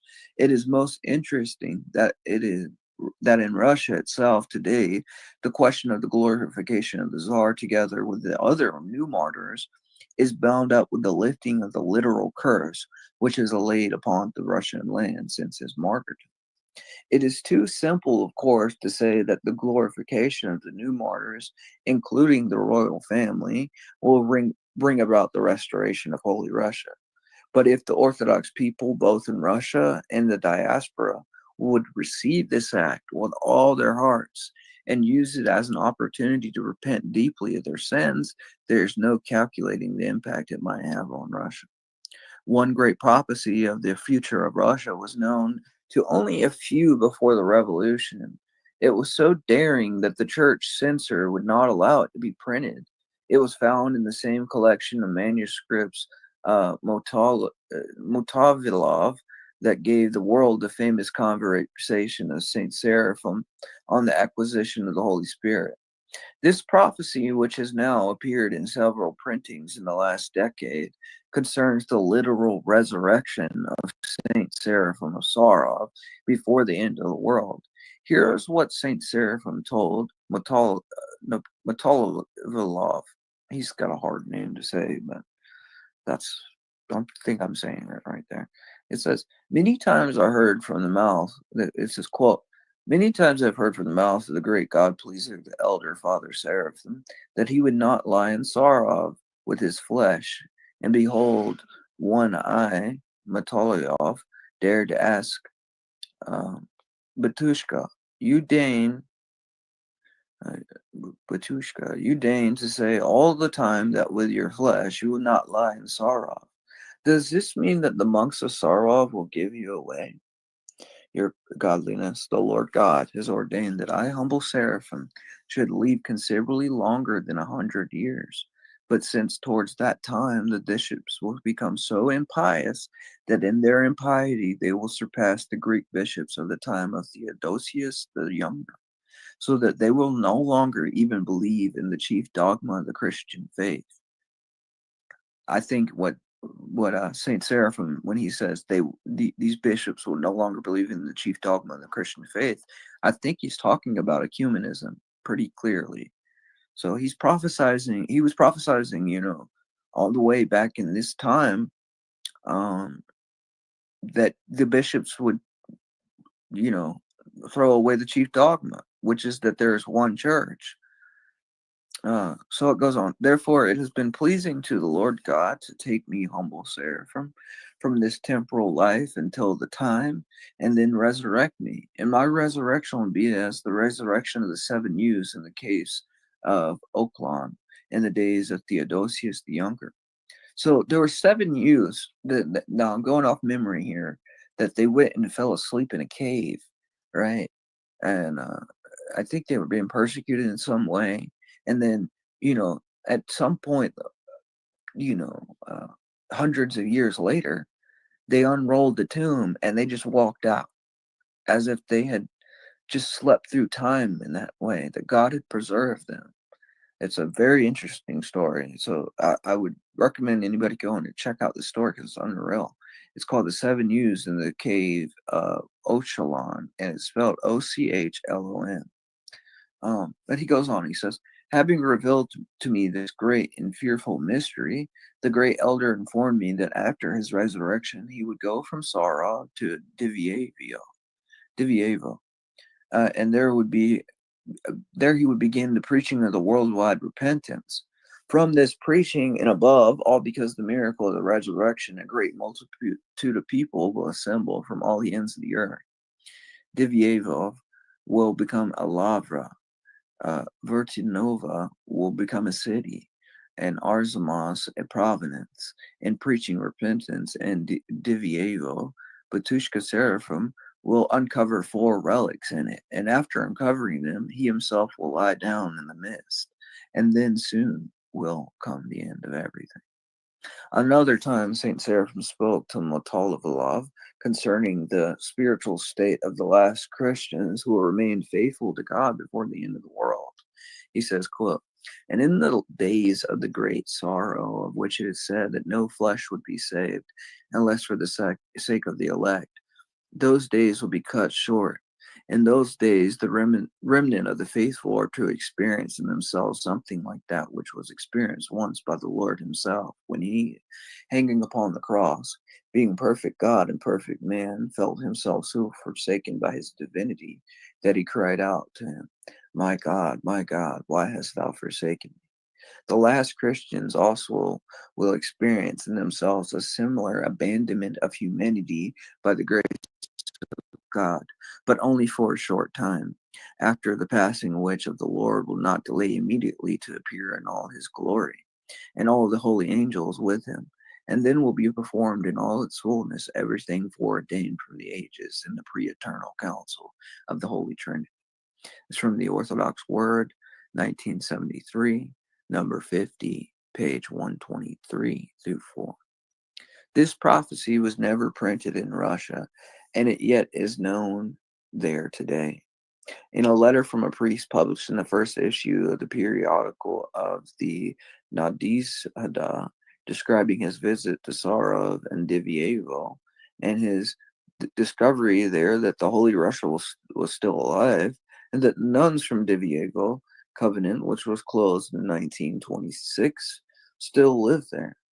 There is this prophecy from an old woman, Evdokia, who has just received Holy Communion. Addressing the priest, she said, quote, soon, here in Dovievo, there will be a celebration. Now it is not years nor months, but days and hours that remain until the opening of the monastery and the manifestation of 4 relics, those of the saints, the foundress of Divyevo, Alexandra, Matushka Martha, and blessed Evadushkiaka. Very strange name I'm not familiar with. It goes on, it says, who were tortured and killed by the atheists. The saint commands me, say to him and no one else, that soon, but the monastery and the relics will be open. He commands me to tell you that without fail, you must come here for the opening of the church and the relics. Of the fact that Holy Russia is still alive despite the continued reign of atheism in Russia, we have the testimony now of many observers in Russia itself. Here's what Gennady Shimonov says, quote, Holy Russia cannot be buried. It cannot pass away. It is eternal and victorious, and is precisely to it that the final word in the history of our people will belong.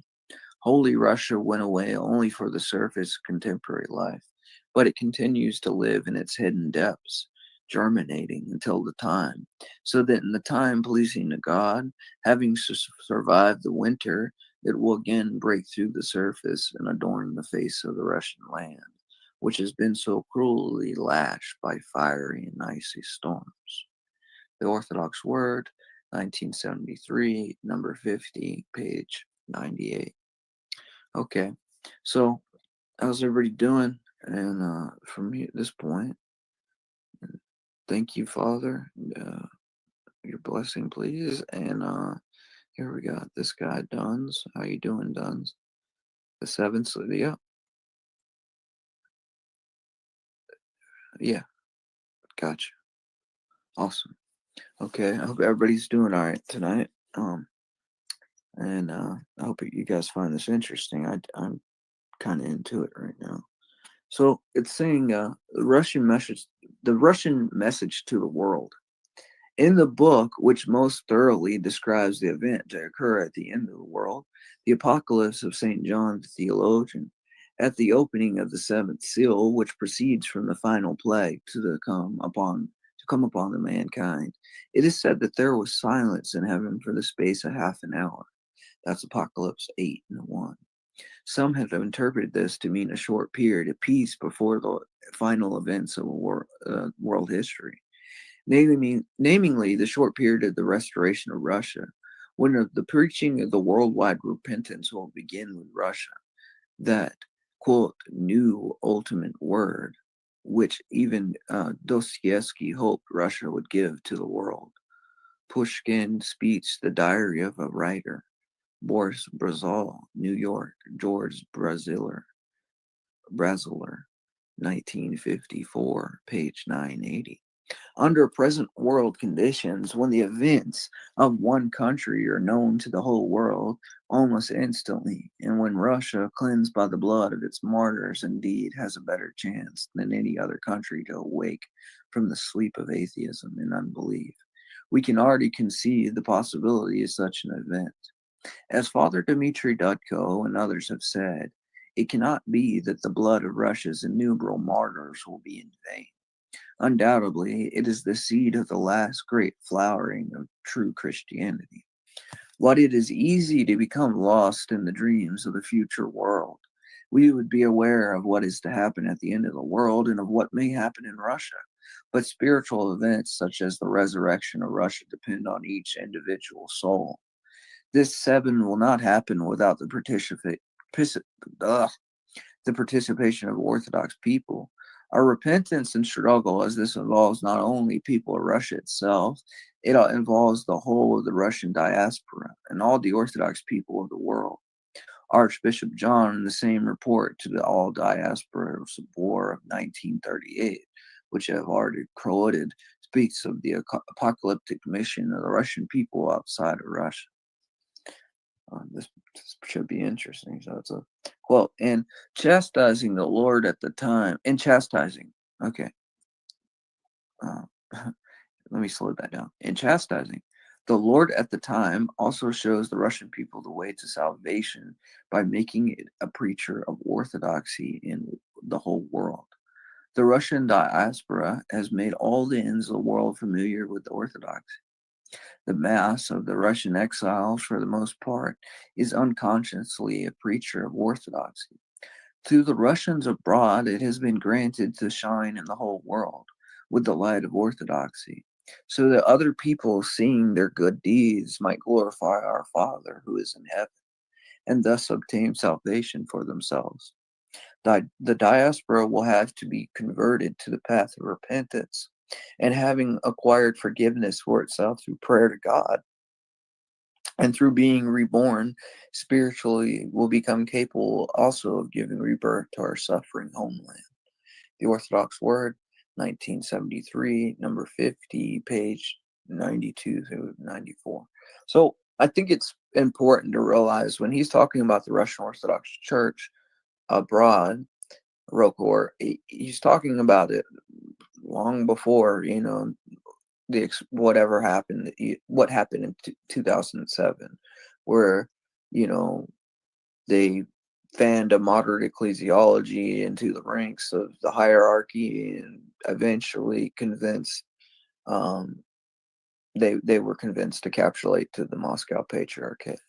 So, at one time, Rokor was a beacon of light, and in our modern day, not so. So, thus, the Russian abroad, by their living the true life of orthodoxy, should be already preparing the way for St. Seraphim's preaching of worldwide repentance. To some extent, this is happening, and one can even begin to see, parallel to the Orthodox revival in Russia, a genuine Orthodox awakening in America and other lands outside of Russia. But it all depends on each one of us. If we are awakening to true Orthodox life, then Holy Russia will be restored. If we are not, then God can withdraw his promises. Archbishop John ended his report to the 1938 Civil War with a prophecy and a hope that there will be a true Pascha in Russia that will shine forth to the whole world before the very end of all things, in the beginning of the universal kingdom of God. It says, quote, "Shake away the sleep of despondency, O sons of Russia. Beyond the glory of her suffering, be purified. Wash yourselves from your sins. Be strengthened in the Orthodox faith, so as to be worthy to dwell in the dwelling of the Lord and to settle on his holy mountain. Leap up, arise, O Russia. You from the Lord's hands have drunk the cup of his wrath. When your suffering shall have ended, your righteousness shall go with you, and the glory of the Lord shall accompany you. The people shall come to your light, and the kings to the shining which shall arise upon you. Then lift up your eyes and see. Behold, your children come to you from the west and the north and the sea and the east, blessing you in Christ forever."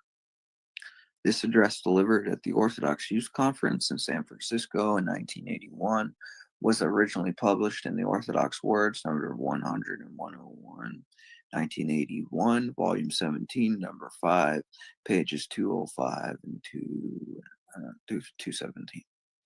That's from Hiram Monk Sarah from Rose. There's a little footnote. It says in 1981, Tsar Nicholas and the royal family were glorified as saints by the Russian Orthodox Church outside of Russia. And on August 14, 2000, they were glorified by the Moscow Patriarchate of the Russian Orthodox Church. So I would say this, that they might have glorified the new martyrs, right?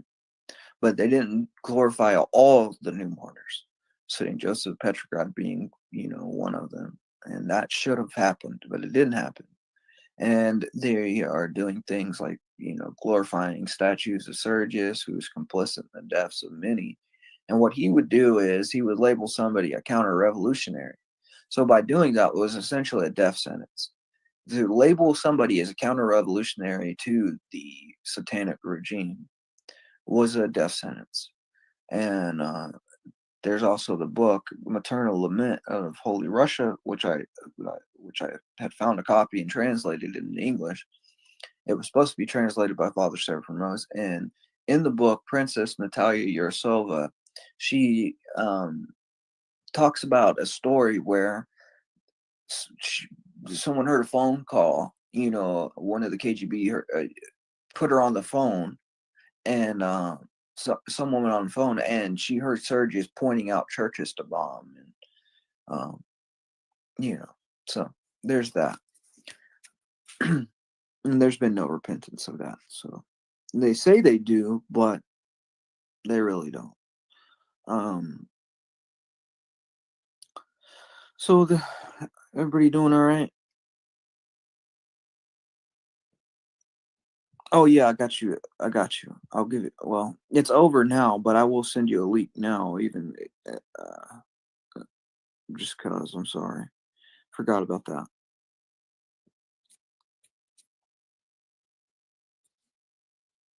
Okay, now where are we at? Okay. That was what I was just reading from.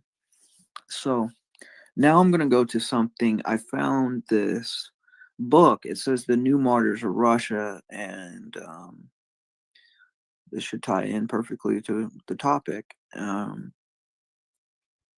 It's a publication by the Russian Orthodox Church outside of Russia and Canada. I believe it was published in 1971.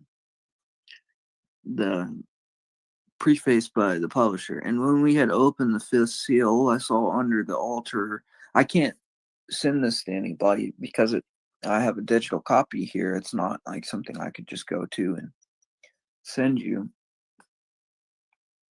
But yeah, so I'm just going to read from it, and maybe I'll post this on the cafe, and then if anybody follows along and they know where the Frostnose Cafe is, what I'll do is I'll put that in the chat real quick, and then after the show I'll post this this book there, and you could get a hold of it. So 1 second.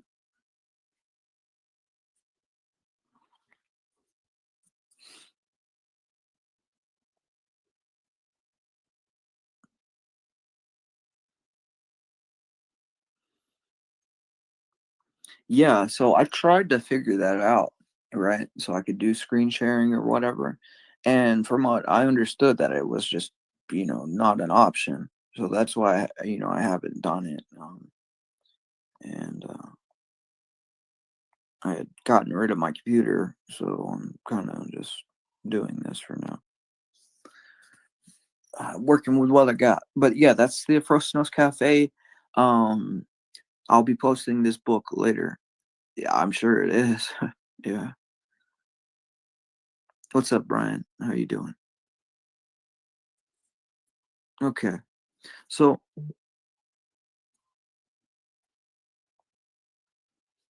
okay, let me see. All right. So what I'll do is I'll check that out after this little show. This probably be, if I can figure it out, this will be the last one I'm going to do like this, you know, but it is what it is. So again, we're here. We're publishing the book, The New Russian Martyrs, on the occasion of the 15th anniversary of our Russian Orthodox Church. Outside of Russia. Since we represent the free part of the Russian church, we consider it our sacred duty to act as the voice of those who have been and still are being martyred and persecuted by the communists for confessing their belief in God. Moreover, we have in the number of our faithful here in the free world tens of thousands of living witnesses to the persecution of the faith in the USSR. These are people which did not return to the homeland after the Second World War, and who to this day thank God for that freedom which they enjoy here in the West. Many of them bear upon their own bodies scars from the wounds and tortures and sacred imprints of their suffering for Christ. In order to conceal their apocalyptic visage, the communists have sent throughout the world to the heads and administrators of all Christian bodies their own representatives. These representatives, coming from the Soviet Moscow Patriarchate, have the external appearance of Russian Orthodox metropolitans, archbishops, and bishops and priests. By means of such tactics, the communists seek to undermine the opposition of the more conservative elements of the free world, which is by the very essence would be the most natural foe of the godless communism. Having read this book, we believe that the blood of these martyrs, which cries out to heaven, forms an impossible barrier over which true Christians cannot extend their hands to communists. Archbishop Vitali.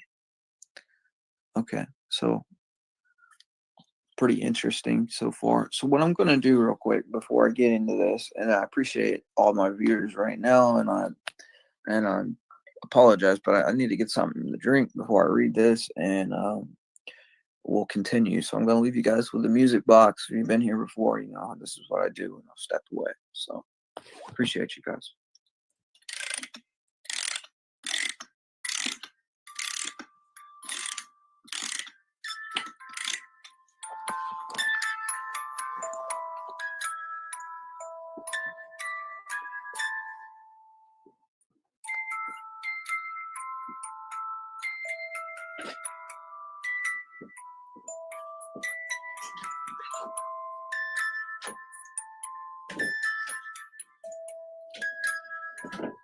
Oh, almost forgot. So we'll put the banner. Oh.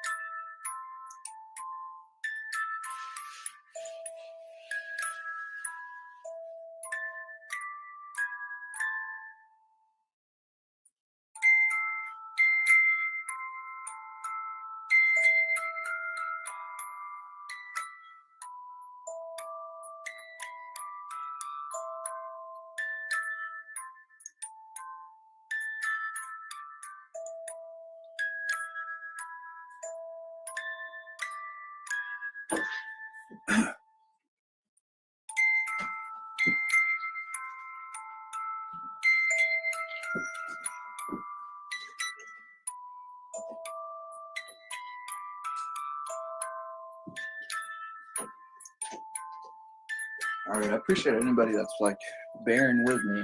So, we're gonna continue now. Okay, we're back. All right.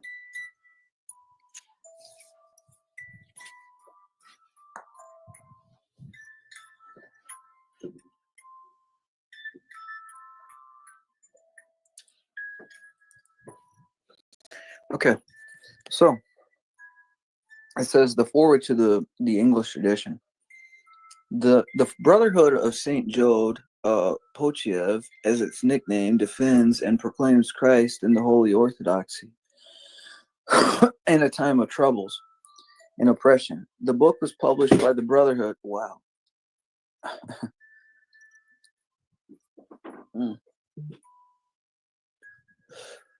The book was published by the Brotherhood because it shows all that is best in Russian Orthodoxy in our times.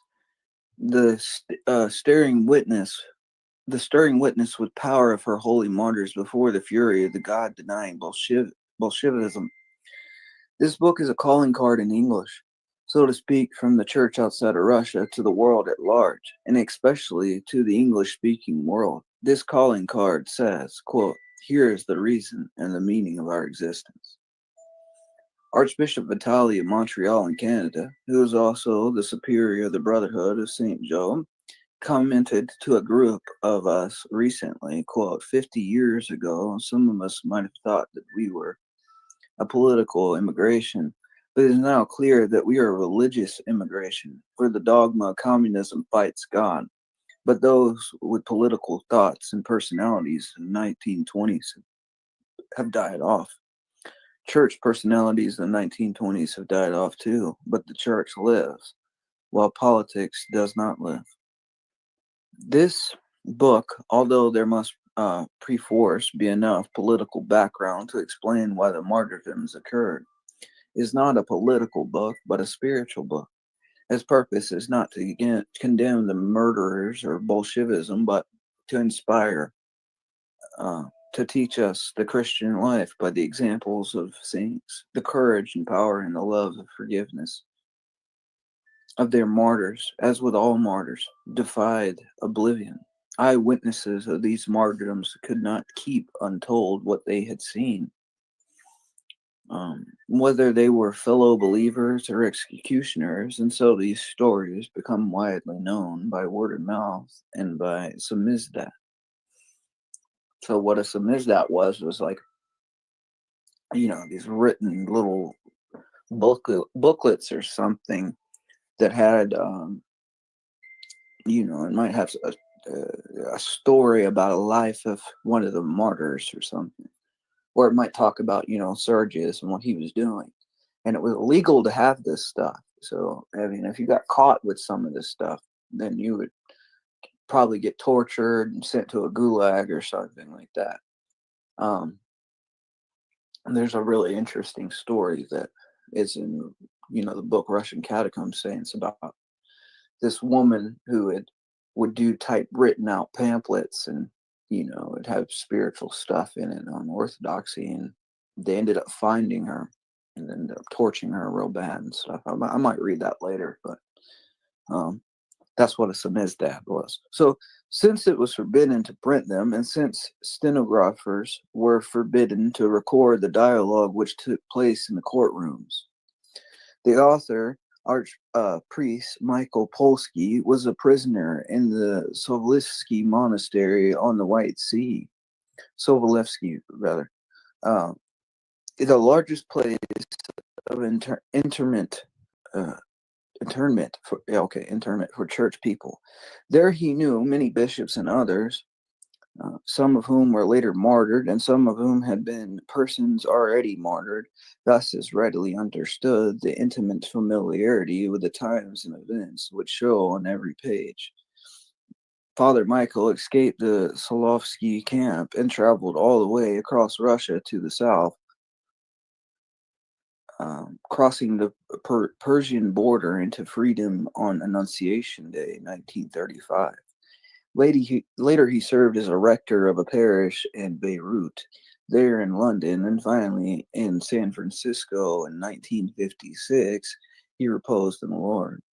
I, as an American convert, give thanks for the appearance of this book to help show the light of orthodoxy to my untaught brothers in the English-speaking world, for they know nothing of these things. Their libraries contain sufficient books on the Russian Revolution, books written by secular writers who neither mention nor know about Christ and the power that he gives to his faithful. Books which often present the revolution sympathetically, sometimes even glorifying it. I pray that readers will not be content with the secular books with which we seek to know the stories of the reactionary persons who are told by the new martyrs of Russia. I entreat all the Russian Orthodox people, rather, and especially the Russians among us, to give wide distribution to this book and to help teach my children and theirs and my brethren and theirs to bring light to those who sit in darkness. Quote, throughout the world, as with purple and fine linen, thy church is adorned with the blood of thy martyrs. Through them, the cries to thee, O Christ God, quote, send down thy compassion upon thy people, grant peace by thy community, into our souls great mercy. So we're heading on. So it says, this is the preface. It says that, and I put this in the, I think the description to the video, a little bit of this. So this is where we're going to start. It says, well, let me check it out. Everybody all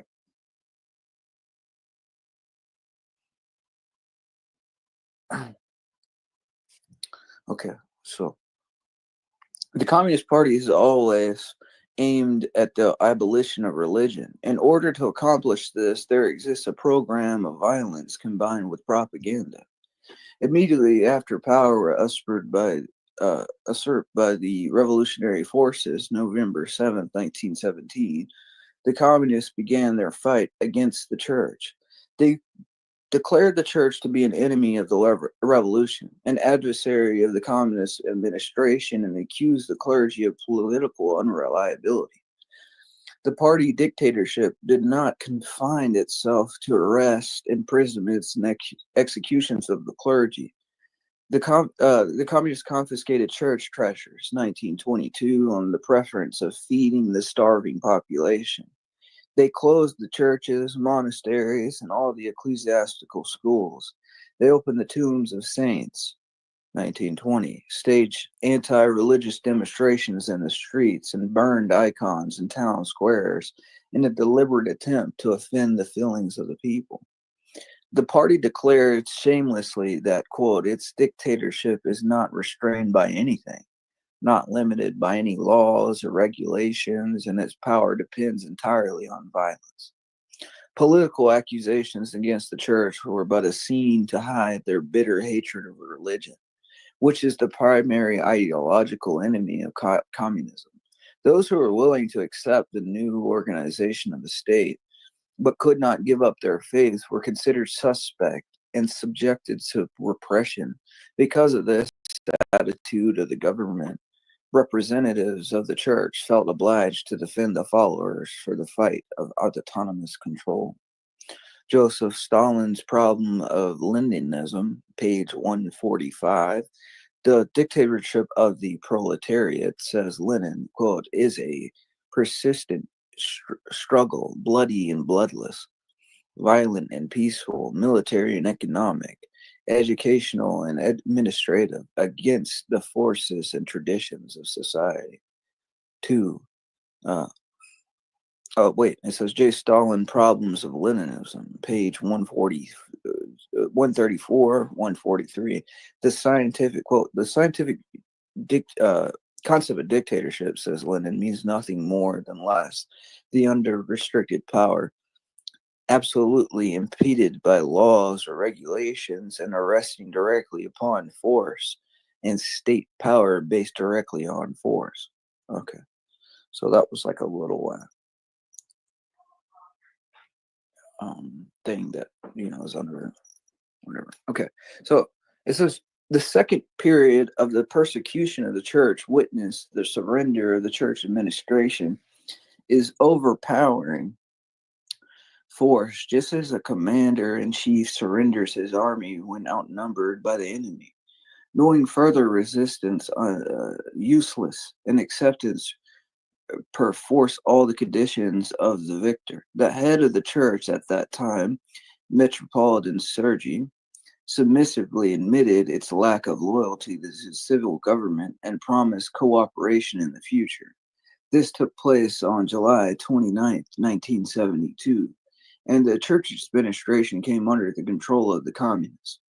The enemies of the church were now free to act and promptly began a cruel and unrestrained persecution of the church, which later assumed a systematic form based on the so-called, quote, godless 5-year plan adopted by the government after Stalin signed it on May 19th, 1932. It proposed complete liquidation of the church by May 1st, 1937. The date by which the name of God, using the literal expression of the declaration, should be forgotten throughout all of Russia. Wow. So, but this act of submission of the church is the rule of the godless communists provoked protests from many of the episcopate, clergy, and practitioners and roused them to action, resulting in a secret underground church in the new catacombs. Wandering clergymen with folding altars and a pouch behind their backs held secret services in homes, in the woods, and abandoned sheds and cellars, and sometimes appeared in underground caves, which were real catacombs.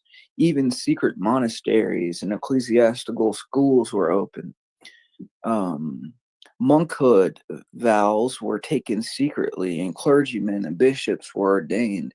These occurrences were described in many communications of the communist press at that time and provoked a new motive for the repressions and executions. But despite them, and the 5-year godless plan failed, a general consensus of the population of the USSR in 1937 and a questionnaire on the attitude of the people towards religion showed that an immense percent, 2/3 of 1/3 urban, believed in God and were not afraid to admit it to the government. This, of course, infuriated the dictators. The third period began with the Second World War, starting June 22nd, 1941. This was expressed only in the curtailings of religious freedom. By existing repressions were maintained to prevent any possibility of increased religious influence on the people. Due to the necessity of demonstrating to the Western allies a facade of religious tolerance, the communists stopped open persecution of the church, but at the same time continued to promote anti-religious programs.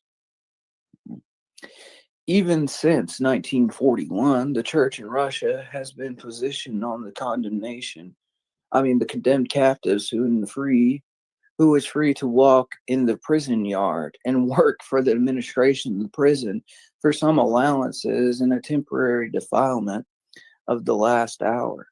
The church in Russia still exists, but the godless 5-year program continues. It has not been revoked, and it will march on.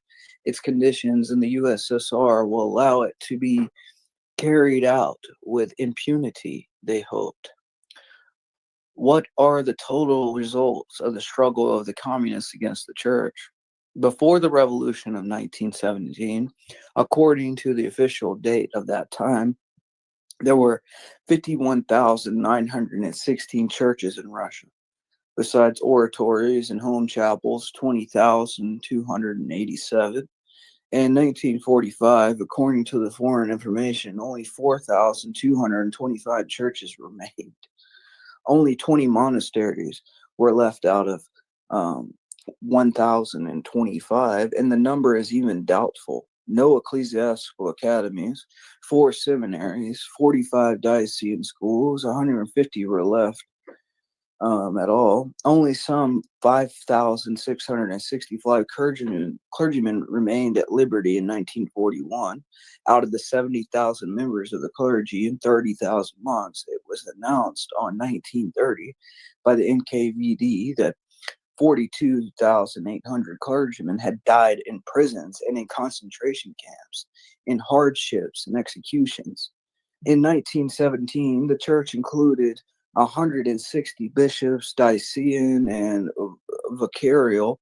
The number of the bishops increased to 72 due to the continuous arrest of the bishops and their replacements with newly ordained bishops by the church administration, independent of the communist government until 1927. However, 10 years later, there were only 7 bishops at liberty, and with the change of the political trend, 19 bishops were found available for the Council of Bishops in 1943 rather, for the election of a patriarch. The theory of the communists that, quote, religious prejudices will die with the change of the economic foundations had been forever denied by Russia.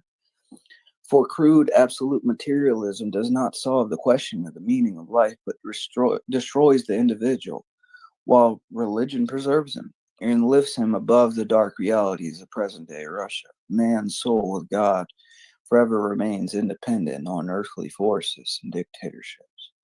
There are still pious people in Russia, not only among the aged or the ignorant, as communists assert, but among people of all classes waiting for the opportunity to profess their religion openly. Proto-Prester Michael Polsky. Okay. So, yeah, indeed it is. Indeed it is. Okay, so we're going to go to Metropolitan Vladimir, Kiev, and Galich. This is chapter 1 of the New Martyrs, Russia. So, Metropolitan Vladimir can rightly be considered the first martyr in a long line of Russian bishops murdered and tortured to death during and after the revolution. At the time of Metropolitan Vladimir's murder in Kiev, the meeting of the All-Russian Orthodox Council was being held in Moscow. The news of the tragic death of the oldest Russian hierarch deeply shocked all the members of the council, who proclaimed the day of his death, January 25th, as a day of annual prayer for all the Russian martyrs and confessors of the faith who met their deaths during the bloody period of communist persecution. Metropolitan Vladimir was born January 1st, 1848, of a devout couple in a village of the province of Tambovsky, where his father, who was a priest, was there savagely murdered. He reserved his education in an ecclesiastical school there in a seminary, and in 1874 graduated from the Ecclesiastical Academy of Kiev. For 7 years, he was a teacher of the Tobolovsky Seminary, after which he became a priest. He lost his wife in 1886, and soon after their only child, the young clergyman, retreated immediately into a monastery. So he lost his wife and his kid. It's terrible. So the young clergyman retreated immediately into a monastery, took the vows of the name of Vladimir. In 1886, he was ordained bishop and assumed the duties of a vicar. In 1891, he was appointed to the Samara diocese. At that time, great information had befallen Samara district, a failure of clergy, and an epidemic of cholera. During those days of national calamity, Bishop Vladimir showed himself a real spiritual hero, devoting his life entirely to the care of sick and starving population. His personal example inspired other priests to forget their own troubles in order to alleviate the sufferings of others. In 1892, he was promoted to the rank of archbishop and administered the archdiocese of Cartellin and Cahatin for 5 years. In 1889, Archbishop Vladimir was appointed to the high position of Metropolitan of Moscow and Kolomina. He kept the post for 15 years. The activities of the Metropolitan Vladimir were always characterized by acts of love and care for his spiritual flock. It was his custom to give material assistance to the destitute and to help widows and orphans with all his heart. He tried to save the lost sheep, drunkards, and prodigal sons of the church. Meek and humble, honest and truthful, Metropolitan Vladimir did not seek any worldly gains for himself. As he ascended the scale of ranks, his authority grew rapidly, and he won the hearts of the faithful followers of the church and the Russian patriots. Metropolitan Vladimir gave much attention to the pupils of all the schools, but most especially to those who were preparing themselves in theological seminaries for the priesthood. With them, he used to have warm, fatherly talks. In 1912, he was appointed Metropolitan of Petrograd and administrated the diocese for 3 years. In 1915, Metropolitan Vladimir lost favor with the Tsar in a dispute over Rasputin and was removed from Petrograd in the post Metropolitan of Kiev. I wonder what that dispute was about. I know that, Rasputin was a pretty strange character, and I've read a little bit about him, and I knew that, he was kind of close with the royal family. But what I could imagine was, this Metropolitan Vladimir sort of being like, this guy's a wacko. Like, you need to get him away from you. And the Tsar kind of be like, look, I don't.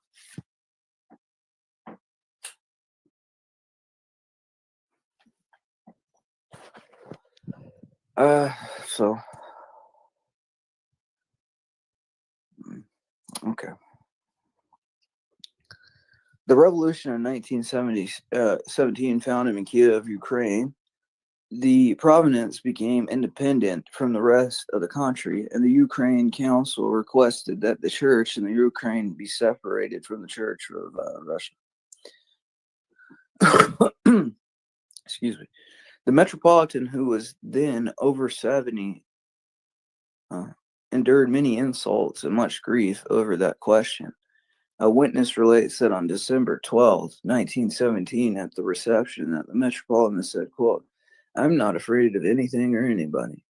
I'm ready at any moment to give my life for the true Russian faith and for the Church of Jesus Christ in order to prevent the enemies of the Church from mocking it. I will endure my suffering to the end in order to preserve the Russian Church in Kiev, in which it originated."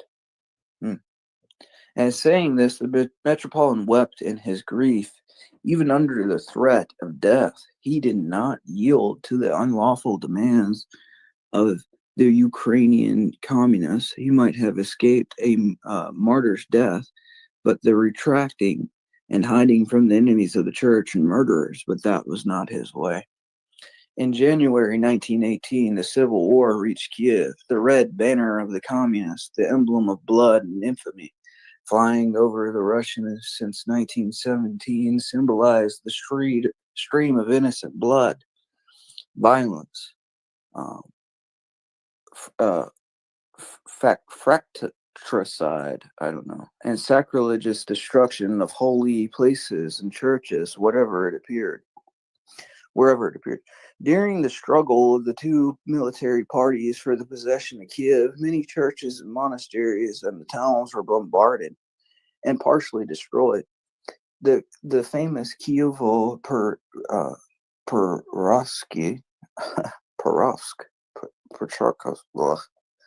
I don't know. It's a Russian word. Forgive me. So Lavra underwent an intensive bombardment of the communists because they suspected that the belfry might be used as a military observation point. In fact, the belfry was locked, and there was no sign of any troops at all. The bombardment of the churches and their belfries was customary during communist attacks. In the evening of the 23rd, the communists took possession of the monastery, and from that moment on, the Lavra witnessed acts of violence and barbarism. Armed Reds broke into the church with their hats on and cigarettes in their mouths, swearing and yelling. They searched the premises, even during the church services, and committed all kinds of sacrilege. Old monks were taken out into the yard to be stripped of their clothes, insulted, and mercilessly whipped. In the meantime, Metropolitan Vladimir was ceaselessly praying either in the church or in his quarters. He officiated for the last time on the eve of his murder, 24th of January, at the Great Lavra Church, where the liturgy had been performed by him on the Sunday, the 21st. Witnesses reported that his last service was remarkably warm and solemn. The night of January 25th was full of alarm. It was full of alarm. 4 armed men and a woman dressed as a Red Cross nurse broke into the quarters of the Father Superior, made a thorough search, and took everything of value. In the middle of the night, 3 of them went out, quote, for reconnaissance, and robbed the treasurer and the provost. Later in the day, 3 armed Reds searched the Metropolitan's room, and being able to find any values, carried away a golden medal from the safe. Wow, these people. They were just mean though, right, guys? Anyways, at 6:30 in the evening, the doorbell rang loudly 3 times. 5 men dressed as soldiers' uniform, led by a sailor, entered the house and asked for Vladimir the Metropolitan. They were directed downstairs to the cells of the archpastor.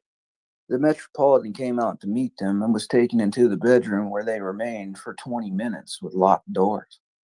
There, the Metropolitan Vladimir was tortured, and he was choked with chains, the chain of his cross, insulted, and ordered to give them money. Later, the attendants found the floor of the room, pieces of a broken chain, a silk cord, a tiny case with holy relics, and a small icon of the Metropolitan always wore around his neck. When after 20 minutes, the Metropolitan came out, surrounded by his torturers. He wore his cassock and pangea and the white hood. On the front steps, he was approached by his old cell servant, Philip, who asked for his blessing. The sailor pushed him aside, shouting, "Stop showing respect to these blood-suckers. Enough of that." The Metropolitan went to Philip, blessed and kissed him, shaking his hand, and said, "Goodbye, Philip," then wiped away his tears. Philip reported later that when they had parted, the Metropolitan was calm and solemn, as if leaving the church to officiate at a liturgy. The old humble and guiltless servant of God went to death without any sign of weakness or fear. As he was led out from the monastery, he crossed himself softly and sang a prayer. As eyewitnesses relates, the Metropolitan Vladimir was driven from the gates of the monastery in place of the execution. On his way from the gates of the monastery, on his way from the car to a small clearing, he asked, quote, "It is here that you want to shoot me?" One of the murderers answered, "Why not? Do you expect us to stand on ceremony with you?" When the Metropolitan asked permission to pray before he was shot, and the reply was, "Be quick, shout it." Lifting his arms in heaven, Metropolitan Vladimir prayed, stood, quote, "O Lord, forgive my sins, voluntary and involuntary, and accept my spirit in peace." Then he blessed the murderers with both hands and said, "God forgive you."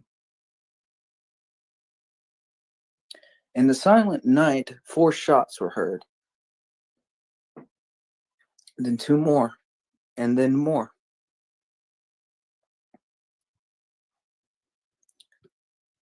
Why am I even here? I don't even know anymore. Wow, that's crazy. That is It crazy. goes on. It says they're shooting the Metropolitan, said one of the monks in the lava. There are too many shots for one murder, replied another.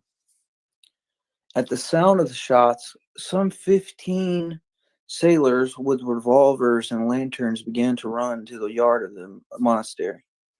One of them asked, "Did they take the Metropolitan away?" The monks replied timidly, "They let him out of the gates." Though the sailors ran out, in about 20 minutes returned. Quote, "Have you found the Metropolitan?" they asked.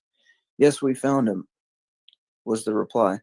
"And we'll take every one of you out the same way." The silence was not broken again that night. The monastery slept, and no one seemed to realize, but 1,000 steps away in a pool of blood lay the shattered body of the father of the lava, Metropolitan Vladimir. At sunrise, some women pilgrims appeared at the lava gates, and the monks learned from them where the mutilated body of the Metropolitan was to be found. The Brotherhood decided to bring the body into the monastery, for which permission from the communist authorities was obtained. At 9 o'clock, Archimandrite Infin and 4 senators, what is that word? Senators went to the place of the murder. Metropolitan Vladimir was lying on his back, covered with an overcoat. Missing were his Pangea, his monk's blood and cross, galoshes, boots, socks, and his gold watch and chain. So he's missing those things. Later, the medical examination showed a gunshot wound near his right eye, a cut on his head, a gash under the right ear, 4 gashes on his lips, 2 gunshot wounds at the right collarbone, a deep shattered wound in his chest, which opened wide, which opened his whole chest cavity, a gash wound in the waist, and 2 more gashes in the chest. After a short religious service on the spot of the murder, the body was laid on a stretcher and brought to the Lavra Church, where Metropolitan Vladimir had spent his time in prayer during the last days of his life.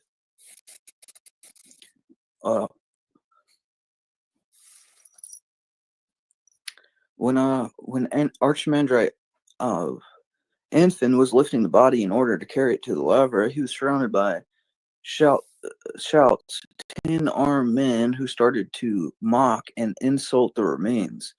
"You want to bury him, but he deserves to be thrown in a ditch. You intend to make holy relics of him. That's why you're picking him up," shouted the fanatics in their satanic frenzy. Wow. When the mournful procession was on its way to the Lavra, pious women who passed by wept and prayed and said, quote, "The sufferer and holy martyr, may God's kingdom be his." The fanatics shouted, quote, "A heavenly kingdom, his place is in hell, at the very bottom of it." In Moscow, a special solemn service was dedicated to the memory of Metropolitan Vladimir. It was held in church, the assembly hall, and all the Moscow clergy, headed by the patriarch himself, participated in it. Well, the next chapter is on Metropolitan Benjamin and Petrograd, so I'm going to take a break for a moment, and so Wind up that music box. Yeah. It's a hard listen for sure.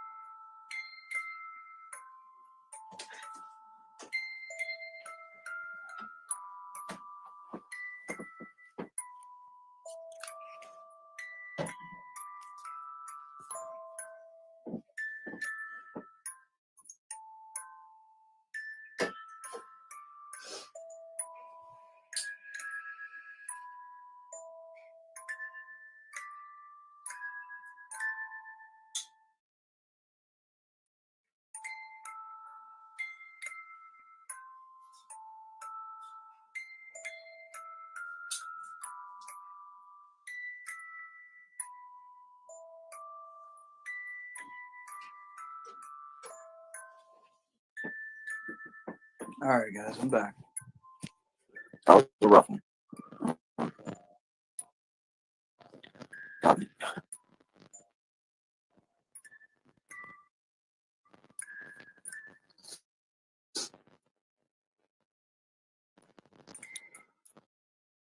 Yeah. So.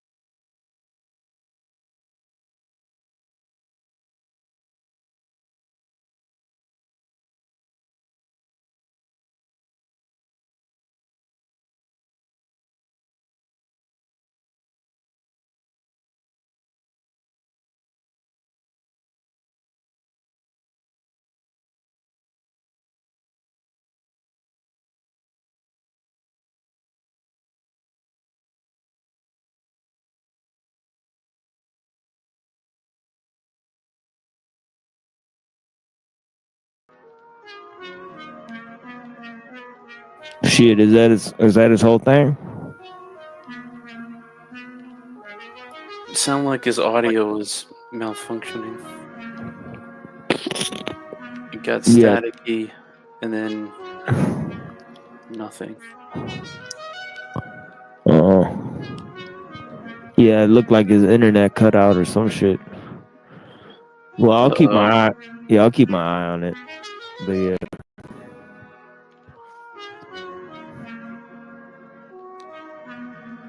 Yeah, for the 3 people here, we got a new channel. So figure out mosey on over there at some point. Yeah, we already got 16 subscribers. Oh, something. Yeah, that's wild. Yeah. Oh yeah. You already know. Let's see what it is. 20 subscribers. How about that? Nice. We're moving on up to the east side to a deluxe apartment in the sky. Yeah, I was just telling Truth or Cop that I'll pay him to film if I get to New York, New Jersey to go do the debate at the conference. And I say that we film the moment that we actually run into Jim Bob and Andrew Wilson in real life. That'd be funny as hell. We live stream it. Yeah. It should be hilarious. Just live stream the fuck out of that moment. It'd be the awkward.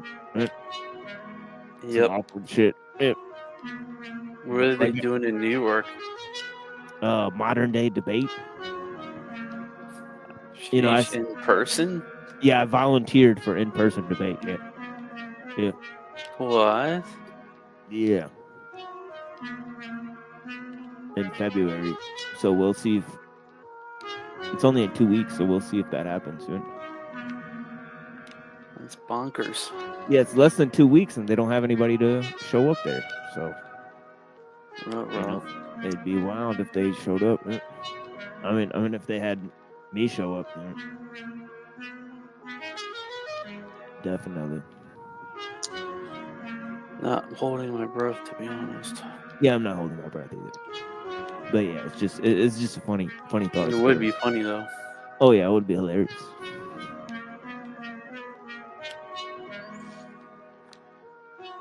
But even then, I put my name in the hat, so I might get chosen to be on a different debate on that channel. So it would still be pretty funny. Okay, let me see if he's back.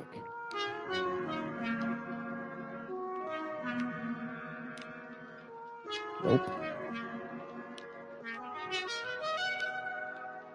Hope he isn't having a power outage. Yeah, I don't know what's going on, but yeah, he's still not back.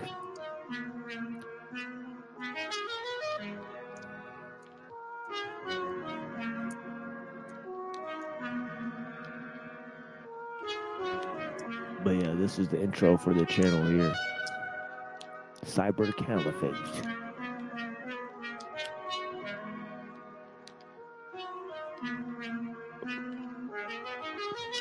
We having things.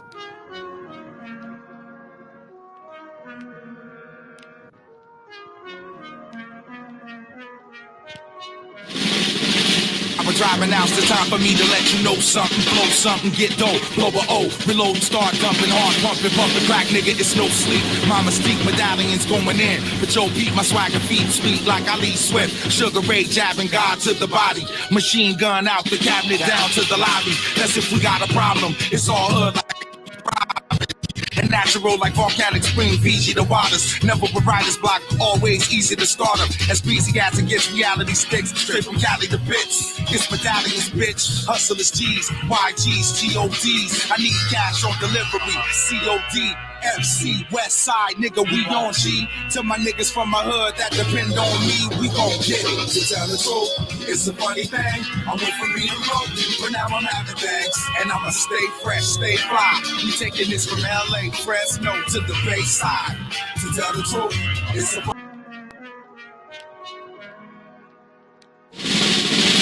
I'm driving out, it's time for me to let you know something, blow something, get dope, blow a O, reload and start dumping, hard pumping, crack, nigga, it's no sleep. My mystique medallions going in, but yo, beat my swagger feet sweet like Ali Swift, Sugar Ray jabbing God to the body, machine gun out the cabinet down to the lobby. That's if we got a problem. It's all hood like Robin, and natural like volcanic spring, Fiji the waters. Never with writer's block, always easy to start up. As greasy as it gets, reality sticks straight from Cali to bits. It's medallions, bitch. Hustlers, G's, YG's, TOD's. I need cash on delivery. COD, FC, West Side, nigga, we on G. To my niggas from my hood that depend on me, we gon' get it. To tell the truth, it's a funny thing. I went from being broke, but now I'm having things. And I'ma stay fresh, stay fly. We taking this from LA, Fresno to the Bay Side. To tell the truth, it's a funny thing. I went from being broke, but now I'm having things. From this side to that side, from CA to down south, all the way to the NY. Body can fuck with the diamond clustered professional flow champion on the riffs production. This is big music for a large artist. As far as rappers in the game, sorry, you're all targets. You'll be a mystery martyr. I got a gun with a sign that says this is retarded, but the mind is more darker. I terrorize guys to fly Arthur, defying all laws of apartheid. Who want drama? I'm iller than Dama, holding a llama. I'm a Osama suicide bomber. Niggas thought my city had a bunch of farmers, but the only thing we farming is pounds of ganja. Let me supply you. You don't really want to meet your rivals. You would have thought you was the main course, the way we raise the heat to fry you. Stop cake, you should never try to. You better listen to them motherfucking voices talking deep inside you. To tell the truth, it's a funny thing. I went from being broke, but now I'm having things. And I'ma stay fresh, stay fly. We taking this from LA, Fresno to the Bay Side. To tell the truth, it's a funny thing. I went from being broke, but now I'm having things. From this side to that side, from CA to down south, all the way to the NY. Fuck all the small talk, you ain't a G. My niggas don't believe you and we wanna see. To all the soldiers in the hood that depend on me. If a nigga blow up, I might throw you a key. And that's real, like sleeping on the couch, looking burnt out. Plotting on the turned out Vicky. My delivery is tight like Nixon, and I was destined since the day cool hurt. Put the plug in the system, thug system. Hip-hoppers and drunks with drugs in their system. I heard life is a bitch, but niggas love bitches. So to the end, and I'll be working millions and hurting feelings. Plus owning many mansions for my clique to chillin'. You never get the villain, never try to figure me out. Just know that in this game, nigga, my shit's the realest. And this is my vengeance. You should praise my image medallions till my days is finished. That's the business. To tell the truth, it's a funny thing. I went from being broke, but now I'm having things. And I'ma stay fresh, stay fly. We taking this from LA, Fresno to the Bay Side. To tell the truth, it's a funny thing. I went from being broke, but now I'm having things. From this side to that side, from CA to down south. Yeah, nigga, NY to Philly. What y'all niggas feel like? Drama? Cool G and Connor. That's the case, nigga. You know the dawn on with 16 and out the horn for this big crane, the whips and the carriage. Blow like the Knicks and the Mavericks, slipping the fabrics. Pull up with some bench shit, the tennis shit, hitting the hazards. Got a bitch with that wrist habit. Gotta have it, fuck shorty, it's in the OT with a brick in the baggage. Throw where the club's at, slip with a rabbit. Chick only lick dick status to get cabbage. Chick and lab it to the dick Baptist. Who back on the map, Giancana with a fingers. It's drama to the finish, put the llama to your appendix. It's squeezing the slug, gunpowder season your blood. I'm a legend, breathing the reason you thug, nigga. It's where the buck stops. Fuck props, fuck shots to the top. Money, what the fuck you forgot? Thought I was done, wasn't touching the block. Still real, busting the Glock. Put it where you can see it. What up now?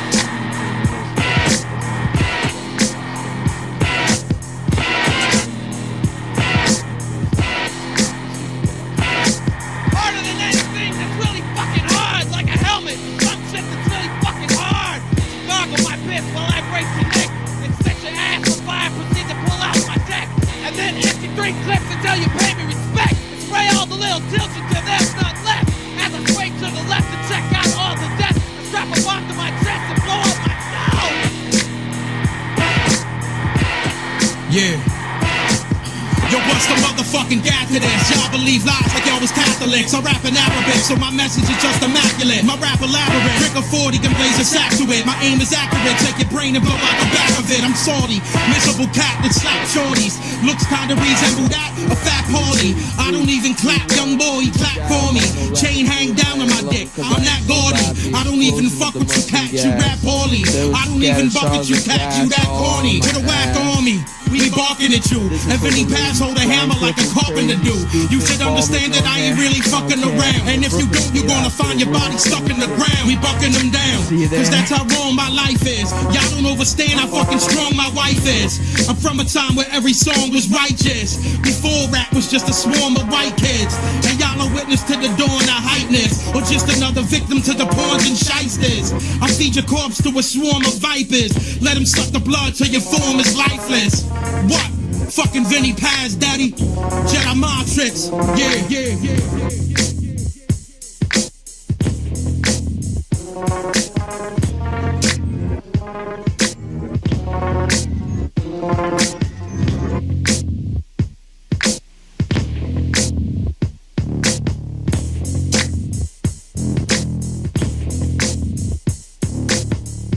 G-Rap, Giancana, Jedi mind.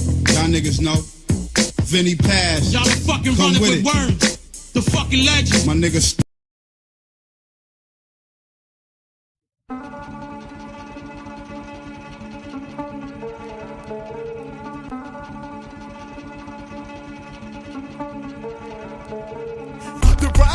From the vagina monologues, facial acne scar, an orthopedic headgear. Let your battery charger think you need a rest here, or give a candy bar to the engineer so your vocals come out in the final mix. Final skip at your performance, but it just ride a brainwave and you're failing to exist. You can't hide in the main stage. You put you on the manly list. So what are you doing here? You're a girl with breast reduction, acting like she said something. Only a few sound true. Me and the crew know who. This isn't singular, it's plural. You ain't really real, I can tell when I look at you. Only a few sound true. Me and the crew know who.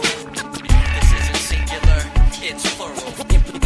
Me and the crew know who. Sun got sun shines over all of y'all. There's more than Black Hawks down in Somalia. Military skill, visionary. The number of dead served MCs will vary. Different sizes, forms, and shapes. If they're not surprised to be informed by a tape, they're not knowing that hip-hop's growing into the next boxing. To max toxins, glistening to the missiles of the sound, whistling and listening the system of a down. Armenians are horrible, the medium, and the Taurus centaurs. I'm not needing them. Stare down the gun with one wins. Now that I roll with confidence, I'm convinced. Ow! It's my turn to be a star. Fuck with me, I'll burn the flag on your core. Juvenile boost till I show good signs to be verbally active. There's something about records and titles cause I'm breaking and snatching. Your help is like a better wife choking on a knuckle sandwich. I got niggas so scared they won't say my name in sign language.